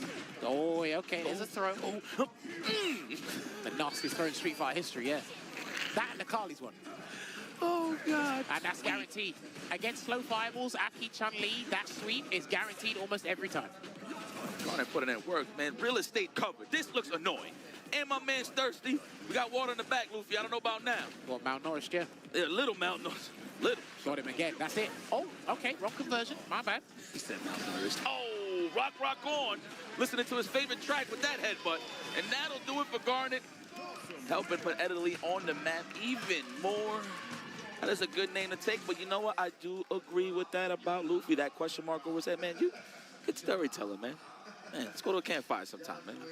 Listen, you know what? I have watched an unhealthy amount of this game in the past couple of weeks, and I've been trying to catch up on tournaments, and these things are 2 hours to 4 hours to 5, and because there's so much to keep up with, I just keep up with doses I can. Yeah. And it's because there's a lot more prominent players. Yes. It's not just a handful of guys. And remember now, it's Japan have got Street Fighter League Japan. That's its own economy there. Then we've got the NA region with your can opener, your TNS. Right, you got you guys stuff. SFL US is going to start doing and kicking up soon. The European guys, they've got their own stuff going on. It's hard. Yeah, it's too much. It's too much. Some people think I'm joking when I say, yo, it's hard to keep up with the game right now. And then, of course, you know this as well. You travel. It took you, what, 12 plus hours maybe? Right. So think about that. You can't really watch what you want to watch Street Fighter Wise on the plane, so that's 12 hours gone. Then the next guy gets to 12 hours because he's at home. Then it's like, okay, outside of absorbing the information, we then got to figure out how to articulate it and then be correct. See this guy? See the hardships we dealing with, man? My, he spoke for me, all right? I definitely do feel that sentiment. It is too many tournaments, but it's not a bad thing. That's super healthy. But in terms of just in our position as commentators, whatever the case may be, and just students of the game, I get it, man. It's tough. So it's like one of the things that I miss out a lot because I'm always traveling to is a lot of the Dominican tournaments, the World Warrior tournaments and stuff like that. I be missing those a lot, which I always want to tune into. But not that I don't have the time, but again, it's just too much stuff going on. But then, this is credit to the Blue Coast team. They put out the Spotlight World Warrior show. So then if you really want to just find out the central hub and find out where everything's going on and get the necessary results, you go up there, open up a Wikipedia tab, and then find the player, and then, like Bob's your uncle, we can work from there. Speaking of which, we stole him from you. You know what? I ain't gonna lie. Listen, I'm gonna tell you something. I feel like we're like distant cousins, okay? Like, I feel like if anybody goes to the UK, I feel like it's valid. And I think it's all connection. What did they call Deadpool the anchor beam? I feel like Problem X is our anchor beam. Okay. Like apparently he was born in Brooklyn. That's just what he told me. And then he lives in the UK now. So I'm like, I feel like you're our anchor beam. You know, you just keep us together. I feel like we just have a cool connection. And it's funny because back in Street Fighter 4, a lot of the EU guys used to visit a lot. First time I met Logan was at the Arc. You would know from the Empire Arcade days, for anybody that was following. Same thing with Damascus. First time I met Damascus was in New York City. He was living there. Yeah. You know what I'm saying? So it's kind of crazy. And then, you know, Kev went out there for a hot minute when Street Fighter 4 was up. France a lot, yeah. Yeah. So, man, it's like it's always a connection with EU and New York specifically. So, but now I don't feel like you stole him. You know what I'm saying? I feel like if he was here, he was posted for a while. Does he have a London ID? Does he have a UK ID? I'm not sure yet. Okay, well, you know what? That's just a random question. I just wanted to throw it out there for layers. But I will say this, though. Lex, I'm very proud of his performance because I've seen him come up from Street Fighter 5, being the aggressive Guile and Bison player, to moving forward, rocking Guile, and a game that's aggressive keeps him locked. Sorry, finish that point. This guy on the right, Cam, if I'm not mistaken, I think he's a modern Ken. I could be wrong. If it's the same name I've seen before, it's a modern Ken. Let's see. Oh, it's a modern Ken. Survey says yes. And he tried to jump around stuff. Okay, so my thing is, obviously, Chachikawa's been using modern Eds, and we see a lot of the Japanese players use modern controls here and there. We saw it with Justin Wong, modern Zangief. We've seen it shout for the Stage Jam Slam people using modern controls. I call modern controls this. It's a tricycle that you still have to control the handlebars. So it supports you, but you still have to control it. Which means, as a player, if I can find your weakness, modern controls will not help you. That's my analogy for modern controls. I like that. Oh, so tricycles don't going downhill. You still got to control it. You still got to hold the handlebars, man. My guy. Oh, y'all do not love balls. Damn it. You know, that's one of my specialties, man. I like that. Oh, man. But there we go. But no, just to touch on what I was saying about Lex, he just always was an aggressive player no matter what game he played. Obviously, I was introduced to Lex from, I didn't even know that was JD's brother at first. He was just a cool dude that was at LWC. I'm like, oh, we just started talking. Very good friend of mine now, you know what I mean? Then I found out they were brothers. I was like, holy smokes. Man, you get washed right now, Cam. Oh, he missed the cancel, unfortunately, there. And then get the modern control with the anti-air.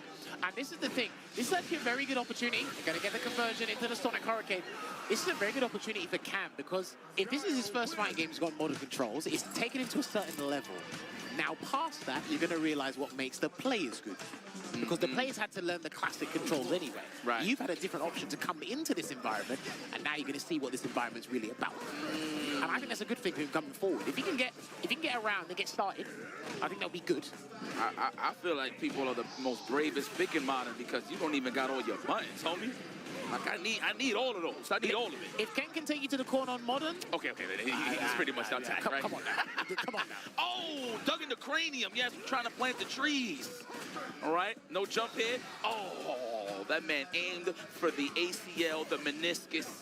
Man, finish the job. You didn't even have to do all that. No, actually, it was necessary. See, and even then, there was a sensory overload because you had modern, you had level 1, but you didn't react to the DI. So it's clearly something. Do you know what I mean? Super specific. Whatever he's looking for, I guess he's looking for survival. I think that is what he's looking for. I don't even know if it's a whip punish at this point. They stopped the Lost show ages ago on TV. You're not going to be back there. Stop it. Oh, man. Oh, the tumble try, the barrel roll. Good God, come on over here. That wasn't Guinness, my friend. That was a back throw. Ken Masters, how are we going to get out this corner? Cam, you're having a tough time. You're just chipping my baby booms. Yeah, this is pay child support for these babies right here. He's done. Oh, whoa! Point blank. Can you make something happen? Imagine? No shot, right? Oh, if you would have confirmed that to something.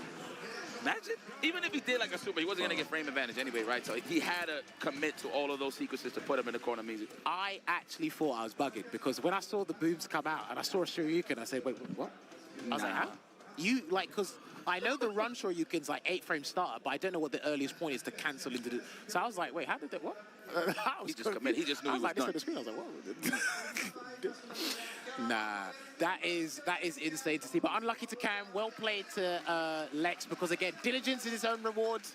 He's been putting in the work, he's been gallivanting all over the world, and again, he is reaping the rewards, and I can't wait to see more of him in the future. He's dominating the UK World Warrior, so hopefully he keeps that up, but I need my guys to kind of fix up. We don't need an American winning the UK spot. I just put my flag down like right here.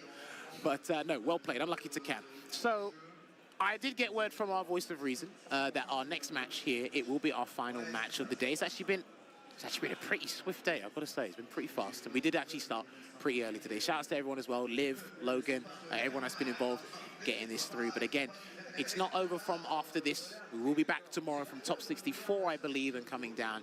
I need to double check the bracket and then get ready for tomorrow as well. But I see kills you. Oh, okay. That guy, I believe he's called Kikuma. He's from Hong Kong. He was in the team yesterday. Yeah, he was at Asia 2, I believe. I believe so, yes. So he didn't get to show off his stuff yesterday because obviously I think it was just a surprise. I'm not sure if it's his first time traveling internationally, but he was in the esports Hong Kong tournament that Xian won recently with DJ. He was there, he made the top 8, I think, with Chun-Li. So he does play Chun-Li, unless he has any other character I haven't seen. I still need to learn a little bit more about him, but if you're using Chun-Li, you're either a specialist or there's something you see with the character right now that most other people don't, because looking at that list, EX Kikoken, the damage scaling being increased on that, you know, crouching beating kick being nerfed, stand light punch is effectively still the same. Obviously the backwards walk speed, we talk about that a little bit. Things have been toned down to kind of deter people to move away from the character, because I think Logan mentioned it before, it's very easy to pick what's strong or gravitate towards what's prevalent in the game right now. Right. Especially with all the tournaments and the prize money on the line in the Capcom Cup. It's like you've got to go with what's working and what's effective. So, especially if you want to stay consistent. This game, I mean, the game can get volatile, man. Like, obviously, even in the highest level, you see a scramble, you see people dying very fast, you know, losing very fast. It's just so much you got to look forward to. That's why the professionals are here, man. At the end of the day, man, even the professionals are struggling as well in this game, so it is what it is. But I have no remorse for anybody that loses in this game. I'm going to be honest with you, Jammers. It's an even playing field. It's up to you if you want to even the playing field even more. But yeah, I can agree with that with Logan. You got to stay with the times in order to stay optimal. And one person that stays his time really well is Kills You. He's not afraid to add characters to the roster, change characters on the roster if need be. This is a matchup he'll probably be using Cammy for. And he does practice or talk to Valmaster on a extreme regular basis. So he's not going to be no stranger to this matchup. I can't say he knows it inside out, because you can know a character so well that you don't understand how the player uses the drive gauge system with that character. Like what you were saying before, Problem X is like, look, this guy parries here where the other guy doesn't. That's why when that update comes out with Replay Takeover, and I think there's going to be ghost battles as well, I was saying to my stream, I don't know how accurate that's going to be, because if you go for an AI, let's say I wanted to go to an AI version of Yipes, right? Where the AI would parry, Yipes might not actually parry them. Yeah, so yeah, I don't know how accurate that's actually going to be. Makes sense. Okay. That's how I see it anyway, so. Oh, this man has got like 100 layers before the actual truth. Man, damn it, I'm a fan, damn it. Shoot. Carmine Corp is this Carmine? Yeah, so this is one of the biggest French teams. Okay. They've got a massive, energetic crowd. This was same team that sponsors JDCR. Okay. I see. JDCR, actually, he's in the building. I saw him earlier. He's trying to qualify for the Tekken side as well. See him over there, getting busy. So shout out to JDCR. So, and Kikuma's team, if I'm pronouncing this right, same team as Human Bomb. I imagine Human Bomb's still in the tournament here. So now he does. I think there's another. Someone might have to correct me if I'm wrong. At HD Jam is on Twitter. There is a Cammy player. I think he's called Mickey from Hong Kong. Pretty solid. I could be. I might have got the name mistaken, but there is a Hong Kong Cammy player they can practice against. So I imagine if he knows what Kills You plays, I think he'll have an idea of where to or how to start the offense or his game plan. Yeah. So, man, Ken Masters though. Well, I will say this as a Ken Masters. Damn, I can't even say I'm a main of Ken. I haven't played him in months. Ever since freaking Bison dropped, I haven't played Ken in months. So, but I always had trouble with Guile, naturally. I feel like all Shotokans do. I feel like no, he's gonna play. No, he's hovering on Guy. He's gonna pick Cammy. He's gonna pick Cammy. This is a lie. Yeah. Don't worry. They're gonna change that. They're gonna change that. Don't worry. They're gonna change that. I'm about to say, man. I thought he was like a Cammy player. Maybe don't like the matchup with Cammy. Went with Cammy. Stop playing with me. If there's one thing I can tell you for almost certainty is you will rarely see Kills You touch a charge character. You know I'm bugging. I'm here. Damn, that's how you know. Damn, I was flowchart like that. I seen a Guile. Maybe because I ain't eat yet, guys. All right? That's crazy. We're literally talking about how Kills You plays Cammy, and I'm here talking about Guile Cam. Let me just shut the hell up. But not, yeah. Cammy Guile. I mean, Cammy Chun-Li, excuse me. That's going to be an interesting match indeed. A match of, I would say, wit. Who's going to stay diligent enough to stay on pace with the match? Well, you have to mirror the movements. Yes. And because Cammy's got fantastic walk speed, Chun-Li's got fantastic walk speed, but as we keep, like, regurgitating, it's Chun-Li's backwards walk speed has been toned down. So now, when you do this, Cammy moves actually closer to Chun-Li, which means now, is it a battle of crouch speed and kick drive rush? Are they going to be looking for the whiff punish? What kind of damage are they looking for? And as well, similar to when I was talking about Dalsim, going under fireballs, because if they're slow, like Hikoken's pretty slow. But if you can see it, get the jump into EX dive kick, guaranteed punish counter in the corner. What's your defensive choice going to be? So the insight is there with the players. Yeah. Okay, break it down. All right, I think the buttons are being checked here. Characters are being selected. Man, I hope y'all enjoying yourselves at home, man. I got nothing to say. I'm going to be very honest. It's not even that I'm not trying to be professional. It's just, I just want to see the wall shot. That's it. I like seeing bust ass. I'm pretty sure you know this, Jammers. Look, I said this from Abigail Season 3 Punk Problem X. I said, there's certain characters. Woo! He's seen those. There's certain characters and certain games that are a luxury for the uninvolved. I am not involved. So therefore, I get to enjoy it. That man Punk said, you can't stop that. So you stop it. This is when he got hit with the super to the unblockable wall, man.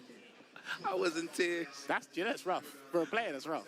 You understand that, professional, right? Hell yeah. You travel, what, 6+ hours to find out there's an unblockable, you can't do it. You know what makes it even better? You had to see Problem X's cheesy smile, kid. Dude, give you context, right? I'm in a WhatsApp group that talk about fighting games. Every so often, someone pulls out the picture with Punk like that. And Problem X. They pull it out. In that ring, huh? I think it was NCR. I think it was No. That was I think that was DreamHack Montreal. Damn. If that was the picture, that was like a ring, right? No. The one where Punk he had to rub his eyes. So that was NorCal. That was NorCal. That was NorCal Regionals. Yeah. Wow, almost happened twice. Oh snap. See, I forgot about that. The realization, my bad. Nah, you're terrible. It is what it is. That's in the past, champ. I know you're watching. Nah, listen, he knows. You know. We got nothing but love for Punk out here, man. And again, his philosophy, mindset on the game as well. And then I always look forward. I'm actually looking forward to watching him play Terry, to be honest. I reckon, this is just my theory, I reckon someone's going to take Terry to the cup. I see that. I reckon someone will. I wouldn't be surprised. So I think Mena will go with Terry. I think Daigo, if he likes him long enough, I think he might put down a Kuma for Terry. He did that with Ken. He didn't even announce it. So I don't see why I wouldn't follow the same philosophy with Terry either. Man, damn, let me see the toolkit, man. I got to see this. Before I really agree with you, I do agree with you. This is just my theory, though. Yeah, it's a theory. Okay, hypothesis, all right. We'll take that. I mean, to be very honest with you, I feel like any DLC, just to really showcase how good the character can be, it's going to be strong automatically. Like, we already know this from just seeing past games, stuff like that. We already know this. So I can agree with you on that. In terms of taking it to the cup, we'll see who takes it to the other level. I feel like a guy like Nemo, would jump on Terry. And then that's not really like his style to the Shotokan, but like if he has like a good mix or something that he could really be unorthodox with on some left-right kind of situation, you probably see Nemo pick the character up. But man, I'm playing Terry. I can see that. I could definitely see that. I don't know, with Nemo, I think the toolkit he's got now, Blanca, JP, Bison, I think that's he's the last match. It's perfect for him already. And I don't know anyone who's picked 4 characters. Xiaohai is going to be the closest. I think Xiaohai is going to be the closest. Cammy now, right? So you got 3 in the key right now. Yeah, adding. But that's the kind of like a King of Fighters mentality. He had to learn 3 singular characters to beat a team and then play. So the philosophy is there, but I don't think people want to spread themselves too thin and then get too exhausted trying to remember all the stuff. Because again, if you are suboptimal or even half-assed in a situation where you should know the outcome for both characters, I think you're just gonna. It's the difference between a Slither or Drive Gauge and Burner. I really think that Drive Gauge, and we hear Ringe with his breakdowns. Shout out to Ringe with all the analysts and everything. You see it a lot when you can tell who's a specialist and who's just like, all right, this is the pocket character. I know what needs to be done, but I'm not comfortable with burnout situations, really managing my meterless conversion, so on and so forth. So you will see that. That's why you don't really see Rashid players jumping from character to character. It's just like Rashid has to be it. You don't really see that. So, I wouldn't even shy. Wait, listen, and I'm a Marvel player of my heart. That's the character that you want to really get oppressive with. You definitely want to stay in that lane. That's why I love that Big Bird stuck it out with Rashid. Obviously, that's what he's known for. Well, originally, I known him for the guy play. Yeah. Back at Street Fighter 4. Yeah, so, but like, again, going into new games, I love when people transition to new style of characters, right? So, Rashid is really right up his alley, so I like that he's really committed. I'm pretty sure he has Marissa still in the pocket, maybe just picks it on Guile, possibly? Nah, I think he goes... Just straight up Rashid? And a few of the Rashid players are telling me that Rashid does better against Guile this version now because he can't do anything about the tornado. Before, if you had level 1, you put the tornado out, you could Sonic Hurricane, and there'd be a weird interaction where it would dissipate the tornado and still hit him. Now it doesn't really do that anymore. So he's kind of just has to do with it. That's right, holy smokes, okay. All right, well, let's look at that. So yeah, just back to what I was saying. Staying in that pocket with that character, I'm glad that he made that transition over. Now you see the results flourish even more with Big Bird. So very consistent. Just won yesterday with Team World, pretty much closed it out. And he's primed up to win a big tournament. Like obviously you've seen him in the Evo finals.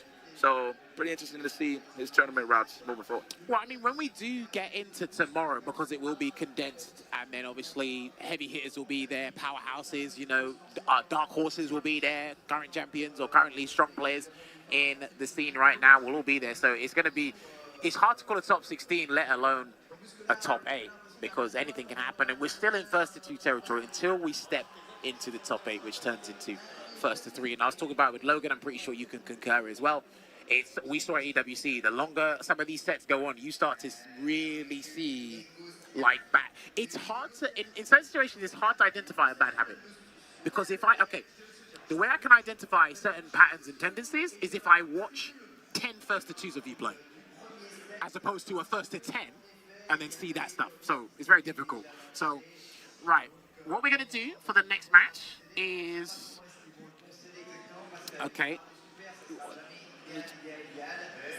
all right. We're just getting word from our motherboard right now, guys.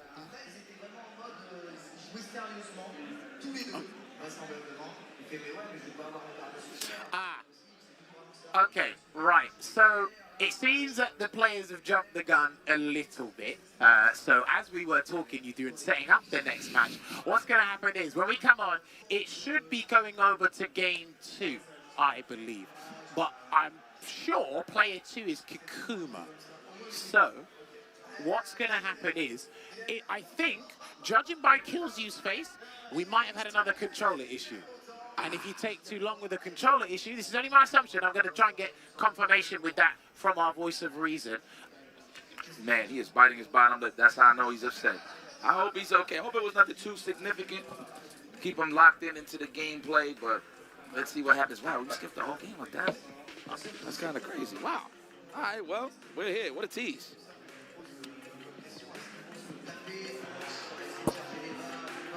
Okay. Well, a couple of oopsie daisies just happened here. We're gonna figure this out as we move forward. But it looks like we're about to get into our match. Kills You doesn't really look too happy, but we're not going to highlight that a little more. Because he wears his heart on his sleeve, so I can see it on his face. It's something he's not particularly pleased about.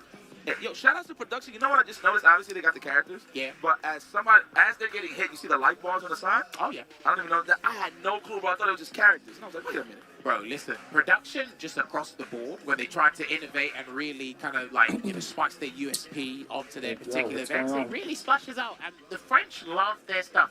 They love their esports, they love their anime, they love their manga. There's a lot of things they really like to, hey, we want to put our little touch. Yeah. It's not a little touch, it's a massive touch.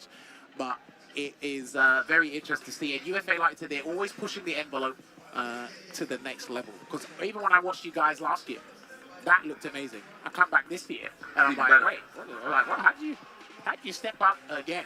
Yeah.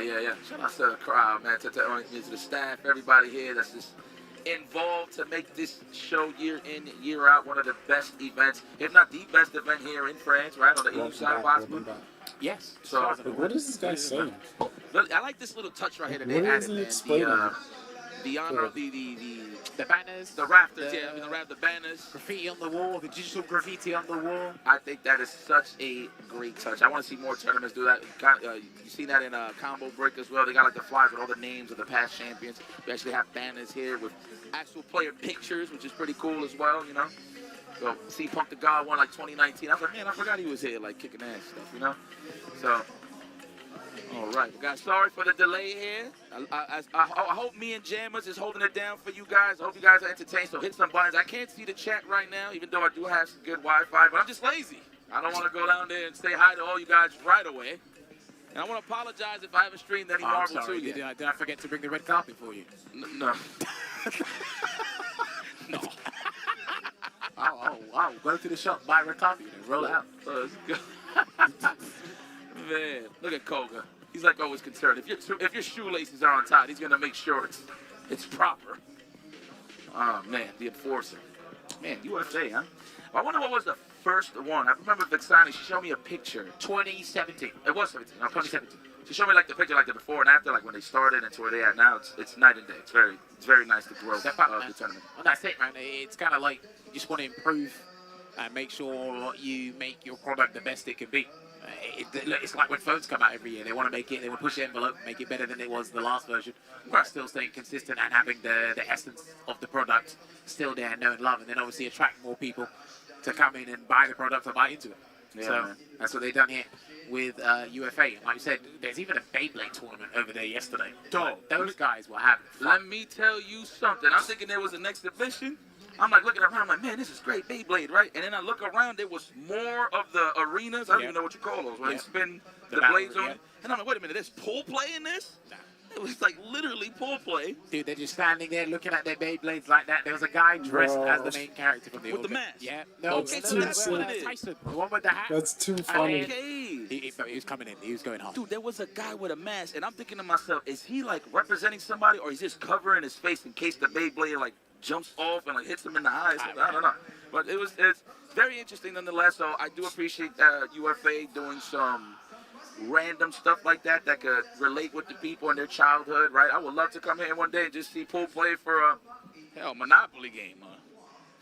Careful. That breaks relationships real quick. Careful. I lost some friends. Careful. I know. I lost some friends. I see some things. I don't know.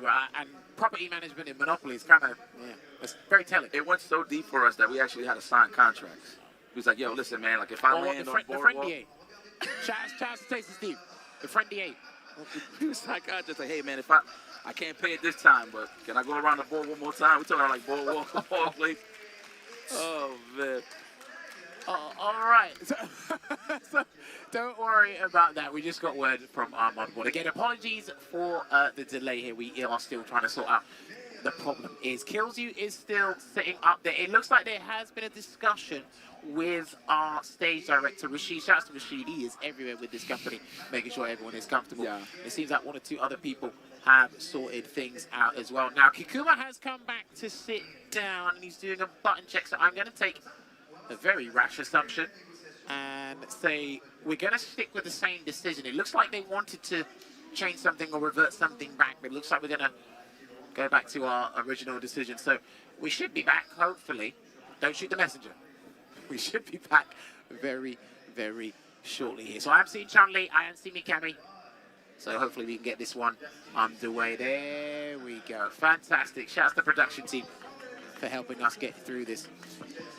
Thank you for being patient. Thank you guys for being patient, man. This happens. Production can be a blow-up sometimes. It wasn't a production, to be honest. It was just something happened with the players, but it is what it is. Anyway, let's continue forward. Let's move forward, never backwards. We are possibly back in our match. Oh, so this is a clean slate. So we straight up 0-0. We should be. Let me just confirm that. All right, well, here we go. Nice. I love that whiff punish early on there from Kikuma. Trying to snipe out the tech. That was nice. Let's go. Nice Okay, thank you. I'm sorry, what did he say exactly? It should be, so this should potentially be the last match. If I'm not misunderstanding this, Kikuma should have the advantage. Okay. There you go. 0-1 for Kikuma. It has been confirmed. That is why Kills You was fighting his bottom lip like that. Yeah, that's there it is. Yeah. So this is what happened there. I think there was some sort of issue before, but the advantage is going to be in Kikuma's hands. So if Kikuma wins this game, that will be him advancing deeper into the winner's side of the bracket. But Kills You can still turn this around. He does have the insider knowledge because one of his closest friends in Street Fighter is Valmaster. This is tough. Hopefully this don't shake him up. You got to focus at the matter at hand, and it's to defeat your opponent. Kikuma, of course, coming out hot. Caught the tech already. Hopefully this man ain't a little too tilted here. Already good stagger pressure for the opener. That should be enough. Wow, he's trying to send this man back in ASAP. And there you go. I rarely see that air Kikosha. So the fact that he closed out the round with that, you know something was up there. And he tried to go for the frame trap there with that drive rush into the forward heavy kick. It's a good cancel there from Kills You. All right. Hitting him with that phantom hitbox. Trying to throw it out there. At least the crouching strong, the almighty. But who's assessing all of this offense right here is Chun-Li Kikuma. There you go, nice counter poke. Get the hell up out of there, Kills You. He's low on drive gauge though, Yipes, so he needs to wait till he's get back in the green, and that's exactly what we see right now. So he's going to need a drive rush cancel soon. Look at that, almost home. Almost got that punish down that whip throw. Oh, that was jab. Excuse me, happened so fast. Next hit wins for Kikuma. Okay, this looks so annoying. Nice counter poke, there it is. Spend it all, please. Don't be cheap on the first date. Whoa! That was a little poo-poo there. Yeah, I'm not sure that was an execution block down, but this one isn't. And it will be Hoyoku-sen to close this one out. Damn, and like, Kikuma I wonder if that just will didn't take come out or that not. 2-zip over Kills You to advance deeper into the winner's side of the bracket there. You should have spent it. Unfortunate for Kills You, man. We saw the spin knuckle. Oh, there no finish into the level 3. That definitely would have prolonged his tournament run here. Well, obviously that was winning, so he's still in the tournament. But man, that is unfortunate. Kikuma, comfortably, we will see him tomorrow on the winner's side. So he did spin knuckle and he did roundhouse. But level 3s are the punch. Level 3s are the punch. Hard brain fart? Maybe. Probably just realized, oh my God, I missed it. Let me just throw a button out there. Oh, yeah. Kind of thing, yeah. I think with some long combos, you do kind of have that brain fart. It's like, wait, how should I end this? Yeah. And again, sometimes, F-Word always mentions this to a lot of players. That's why it annoys him. He's like, some of the players are a bit too greedy when it's like, you might have to splurge the level 3, expend the level 3, just go to the final round, and you've still got resources to work with. That's the beautiful thing about Street Fighter 6. You've got some form of resource to work with. Not the ideal one for the big damage, but you can still work with the drive gauge. And Cammy can probably build a level 2 in a sticky situation in one round. She builds me incredibly fast because of her offensive pressure, but if you're kind of giving up that situation for greed, well, and then on top of that, you know, everybody's bound to wake up with a parry or two, right? So a punish counter gets you a lot of bar, right? Punish counter throw. So that does make a lot of sense. I think, you know, he was getting tilted a lot of EWC. A lot of people held their bag, yeah. I remember that. He was getting no. Shout out to FME, you already. But man, wow, I think that concludes our day 2. Yeah. So, that should do it here at UFA for day 2, as Yikes was saying here. Hopefully you guys enjoyed the action. Apologies for that long delay for our final match of the day. But hey, the Street Fighter 6 action doesn't stop this weekend. We will be back tomorrow. But before we leave you guys, I got to make sure the people upstairs are happy. So we got our production team in the back. Lovely stuff from these guys. Don't forget, everybody, Street Fighter Duel. It is the most... GG's with the ads. tools are pretty good.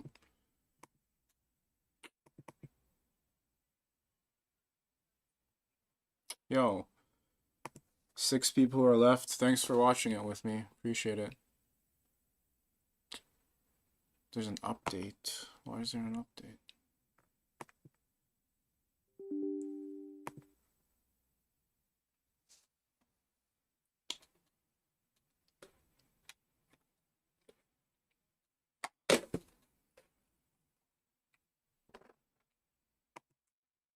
Yo, I want to actually play a bit now. I'm watching Street Fight for like 2 days, haven't played.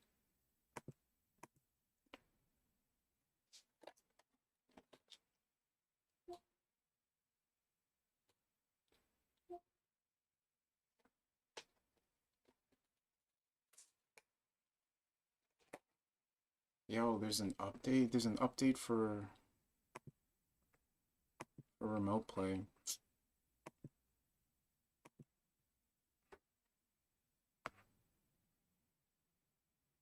Yeah, GG no rees on the ads, man. There's no way. There's no way you're gonna watch another ad. Yeah, I'm just gonna probably play for an hour or two. Just wanna press some buttons. And I wanted to finish that game I was playing the other day. Just thinking about it.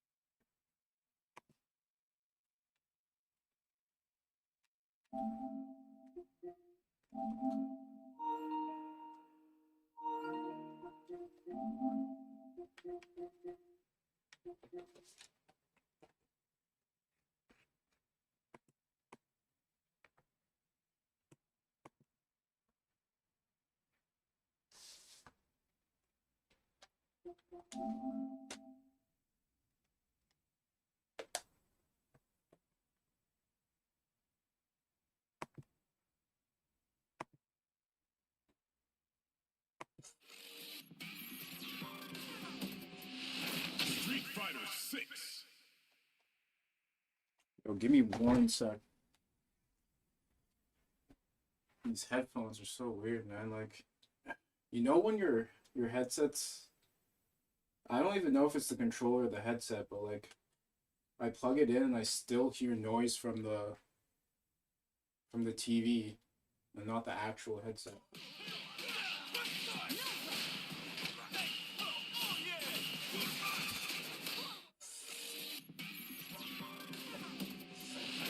Street Fighter 6. Weirdest thing.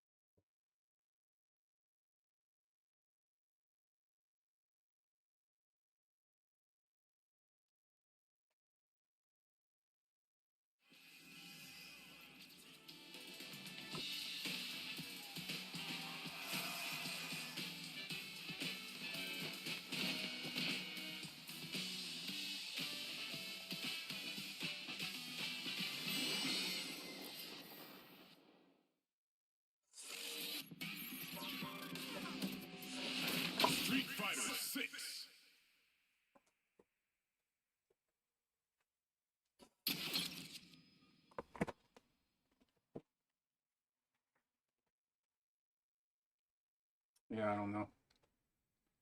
I think it's the controller, because both headsets don't even work properly.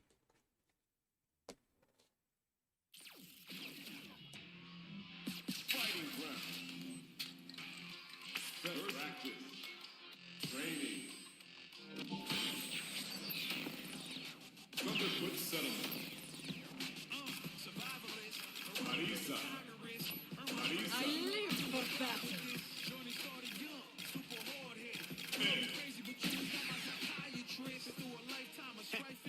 You're in for a show.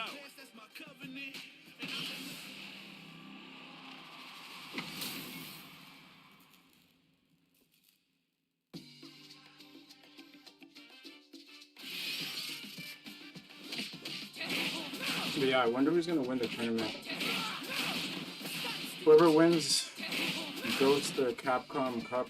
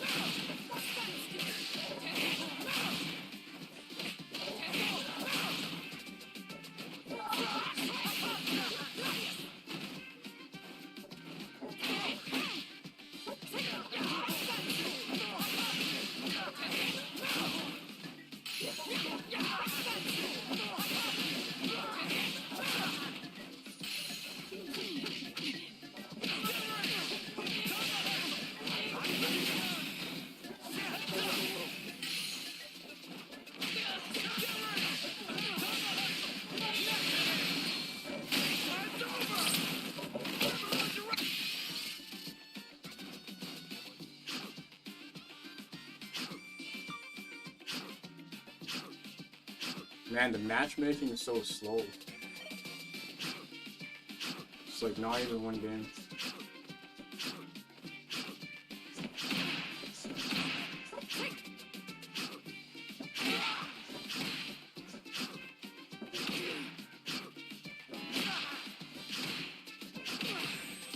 Here comes a new challenger. No DJ.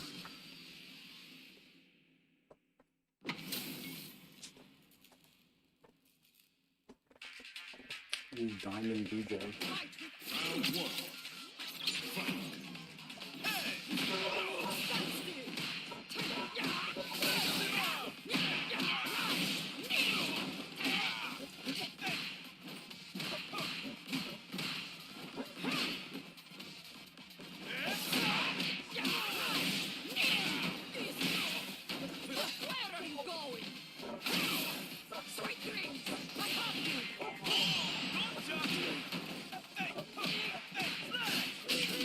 I don't know why I get placed with diamonds already, man.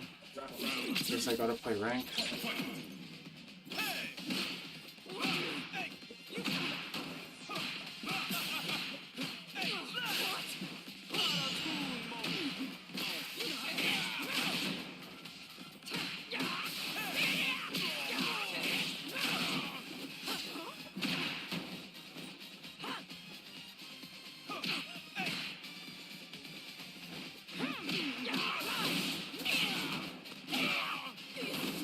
Ah, missed.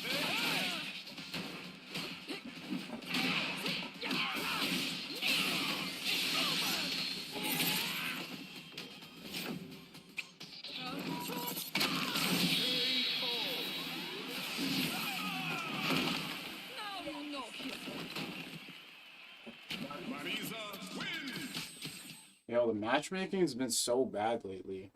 Like,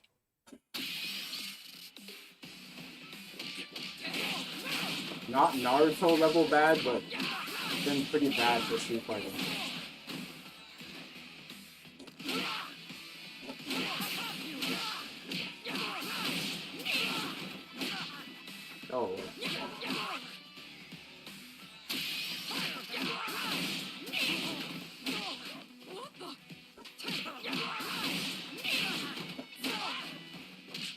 Nah, it's not fast enough.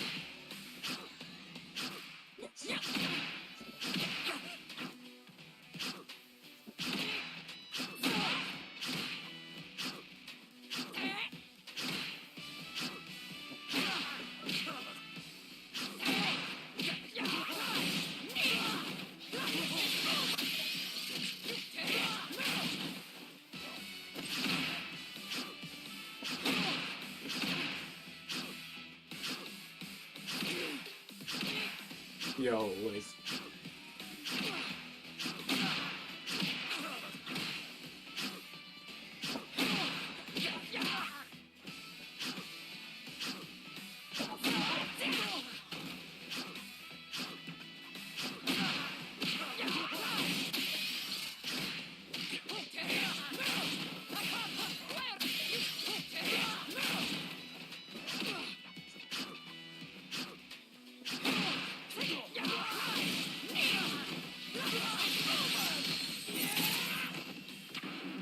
Now, find a new rival.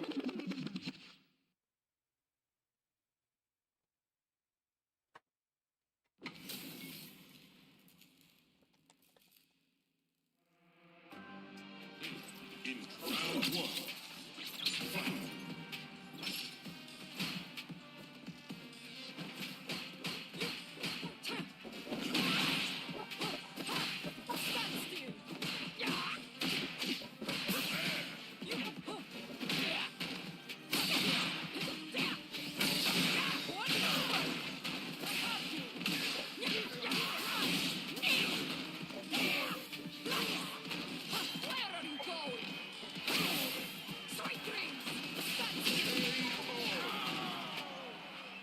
Round two, fight.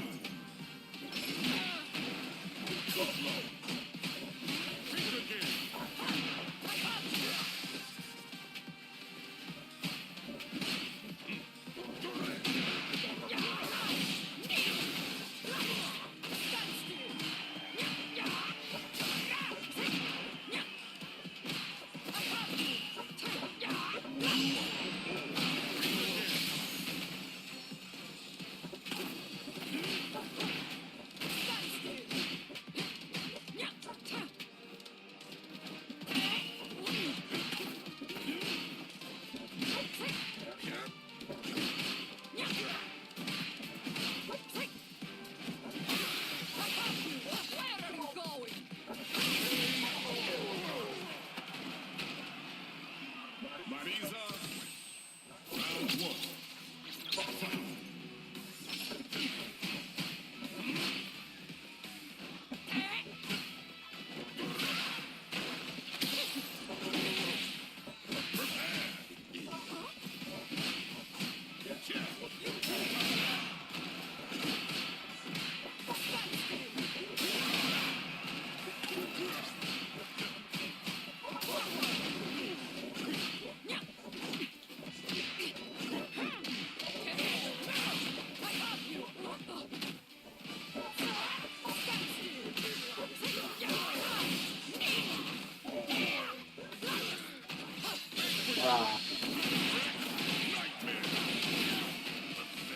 He would do that shit.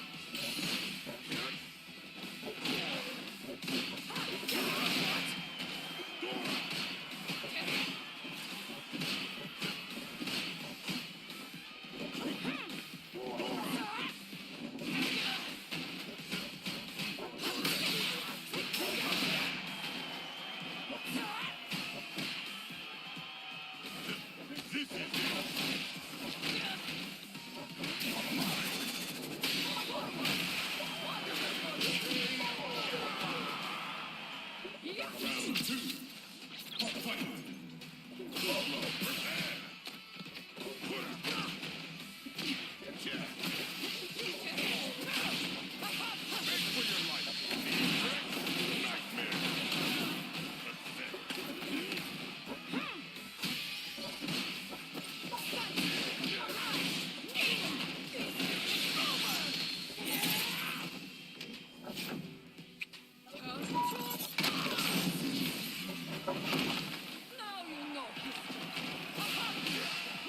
Tried to backdash. Not backdashing that shit. Yo.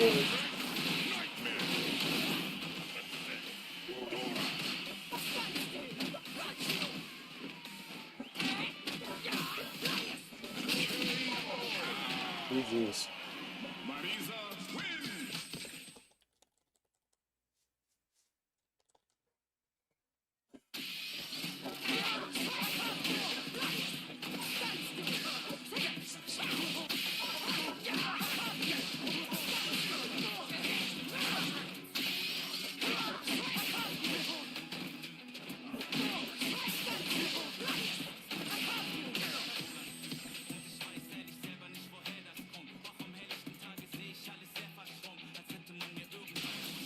A new challenger.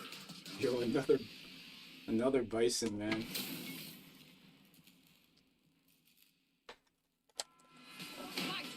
Round one. Fight.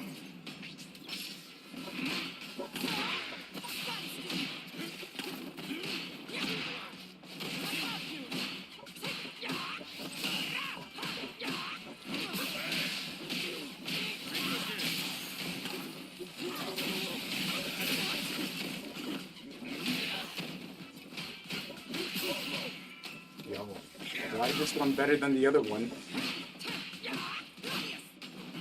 The 1400 is better than the 1600.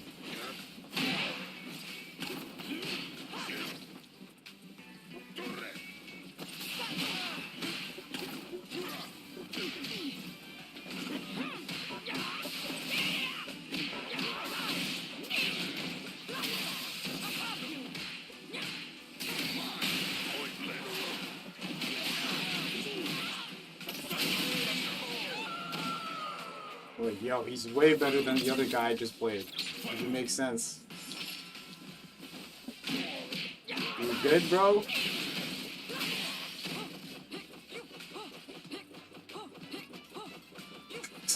Okay.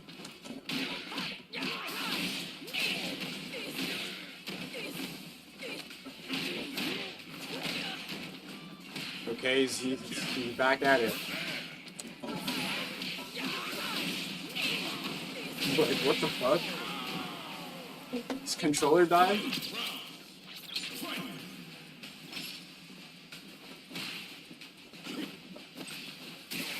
Yo, now he's just playing random.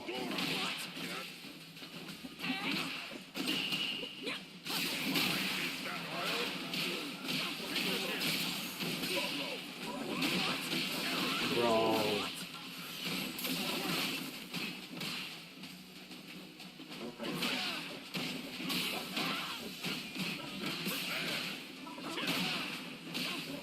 Bro. Ow.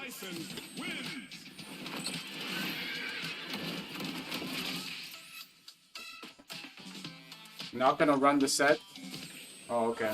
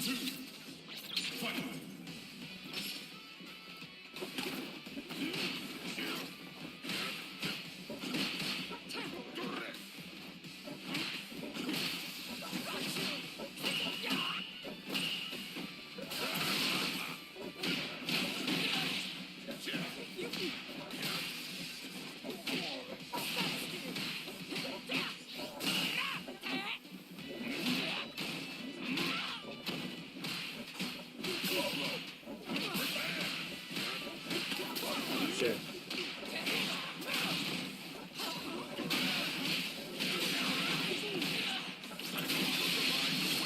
He's actually gonna use it there?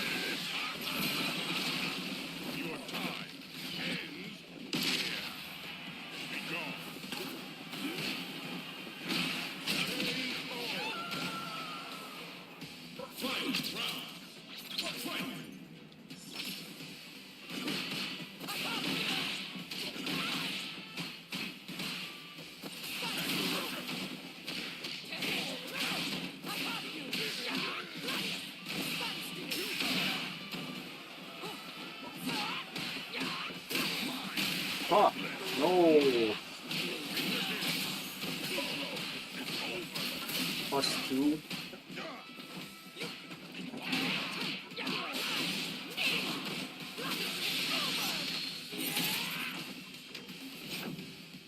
Still gonna be burnt out.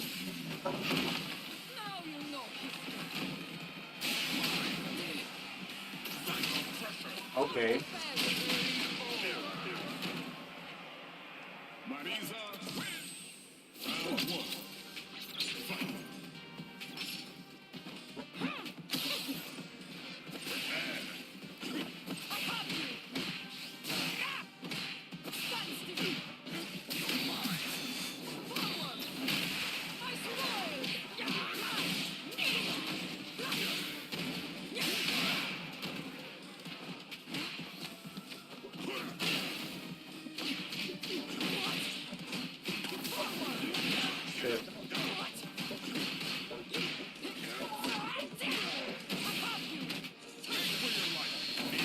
Guy's mashing.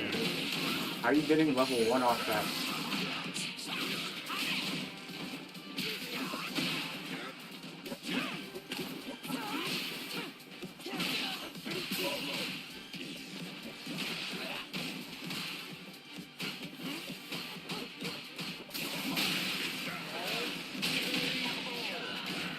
DI, man.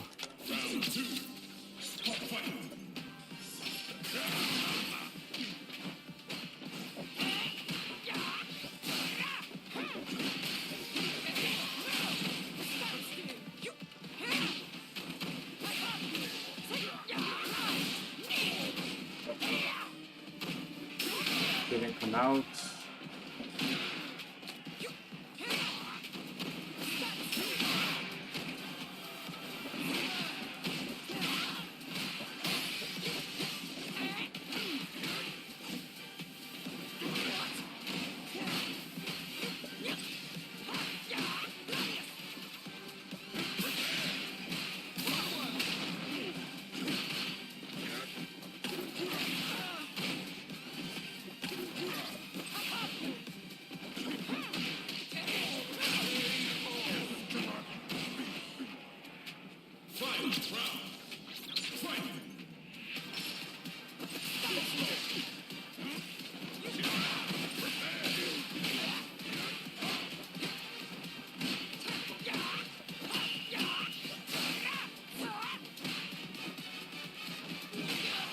Oh shit! No.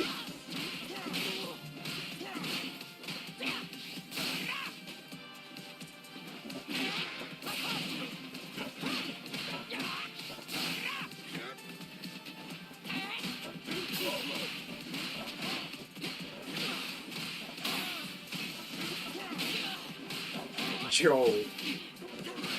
Joe.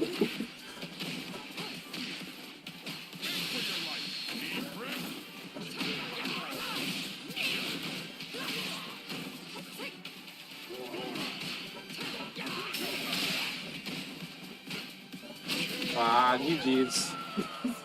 Yo. Oh, he wants to play the 3. Yo, play this guy to 5. 3 to or 5, whatever.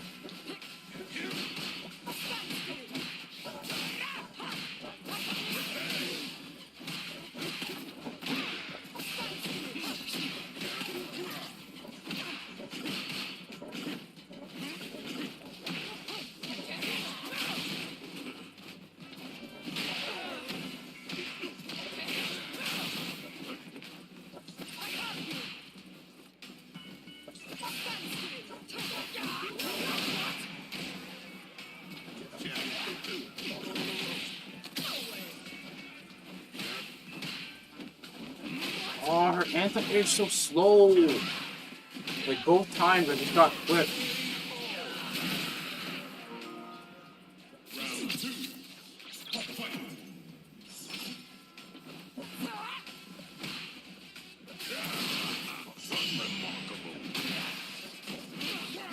Yo, that's why Manon is slightly better, man, I swear. No problems with anti-air when I play her.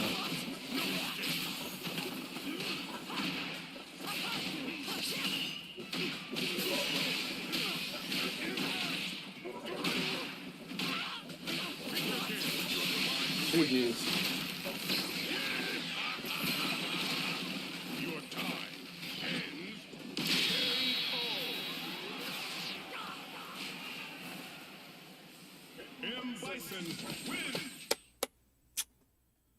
I'll play another bison.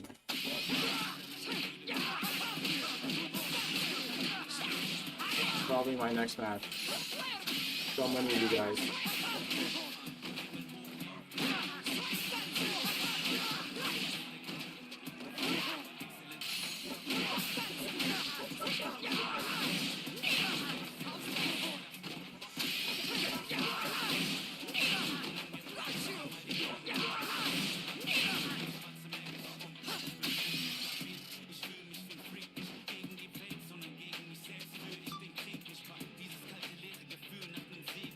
Like, this is what I mean.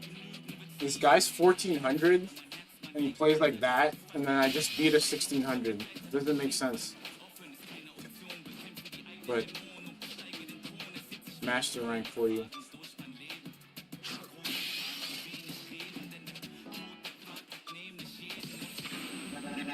See? Everyone's just on Bison. 3 in a row.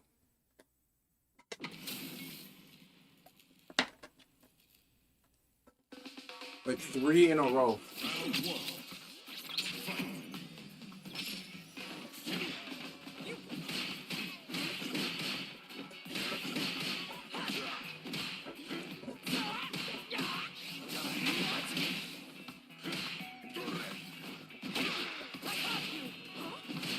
This guy jumps a lot, man. He...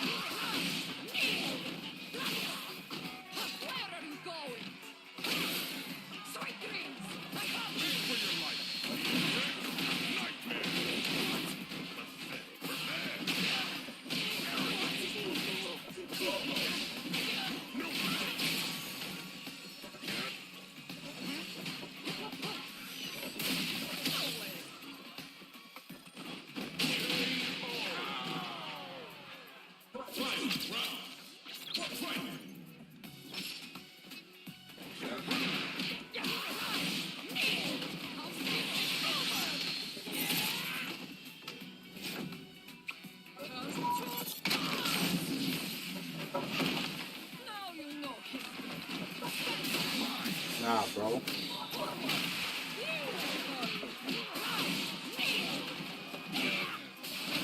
Oh, I fucked up the combo. That last hit should have killed him.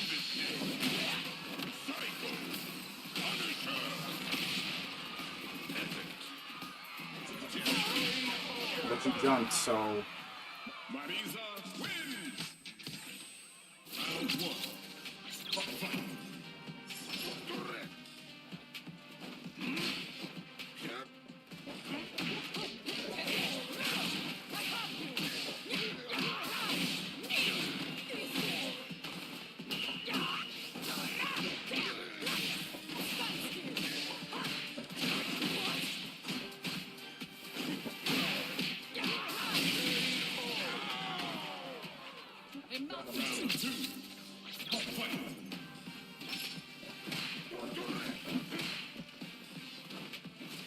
What?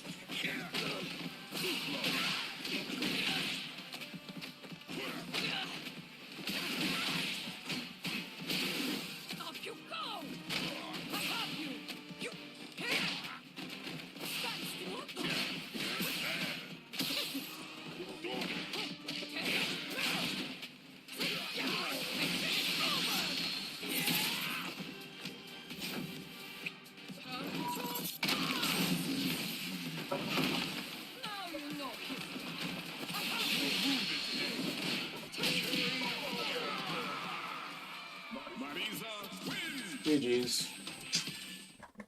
2 is good enough. On to the next bison, you know?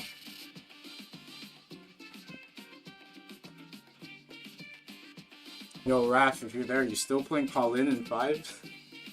How are the Street Fighter 5 games going?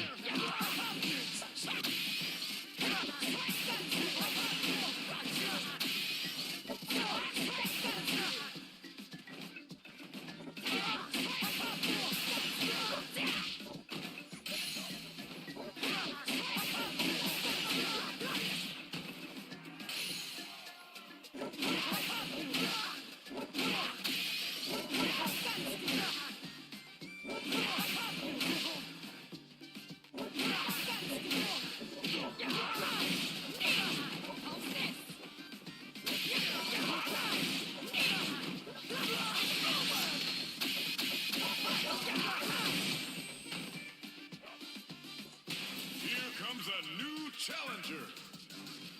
Honda.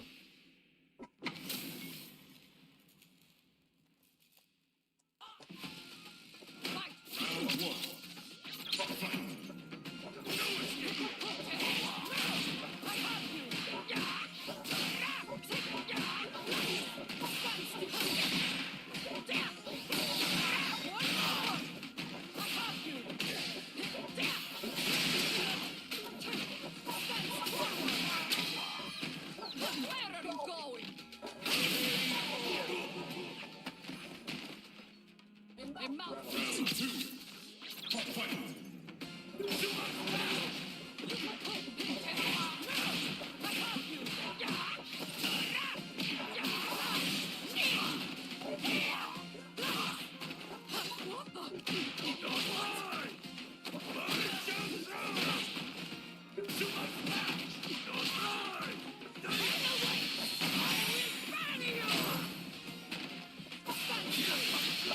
Okay.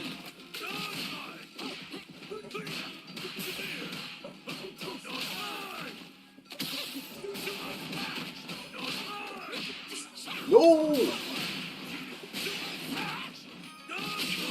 Shit. Yo.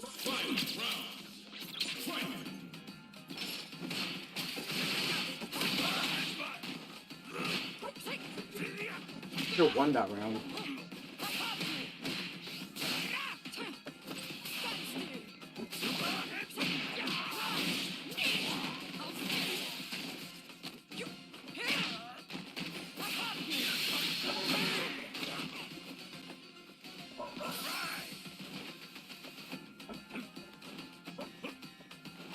Can do headbutt?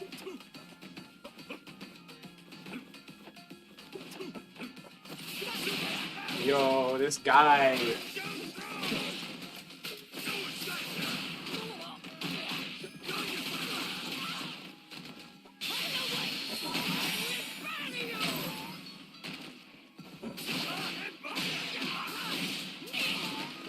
Ah, robbed.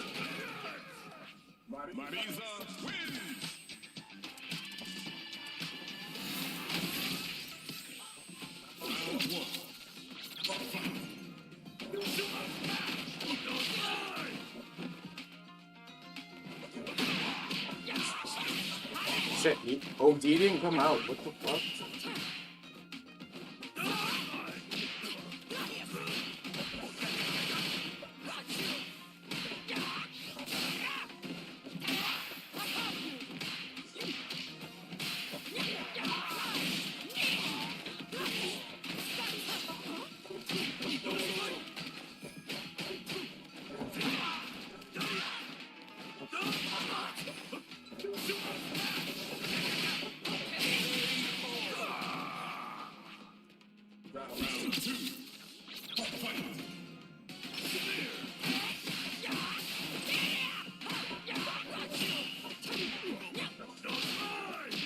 The trades, man.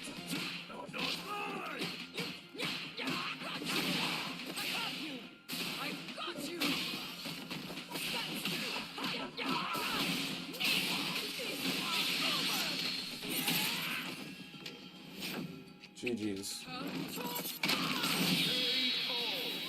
It's been crazy. I play a lot of veterans with 1K on their character, but I can never read the bronze players.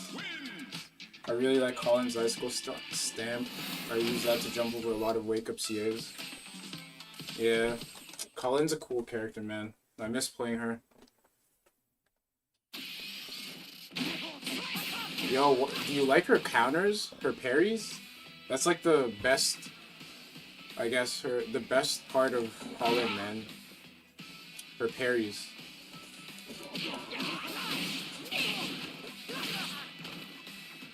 Like, it's so satisfying, like, timing it once you get it.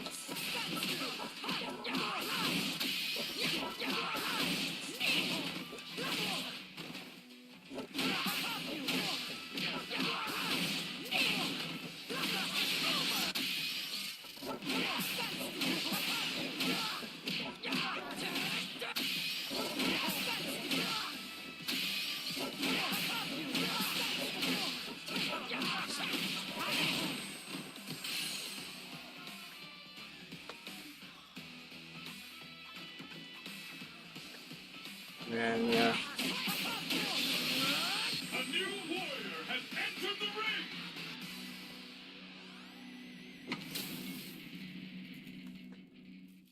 The jump and parries, like her, I think it's her hard punch parry, whatever it's called.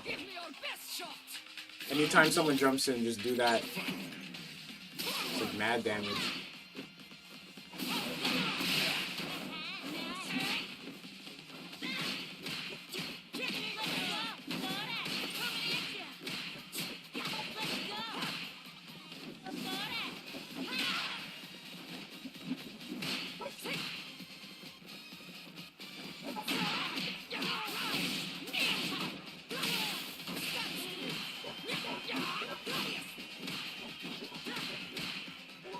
Oh shit.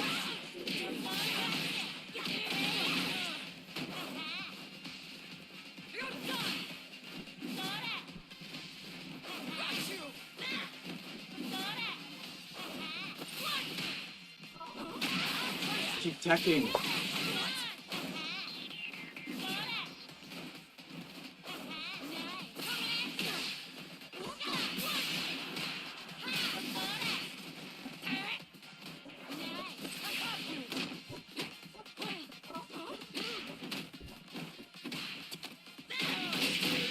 That was a horrible round, man. Kept on checking.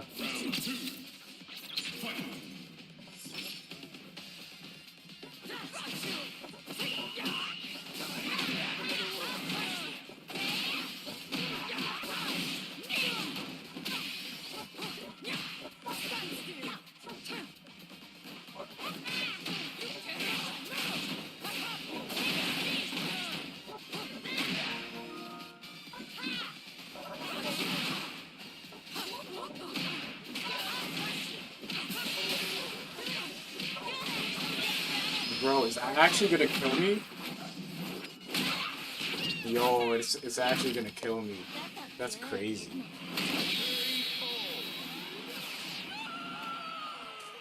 Yo. 6-game win streak, damn.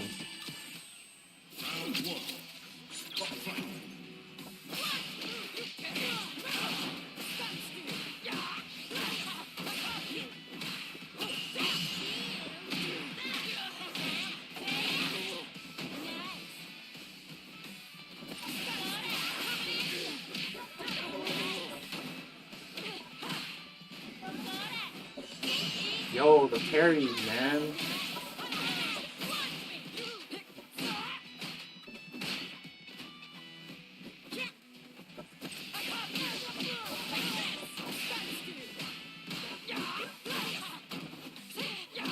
Yo, I didn't think I was gonna get the confirm.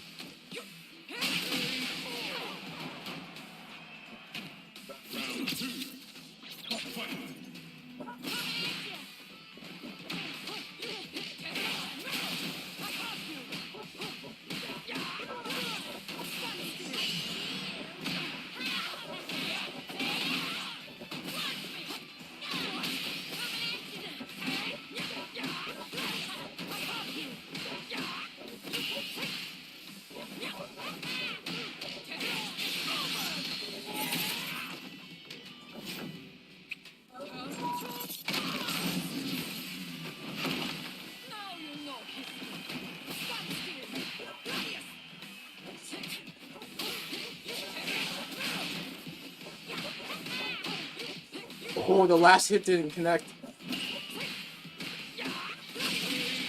It's all good. Give me your streak.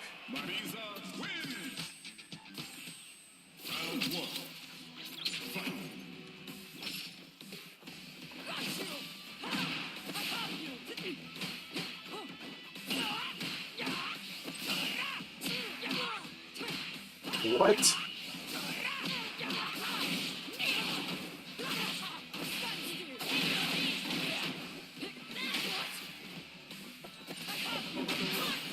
Keep whipping. Why that happens?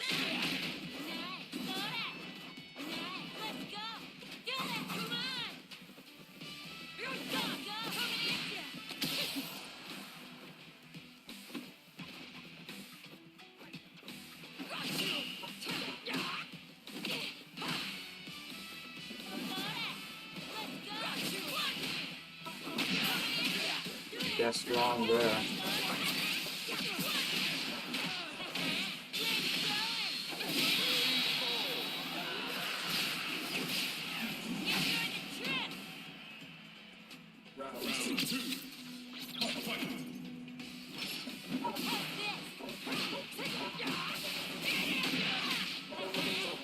You're gonna always jump, like, all the time when I do gladiators.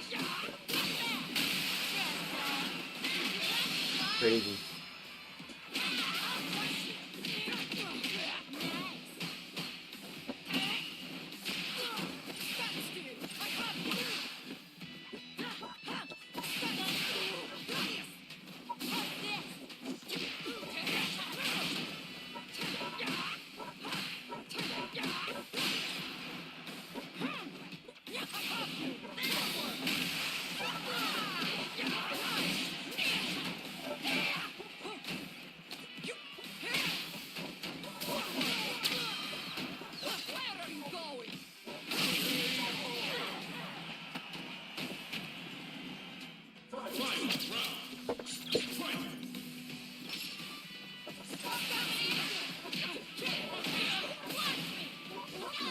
Shit, I got lucky.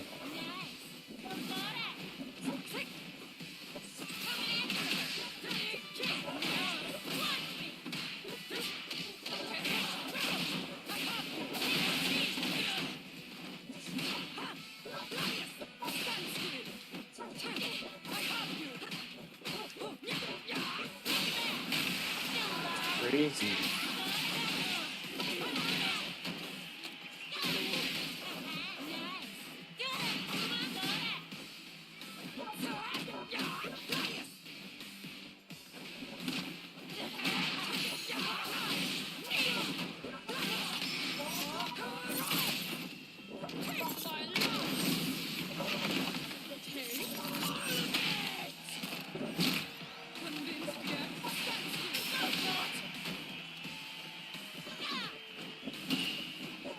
Oh, you're gonna get perfect parry to win.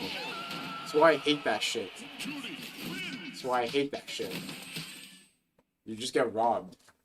Don't even anti-air me.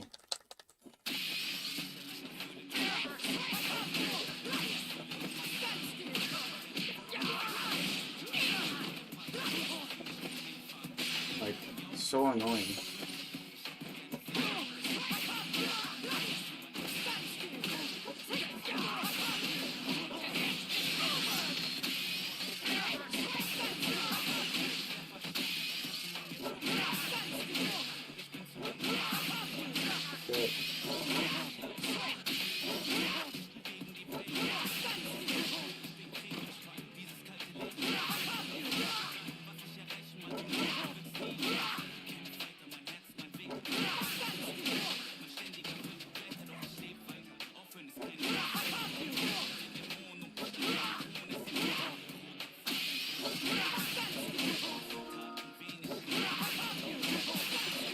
Yo,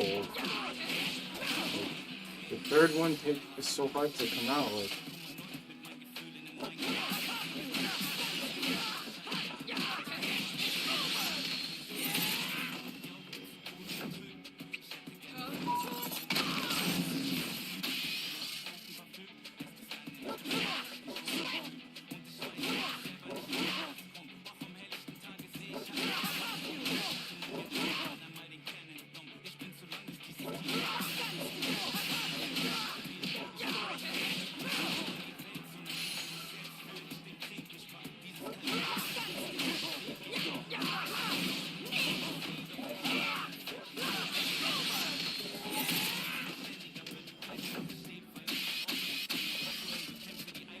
Yeah, as soon as I pressure them, they perfect parry. Basically, as soon as you pressure them, they tap parry, and then they get lucky and get perfect parry. That's what it is. You can't just do perfect parry. You have to literally just get lucky and press it at the exact same time. And people just do this all day. And perfect parry.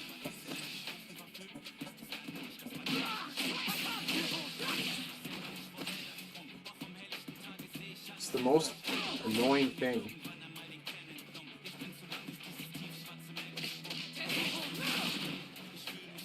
And it covers cross-ups. It covers like both sides. So.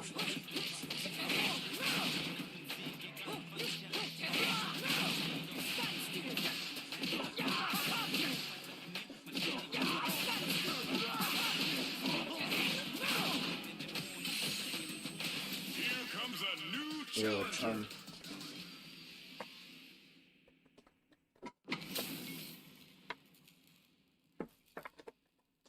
Why? Did I just see platinum?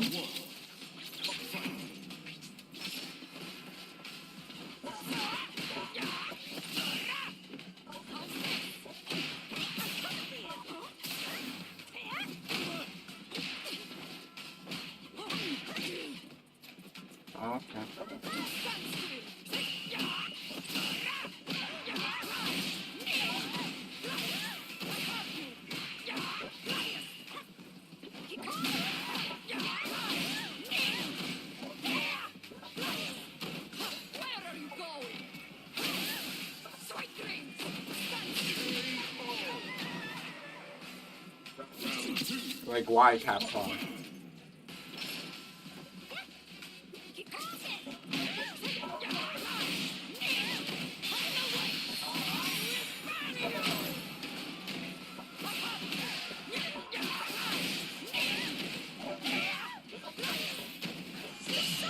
See, even the platinum's getting you perfect carries, man. It's just bullshit. It's pure luck, man.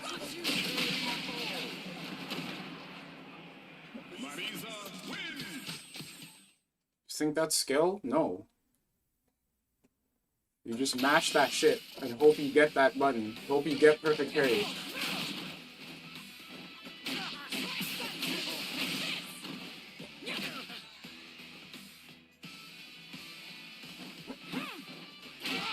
Yeah, what's the point of getting the master rank when you play diamonds and platinum still? Even if it is casual, like I'd wait for like 5-10 minutes just for a master rank match. Why give me a diamond or a platinum?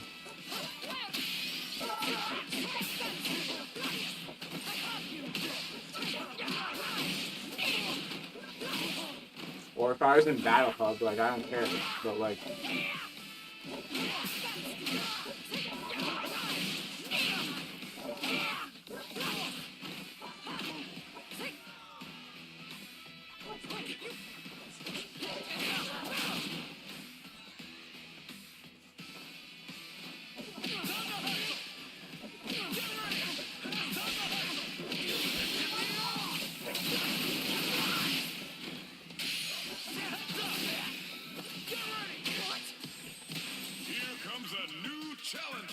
Oh man. Yo, I hate playing this character. Kimberly, bro. It's too fast for Marissa.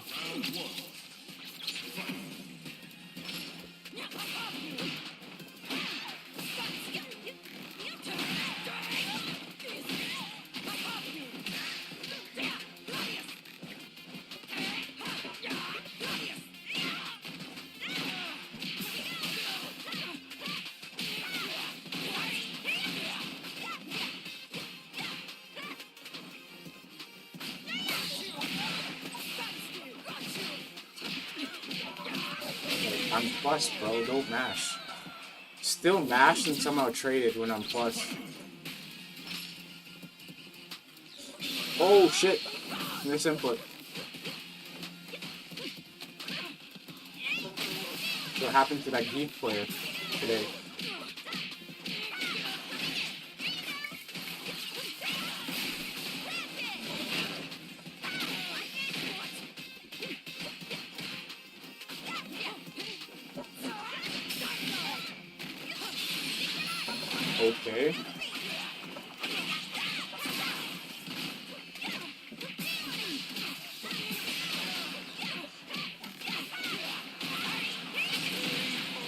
Bro thought he was gonna get a perfect or something.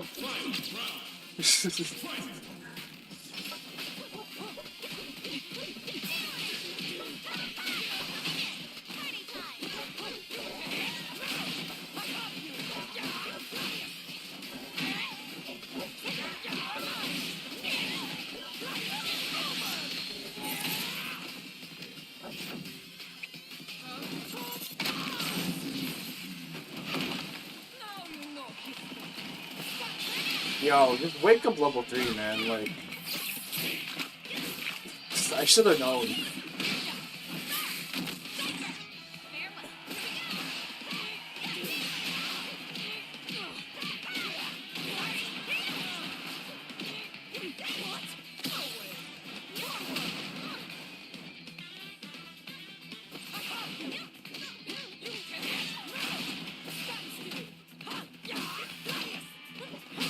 Ah, that sucks. Give me a streak.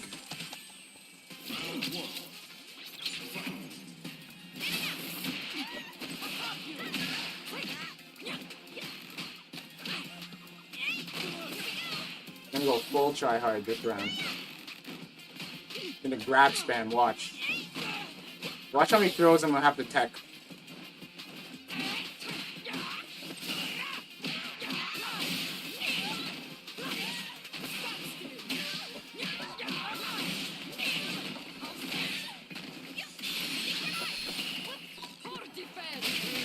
Never mind, you got cooked too hard to show you.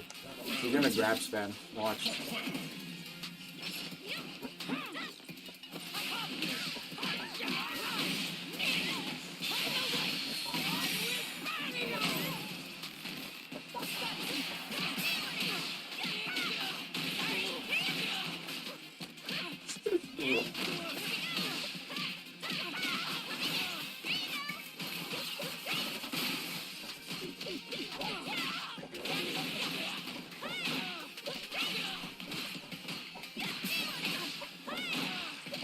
Bro, I just got mauled in the corner.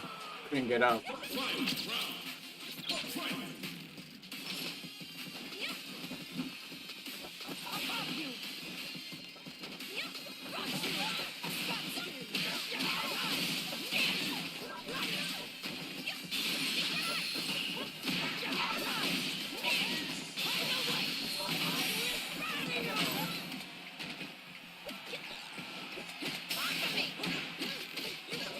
Do this.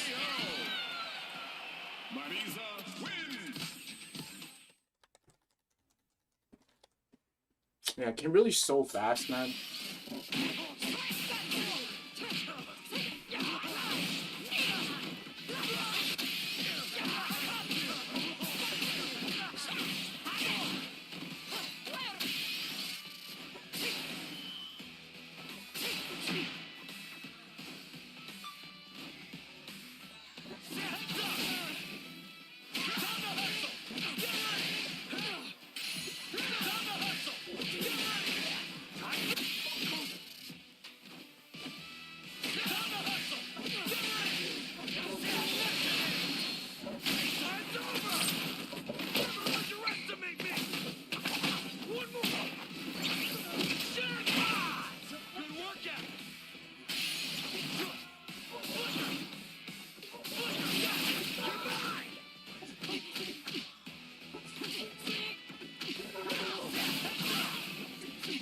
I forgot how to play Ed, man. Okay, yeah, that's how you do it.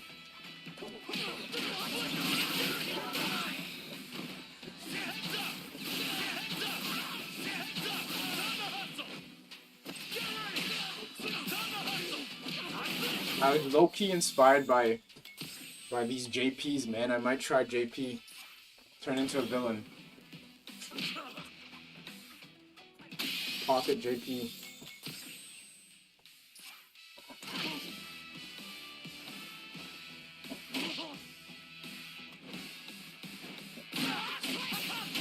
Just try to play him in like a lame way.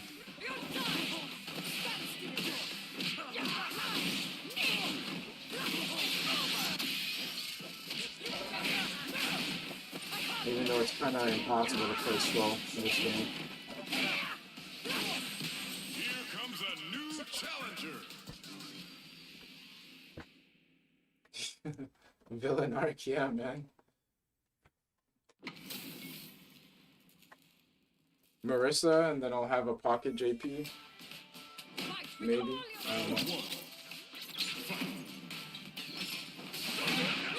Lag? Oh, he's Wi-Fi, that's why. You ever play this game, man? Never accept Wi-Fi. Even if it's perfect connection, it lags. You need wide connections, man.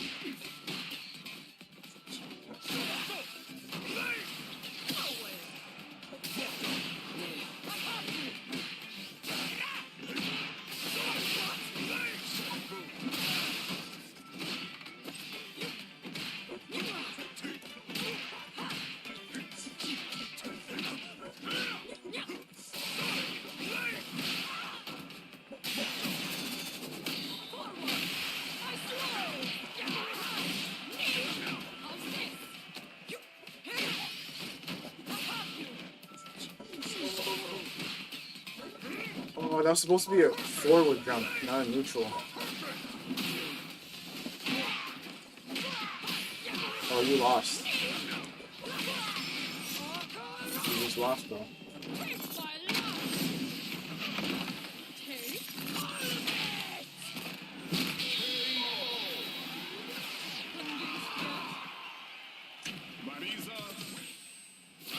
Even though it's laggy.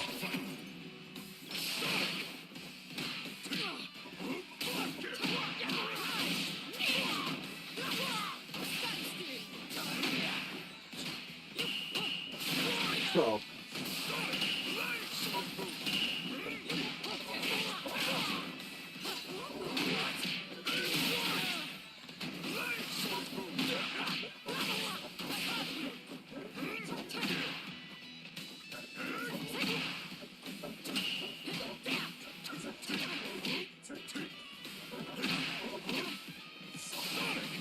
Yo.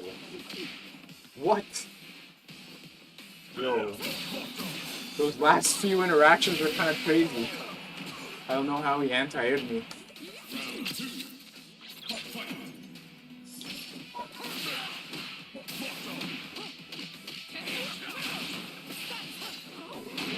You're always gonna jump.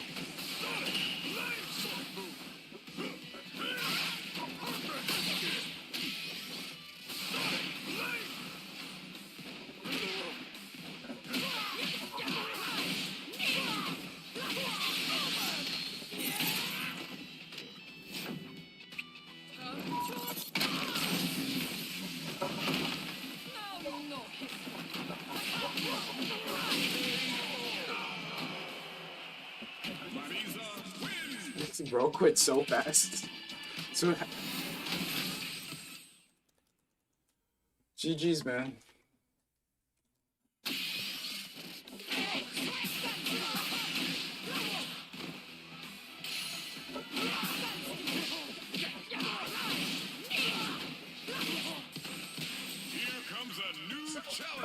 Worst matchup. Okay, nah, this is gonna be. It's what happens when you win too much. You get doubtful as Marissa. Just to ruin things, you know?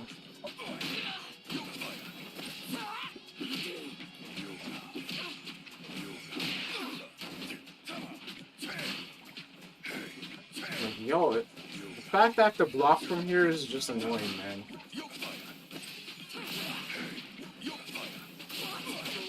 Bro.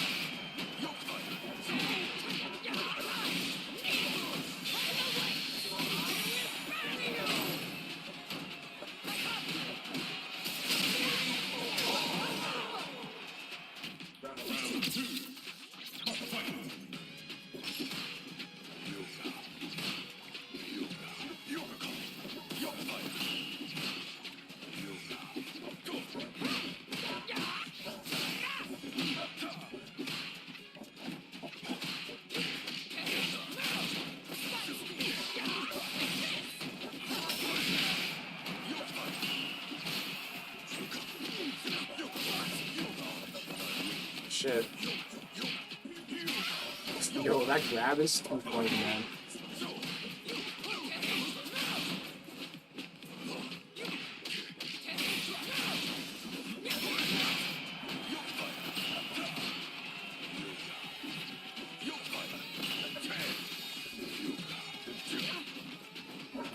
Yo. Like, how did that anti-air move? That's crazy.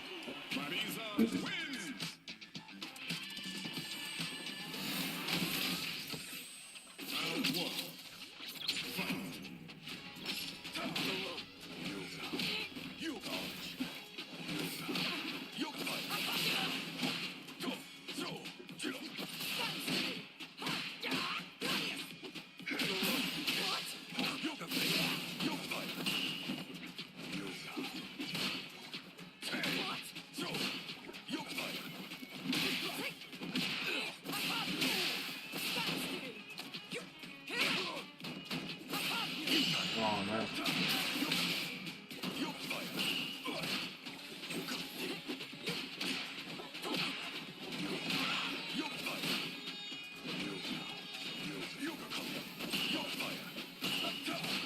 Well, maybe I'll try dousing, man, since it's so easy to zone. Like, goddamn.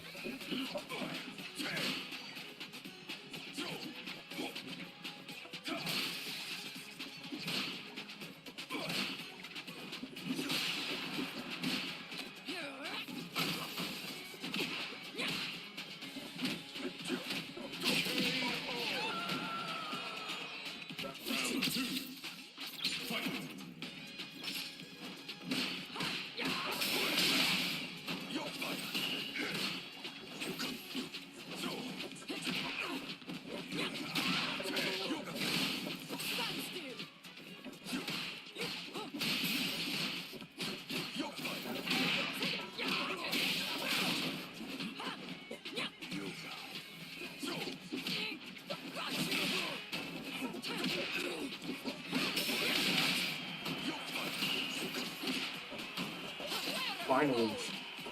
Oh, he's not dead?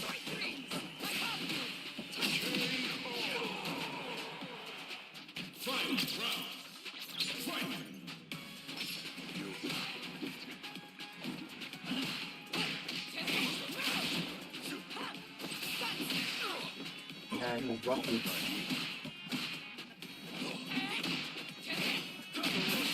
He's level 3. Yeah, he got so lucky that I got hit with a straight hit.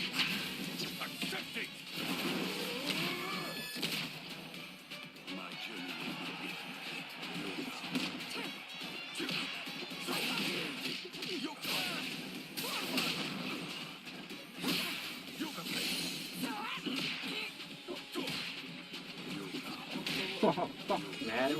Like, yo, this character.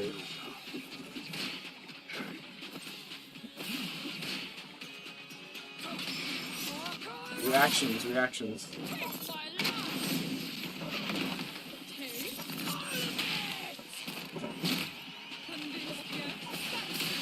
GG's. That's crazy. I need to clip that.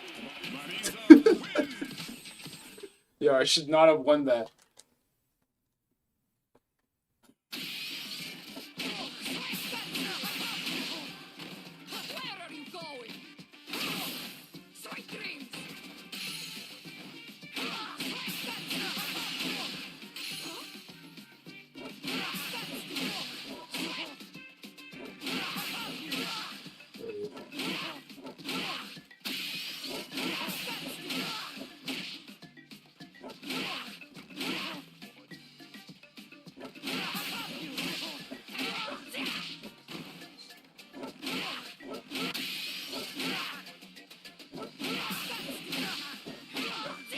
You're getting the wrong button, like.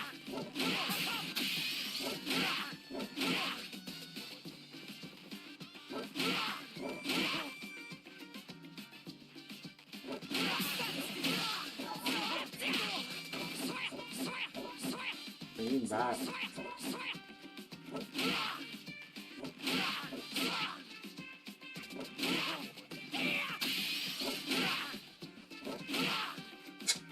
Yo.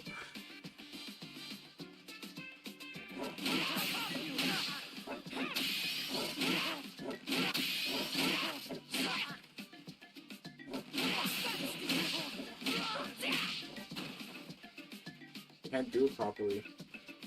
I need the other cancel. It doesn't come out.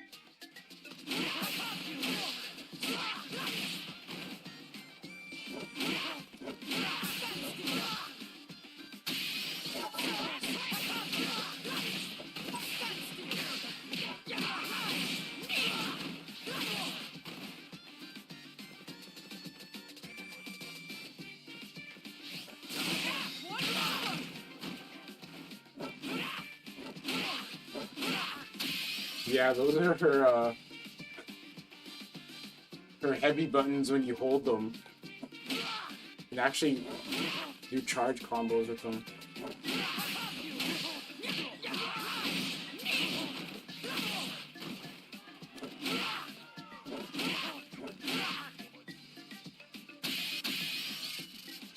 Yeah, I need to go. What's that game that I wanted to play after? I'll play a couple more sets. And then I wanted to finish the end of The Devil in Me.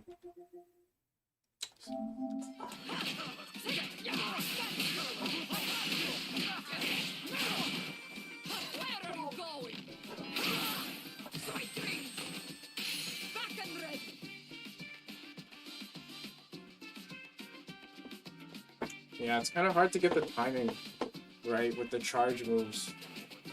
If you have to charge it, then drive rush. It's kind of weird.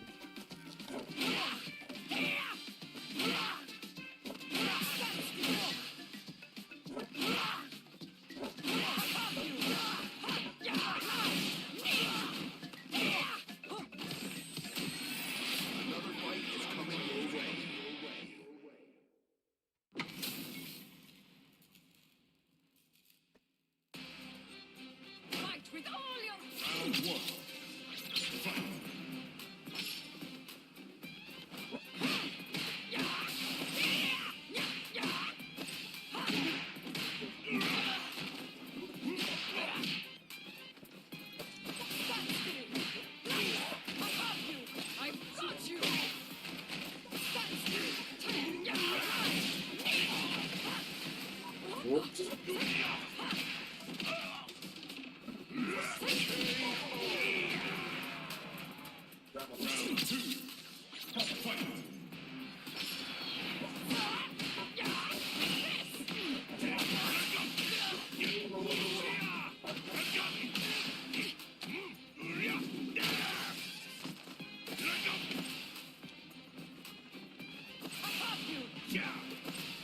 What?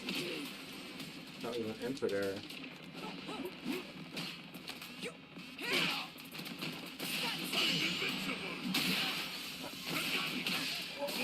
Yo, I've never seen that combo.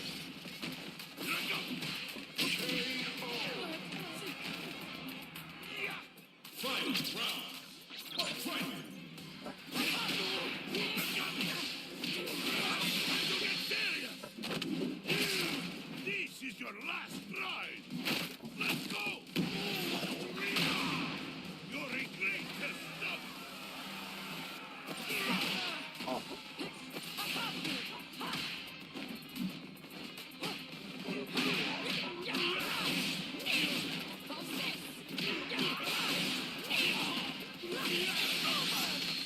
Actually worked out.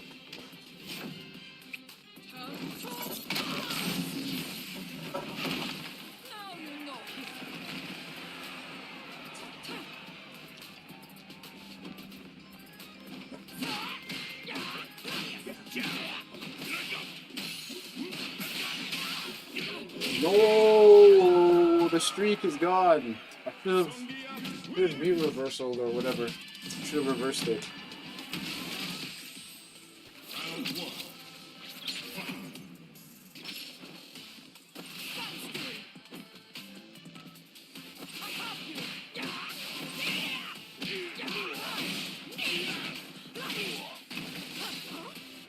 Always jumping, huh?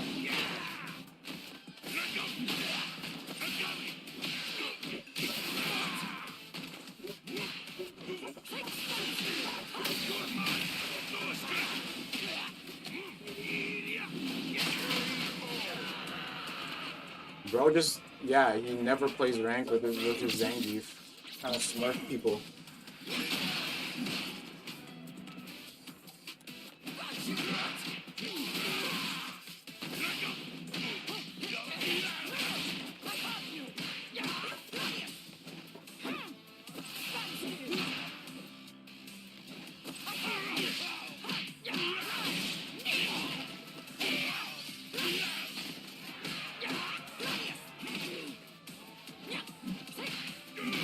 Yo, the sweeps, man.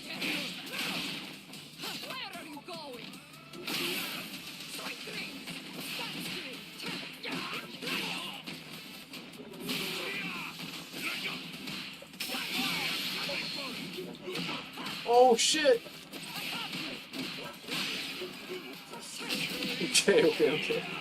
Yo.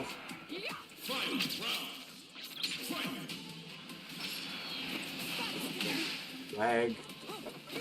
That hit was kind of delayed.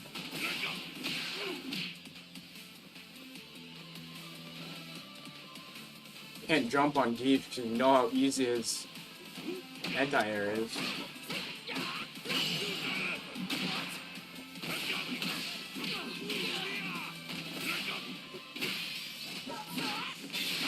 There's a guy.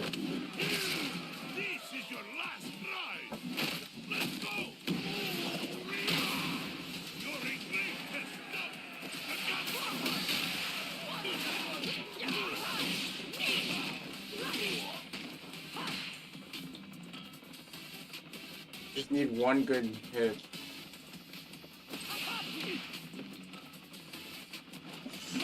Oh my god, this game, I hate it. Fucking hate it. Like, how are you getting perfect parry? Such trash.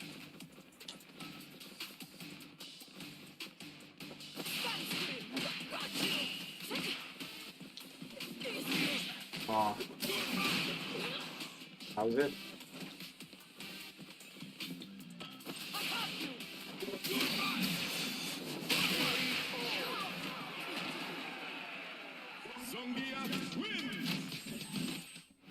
GG's. Beef. I'll be right back.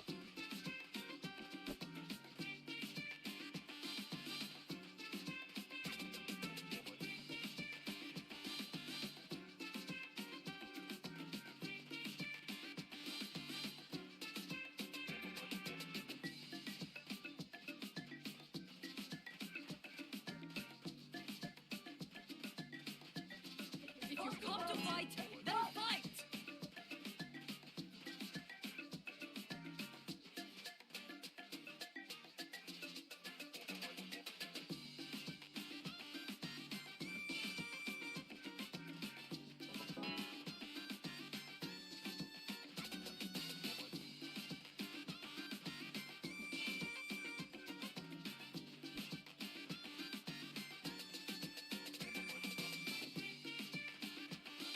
If you've come to fight, then fight!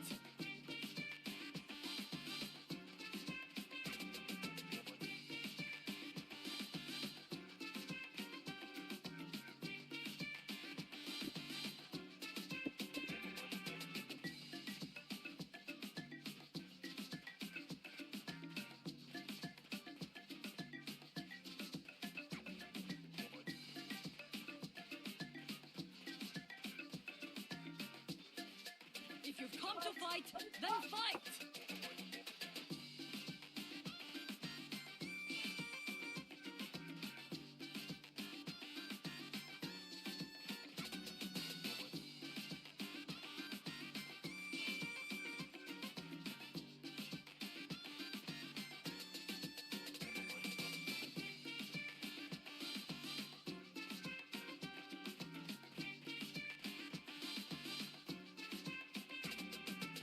If you've come to fight,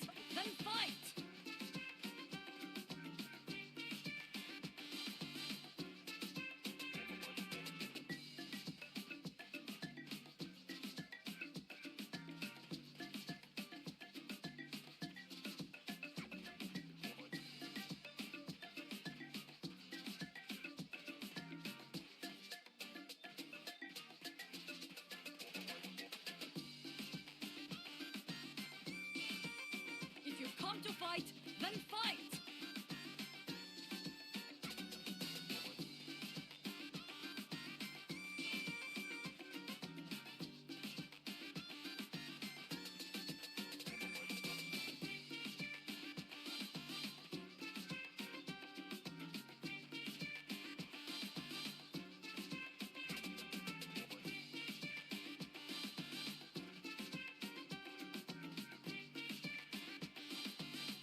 If you've come to fight, then fight!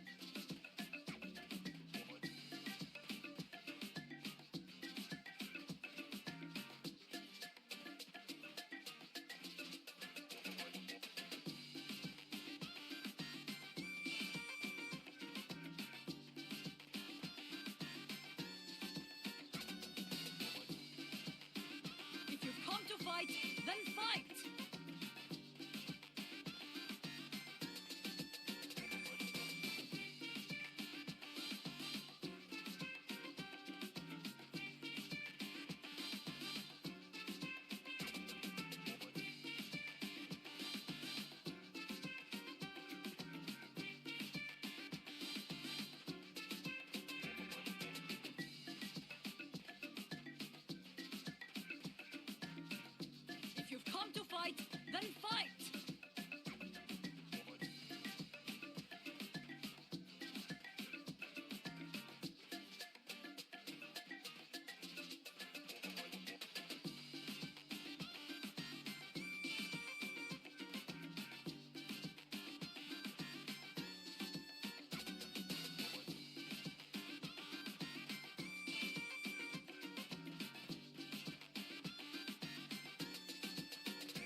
If you've come to fight, then fight!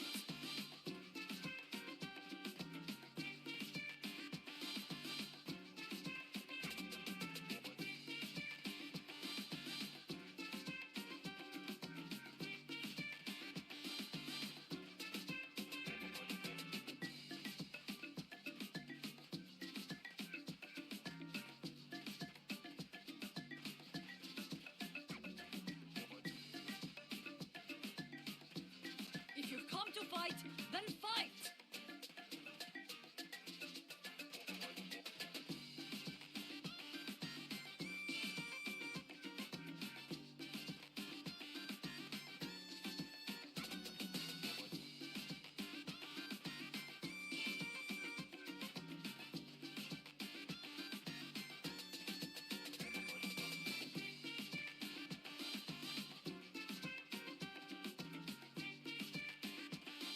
If you've come to fight, then fight! If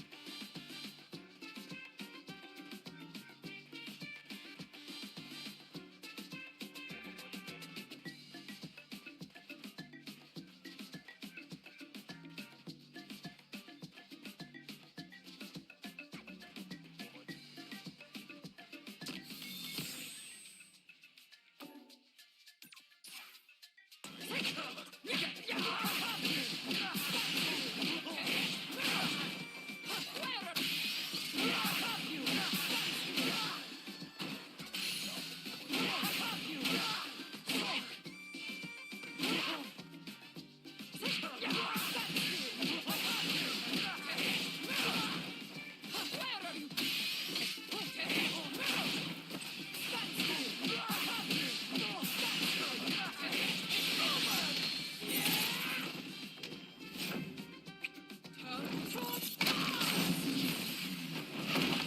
Now you know history. Back and ready.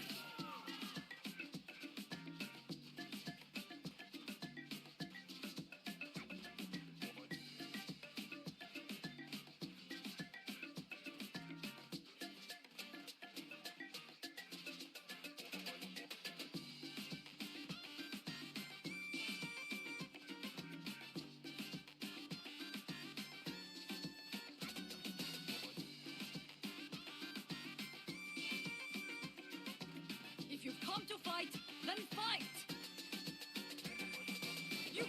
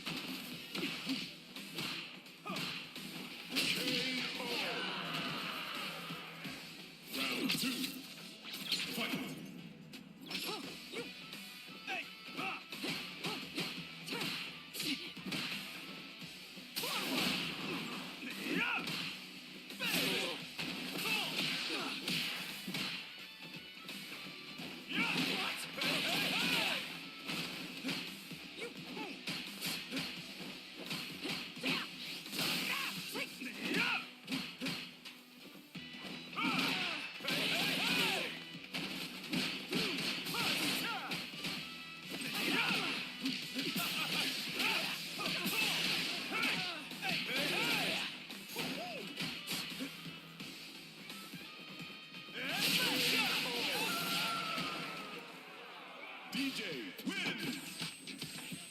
Round 1. Fight.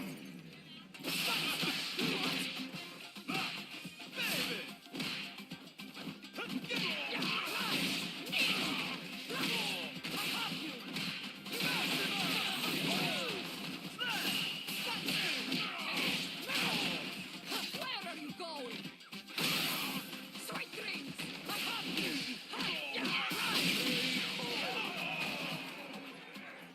Round 2. Fight.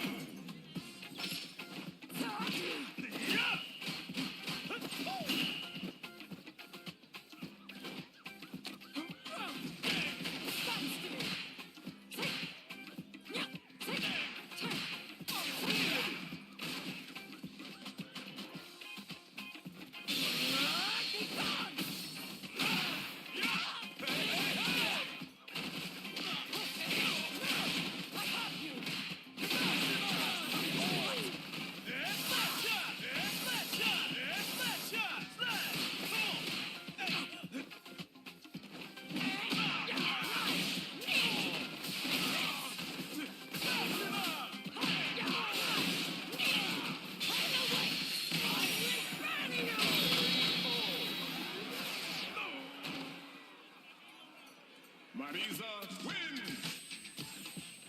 Round 1. Fight. Forward!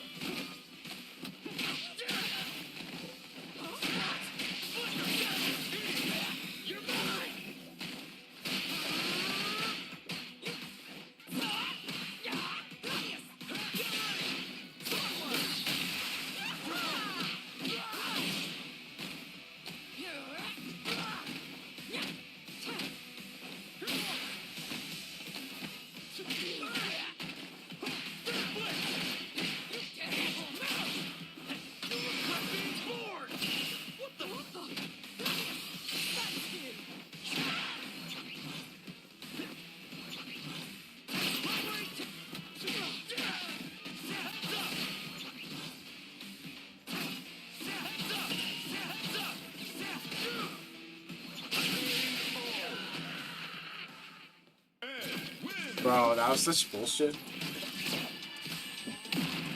Like, yo. Yeah, welcome back, man.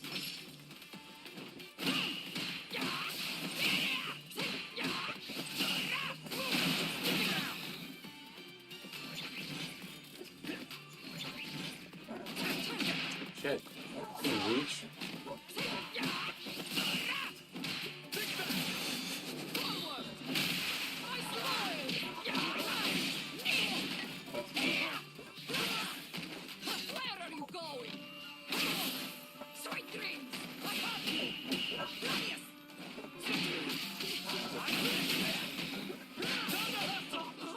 Shit.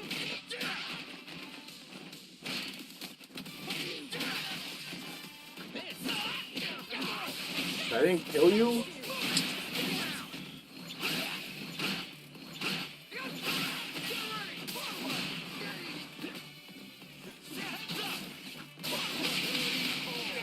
Yo.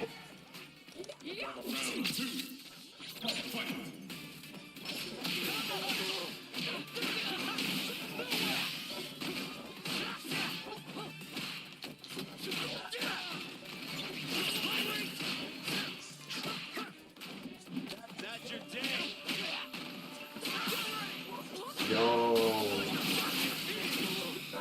Just want to get out of the corner, man. Yo, now you're lagging? Like teleported for a sec.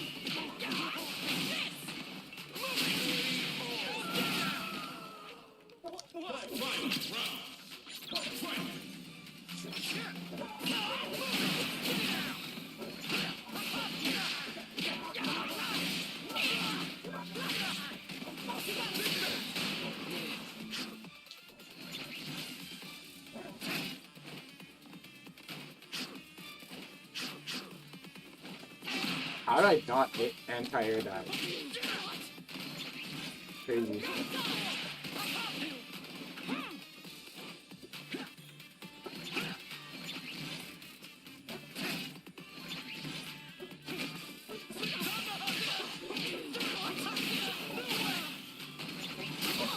Yo. That's GG.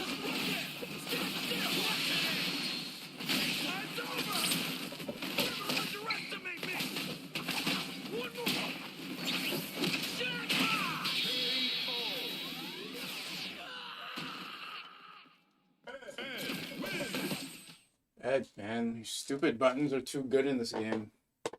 That's why I'm lagging you.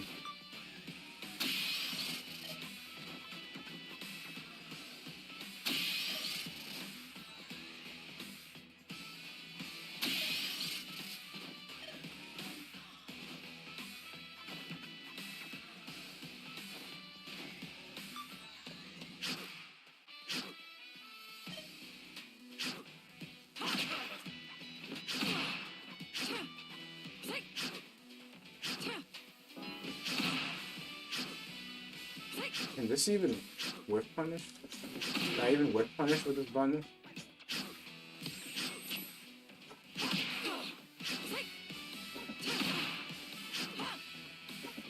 No, it doesn't work, man.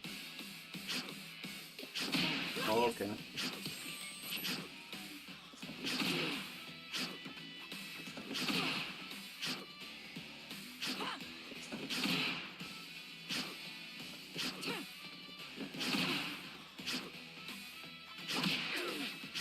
Nah, you can't do this. Too hard. Doesn't even connect.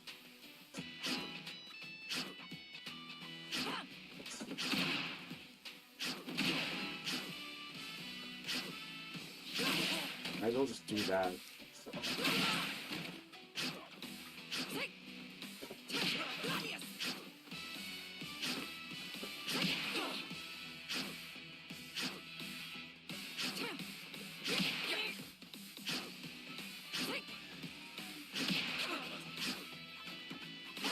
Nah, I can't. That was Marissa. At least, what else could you do?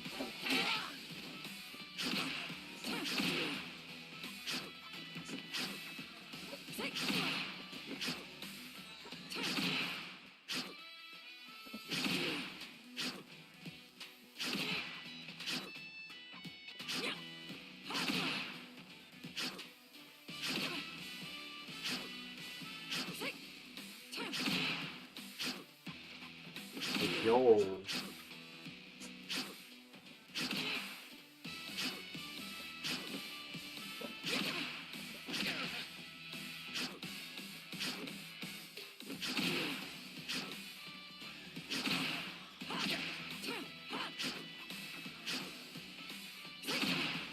Like, I can do this with Jamie. You can't do this with Marissa. The buttons are so linear. This trades.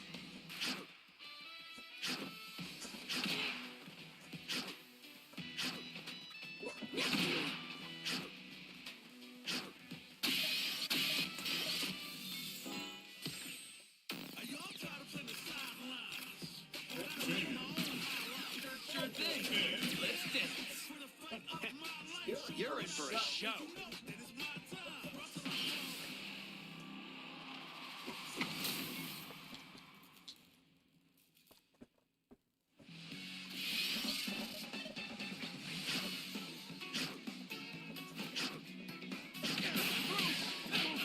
Yeah, that's way easier, man. Like, what the fuck?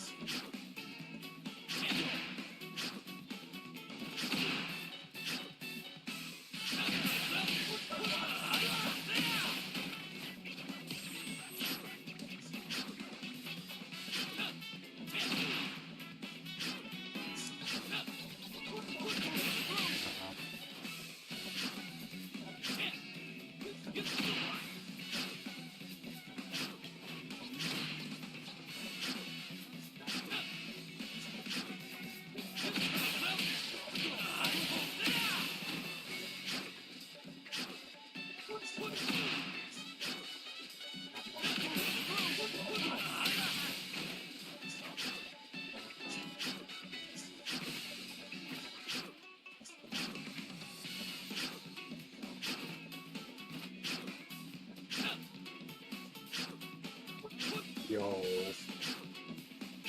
Yeah. At least it can be done with Jamie, though. Like, with Marissa, you can't do that shit.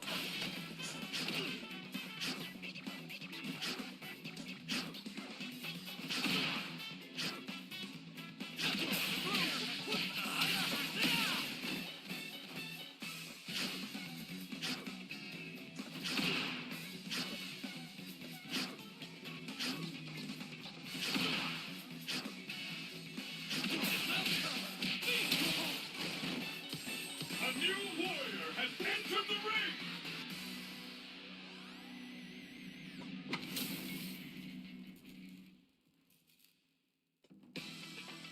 Round one.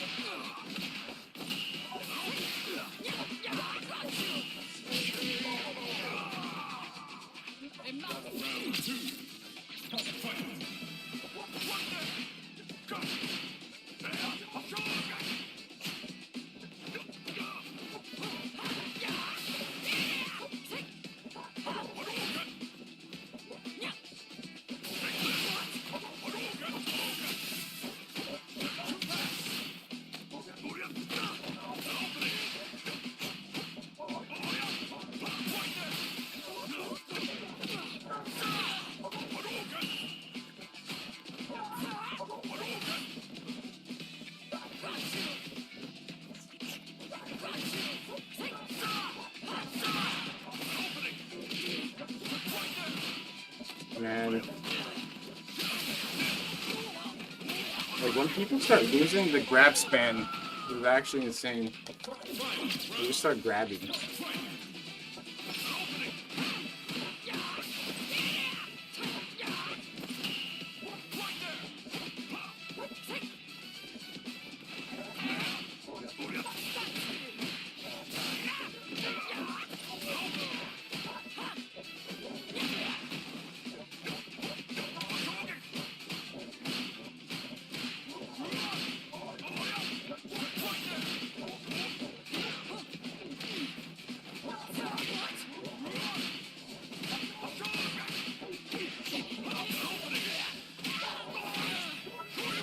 actually stupid.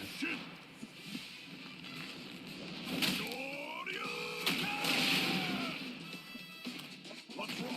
Get up!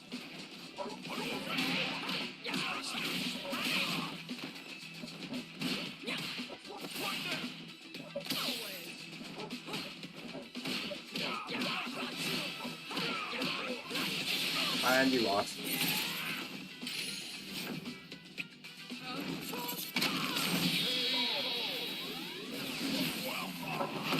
GG's. I'm gonna play super random now.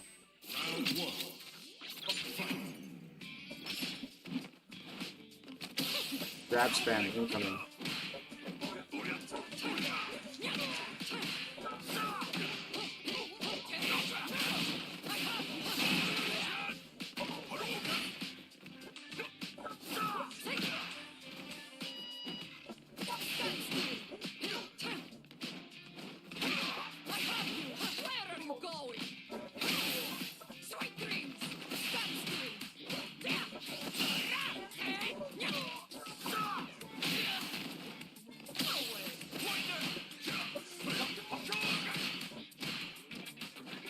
Whoops. Why did that pop up?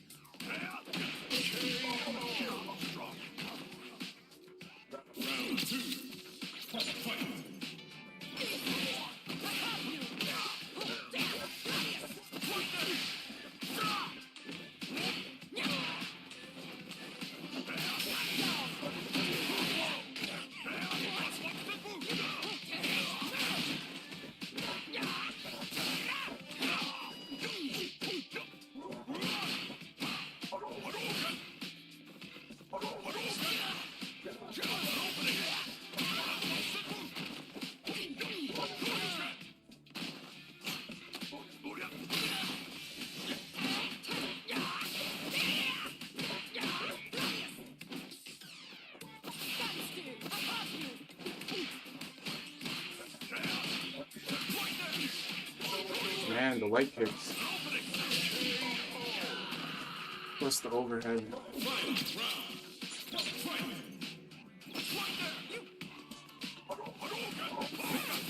Yo, that was supposed to be a forward jump. There we go.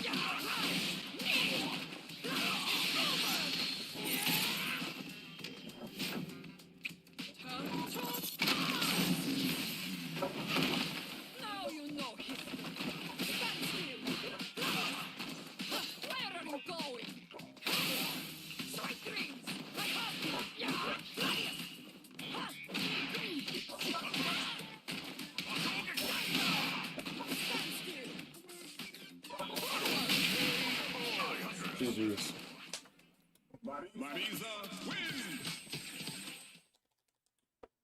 Yeah, I'm gonna play a couple more sets and yeah, yo, I want to finish the devil in me.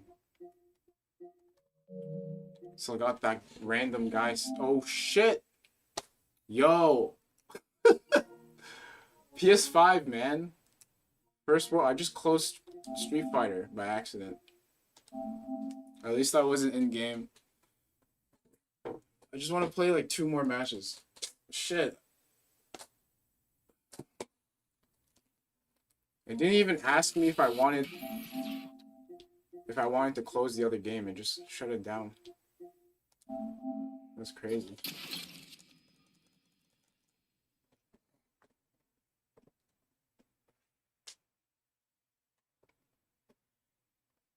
Misinput tech, yeah. Usually it asks you if you want to close the other game. It just closes. Just close Street Fighter right away.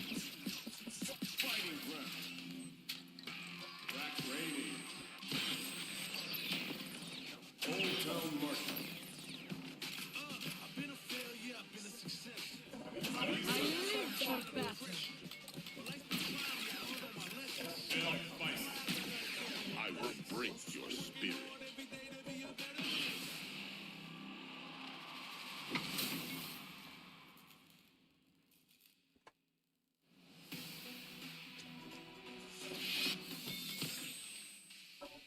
Because, yeah, I don't even think I'm going to play tomorrow.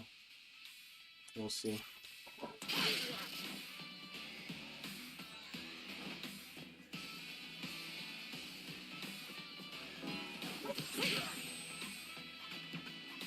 Here comes a new challenger.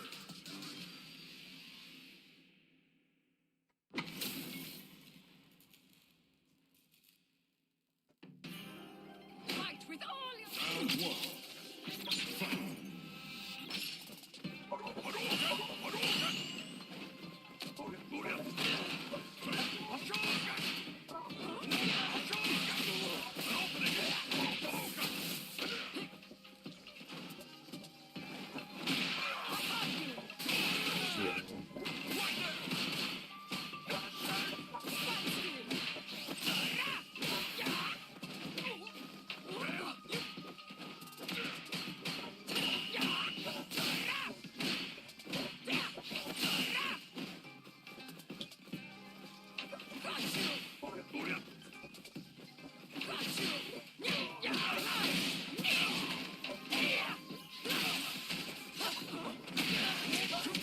I should have just chilled. Oh.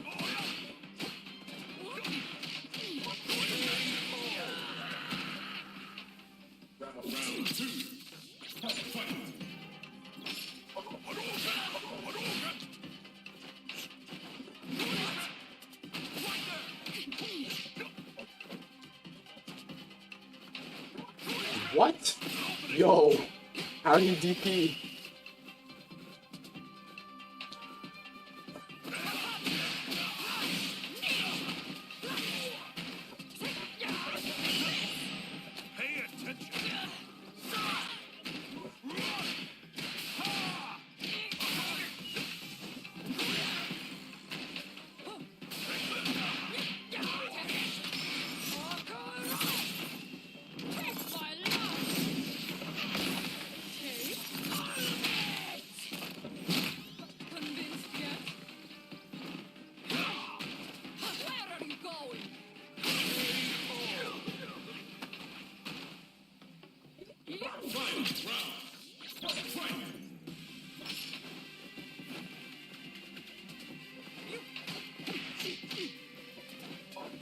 Stop walking under, bro. Thank you. Let me hit you. DP? Shit. I thought he was gonna wake up.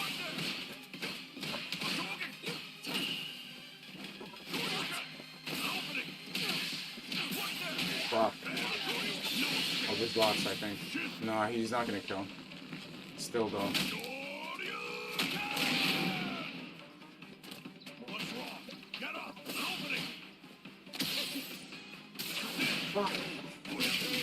Nice, nice, nice, nice, nice. Ryu wins.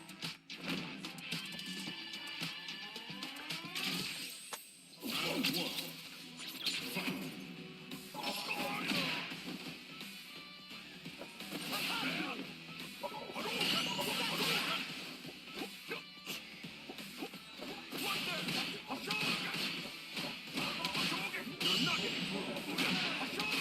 Stupid. I hate perfect carry, man.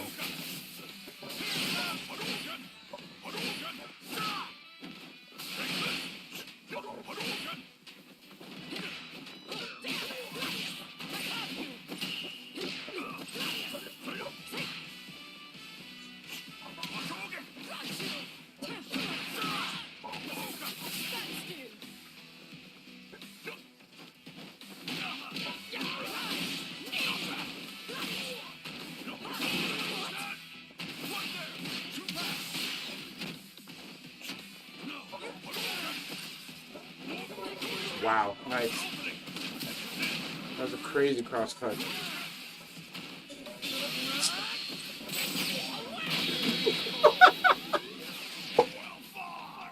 Yo, how'd that hit him? Yo, he was parrying too. What the fuck? I know he's mad about that shit. I know he is.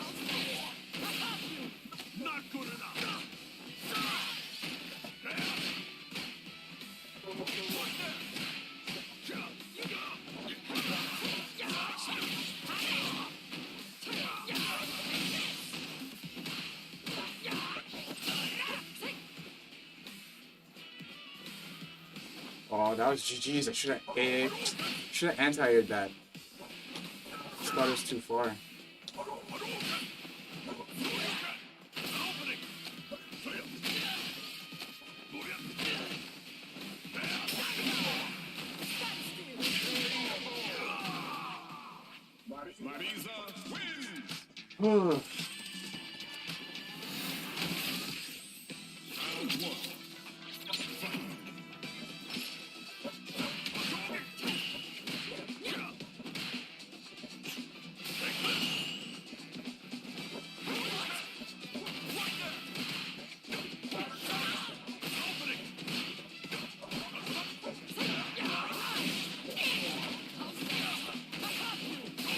Man, I'm so bad at guessing, like, keeps waking up.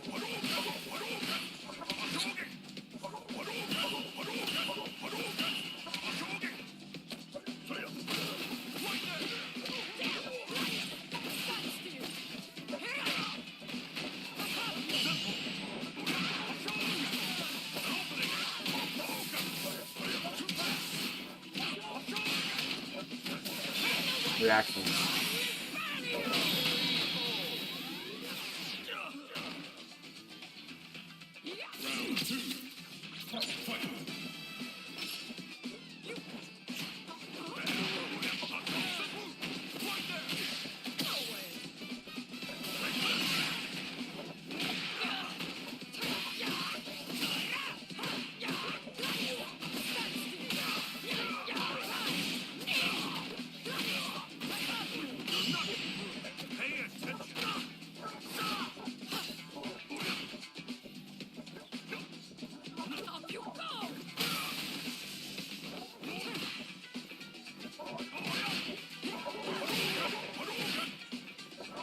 No, fuck. Okay, good reactions. Oh, GG's.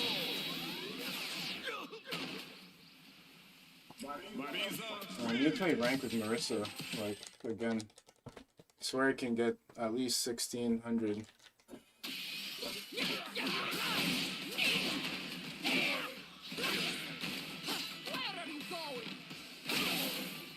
I don't know, it's just another mechanic. It's a new game, I guess, so they want it to be different, but I hate it. I hate that shit. Everyone has their own opinion, but I hate it. Like, every time I'm about to win in the corner, they get perfect parry out of nowhere, then they get out, then they somehow win.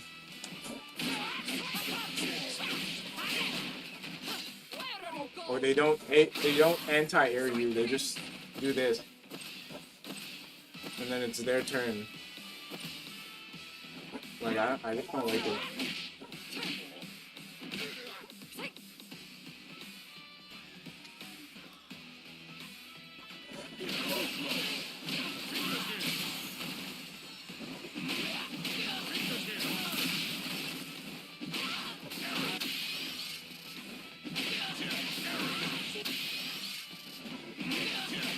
I haven't played Bison since...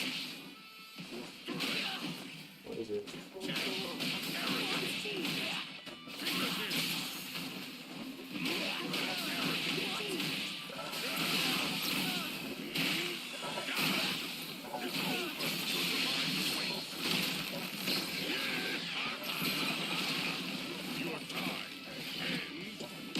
Yo, the damage is insane. 6.2k. Like, this man is broken. So I can't play this guy. Like, yo. 6.2k.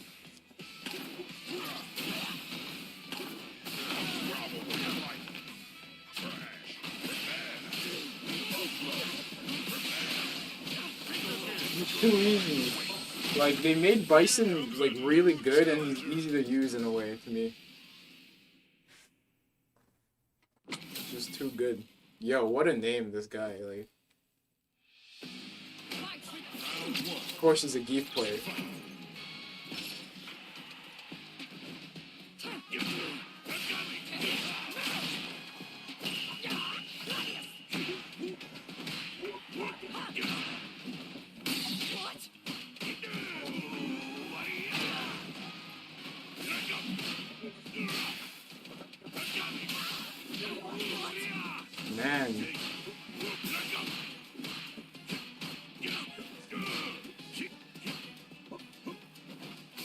Yeah, you can't jump on deep. Just trapped in the corner, man.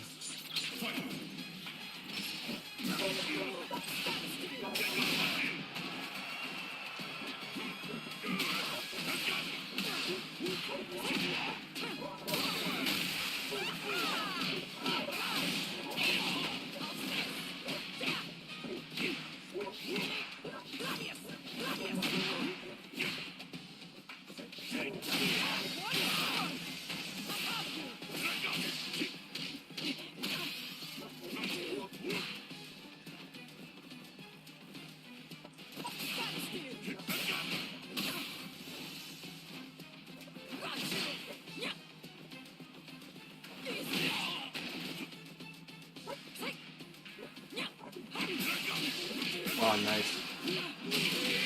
Nice, nice, nice. Lost to a man named Fudike, man. What a night.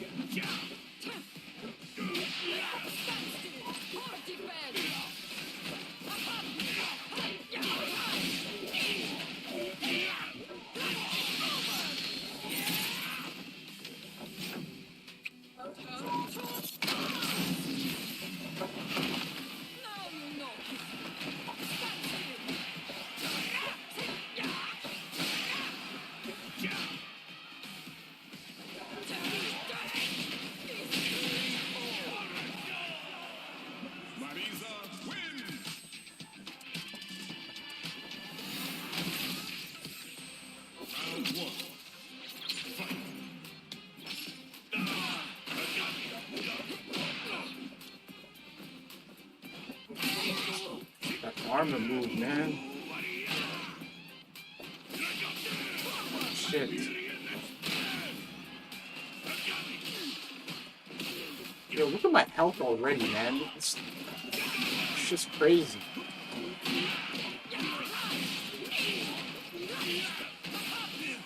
That's crazy.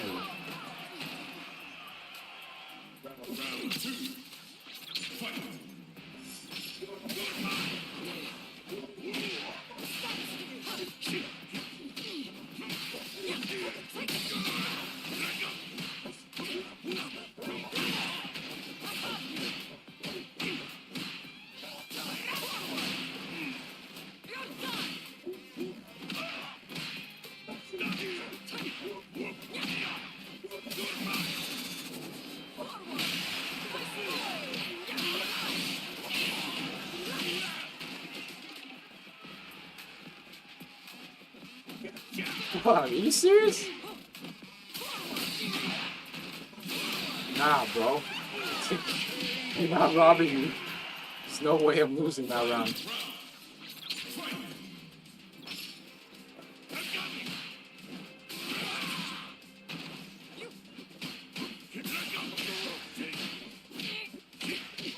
Ah, fuck.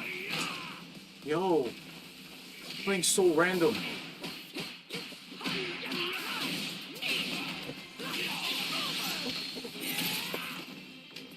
He is level 3, man. This is the worst situation.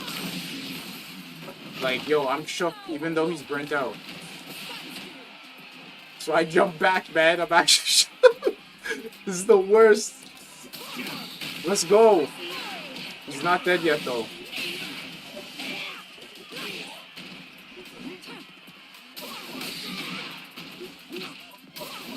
Yo. Yo. Fuck.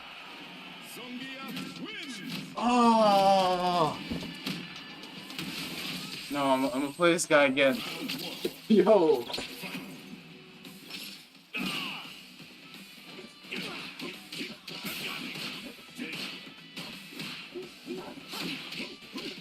Oh my god. Yo, his geef is weird, man. Like, you can't jump on him.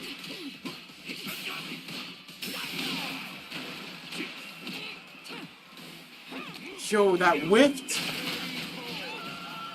How did the anti-air whiff, man?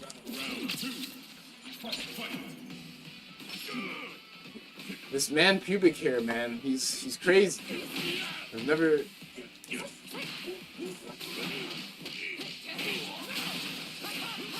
Backdashing too?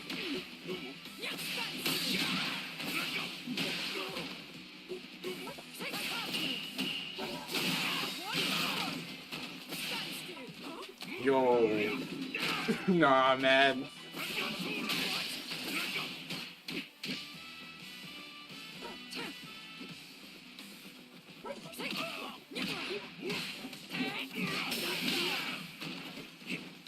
Bro, my drive gauge is gone.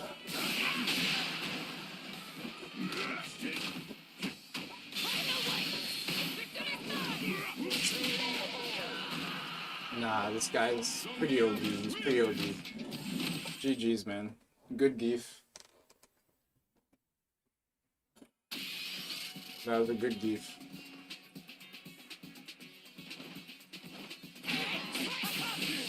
Here comes a new challenger. Lily. Oh, God.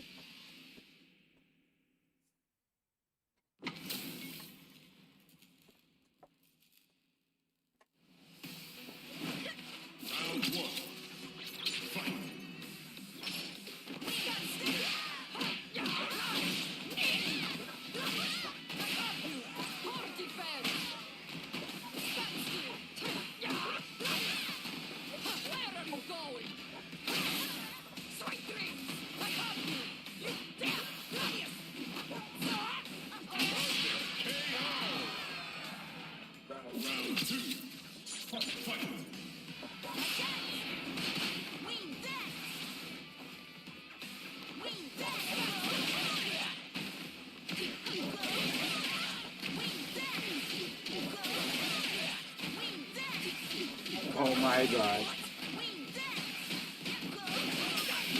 Like, yo.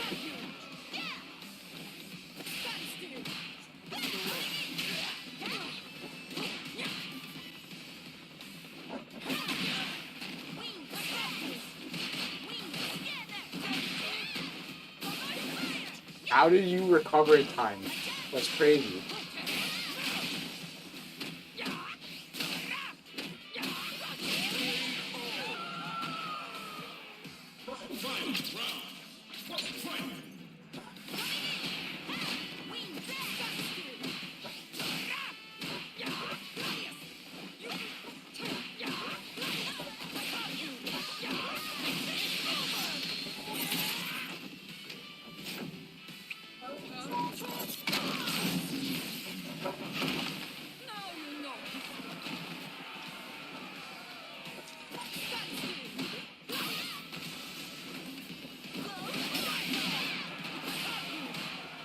Oh, he's lucky, bro.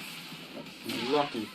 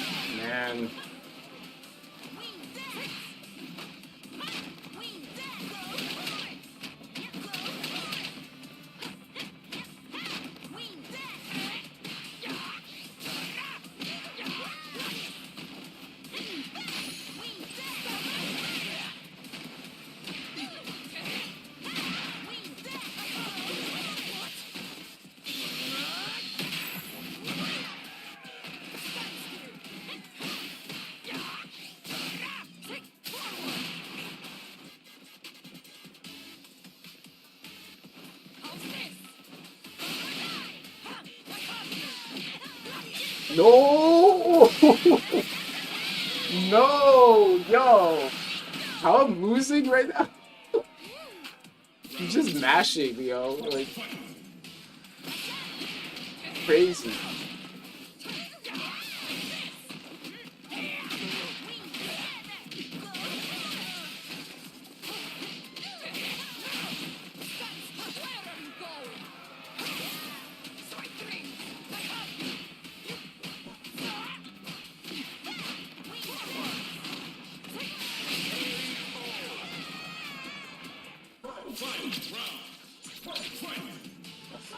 It's like I have to beat him 3 times. It's like, what the fuck?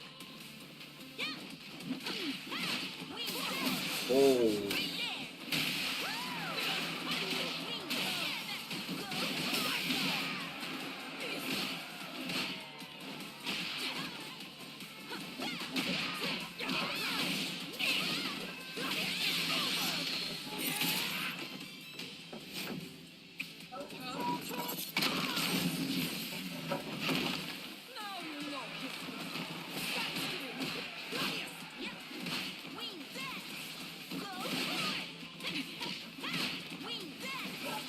Oh, you're lucky. Yo, if I was closer, GG's.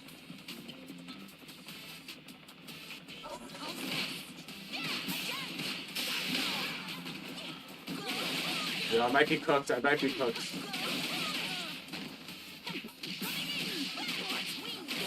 Oh my god. This fucking character, man. I'm still alive? Yo. But I'm cooked still. Ah, robbed. Robbed. And with that, I'm gonna play this other game, yo. What'd you say? Imagine LTG what? Imagine LTG faced that group. Bro, he would have rage quit like first round, man.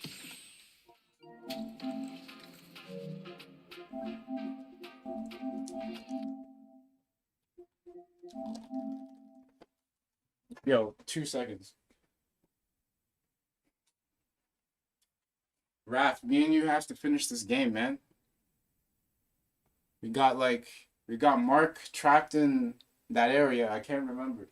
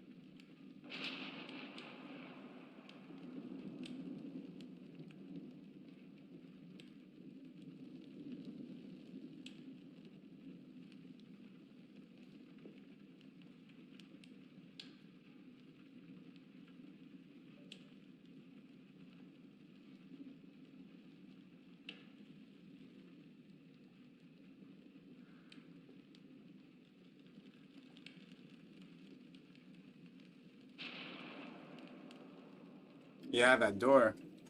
Exactly. I still don't even know. I should have looked it up, but I didn't. It's better not looking it up anyways.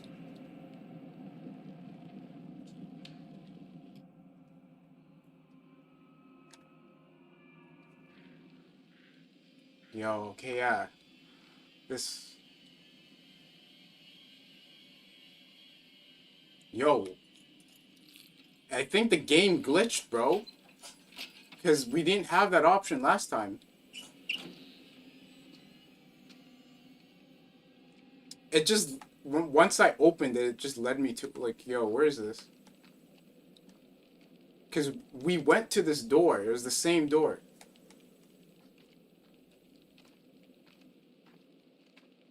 Oh, well, whatever. Didn't have to find it.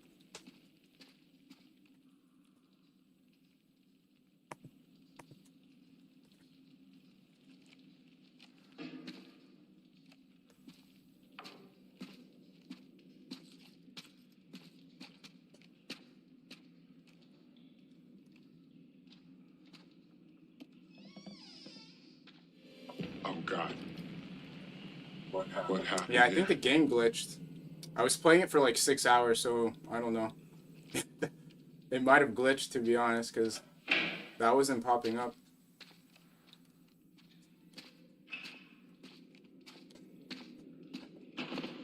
What's that?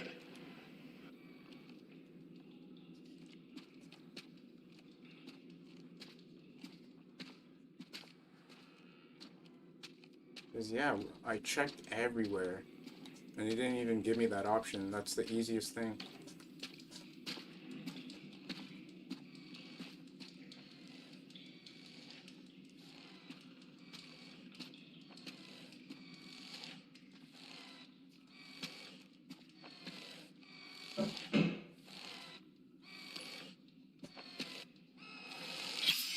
Secret found.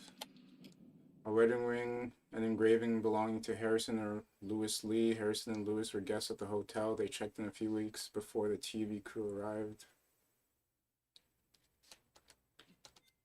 It's just laying there all that time.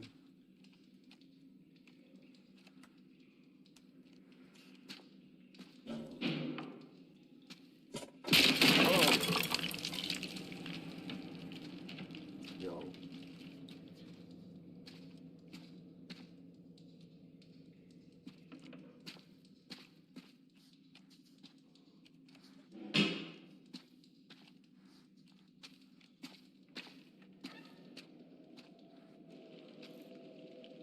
What the hell?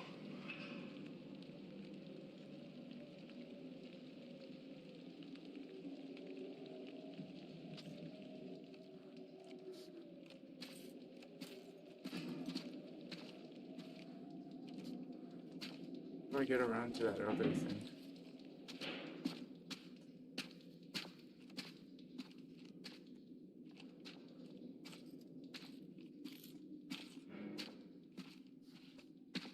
Premonition.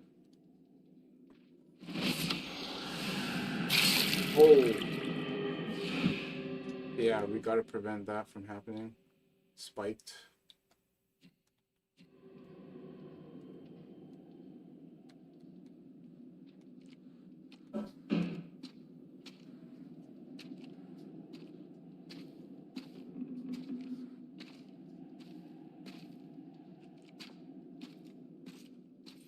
Oh, that's the next phase. Are you sure I can't? Isn't there like there's something through here, but I can't get it. Like, what is that?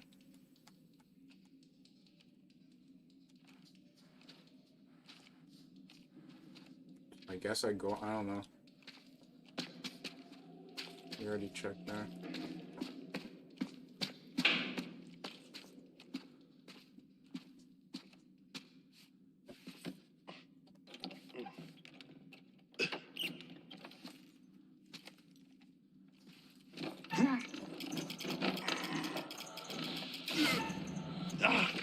Oh shit.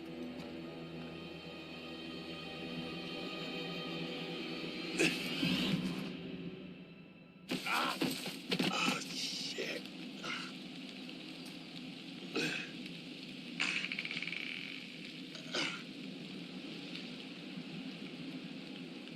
Get to the lighthouse.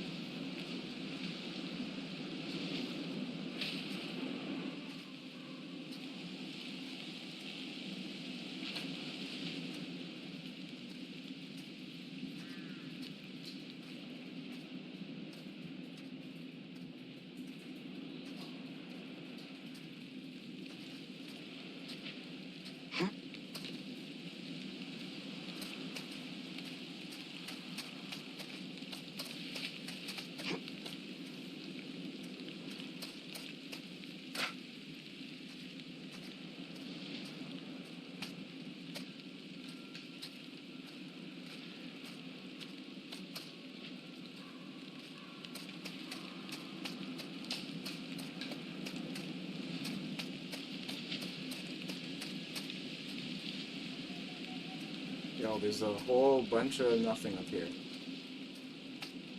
Like, what was the point? Shoot.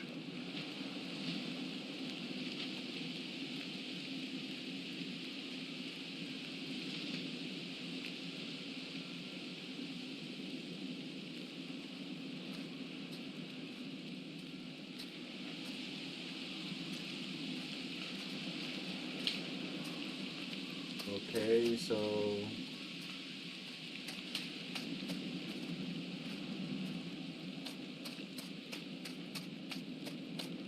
I went up here for nothing.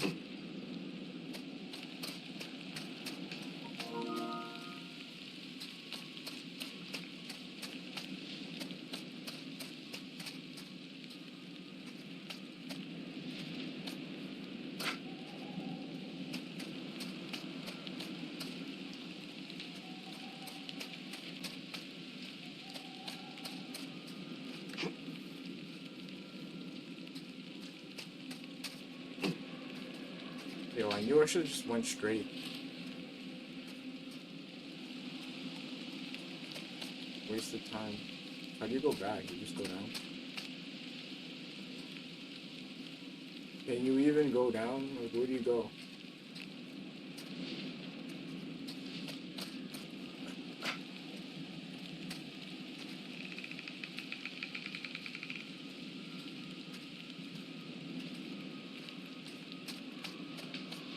Man.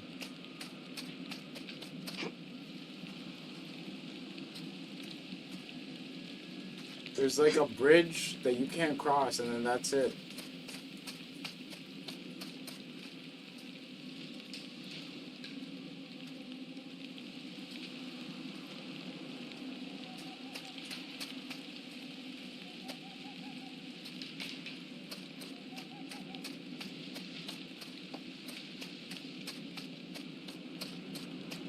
There's nothing over here. Oh, there is. Shit, I missed this.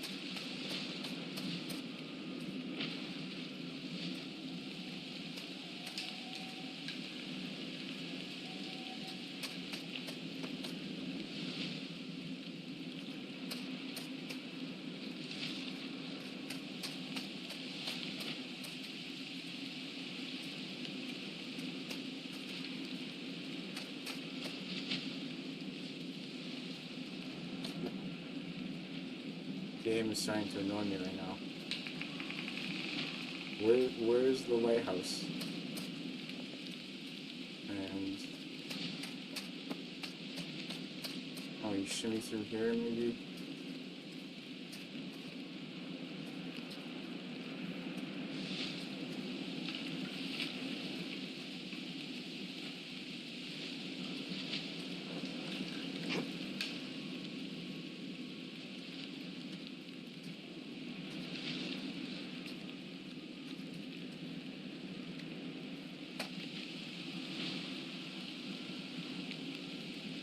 Yo, this is so confusing.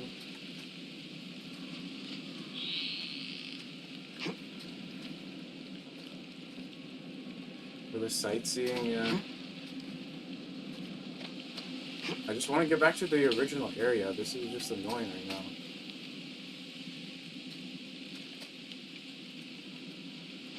I think I should have just went straight. And then I saw this extra path and I was like, yo, I'll just go here for a sec.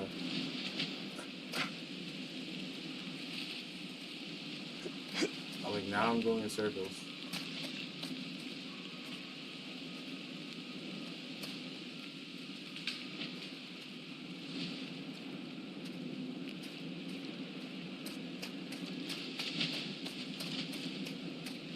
circles.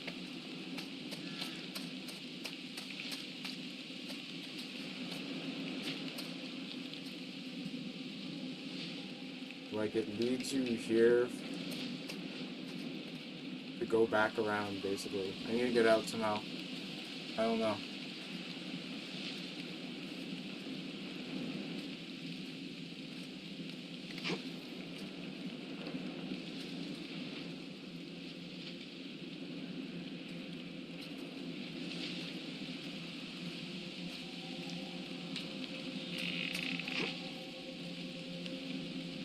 Oh wait, there. There it is. Finally. Oh yo, man, Mark, I'm not good with these. I hope you don't die here.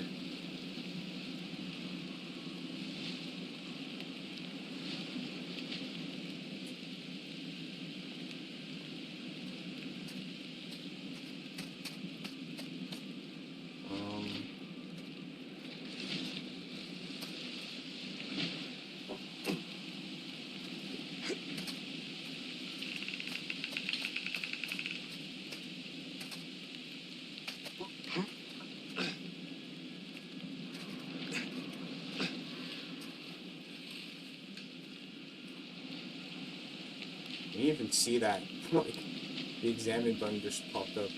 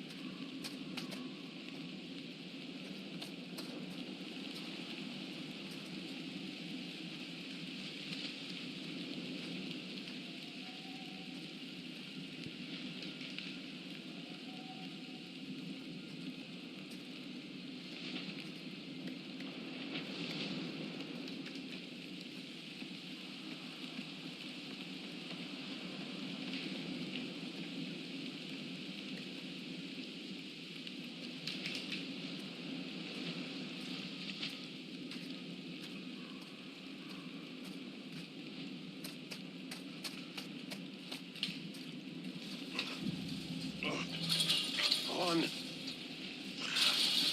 Yo, see what happens.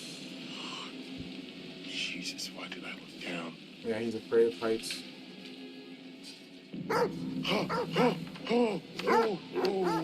Hey, boy. Okay, easy does it. Easy.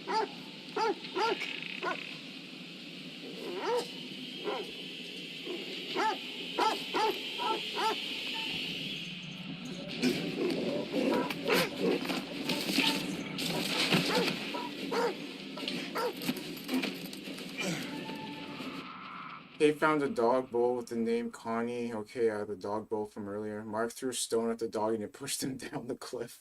Was I supposed to throw it away from? I don't know. It had the aim, but I don't know. Next time I'll just throw it somewhere else or not throw it.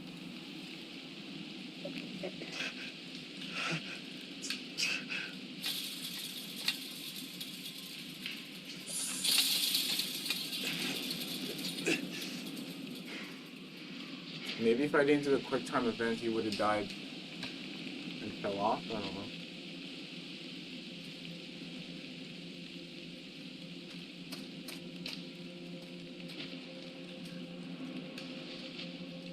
Maybe down there?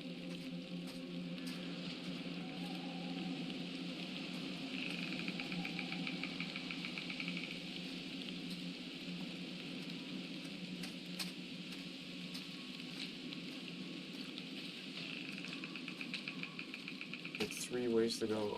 Let's go here first.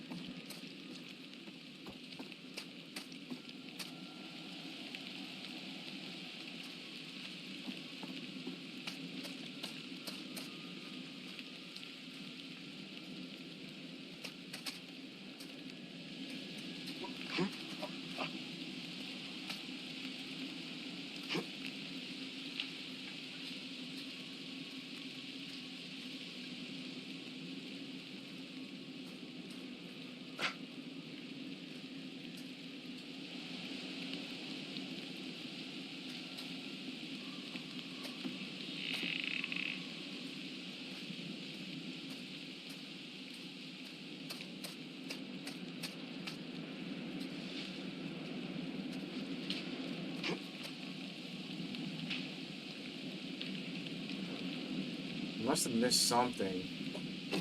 Okay, if I go there, that's whatever. I'll look around the next playthrough.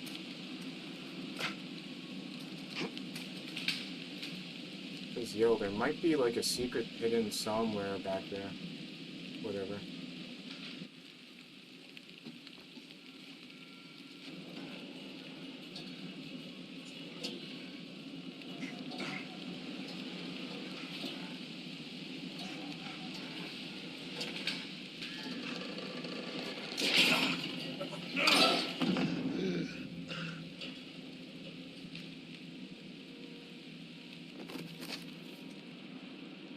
God damn it.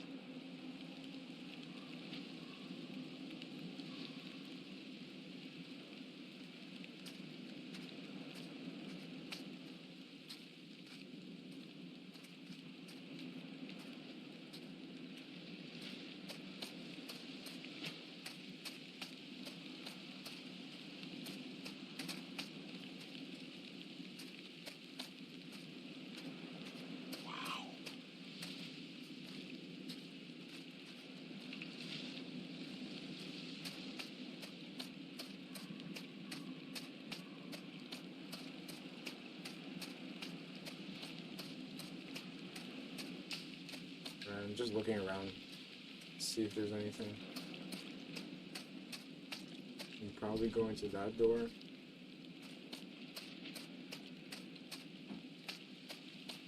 Oh, there's a ladder too.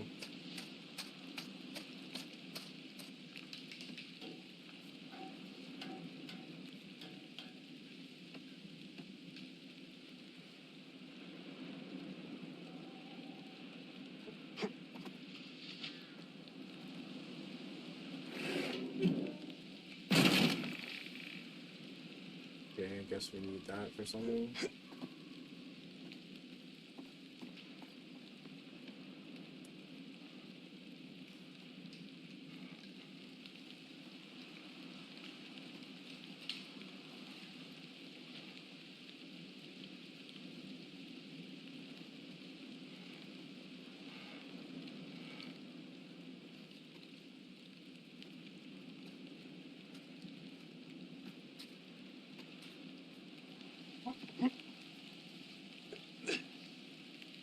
You can just go in? What's the point of dropping that down?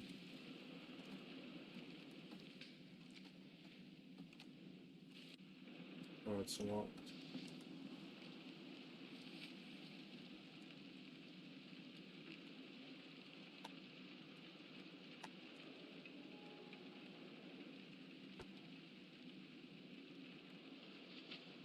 Yo, it's locked.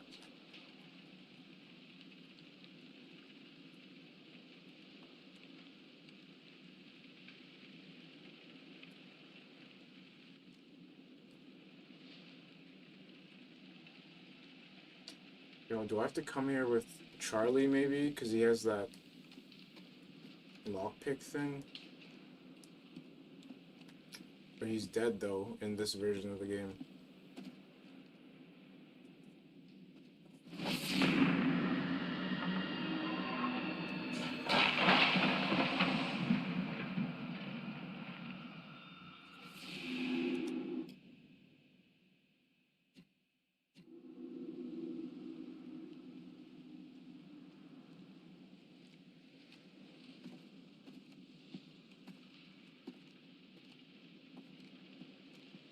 And yeah, you can't, even if it says to move it up and down, you literally, it doesn't work. Like, it's weird.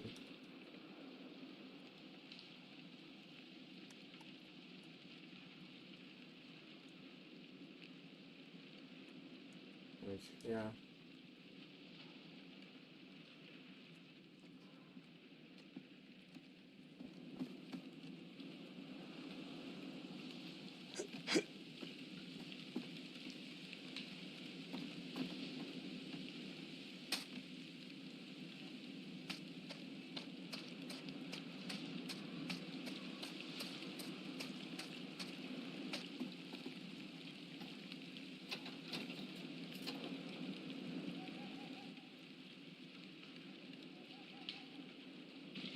Gotta keep going up, I guess.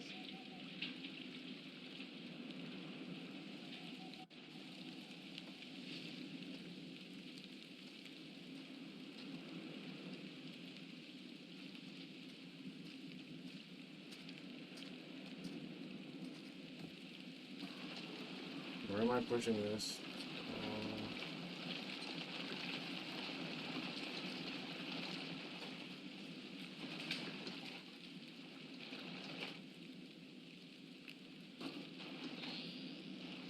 I can't push it this way.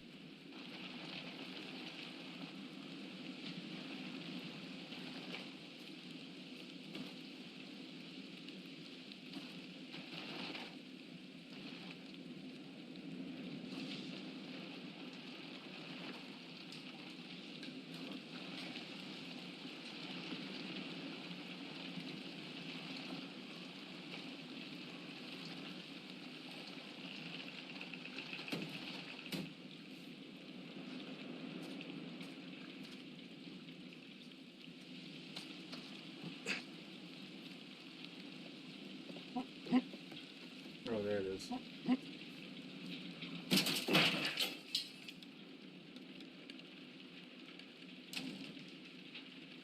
What is that smell? Ugh.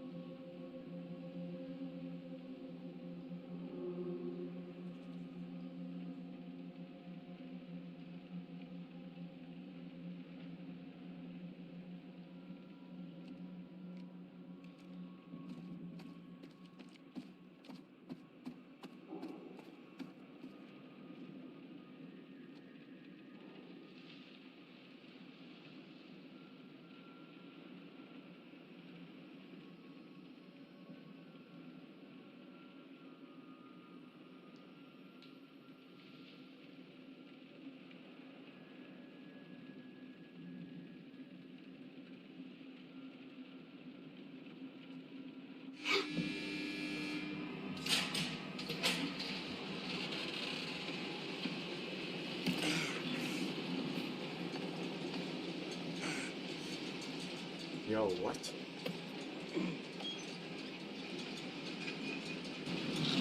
Shit.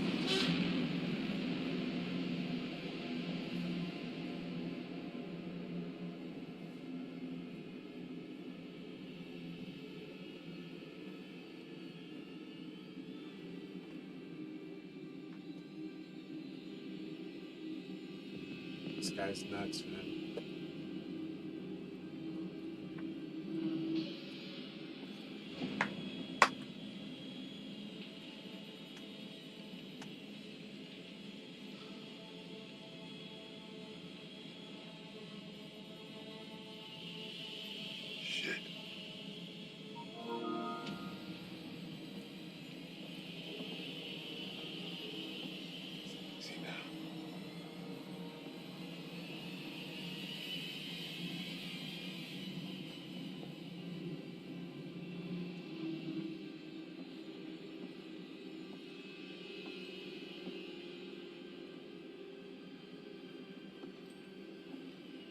Bro got the knife on deck. Shit.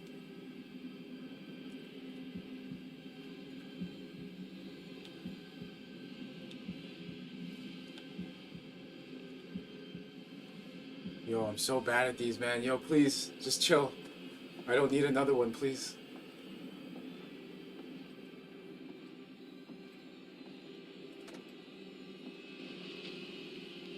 Okay, thank you, man. Just go.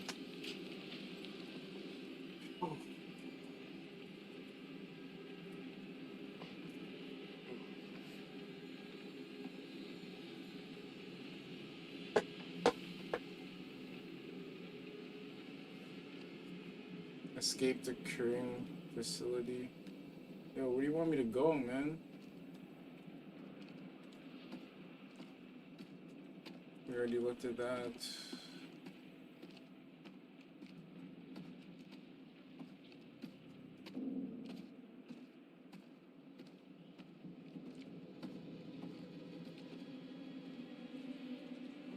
Oh my God.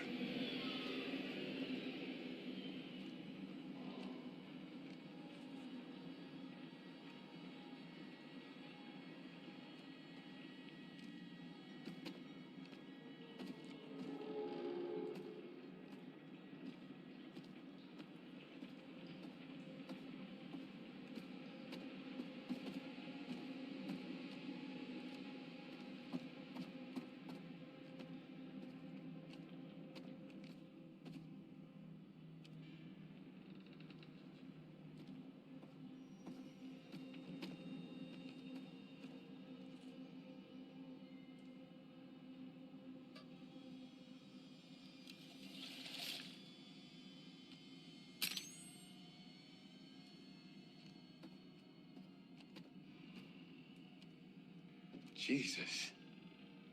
Harrison Lee. What the hell?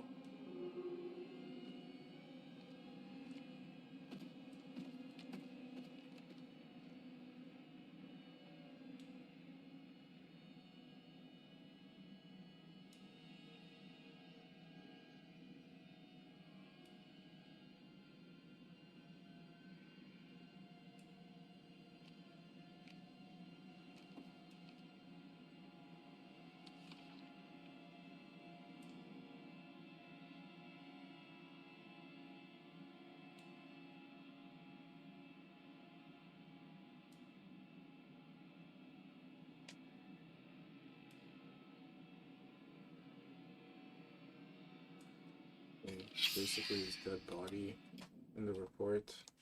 A clipboard found near a chemical bath. It contains notes about the process of preserving Harrison Lee's body. Harrison Lee checked into the hotel a few weeks ago and was dead by the following morning.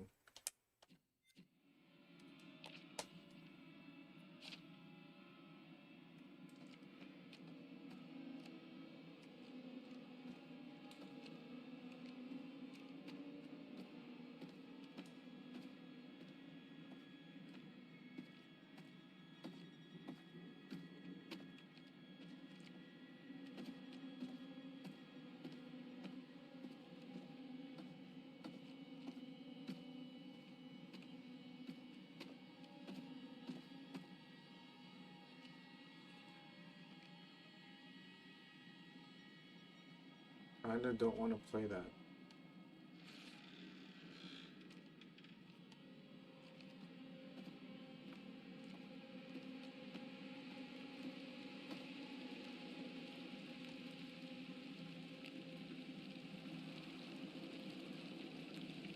Inspect? Nothing really to inspect.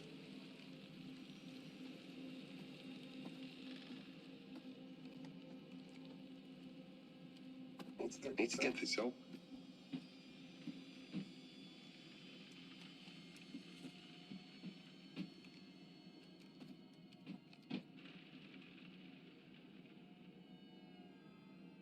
Oh, that's just great.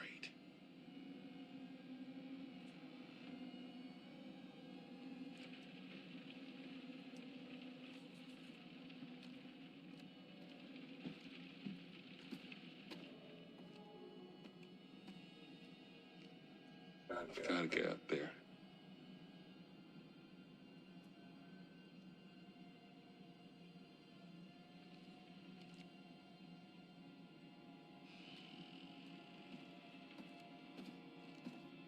Man. I guess we go around somewhere.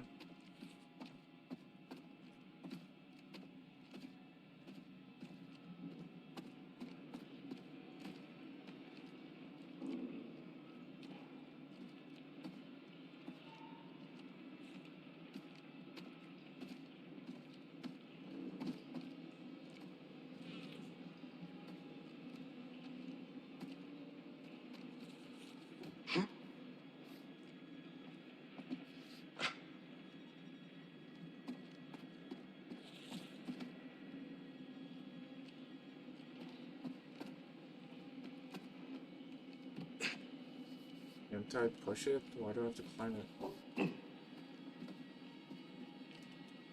Oh, yeah.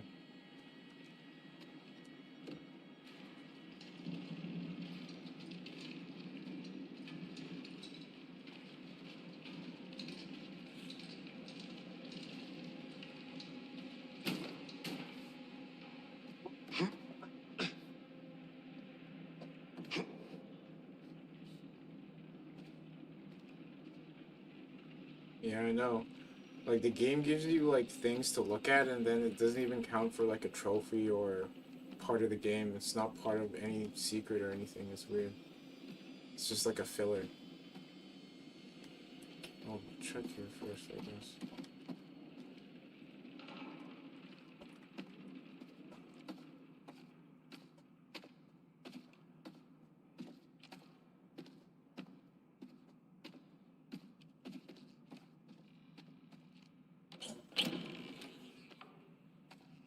A door that's finally open. Nice.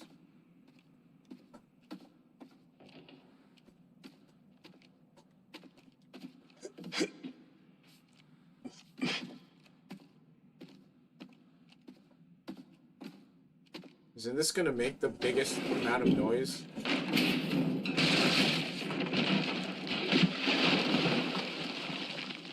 If I'm the killer, I'm coming up back the stairs ASAP, man. Like, yo. It's so loud.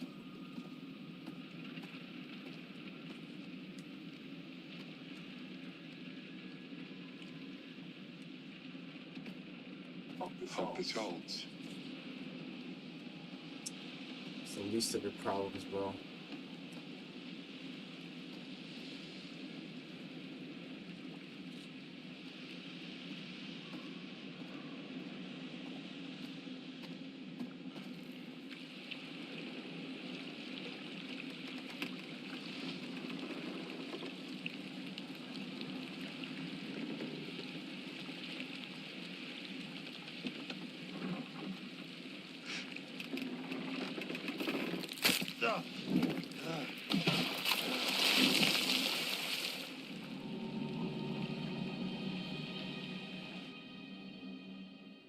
Man. Yeah, he didn't die. Back to his state.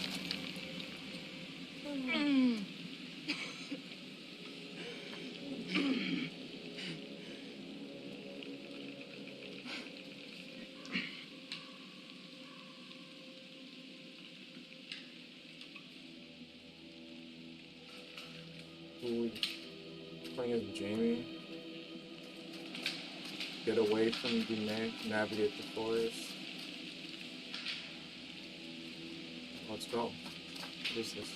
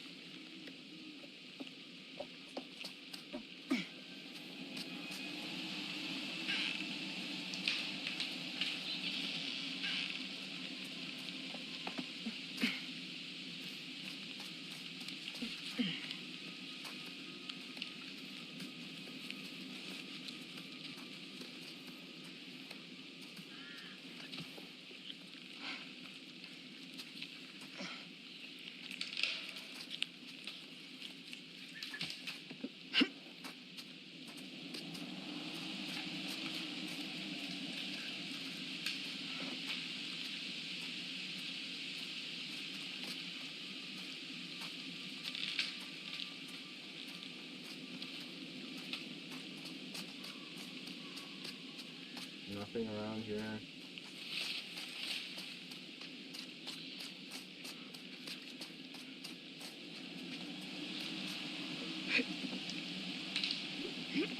There's something.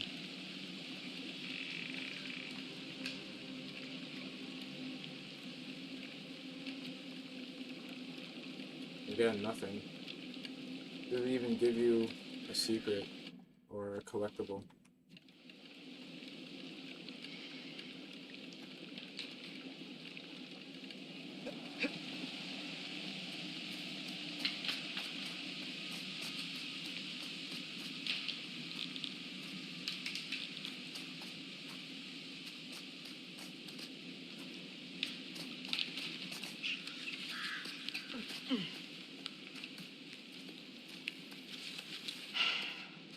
I thought getting outside would make things better.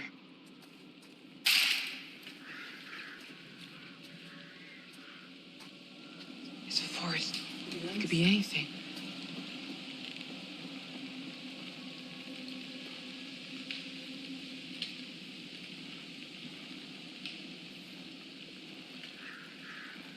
Can you not freak me out any more than I already am?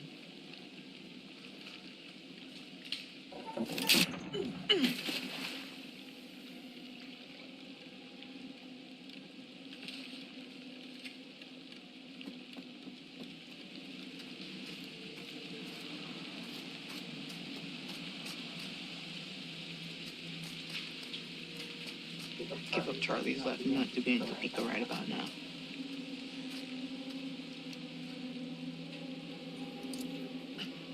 Got it. Shed key.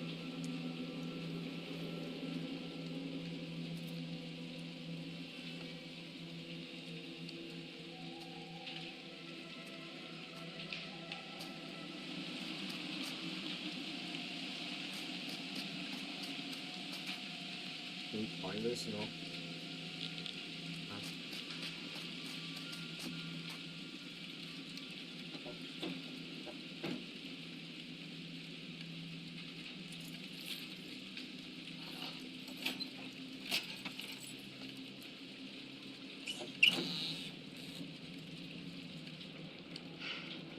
Holy fuck. Oh, I'm sick.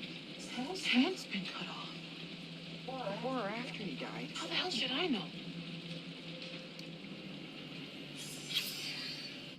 The dead body of a man found inside a shed. His right hand has been severed. He appears to have died bleeding from his injury.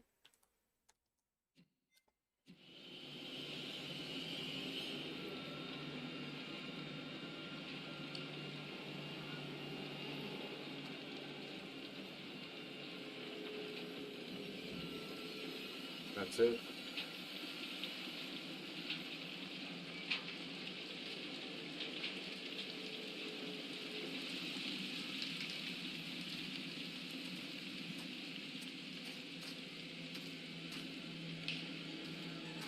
The guy in the shed, that's it. There's nothing else. It's like turned into like half a mannequin too.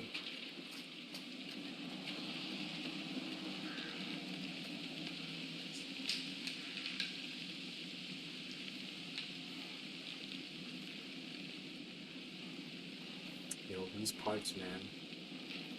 It's like, can I fast forward this a bit? Like, she's so slow. Oh,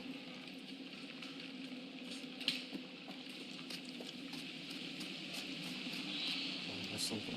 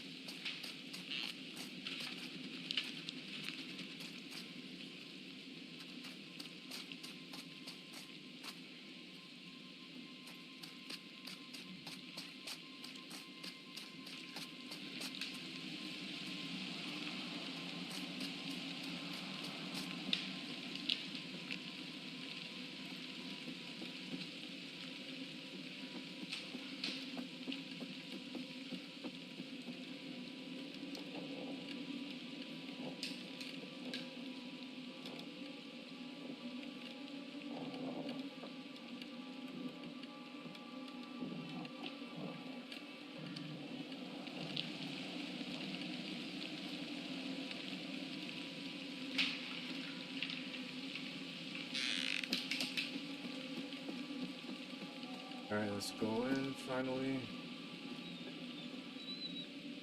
You hear that? What? Like... whimpering. Is that...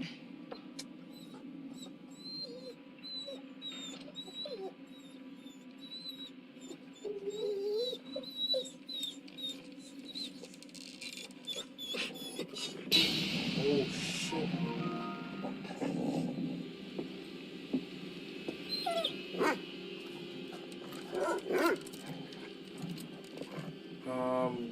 I don't know what to do. Hide. Yo. We're gonna hide.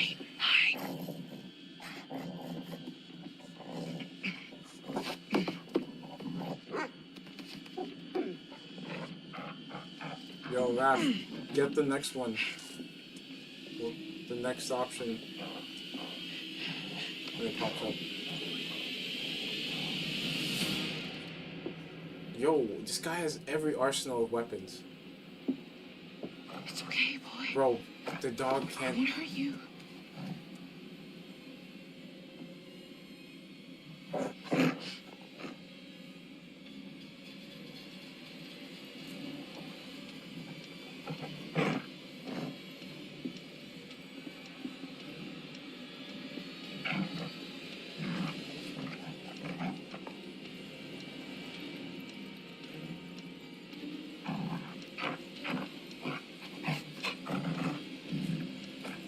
Yo, what? Whoa, what?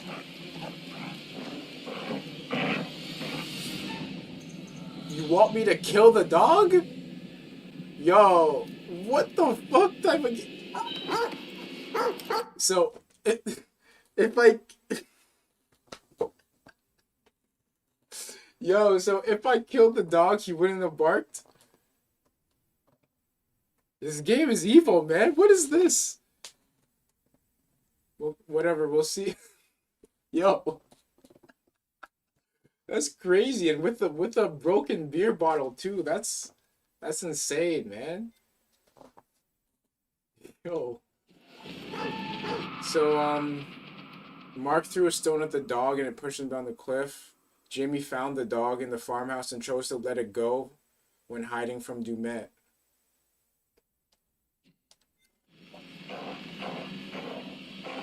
Bro.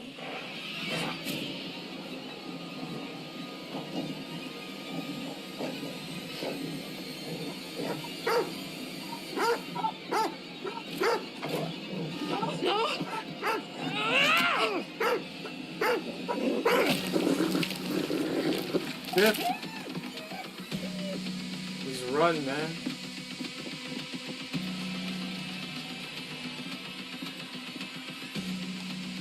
Get off the path. Hide.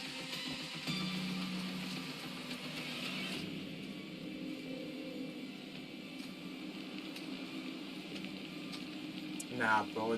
We gotta get this guy back, man. I don't know how, but this guy can't live at the end of this game, man. There's no way.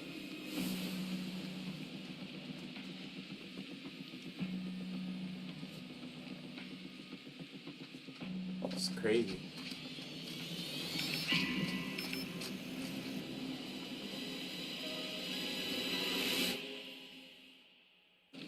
We're all gonna meet up at the lighthouse, maybe?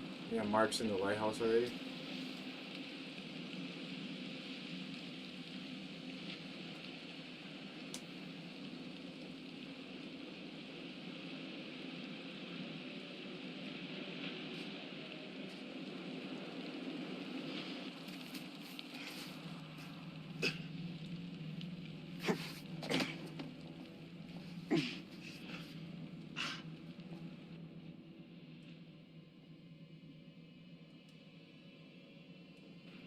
Let's get that light on. Turn on the lighthouse. Explore the lighthouse. Something behind me. A coin.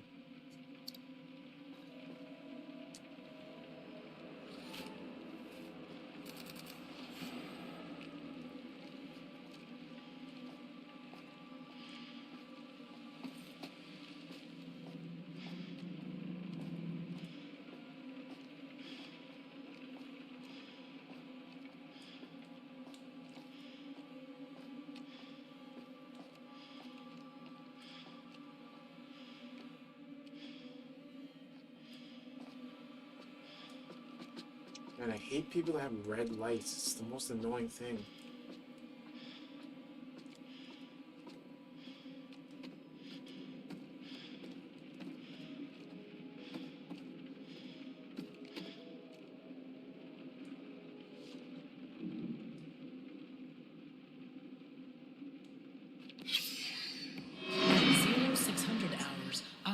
Officer Frank Hooper discovered that one or multiple individuals had gained unauthorized access to the evidence room at 1612 West State Street.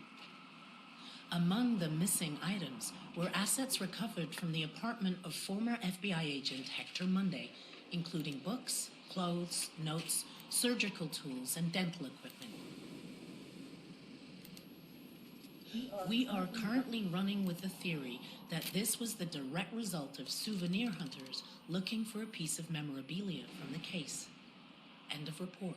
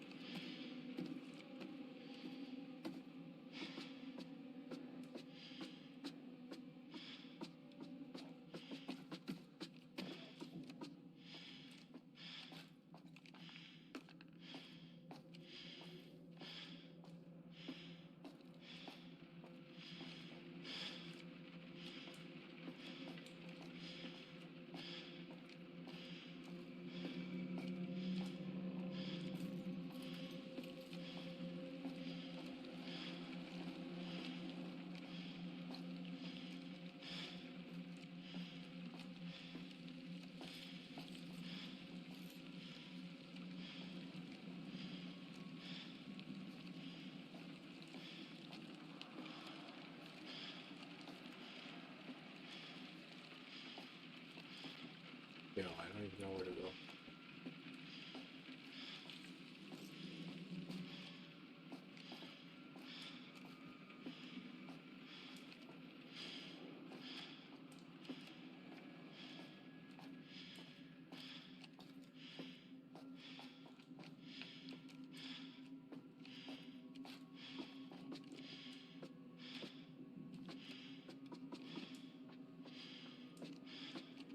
Yo, did I go? Went all the way back upstairs. Okay, let me... Is that the only way? No, I can go back up.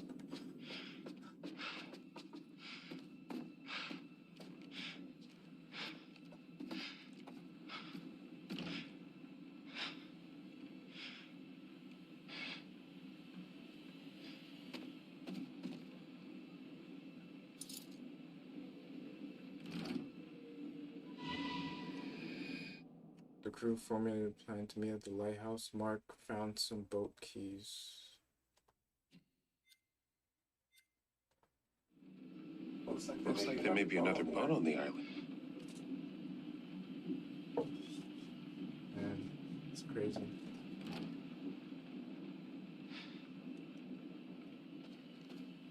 That's the getaway plan, I guess, the boat. Mark and Jennifer.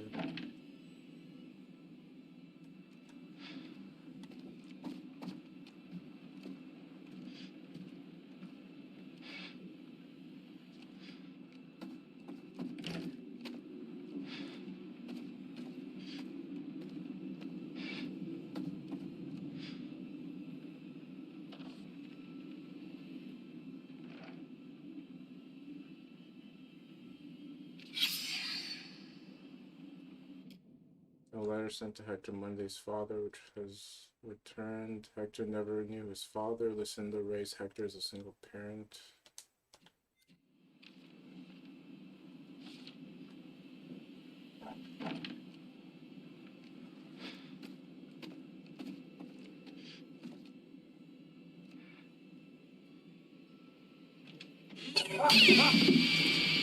Son of a bitch. Kill your dog any day.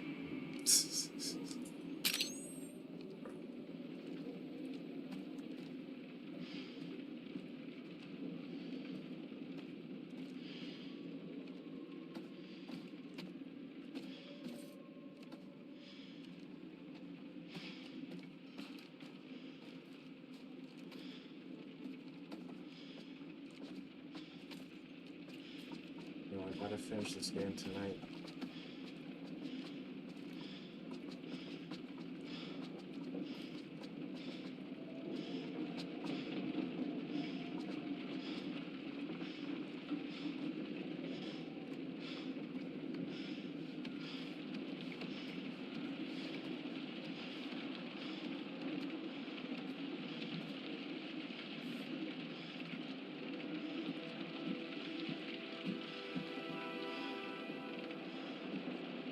No way.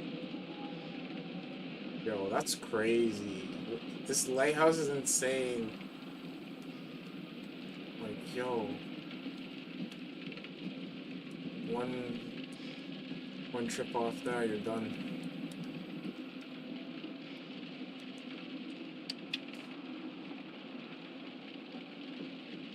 Oh, come on. Power up the lighthouse controls. I have to go back down.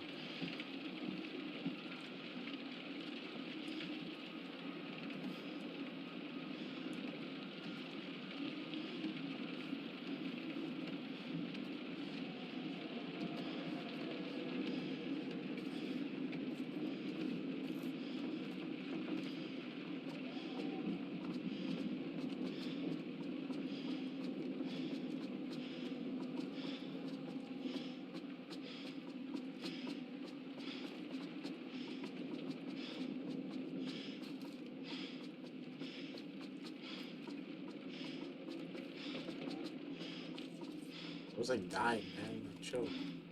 Breathe, man.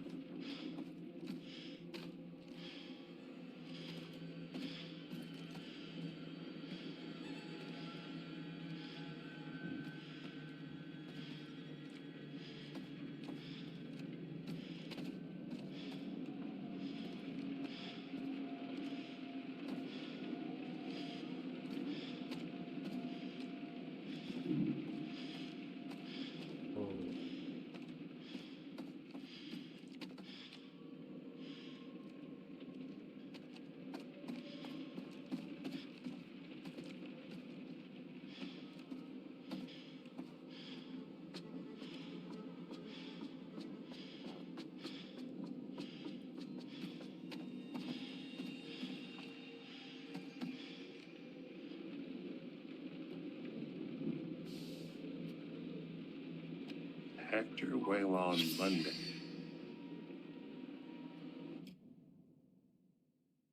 Degree in psychology.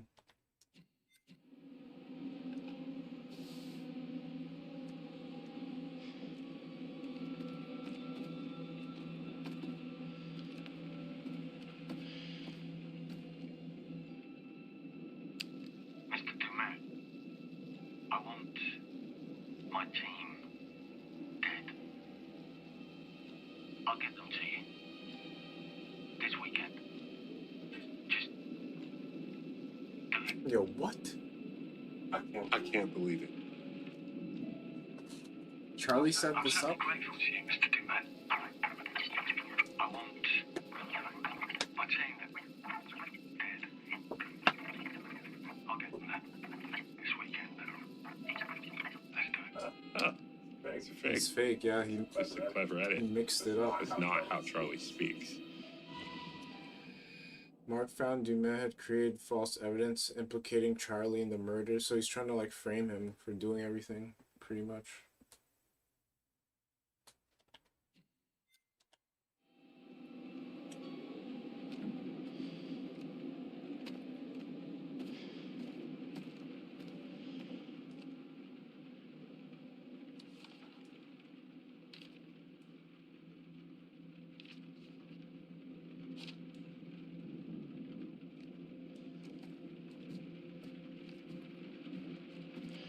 Wait, where's the power to turn on the lighthouse?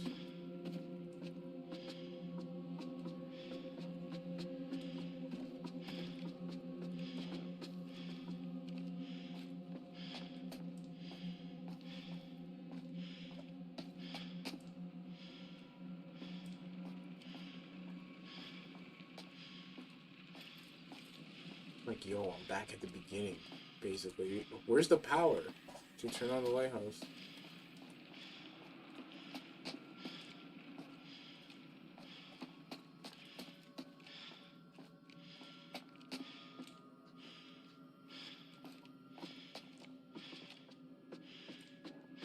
Yo, that's crazy.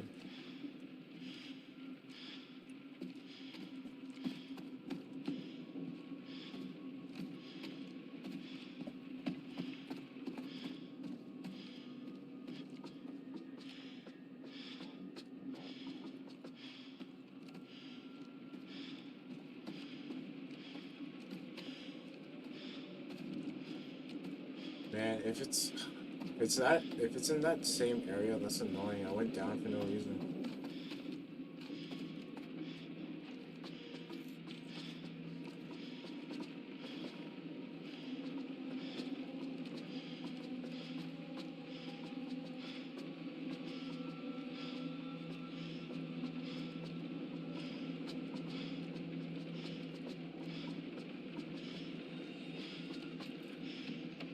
Maybe somewhere to the side, I don't know.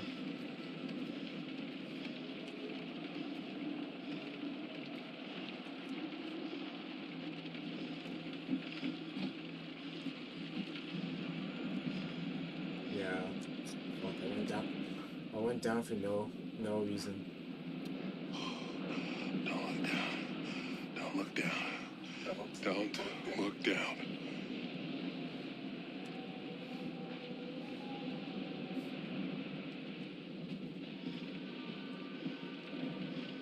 It was right there, around the corner. Federal offense. Tampering with the seal is a federal offense. That's crazy.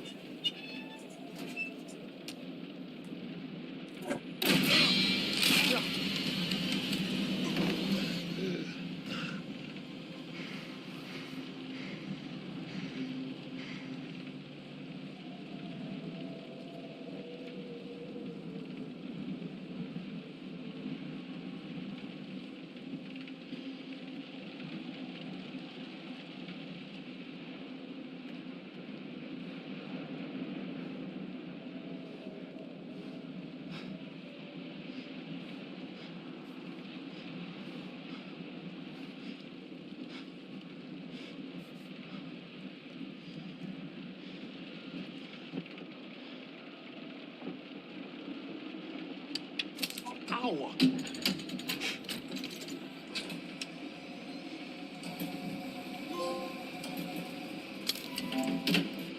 Mark got the lighthouse working. Mark found boat keys. Mark turned lighthouse lamp on.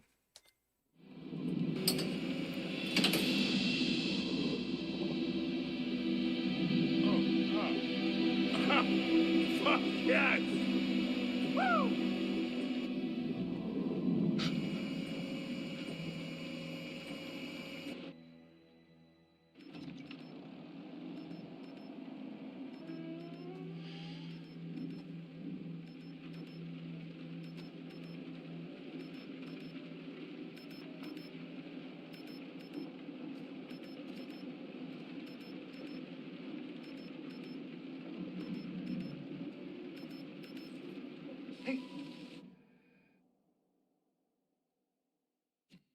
Hey, guys, up here! Kate, Jamie, I'm here! Yo. Right behind him?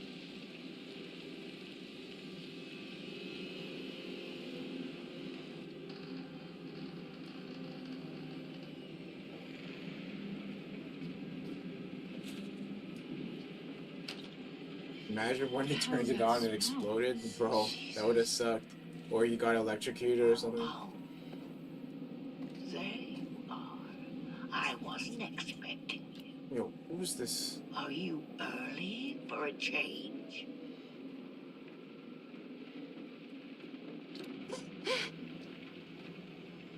What the fuck is this? The boy who loved. You're a selfish monster. Always have been. Hey! Who are you?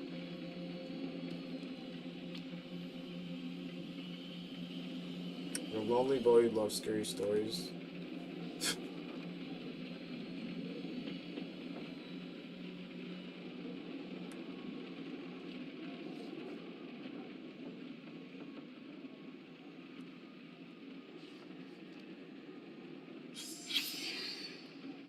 Children's book about a child scaring his strict aunt. It appears Dumet was inspired by the book to wear a mask. Dumet decided to integrate a mask into his persona.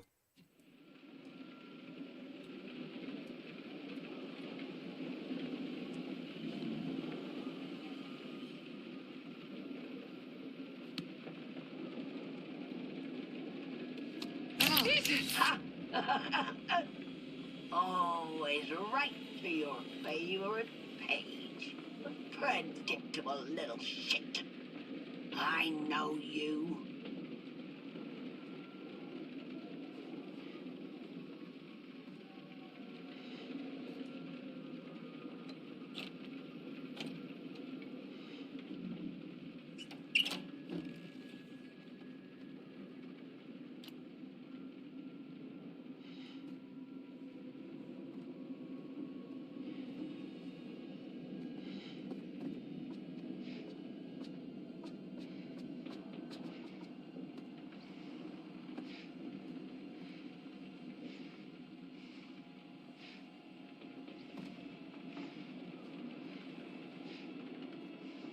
Nothing there.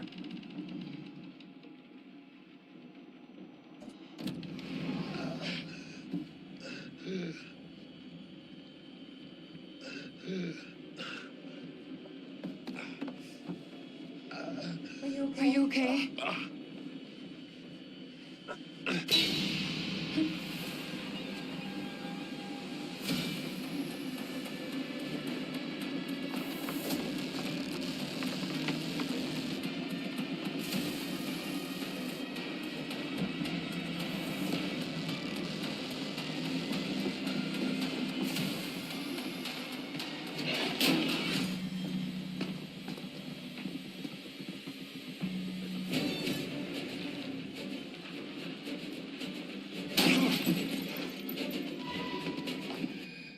The crew escaped the lighthouse.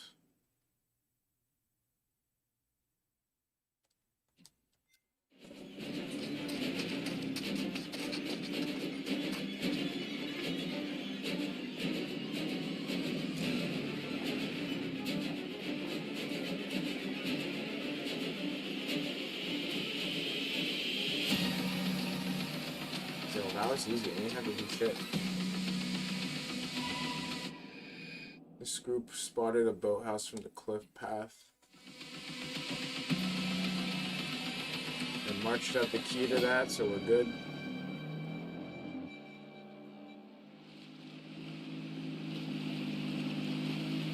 Is that how it actually ends? Well, the first playthrough, I guess.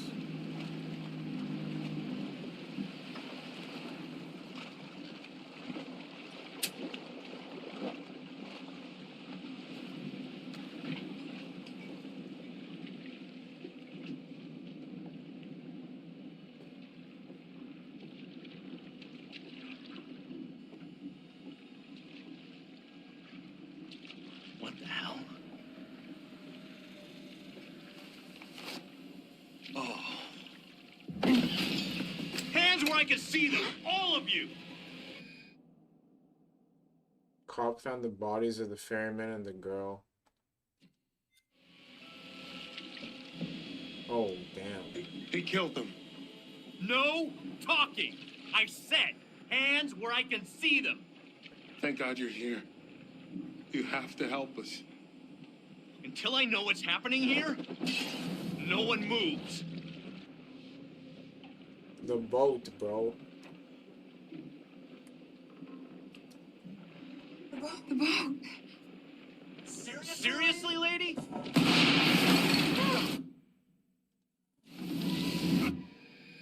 The crew tried to warn the police officer about the boat.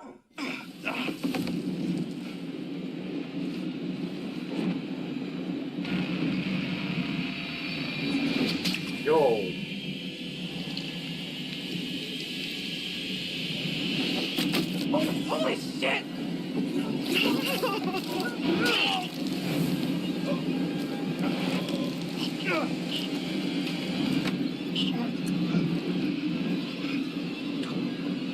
There's another boat!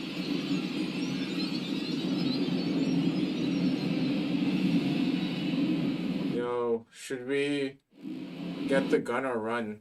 We can run to the boat, bro. Or we can get the gun.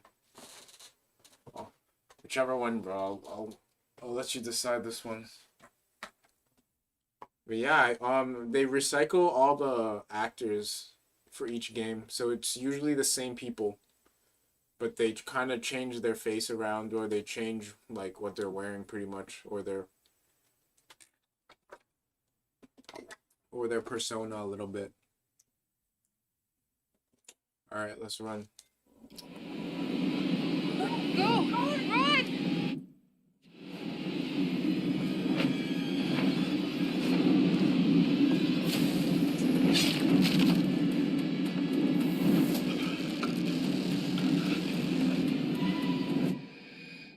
Dumet killed the police officer.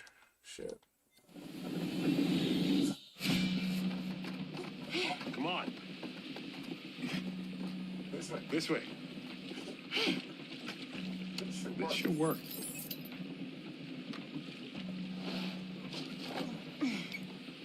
Oh, it's not working.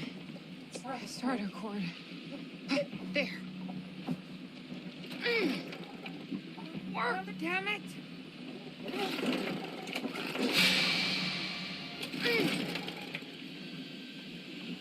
Just work! Go!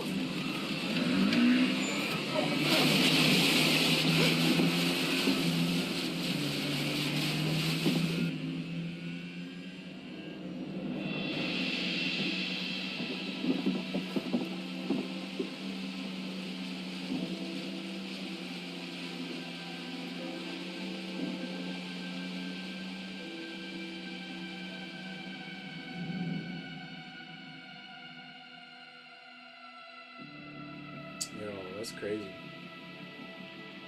They made it.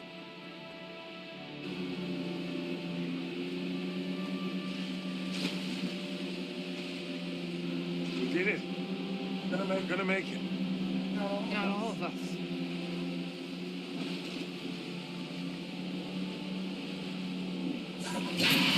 What? Ain't no way. Ain't no way. Ain't no way. Hang on! Bro, he didn't even get on the helicopter. This guy swam.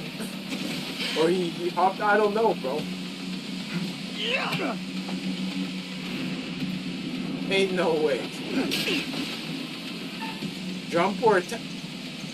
Attack.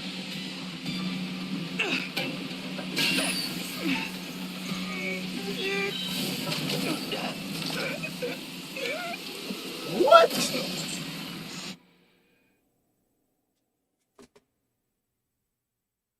Yo. What the fuck? Bro.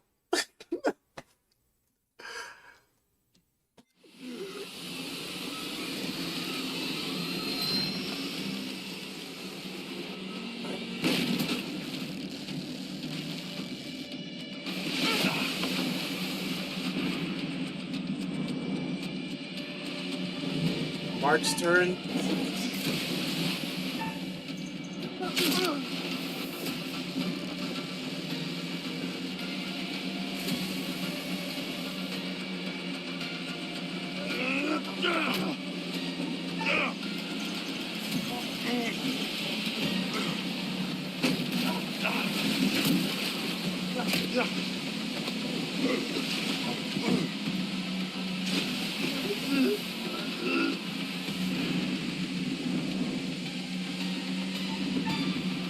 Yo, should we attack this man or just jump? Because, like, yo, last time I attacked, you just ended this girl's life. Yo, Raph, what should we do? Attack or jump?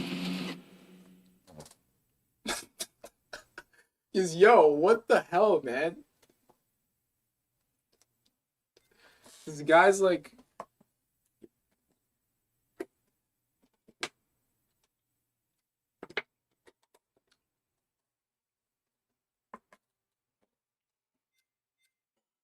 Yeah, you jumping. I guess Mark's fucked.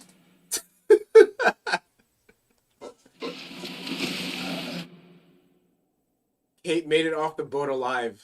Damn.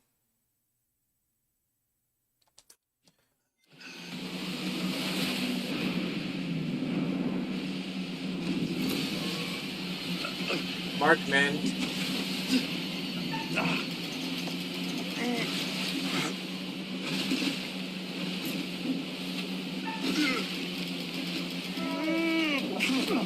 Mashing Street Fighter shit. Smash.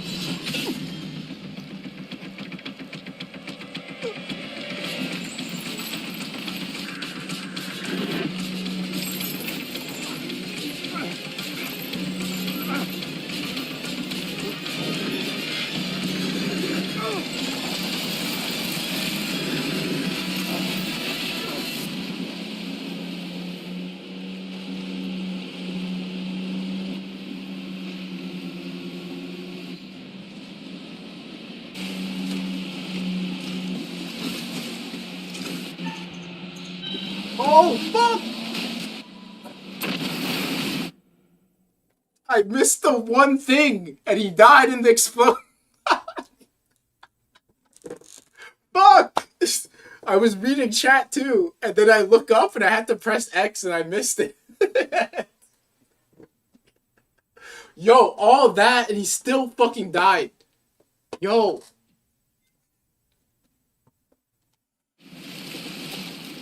Nah, the game gave him that extra thing just for him to die at the end, I swear. Yo. Nah, I have to play this again. Play it again another time. Cause yo, I need to get a better ending than that. You're telling me the boat was still gonna crash into a fucking big ass rock. We have a non-stop block of your favorite classic rock after this break. No damn commercials.